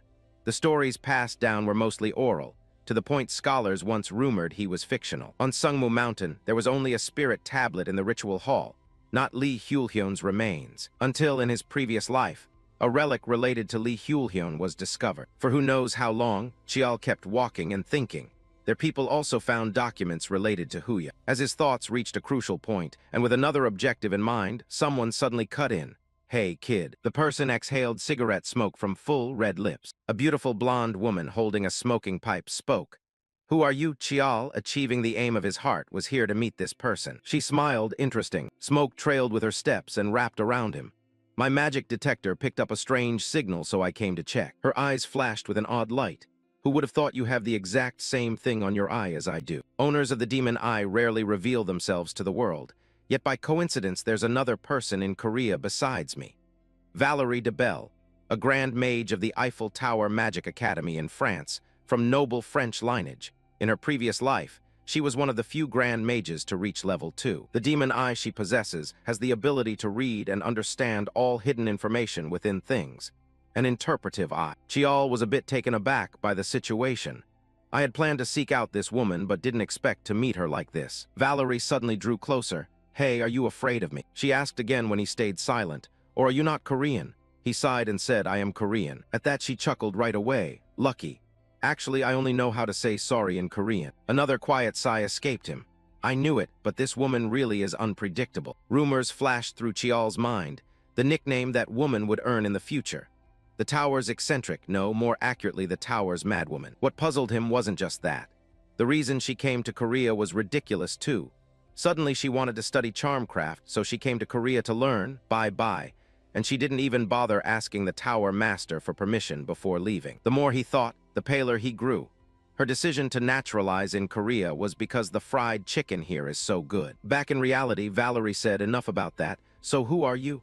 Chiol threw up his hands. You were the one who started the conversation. Why are you asking me? She tutted, reached out, picky, then let's have a proper greeting. The sorceress introduced herself calmly. I am Valerie de Belle. As you can see, I'm not Korean. I'm a mage from the tower. He also reached out and shook her hand in goodwill.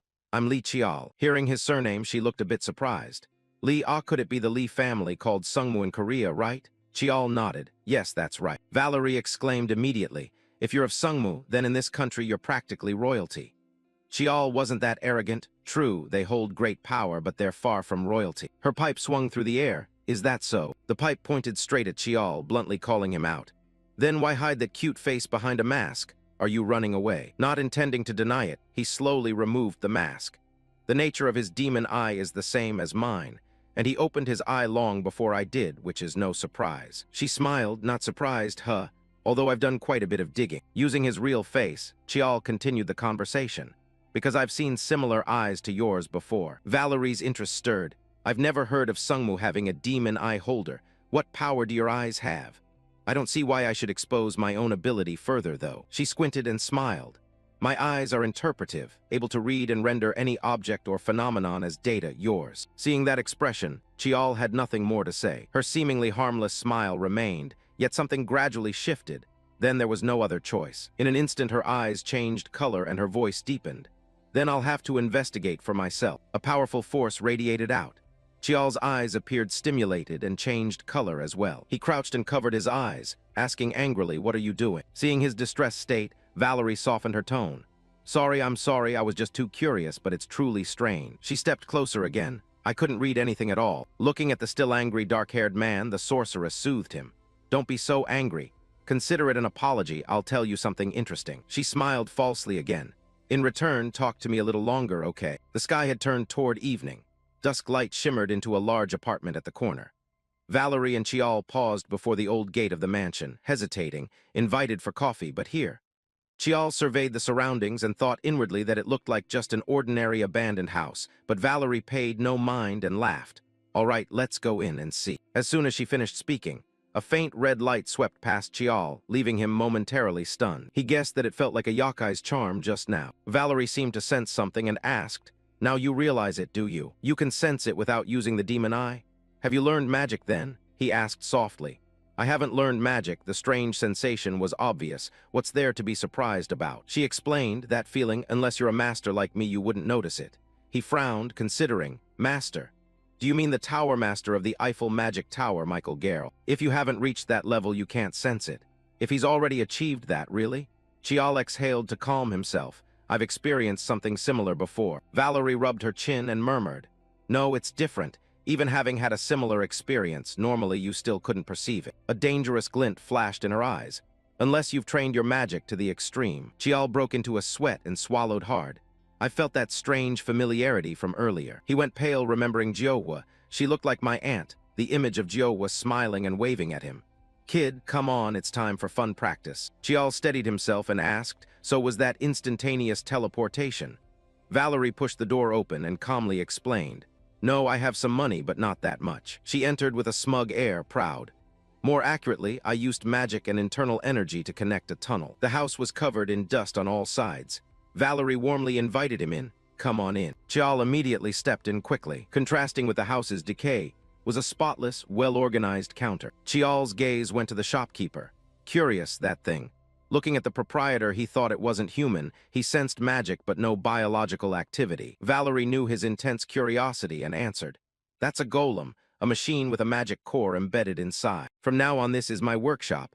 All kinds of strange things will show up." She plopped into a chair and asked casually, "Want to order a drink first?" He put his hand in his pocket and ordered, "I'll have a cup of hot tea." Valerie snapped her fingers to summon service. "Fine, I'll have an espresso." Chiol asked if something like this could be set up in a workshop. Valerie replied nonchalantly, "I wanted it to feel like a real cafe, but going out each time is annoying. Yeah, it's fine." She took a drag from her cigarette. "There are so many things I want to ask, I don't know where to start." Chiol wondered why she thought he'd answer. She shot back, "How stingy of you." "Then listen, I may look this way, but I know quite a lot." Valerie said in a low voice, holding up 3 fingers. 3 questions. Each person may ask 3 questions and take turns answering one. How about that? The 3 inquiries right. Valerie's ancestral spell, famous for when her curiosity can't be satisfied. She proposes a game of exchanging 3 questions and 3 answers. The unique magic she created by applying this later became one of the signatures of the mage called Valerie. And simple question exchange is boring. She said loudly, "So I'll add a game using my magic." Hearing that, Chiol sipped his cup and thought inwardly, "Just as the rumors said." He answered decisively, "I refuse," which made her eyes widen in surprise. He stated his position clearly. "I just met you today, what's there to be curious about?" She asked awkwardly, "Aren't you curious about my eyes?" Chiol added, "Earlier, even without asking, someone deliberately told me already, however." He set his cup of tea down with feeling. "This game actually sounds pretty interesting. Let's set conditions. The winner gets to make a request. Then I'll participate." Valerie repeated, "A request," saying there's nothing to be curious about, so what will you request? His face serious, "That can wait until later." He continued, "The chance to make a demand of a mage who even has her own workshop isn't something that comes along every day," leaving her thoughtful. She lifted the wand with visible effort. "Not comfortable at all, but fine. The rules are simple." The wand swung out a blazing red power that wrapped through the space. Her face lit with undisguised delight. From now on, each person will have 3 questions and 3 answers. The red lights merged into a small flame as she explained the rules. Questions are free, ask anything, and answers can be true or false. But you must guess whether each answer is true or false. Whoever guesses more correctly wins, and the loser must honestly and in detail answer the loser's 3 questions from the opponent. She smiled to soften the mood. Overly obvious questions are banned, like gender or full name. He asked, how do you tell what's true and what's false? She pointed to her head. This is a mental type magic. It reads the consciousness waves emitted from the unconscious. She replied that even if the loser tries to hide the truth, the magic's effect will make them speak naturally. And then, from Valerie's chest, a bright speck of light condensed, her voice solemn. I, Valerie de Belle, swear by the title of a mage that I will faithfully carry out what I say, without trickery or deceit. With that, the orb condensed and shattered above the 2 of them, and she vowed to obey the rules and play a fair match. Valerie placed her hand as if sealing the oath. This is a mage's vow. If I break it, I will lose all my magic. She then began. Now you can trust I won't pull any tricks, right? He nodded, yes.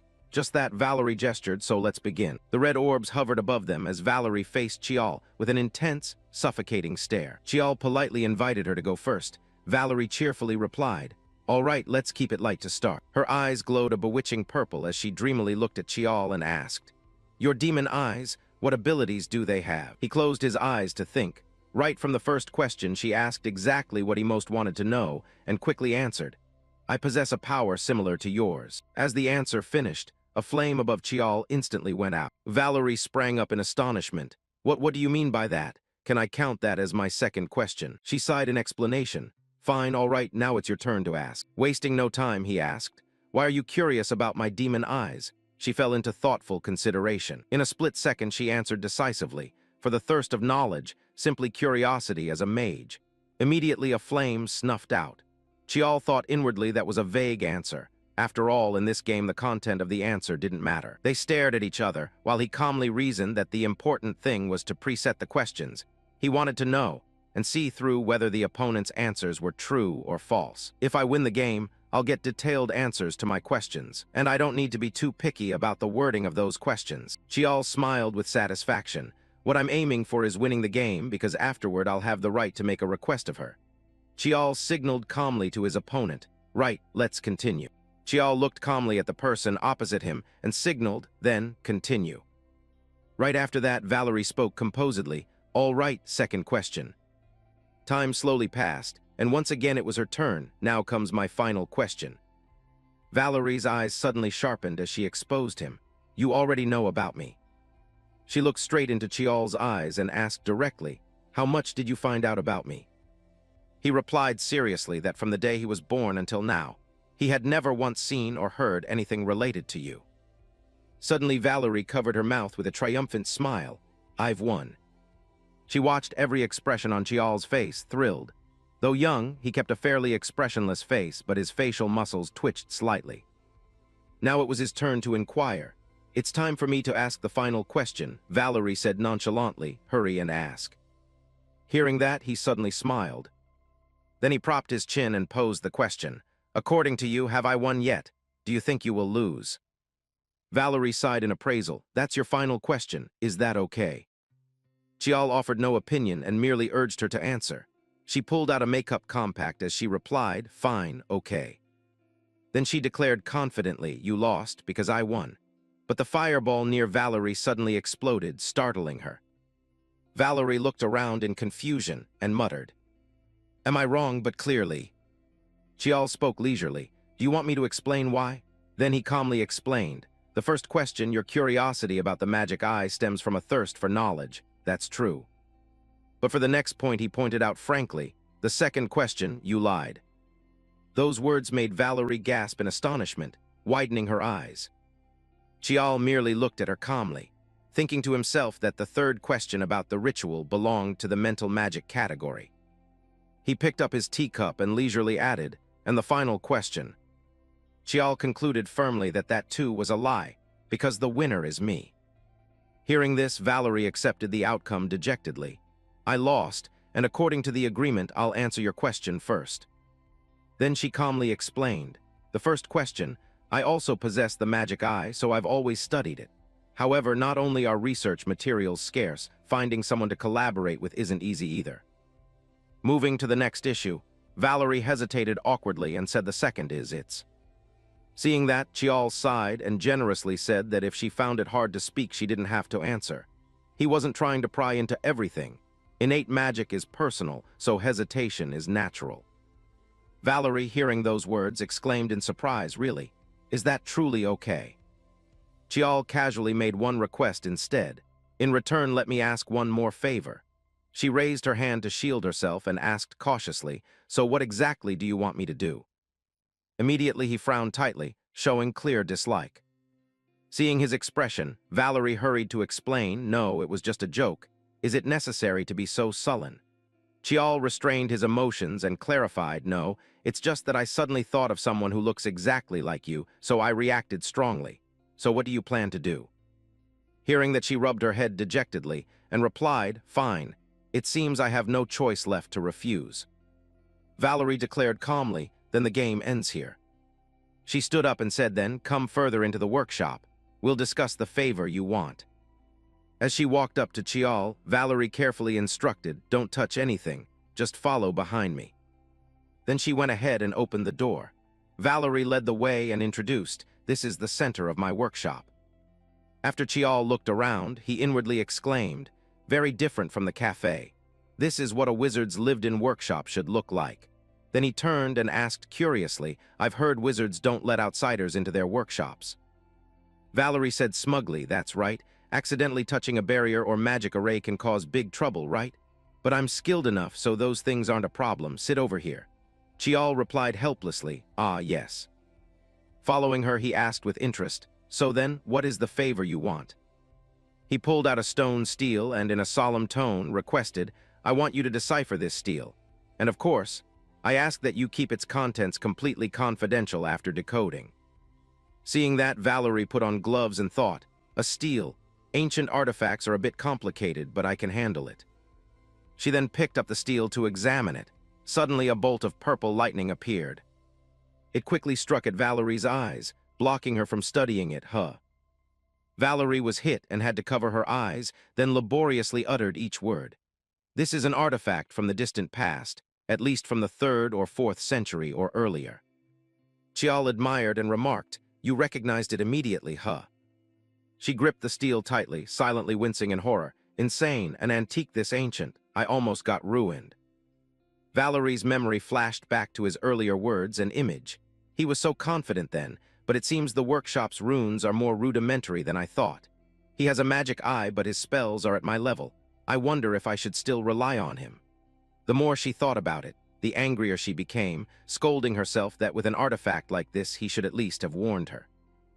Valerie glared at Chiol in annoyance, inwardly berating him. This is measured in millennia. I almost had to redraw all the workshop's runes from scratch, and he was bragging about his skills earlier. A few seconds later, she returned to normal and said, "Let me take another look."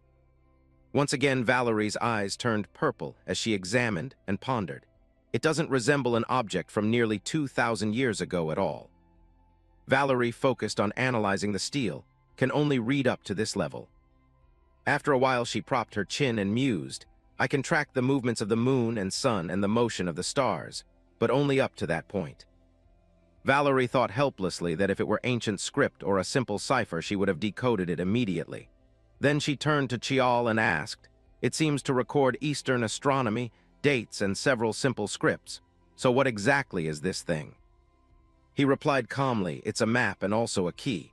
Hearing that, Valerie responded, "This will probably take me some time to decode." Seeing that, Chiol hesitated and said, "Well, while we wait, may I state my second request?" She agreed without hesitation, "Fine." Outside, the sky had turned toward evening. The late sunlight streamed through the glass into the room. After hearing Chiol's matter, Valerie repeated in surprise, "Your second request is that you want me to tell you about the magic eye." He affirmed and added, "If it can benefit both of us, all the better." Then he calmly asked, "Does your workshop have a training room?" Valerie's face immediately became extremely confident and boastful. After all, a wizard surely needs a place to train. Of course, every workshop has a training area. However, mine is a bit larger than usual. Chiol was speechless and didn't reply, quietly showing off huh. A wizard's workshop spacious enough like that means both power and finances are top tier, which reminded him of someone. Then he asked calmly, looks like you're quite wealthy, huh? Valerie replied suspiciously, you don't know. I'm from an old noble family. She then boasted, anyway, that's my second request. Don't change your mind, a man's word is his bond. Chiol reluctantly corrected the grammar, goodness, you mean a man's word is his bond, got it. Valerie didn't bother to care. She summoned her power and said, shall we start? Let's try opening your Manhwa. He obediently closed his eyes and activated his Manhwa. Immediately Chiol snapped his eyes open, and a flash of light shot from them. After Chiol opened his eyes, he saw illusory rings hovering behind Valerie's back. Chiol let out a startled cry, his face showing pain. He covered his face and dropped to one knee on the ground. Seeing this, Valerie hurriedly asked, what's wrong? Chiol explained, no, it's nothing, there are just too many runes in this room, so I'm a bit overwhelmed. She reconsidered, only seeing a few runes and your eyes already hurt. Then Valerie suddenly realized, wait, don't tell me you can see every magic array and ritual in this place. Chiol admitted it and slowly rose, yes, my eyes can read the flow of power and things normally invisible, though they're a bit hard to control. Valerie wanted to confirm, first, can you suppress your Manhwa? She suggested, describe your Manhwa more clearly. Is it clairvoyance or can you see mana? Chiol clarified, I can't truly clairvoyantly see, but I can infer things like an opponent's movements or hidden auras. Valerie was very skeptical. Do you know how strange what you just said sounds? She pointed at him and told Chiol, if all of that is true, your eyes aren't an ordinary Manhwa. No Manhwa in the world can see so much. This looks like a long story. First, let's go back to the study. In the study, a cup of hot tea sat on the table. Valerie warned Chiol beforehand. Before I explain, you need to know Manhwa and Tamenhwa are two completely different concepts. He affirmed, I know that. Then she launched into a long explanation. Also, Manhwa may look like a visual enhancement, but it's actually nothing like that. Even if what the Manhwa perceives is manifested by magic, it's ultimately just images the human mind can receive. Hearing that, Chiol awkwardly scratched his head and asked, excuse me, could you explain more simply? Korean is really hard. Valerie tapped her hand, what I mean is like this. Then she had to talk a lot, wildly gesturing to make him understand. Valerie put a cigarette in her mouth with a grimace as she recalled. That's why Manhwa is more special than any other supernatural ability. I once had an fMRI while my Manhwa was active. The instant it triggered, blood flow to my brain surged and my nerves became hyperactive. Chiol understood. No wonder it hurts when the Manhwa is uncontrolled. She emphasized, exactly, because you process sensations humans don't normally have, you get overloaded. Valerie mused that the Manhwa is such a dangerous power. To date, no pair of Manhwa has possessed composite abilities. Still, how many things can your Manhwa do now? He sounded a bit surprised as he listened. Valerie stared at Chiol sharply. You said those eyes were opened through the Sung Mu ritual. Typically, someone who opens a Manhwa begins seeing abnormalities around age 5 or so, or after that. So before undergoing that ritual, did you ever see anything strange? He bowed his head to recall. Chiol couldn't help but admit from the heart that there had indeed been signs before, even when I was only 11. She probed further, in Sung Mu, has anyone opened a Manhwa like yours? He denied it, no. Valerie continued, do you know why I'm serious? Chiol answered only yes. She suddenly said, that's unfortunate. If you enter combat, you probably won't be able to control it. He took note of Valerie's words. Chiol glanced subtly, as if weighing something. In the end, he decided to tell the truth. Actually, in battle, I've used the Manhwa countless times. She thought she misheard. What? Valerie jumped up excitedly. How is that possible? Even if a Manhwa had just 2 or 3 functions, the brain would be catastrophically overloaded. You should have had a cerebral hemorrhage and died or gone mad long ago. And yet you could both see and still control it. Chiol, much calmer than she was, admitted yes. Valerie held her head in exasperation. I've never seen an exception like this. Then a sly smile spread across her lips. Looks like we'll need to run a few tests, she said. Valerie's demeanor made him blanch slightly. Yes, what kind of tests? At Valerie's suggestion, I stayed in the training room for a while, and before I knew it, several days had passed. Valerie kept it decoding the stone slab up until dinner. As for me, I began training that pushed the Mayan hand to its limits. Chiol lay on the slab, limbs restrained, while bolts of lightning around him made him grit his teeth in pain. At last the device chimed. The measurement was over. Chiol was dazed, almost falling asleep. Clearly he had tolerated the start, but the difficulty was ramping up. He recalled what she had done to him. To test how much direct stimulation he could endure, she shoved tangled blocks of mana right in front of his face. Her smile at the time was terrifying. Come on, just a bit more, just a bit more. While Chiol could only scream, you fiend. At that moment, Valerie entered the room to check on him. How's it going? Are you okay? He thought to himself, she looks like a mad scientist. Chiol glanced at the restraints being removed. She did say the Mayan hand would overload the head. She smiled reassuringly. Don't worry. The mana study machine will stop automatically the moment you hit the overload threshold. He glared at Valerie, who pretended not to notice. This woman is insane. I owe apologies for ever having compared her to my mother. She justified it, but thanks to that we're collecting excellent data. The limits and characteristics are becoming clear, and the more the Mayan hand is used, the more it develops. Chiol couldn't deny it. She wasn't entirely wrong, but... Then she stopped listening and turned away, humming, "Let's see if you'll obediently take the tests." He realized she was deliberately speaking in French. Valerie looked surprised at what she saw on the display. She studied the parameter readout and wondered aloud, what is this? Am I reading it wrong? I set the machine to auto-monitor and let the difficulty increase gradually. How could his growth rate accelerate this quickly? No, it's not growth. It's more accurate to say adaptation. Then the issue isn't in the explanation. The smile on Valerie's face grew increasingly interested. The days that followed continued. Day 1 of training. No, almost called it an experiment. This is training after all. Li Chiol requested this test, not some experiment to satisfy my curiosity. Even so, having painstakingly gathered enough data, I'll save it to a file. It's confirmed that the Mayan hand can easily see one-way mana channels. From magic level 6 upward pain begins to appear, but at level 7 he can still read without too much difficulty. Maybe I'll need to bring in a CT machine to assist. On day 3 of training, to test clairvoyance, I intentionally hid a ritual behind a metal plate and told him to read it. The results showed it wasn't clairvoyance but reading the energy emitted by the object. It was just a pencil, and I still don't understand what he read or how. Then I tested moving objects. He demonstrated an ability to predict blood flow and muscle movement. A hint of limited precognition surfaced, but he can't keep the Mayan hand open more than 2 hours. If only the durability of the brain and eyes were a bit higher, more experiments. No, more training. On the 8th day of testing, he kept smashing records for how fast he adapted as difficulty ramped up. I secretly cranked the difficulty, and he still kept pace. Even I haven't reached this level. I should have bought that CT machine earlier. At this point, I may have to dissect him to see directly. His Mayan hand seemed to belong to a completely different resolution system than mine. Li Chiol's visual ability was on an utterly superior level, yeah, if I had to describe it. Valerie heard the noise and quickly turned her head. What's going on? She wondered why he didn't pretend not to know, look at his expression. Chiol explained calmly, the machine just stopped, so I stepped out. The alarm was blaring, didn't you hear it? She spun back to her desk and asked in disbelief and alarm. Valerie was a bit surprised.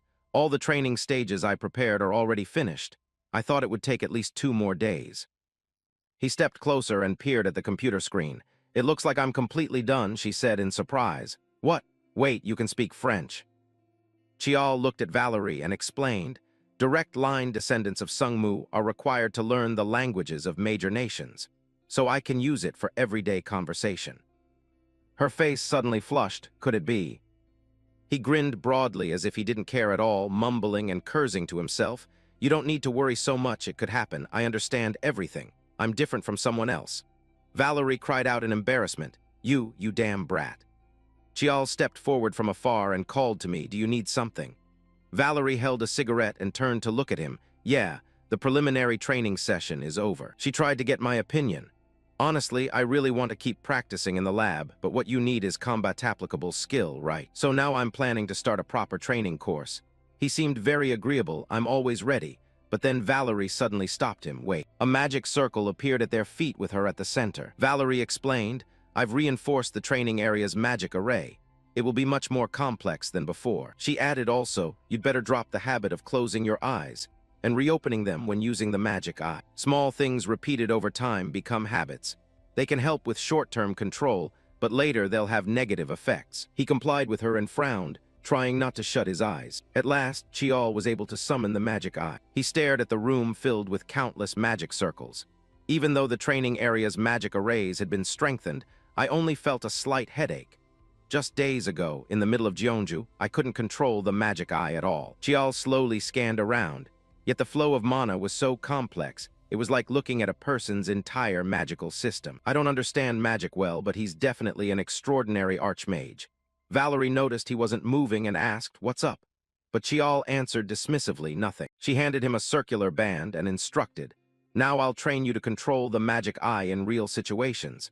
Stick this on your head to feel the flow of mana clearly. Chiol took it, put it on, and asked, how will you train me?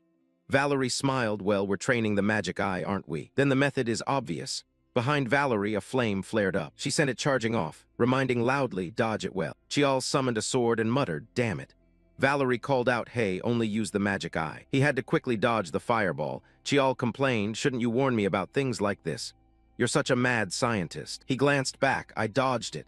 If it had been when I first entered the training room, I wouldn't have been able to. Valerie warned good-naturedly, not done yet, as the fireball didn't stop and changed direction toward him. Chiol widened his eyes in surprise. The fireball suddenly detonated. She seemed to have no intention of holding back. While dodging, she said, listen, I've got the nature of your magic eye figured out. Your magic eye, to be blunt, is quite similar to my decryption system, but it's one tier higher. After the explosion, Chiol was smeared with dirt. She calmly lit a cigarette and said, your magic eye doesn't read many things. Like other magic eyes, it reads only a single thing. The room was surrounded by red flames. The objects before you, animals and plants, mana or mere force, and countless types of supernatural energies, and the entire present state of each piece of information. If you had to name it, you'd probably call it the present eye, an eye that reads every phenomenon existing in this moment. Valerie guided those spheres to move. Chiol stepped back to avoid the strike and mocked, your name is awful. She didn't care and continued, your eyes read every present before you, and once you've analyzed the present, deducing a reasonable future naturally follows. Similarly, you'll also be able to infer the past. There seems to have been a neat term to describe that. Right, the law of cause and effect, Valerie said with a bright smile, as the explosion behind her generated a huge shockwave. Chiol managed to stay standing after the explosion. He was now filthy. She told Chiol that, anyway, your magic eye is so high tier that it can become a burden itself. No matter how much your control improves, you could be swallowed by the magic eye in an instant. So basically, yes, all of this is for your own good, and the fireballs were summoned again. Valerie shouted, all right, let's go, and the spheres charged at him in succession. After the session, Chiol sat on the ground blackened from head to toe, prompting Valerie to tease, which coal mine did you crawl out of? Hey, open your eyes nice, she said. Do you know how hard I worked to study your magic eye? He replied without any emotion, I appreciate that, and she sighed. But hey, your magic eye was unlocked through Sungmu's special ritual. Is it slow to manifest because it's not a normal magic eye, or are you simply an exception? He chose to remain silent. Valerie didn't press further and stood up. Either way, I probably can't figure it out on my own, sorry. She broke into a sly smile. Maybe we need a detailed scan, or we might have to cut it open to find out. Seeing that look, Chiol panicked. No, it's fine. One day we'll understand it. I don't know what you'd cut open anyway. Valerie excitedly summoned the fireballs again. All right, continue training. Hey, to make it easier to refer to, I think we should give your magic eye a name. Analysis eye or cause and effect eye? Kinda bland. He sternly refused no names. But she wouldn't listen. No way, something as fearsome as this magic eye needs a name. How about Divine Eye, Solomon's all-seeing eye, or with an Eastern flavor, the Sand King True Eye? Chiol firmly refused, no need. Valerie decided Diablo Eye sounds cool, right? You must have had a hard time fending off those barrage attacks. At that moment, Chiol was panting from exhaustion, days of it now. Predict, analyze, choose, and focus. When I used the magic eye's full capability, my development rate skyrocketed insanely. yet his face couldn't hide his excitement. A phone in his shirt pocket suddenly vibrated. Valerie looked down and realized, is it this late already? She stepped closer and teased Chiol, you don't look like a charcoal lump anymore. What a pity. Don't train on your own today. Shower and go straight to the lab, he said. What do you mean? Valerie winked and announced, because the deciphering job is finished. There were a few books on the table. The whole room was cluttered with books. Chiol asked suspiciously, when did I leave this place? Why has everything changed like this? Valerie nonchalantly answered, all this is just research material. You can throw it away now if you want. She complained, at the Mage Tower I have grad students to command, it's so convenient. Here there aren't any servants, so boring. Valerie used magic to make the books hover and said, since ancient times, the Korean peninsula has preserved records well, so deciphering the language and script isn't difficult. It's actually pretty interesting. Come sit here and take a look at this first. Chiol picked up an object and noted, the slab's shape is different from before. She explained that because some constellations and characters had faded, she had restored them. From now on, I'll explain it to you. Valerie took out a document and placed it on the table. She pointed to the image and asked, have you seen this constellation? He immediately answered, no, I haven't. So Valerie laid out 2 pictures like that. Told you, right now that constellation looks like this. She pointed to one of them, the problem is here. Why did the ancients group these constellations together? Look below. This is actually an imaginary constellation. The order of these stars is the key to decoding it. I was fooled by the camouflage for a bit, but it's neither the moon's orbit nor a star chart. So what is it exactly? Chiol began to ponder. I feel like I've seen this somewhere before. Then he suddenly gasped as if he'd remembered. Chiol asked tentatively, can I tear this to test it? Valerie let out a light laugh. No need to tear it. It's right here. This is a map of the entire ley line network of the Korean peninsula, not stars at all, but a map of the energy nodes spread across the land. The map has points marked and connected with bold black ink. In the laboratory, Valerie, an astute female intellectual with alluring wavy brown hair, is working with Kyung-ho to decipher a major secret. She realizes this stele is not an ordinary star map, but a diagram of energy nodes across the Korean peninsula. Valerie further explains that, according to Eastern philosophy, the world is a living body, and the ley lines are the mana currents running through the earth. Kyung-ho studies the ancient stele closely. He notices a strange point. People in ancient times shouldn't have been able to extend that far north. Valerie smiles faintly, asserting that this is precisely why the artifact is an invaluable historical proof. The fact that the ancients expanded their territory to this land leaves Kyung-ho astonished. After laying out all her deductions about the location, Valerie hands him the decoding so he can uncover the remaining mysteries himself. Looking at the decoded text, Kyung-ho freezes, realizing this is the incantation for the ancient mana arts of the Sumuiga clan that he remembers from a past life. A bold idea sparks. If ley lines are like mana currents, perhaps they share the same operating principles. He closes his eyes, begins to simulate mana flow according to the incantation, and traces the energy nodes in his mind. Finally, he finds it. A confident smile forms as the exact coordinates appear. Tohamsan Mountain in Jeonju. That is the burial site of Marshal King Lee Hyangseon, the second head of the legendary Sumuiga clan. A few days later, at a cafe, Valerie relaxes with her familiar long pipe and sees that Kyung-ho is ready to depart. With a giant hiking pack on his back, he is prepared to face the perilous journey ahead. Before leaving, Valerie doesn't forget to ask about the trick he used to beat her in the 3 questions game the other day. But he keeps the secret, leaving this tough big sister visibly huffy at his stubbornness. Valerie grows serious and warns him to be extremely careful, because Tohamsan is a highly dangerous place. She begins rattling off warnings about everything, from lost spirits to curses and monsters lurking in the ancient ruins. Seeing her overly worried, Kyung-ho teases softly, "Are you worried about me?" The question clearly embarrasses Valerie. She immediately denies it with her trademarked tsundere expression, scolding him as an arrogant brat. Kyung-ho can only smile and thank her for everything. She is surprised when he firmly promises he'll return after finishing the job, as if the trip were no big deal. Before leaving, he doesn't forget to promise they'll go eat chicken together next time, leaving Valerie still waving goodbye behind him. Back in the present, Kyung-ho sets foot on Tohamsan. He wipes sweat from his brow, realizing he's been searching continuously for 2 hours. The terrain has changed so much from the 1,000-year-old map that finding the entrance is more difficult than expected. Fortunately, his mystic eye ability is refined enough for him to sustain clairvoyance longer, letting him see through the veil of mystery shrouding the ancient mountain. At that moment he halts, sensing a powerful fluctuation. Right beneath his feet, rivers of golden mana begin to rise and coil, ready to reveal the millennia-old secret before him. Kyung-ho, commonly called Kyung-ho, is stunned by the brilliant mana currents unfolding before him. He holds the old map, comparing it to this uncanny reality. The energy streams twist like dragons and phoenixes dancing through the underbrush, guiding him toward the hidden place. Breathing heavily after a long trek, Kyung-ho finally stands before the sealing rock formation where mana is most concentrated. Beneath his feet, the ground trembles as magical circles begin to activate and dry leaves are swept up by a powerful wind. He sets his pack down, realizing the scale of the seal is far larger than he imagined. No way, he thinks. He touches the stone engraved with the constellation mark. Confirming this is the entrance to his ancestor's tomb. Then, Kyung-ho focuses his mind, preparing to perform the ritual to unseal the door. A deep blue mana surge erupts, surrounding Kyung-ho among the ancient stones, creating a solemn, mysterious spectacle. Energy ripples strongly across the ground, awakening mechanisms that have been dormant for millennia. The characters on the stone begin to glow brilliantly, under the influence of the pure mana flowing from him. He identifies this as the sealing door into the tomb.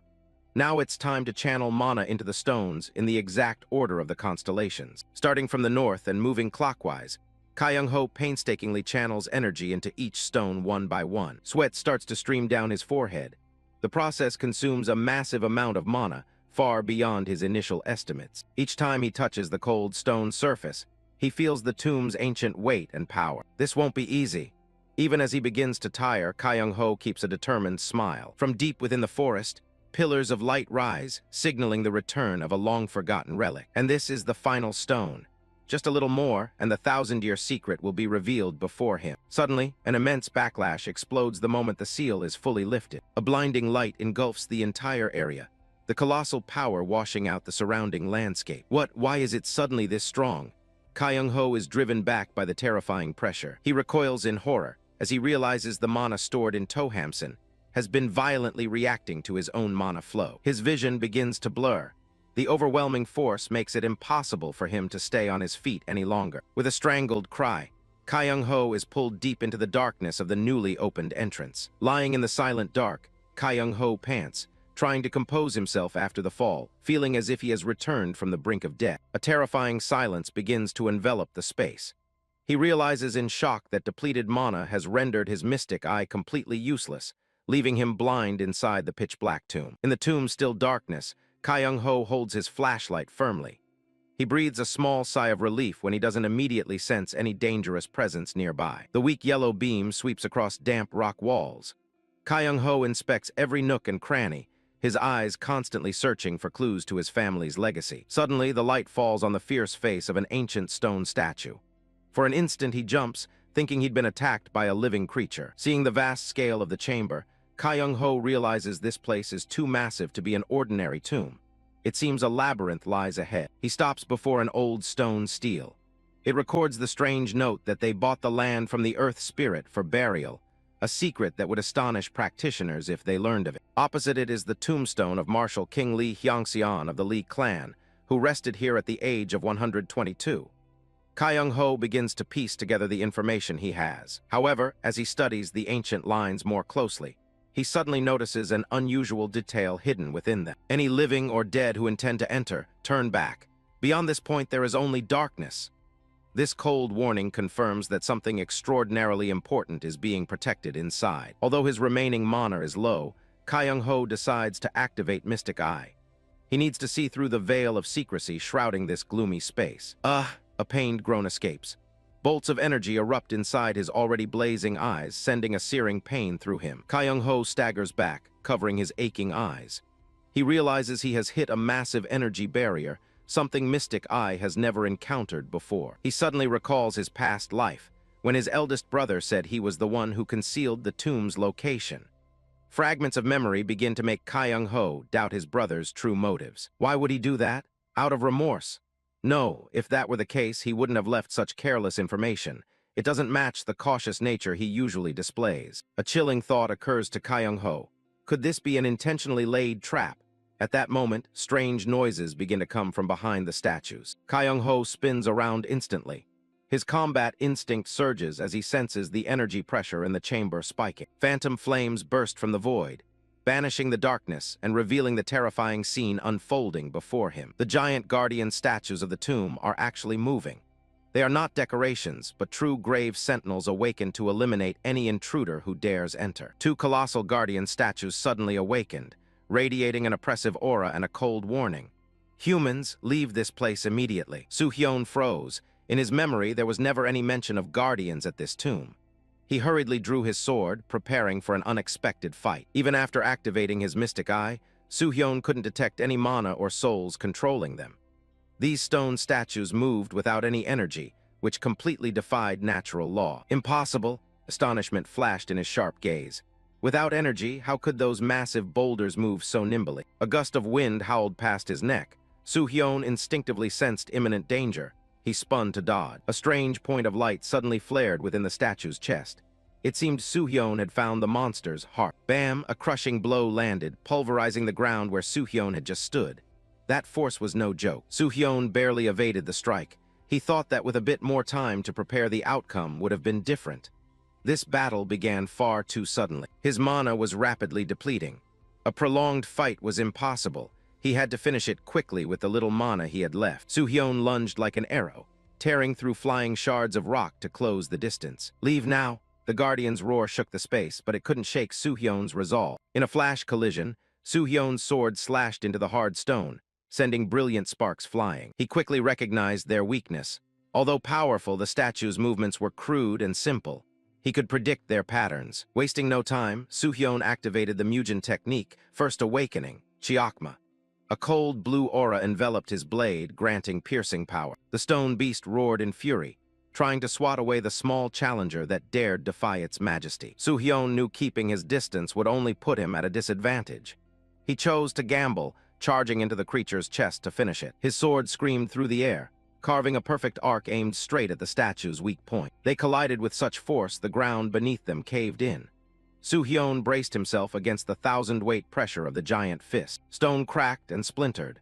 Soo-hyun gritted his teeth, every muscle tensing as he searched for an opening to counter amid the deadly siege. With a nimble move, Soo-hyun spun, using the opponent's attack momentum to power his next cut. He unleashed the forge art, Yomra, blazing red chains wrapped tightly around the statue's limbs, locking its movements. "Hayap!" Soo-hyun shouted, pouring every remaining drop of mana into the blade's mysterious glow. A razor-sharp slash cut across the statue's neck. In an instant, the Guardian's head detached and fell to the ground. The giant body collapsed, triggering a powerful tremor that kicked up a white cloud of dust, officially ending the life-or-death confrontation. Soo-hyun braced his sword against the ground to steady himself, trying to regulate his increasingly chaotic breathing. The battle was over, but exhaustion washed over him, making the air feel heavier than ever. Kwon Soo-hyun inhaled rapidly, sweat streaming down his tense face. He felt utterly drained as his mana had been nearly siphoned dry after channeling his spirit energy. Controlling mana in this strange place was far harder than he had expected. However, his seasoned experience quickly made him notice the oddities around him. Despite being deep underground, the air circulated oddly, indicating the tomb wasn't completely sealed. Moreover, the ancient guardian statues showed no rust or signs of age, as if they'd been placed there just yesterday. Soo-hyun's gaze hardened with suspicion. He narrowed his eyes and observed closely. A gut feeling told him the fight wasn't truly over, or that something even more mysterious was hiding behind those lifeless stones. Suddenly, the shards of the statue he'd felled began to emit a brilliant golden light. Tiny motes floated in the air, creating a scene both magical and fraught with uncertainty. The two giant guardian statues stood towering in that glow, but now they no longer looked threatening. Instead, they were enveloped in a shimmering, mystical veil. "This isn't good." Soo-hyun worriedly peered inside. His mana was slowly recovering, but remained far too low for him to be ready for another large-scale confrontation right now. "I still need to be sure," he murmured.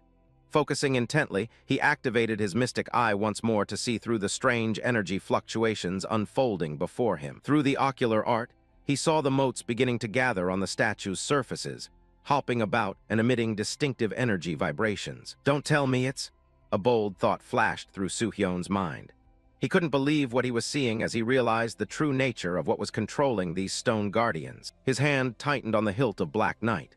If his guess was right, he'd have to use this sword to strike straight into the core inside and end it decisively. But then a sudden chorus of chittering voices shattered the tense atmosphere. "What is that?" A black sword? The black sword is gross. Soo-hyun froze, bewildered as his sword became the focus of those strange remarks. The motes flew chaotically around him, cries of sorry, sorry, echoing through the cavern.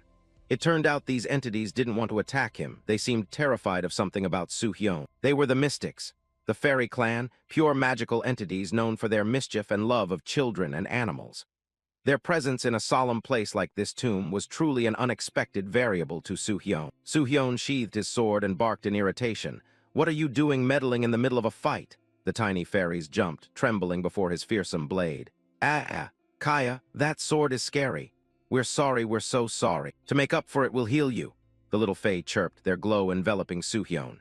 He felt a warm energy seep into his flesh, miraculously restoring his exhausted body. So they attacked because they thought I was the bad guy, he realized as they explained the misunderstanding caused by the sword. When he asked why they were here, the fae cheekily replied, "Don't know, not telling Tilda." "Oh yeah, I kinda feel like swinging this sword for a bit unless you start talking nicely," Soo-hyun smirked, feigning menace. The tactic worked immediately. The fae panicked and squealed. Humans are terrifying. Eventually, the mystics revealed the truth. They had formed a pact lasting over 1,000 years to guard this place. As beings tied to nature, being bound to a cold tomb for a millennium had been no easy duty. Hearing this, Soo-hyun's tone softened. It must have been grueling, guarding this place for so long. His words of comfort eased the tension noticeably. The tiny fae giggled and thanked him, grateful he no longer held the frightening sword. "You're so kind for not keeping that sword. But, is that even a sword?" Their naive questions left Soo-hyun half amused, half exasperated. Soo-hyun pressed them about who had made the pact. The little fae began whispering among themselves. "Should we tell him?" "I think yes. Look, his hair and eye color are exactly like that person's." Their remarks made Soo-hyun intensely curious about the identity of the predecessor. A small fairy manifested more clearly before the great stone door, excitedly recounting. "That person promised that if we guarded this place, they would protect us too. We were injured then, and that person helped us a lot." Soo-hyun pondered and asked, "Protect you from what?" The fairy clan's answer chilled the air by a few degrees. "Terrifying things, things that never die, things that are truly, truly horrifying. You attacked us because you thought he was one of them." The grim warning made Soo-hyun shudder at the thought of the dangers waiting inside. The fae's words reminded Soo-hyun of similar warnings the mountain guardian had given. It seemed every clue pointed to the same terrible threat. Still, he knew he had no choice but to step inside to seek the truth. Soo-hyun moved up close to the giant tomb door, clearly feeling the vibration from the black sword in his hand. The fae's reminder about the final trial echoed in his ear. "To pass here, you must prove yourself with your own blood. Only truly inherited bloodline can unlock this 1,000-year secret." Taking a deep breath to steady himself, Soo-hyun slowly raised his hand. Standing between the present and an ancient legacy, he understood that once this blood ritual began, his fate, and that of his clan, would forever turn a tumultuous new page. Soo-hyun stood before the towering ancestral tomb door, his eyes set with determination. He knew this was a crucial turning point to lay hands on his ancestors' heritage. Resolutely, he pressed his blood-stained palm onto the ancient sigil circle. Immediately, the old characters reacted violently to the royal martial bloodline, erupting in a blazing, authoritative red light. Boom! The 1,000-year-old giant door finally shuddered and moved, opening a deep passage into an all-encompassing darkness that held the oldest secrets. "All right, let's go." Soo-hyun drew a deep breath and stepped inside. He had no idea that while he explored the tomb, horrific events were beginning to erupt in the outside world. The scene cut to a modern laboratory in Jeonju. A female researcher sat exhausted with her head on the table amid piles of mana research documents, sighing in frustration at the overwhelming workload. Why is everything so bad today?" she muttered in annoyance, even considering ordering fried chicken to soothe her irritation after an unsatisfying day. Suddenly, a piercing alarm tore through the lab's silence. She startled upright, a professional's instinct signaling that something was wrong. On the city map display, a bright red dot appeared as an alert. It signaled that a mana gate had just opened in the heart of the city. She stared at the screen, her complexion paling as the warnings multiplied and grew more frenzied. "No way, 5 mana gates opening at once," she exclaimed in horror. This was an unprecedented disaster-scale incident for the region. Her first thought went to Soo-hyun. Could this sudden catastrophe be related to that kid's actions in the tomb? She hurriedly typed to check. However, monitoring screens at Mount Tohamson showed mana levels remaining stable, with no major disturbances matching the city's incident. That only deepened the mystery. There's no time to hesitate. She quickly packed up her gear and magical weapons.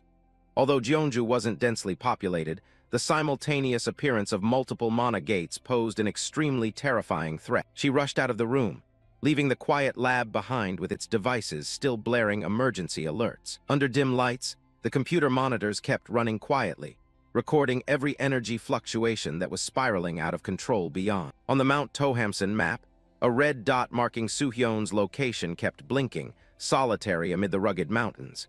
He had no idea he was the focus of suspicion. As night fell, countless deadly red dots began to spread across the map of Jeonju at a staggering pace, signaling the start of a horrifying night of blood and tears. Chapter 63 ends here, with chaos poised to erupt. Li Chiol cautiously stepped into a dark cavern.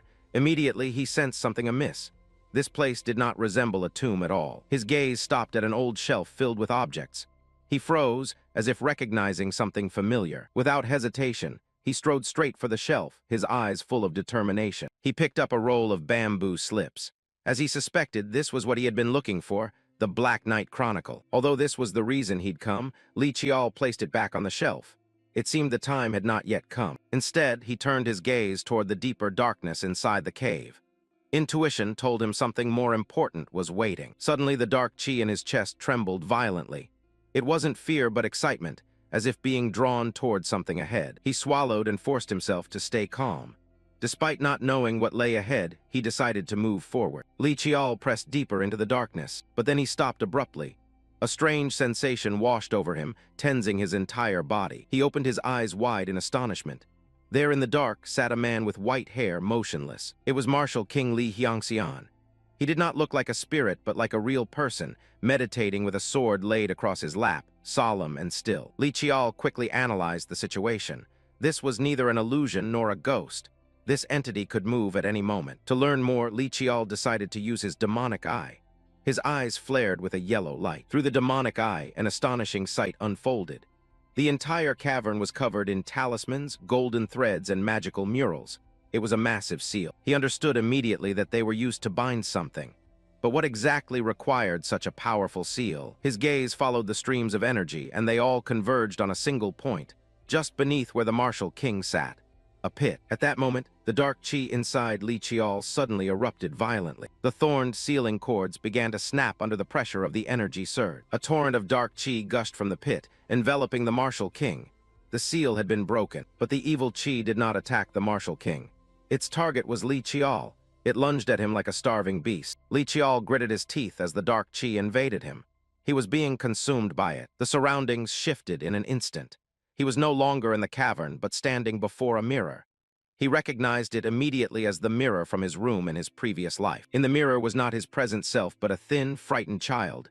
That was him, in his old life full of suffering. Harrowing memories flooded back, replaying scenes of being humiliated and trampled by members of his own household, called filthy bastard and forced to do degrading tasks. The vicious taunts cut into the boy's tender mind. Why won't you understand what I'm saying, huh? Back then, Li Chiol could only ask himself why he had to suffer these things, and how he could escape such a cruel fate. The nightmare worsened when his wet nurse, Moon Gao-hwa, was accused of embezzlement and driven out of the house. Despite the injustice, she worried about her young charge. He knew his wet nurse could never have done such a thing. But she was expelled into the rain, and from that day he never saw the woman he considered a mother again. The door slammed shut, as if his world had collapsed. The only uncle he trusted came over, comforted him, and promised he would return soon. But Li Chiol knew it was a lie. That uncle was actually telling him to leave and hide deep, because the clan would never stop looking for him. With a pained look, the uncle could only pray that he might reclaim his own life. He had failed to protect his wet nurse, the second mother he loved.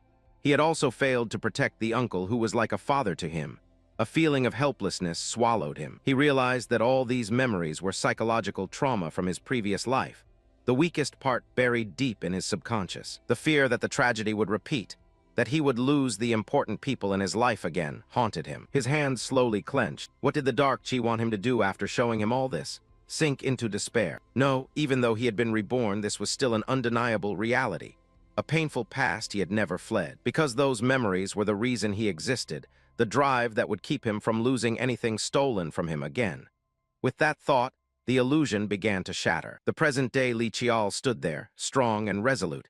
He was no longer the weak child he once had been. Back in the real world, he realized what was sealed inside that dark chi. It was the martial king's memories. A vast torrent of memories from the dark chi poured into his mind. A brutal headache struck, as if something were trying to tear his skull apart. The dark chi wasn't only attacking his mind, it was trying to absorb his sword as well. But Li Chiol, who had devoured countless weapons before, would not allow that to happen.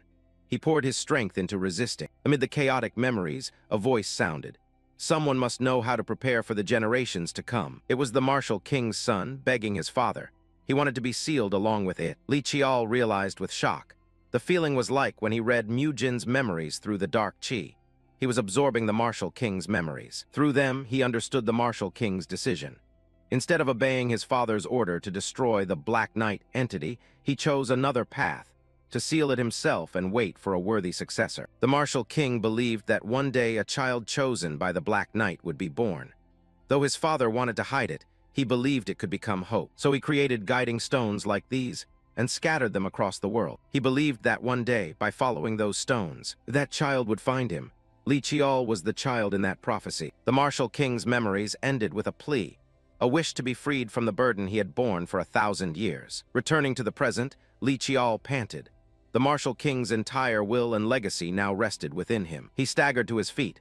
Before him, dark chi still churned from the broken seal. But now that dark chi no longer attacked him, it was inviting him. From the center of the seal, a colossal black sword slowly rose up. With his last strength, Li Chiol pulled the sword free.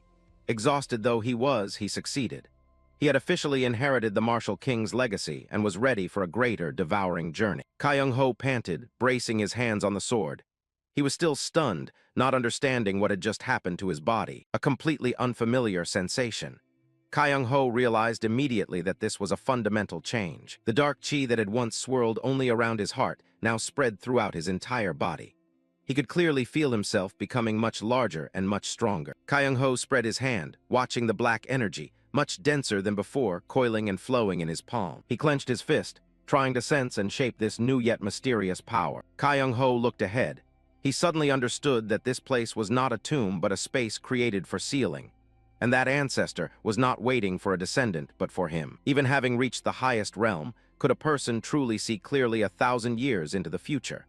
Kyung-ho remained astonished at this ancestor's arrangement. After a moment of composing himself, Kyung-ho adjusted his clothes, preparing to face the one who had waited for him through the millennium. He stepped before Martial King Li Hyangxian and spoke respectfully. "Please forgive my abruptness in coming to greet you so late." Then he performed a formal bow, placing both hands to his forehead and lowering his head.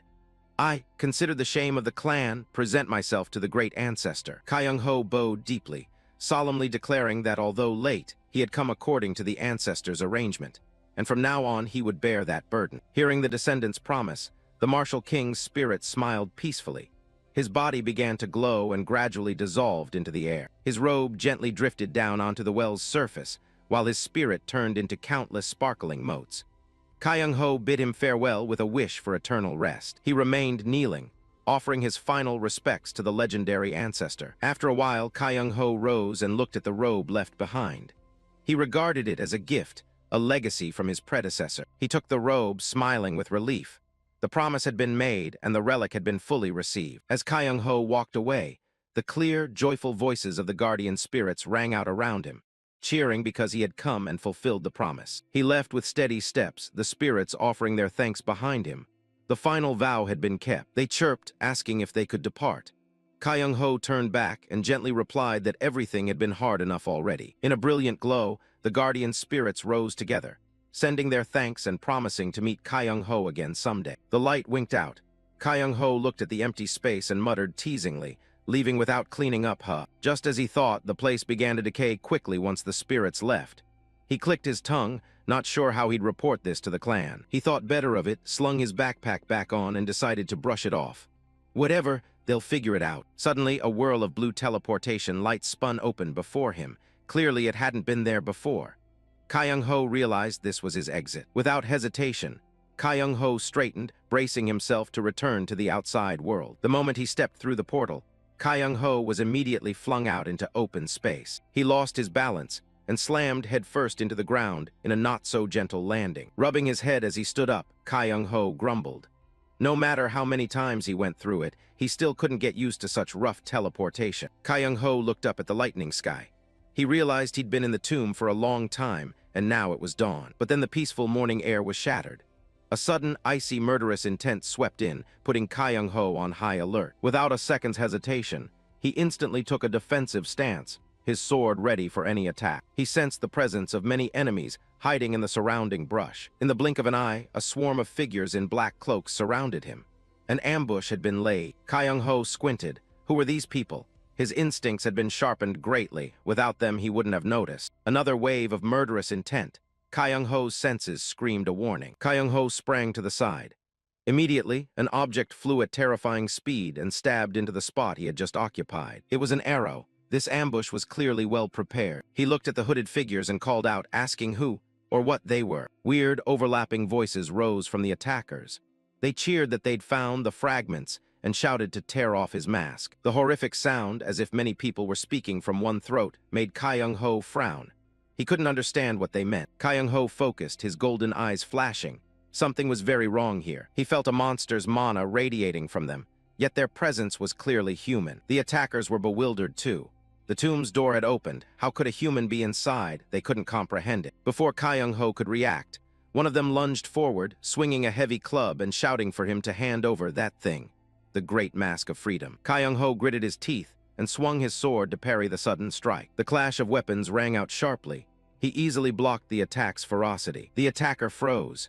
He couldn't believe Kyung-ho could so effortlessly deflect his blow. Kyung-ho's gaze hardened. This weapon was not something an ordinary human could wield. Kyung-ho scrutinized the attacker. Sallow green skin, a face reminiscent of a pig. He wondered, could this be an orc? But no, his eyes snagged on the enemy's collar. A horrifying truth emerged. This wasn't a monster. It was a human wearing an orc's skin. Kyung-ho stared at the group, a cold question echoing in his mind. Why would a human don the skin of a monster? Suddenly, a flash of light streaked from the darkness toward Kyung-ho. His reflexes were lightning fast. He immediately swung his sword. A sharp clang sounded. The sword stopped the flying object. It was a poisoned needle. Kyung-ho recognized it at once. These attackers weren't just ambushing, they were using poison. The poison needle was deflected, flying up into the air. Kyung-ho glanced up at a tree branch. Another figure in orc skin sat there, holding a blowpipe. He was the one who fired the needle. Kyung-ho clenched his fists. He didn't know who they were, and this terrain was utterly disadvantageous for fighting multiple enemies at once. Determined to break the siege, Kyung-ho focused his energy. A massive bolt of lightning burst from his body, sweeping everything around. Seizing the chaotic moment, he dashed off at terrifying speed, easily breaking through the enemy's encirclement. Kyung-ho leapt to a higher position, deciding to change location to gain the upper hand. He landed on a high rock outcrop, looking down at the forest shrouded in morning mist. But on a higher mountain peak, a figure in a white cloak wearing a mask had been standing there for who knew how long, silently watching him. The masked man's voice echoed in his head, cold and knowing. Seeing Kyung-ho's black hair and golden eyes, he recognized him instantly. It's the Seungmuli clan. He ground his teeth. He had rushed here the moment the tomb door opened. The hatred in his voice was unmistakable. A cursed bastard who deserves to die. The small golden whistle at his throat trembled softly with each breath. Against the blazing backdrop, the white-masked one uttered a venomous oath toward Kyung-ho. "O you who have imprisoned true freedom, I will personally strip away your last masks." The terrifying declaration rang through the night, signaling an unavoidable confrontation. In the silent forest under the moonlight, the air suddenly grew tense. Kyung-ho panted. His demon eye sensed the presence of about 30 enemies hiding around. The cloaked assassins gradually appeared. He realized they were clearly human, yet using monster power, a grotesque hybrid existence. Fortunately, their movements were extremely chaotic, even constantly getting in each other's way. Kyung-ho analyzed that although they used human weapons, their movements were amateurish, rushing in to attack recklessly. He decided not to just defend. "I'll capture one and find out the rest." To do that, Kyung-ho summoned a shield that glowed blue. It was a masterpiece-grade shield, the Sacred Ankle. Originally a celestial-grade weapon gifted by a king, the copy forged by a god's command still reached masterpiece quality. It was the reward he received after sparring with his sixth sister. Immediately, one of the assassins lunged forward, delivering a powerful strike into the ground. Another dropped from above, diving down and swinging a weapon at Kyung-ho. Kyung-ho showed no hesitation. He swung his sword and parried the attack with precision, and countered immediately. A sharp slash sent the enemy's blood spraying. Kyung-ho's gaze remained cold and focused. He finished the enemy with a decisive blow, sending him collapsing where he stood. But as soon as one fell, the others surged in from all sides. Kyung-ho noticed something unusual. Their attack style had changed. They began coordinating combos, which showed they hadn't completely lost their minds. But to him, that didn't matter. The shield in his hand began to shine more intensely. Kyung-ho unleashed the shield's skill, Demon Soul Barrier. A massive wave of blue energy spread outward. He swung his sword, channeling the barrier's energy to create powerful slashes. A storm of energy blades swept the battlefield, easily cutting down the enemies in its path. The attack cleared out almost all the foes. The survivors stood frozen, trembling as they watched Kyung-ho from a distance, too afraid to move forward. Seeing the remaining ones hesitate, Kyung-ho narrowed his eyes. "If you won't come, then I'll come to you." He charged forward, taking the initiative to attack. After a while, Kyung-ho captured one. He had broken the prisoner's arms and legs to prevent any tricks. Kyung-ho began analyzing the captive. He had dull eyes and emanated the aura of a monster, but it didn't look like brainwashing or a curse. To examine further, he decided to inject his mana into him. But just as he was about to act, a strange, piercing sound suddenly echoed through the forest. Kyung-ho had to cover his ears from the brain-numbing noise. The prisoner suddenly erupted into a wild, hysterical laugh. His body began to transform gruesomely, tearing through the cloak. The rope binding him was ripped apart as well. Kyung-ho froze, not understanding what was happening. Before him now stood a giant monster like an armored lizard. He could only gasp, "What is this?" At the same time, elsewhere, Valerie flew over the city sky.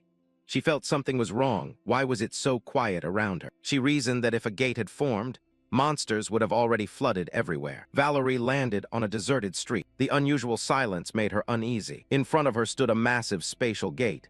Strangely, nothing was coming out of it. Valerie's eyes flashed violet as she began to analyze the gate. She quickly realized it was an artificially created gate produced by destabilizing mana.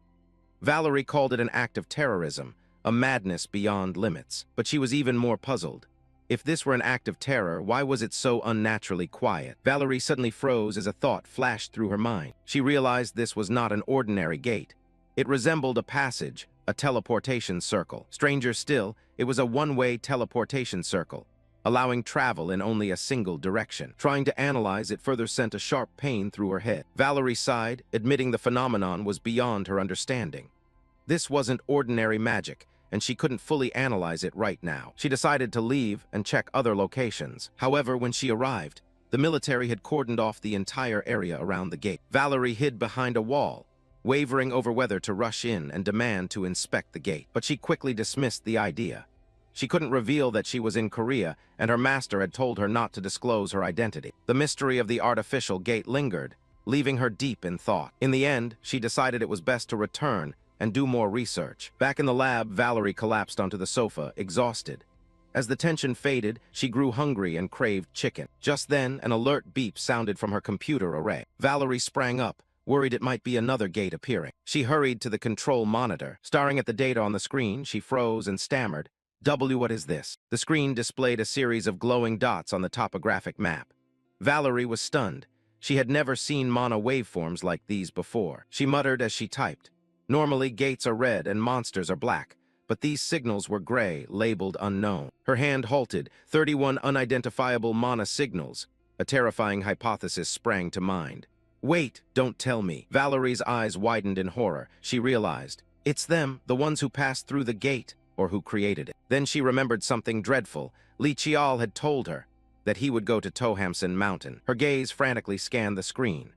There, in the center of the cluster of 31 gray dots, was a single gold dot shining, the signal of a demon eye user. Valerie sprang up, her face drained pale with fear. She screamed. Chiol was in extreme danger. Chiol realized an odd truth. The enemies before him, though shaped like monsters, had an entirely different nature. He observed a lizardman.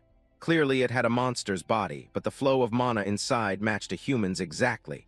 Something incredibly illogical. Suddenly, a massive tail lashed toward him. Chiol dodged while analyzing. Their movements had become noticeably more natural, as if they had grown accustomed to these new bodies. A hooded figure appeared, exuding a dark aura. Chiol realized they were fighting like humans with clear tactics. Abruptly, a surge of energy hit. Chiol froze, realizing his mana was being restricted. He immediately recognized the familiar energy, the aura emanating from the very sword he held. While he was still stunned, the lizardman seized the moment and lunged to attack. A brutal impact flung Chiol, slamming his back into a tree. Cornered, Chiol gritted his teeth and tried to steady himself. Then he felt something odd at his feet. A slime had latched onto him unnoticed, and worse, it was draining his mana. Blatantly siphoned of his energy, Chiol couldn't help but feel irritated. He realized the monsters no longer charged blindly. They stood watching, waiting for an opening. Their intelligence had clearly increased. Unable to wait any longer, Chiol decided to strike first. He drew his black sword. His body was wrapped in a green aura. His eyes glowed as Chiol lunged straight at the enemy. He unleashed the skill Aura Art Cutting Gale, a powerful slash aimed directly at the lizardman. Chiol was confident that with such a deep cut, the lizardman would be taken down. But then he froze, his eyes widened in astonishment. Yet his attack seemed ineffective. The lizardman showed no harm and instead struck back forcefully, sending him sprawling. From the ground, Chiol stared up in shock as the deep slash across its chest rapidly sealed itself. It turned out it possessed regeneration. Chiol pieced everything together. The slime drained energy, the lizardman regenerated, and the wraith suppressed mana. A deadly, perfect combination. Even in a past life, he'd never seen anything like it. He clenched his teeth. Whatever the mana reserves or whatever else, he couldn't allow himself to be backed into a corner like this. Regardless of the consequences, Chiol resolved to give it everything, shouting that he would cut them all down. He released a massive surge of energy, creating an electrical wave that swept through the entire forest. The attack hit its mark. The lizardman was stunned by the electric shock. Not giving his opponents a breath, Chiol leapt into the air, swinging both swords to finish them off. He growled, eyes cold. This time he aimed straight for its head to see if it could still regenerate. A decisive slash came down with no hesitation. The headless body of the lizardman collapsed to the ground. It seemed finished, but then a strange sound suddenly rang out. Chiol startled and spun around, wondering where the sound had come from. He panicked, thinking there might be a remaining enemy he hadn't noticed. But in front of him was not an enemy. It was a giant fireball hurtling toward him, leaving him speechless. He realized another force was colliding with the fireball. Two enormous energies faced off in the sky. A horrific explosion occurred, blowing everything around it away. The ground shook, leaving a large charred crater. Through the smoke and dust, a lone figure gently landed. High heels struck the ground with decisive force. Valerie appeared with an ostentatious entrance. She raised her wand and declared, "Your hero has arrived." She stepped forward and cheerfully asked if Chiol was hurt. Chiol brushed the dust off himself and replied with an emotionless face. He sarcastically said he was fine, apart from nearly dying because of her grand entrance. He complained, asking if she could land a bit less dangerously. Valerie immediately protested, sounding offended, saying she was only overly worried about him. Still worried, Valerie asked again in a slightly sulky tone whether he thought she was trying to assassinate him. Watching Valerie smile carefree, Chiol could only sigh. He silently apologized to his aunt for comparing her to this mad scientist. Putting aside the small talk, Valerie changed the subject and asked about the two remaining enemies. Chiol coldly replied that anyone could tell they were foes just by looking. Then he said something that stunned Valerie. These were originally humans turned into monsters. She couldn't believe her ears, thinking it was absurd. Chiol reaffirmed his claim, saying they had been in human form just moments before. Valerie was completely shocked, wondering who he really was to know such things. Their conversation was cut short by a piercing scream from the wraith. A burst of dark energy exploded. Both Chiol and Valerie clutched their heads in pain. The psychic attack was too sudden. Valerie recoiled in horror as she realized her entire mana system had been violently shaken. This wasn't a normal attack. Chiol quickly regained his composure and suggested they talk later. He turned to Valerie and asked if she could capture them alive. She hesitated, but then agreed that she could. Chiol's eyes flashed. He ordered Valerie to restrain the two monsters on his signal. Saying that, he charged forward, leaving Valerie baffled and calling after him, not understanding why he acted alone. He tightened his grip on the hilt, preparing to use a special kind of aura, one that could seize even spiritual entities. Chiol cast Aura Art Yomra. Blazing red chains of aura shot from his hands, coiling tightly around the wraith trying to flee. With the wraith firmly held, he shouted the signal to Valerie. Now, Valerie, slightly annoyed, acted immediately. She pointed her wand forward as magical energy concentrated at its tip. She activated a level 6 sealing magic, Beak Bang Formation. A massive, intricate magic array appeared on the ground, enclosing the bound wraith. Valerie smiled triumphantly. She knew magic was the bane of such entities. She chanted an emergency binding command. The magic array contracted, sealing the wraith completely inside. Done with that, Chiol glanced to the side. Only a slime remained. He confidently rushed forward, declaring that no matter its special abilities, a slime was still just a slime. He plunged his hand into the goo and grabbed its core. In the blink of an eye, the slime was dealt with neatly. Chiol let out a relieved breath. At last, the battle was over. He handed the core to Valerie, asking her to store it. She looked displeased and grumbled about why he had to take it. Chiol simply said she would need it for analysis. Valerie reluctantly agreed, then seriously said there was something they needed to discuss. The battle over, the two began to exchange information. Valerie confirmed that an artificial gate had indeed appeared in Jeonju. However, she explained that it wasn't like a conventional gate, but more like a passageway. Chiol wondered whether it might be a teleportation circle. Valerie elaborated. A normal teleportation circle requires preparation on both ends, like a handshake. But this was different. It forcibly transported everything from point A to point B. Rather than a mutual handshake, it was like a one-sided hand grabbing and dragging things roughly away. A completely coercive act. Valerie concluded in an extremely serious tone. With humanity's current level of technology, creating something like that is utterly impossible.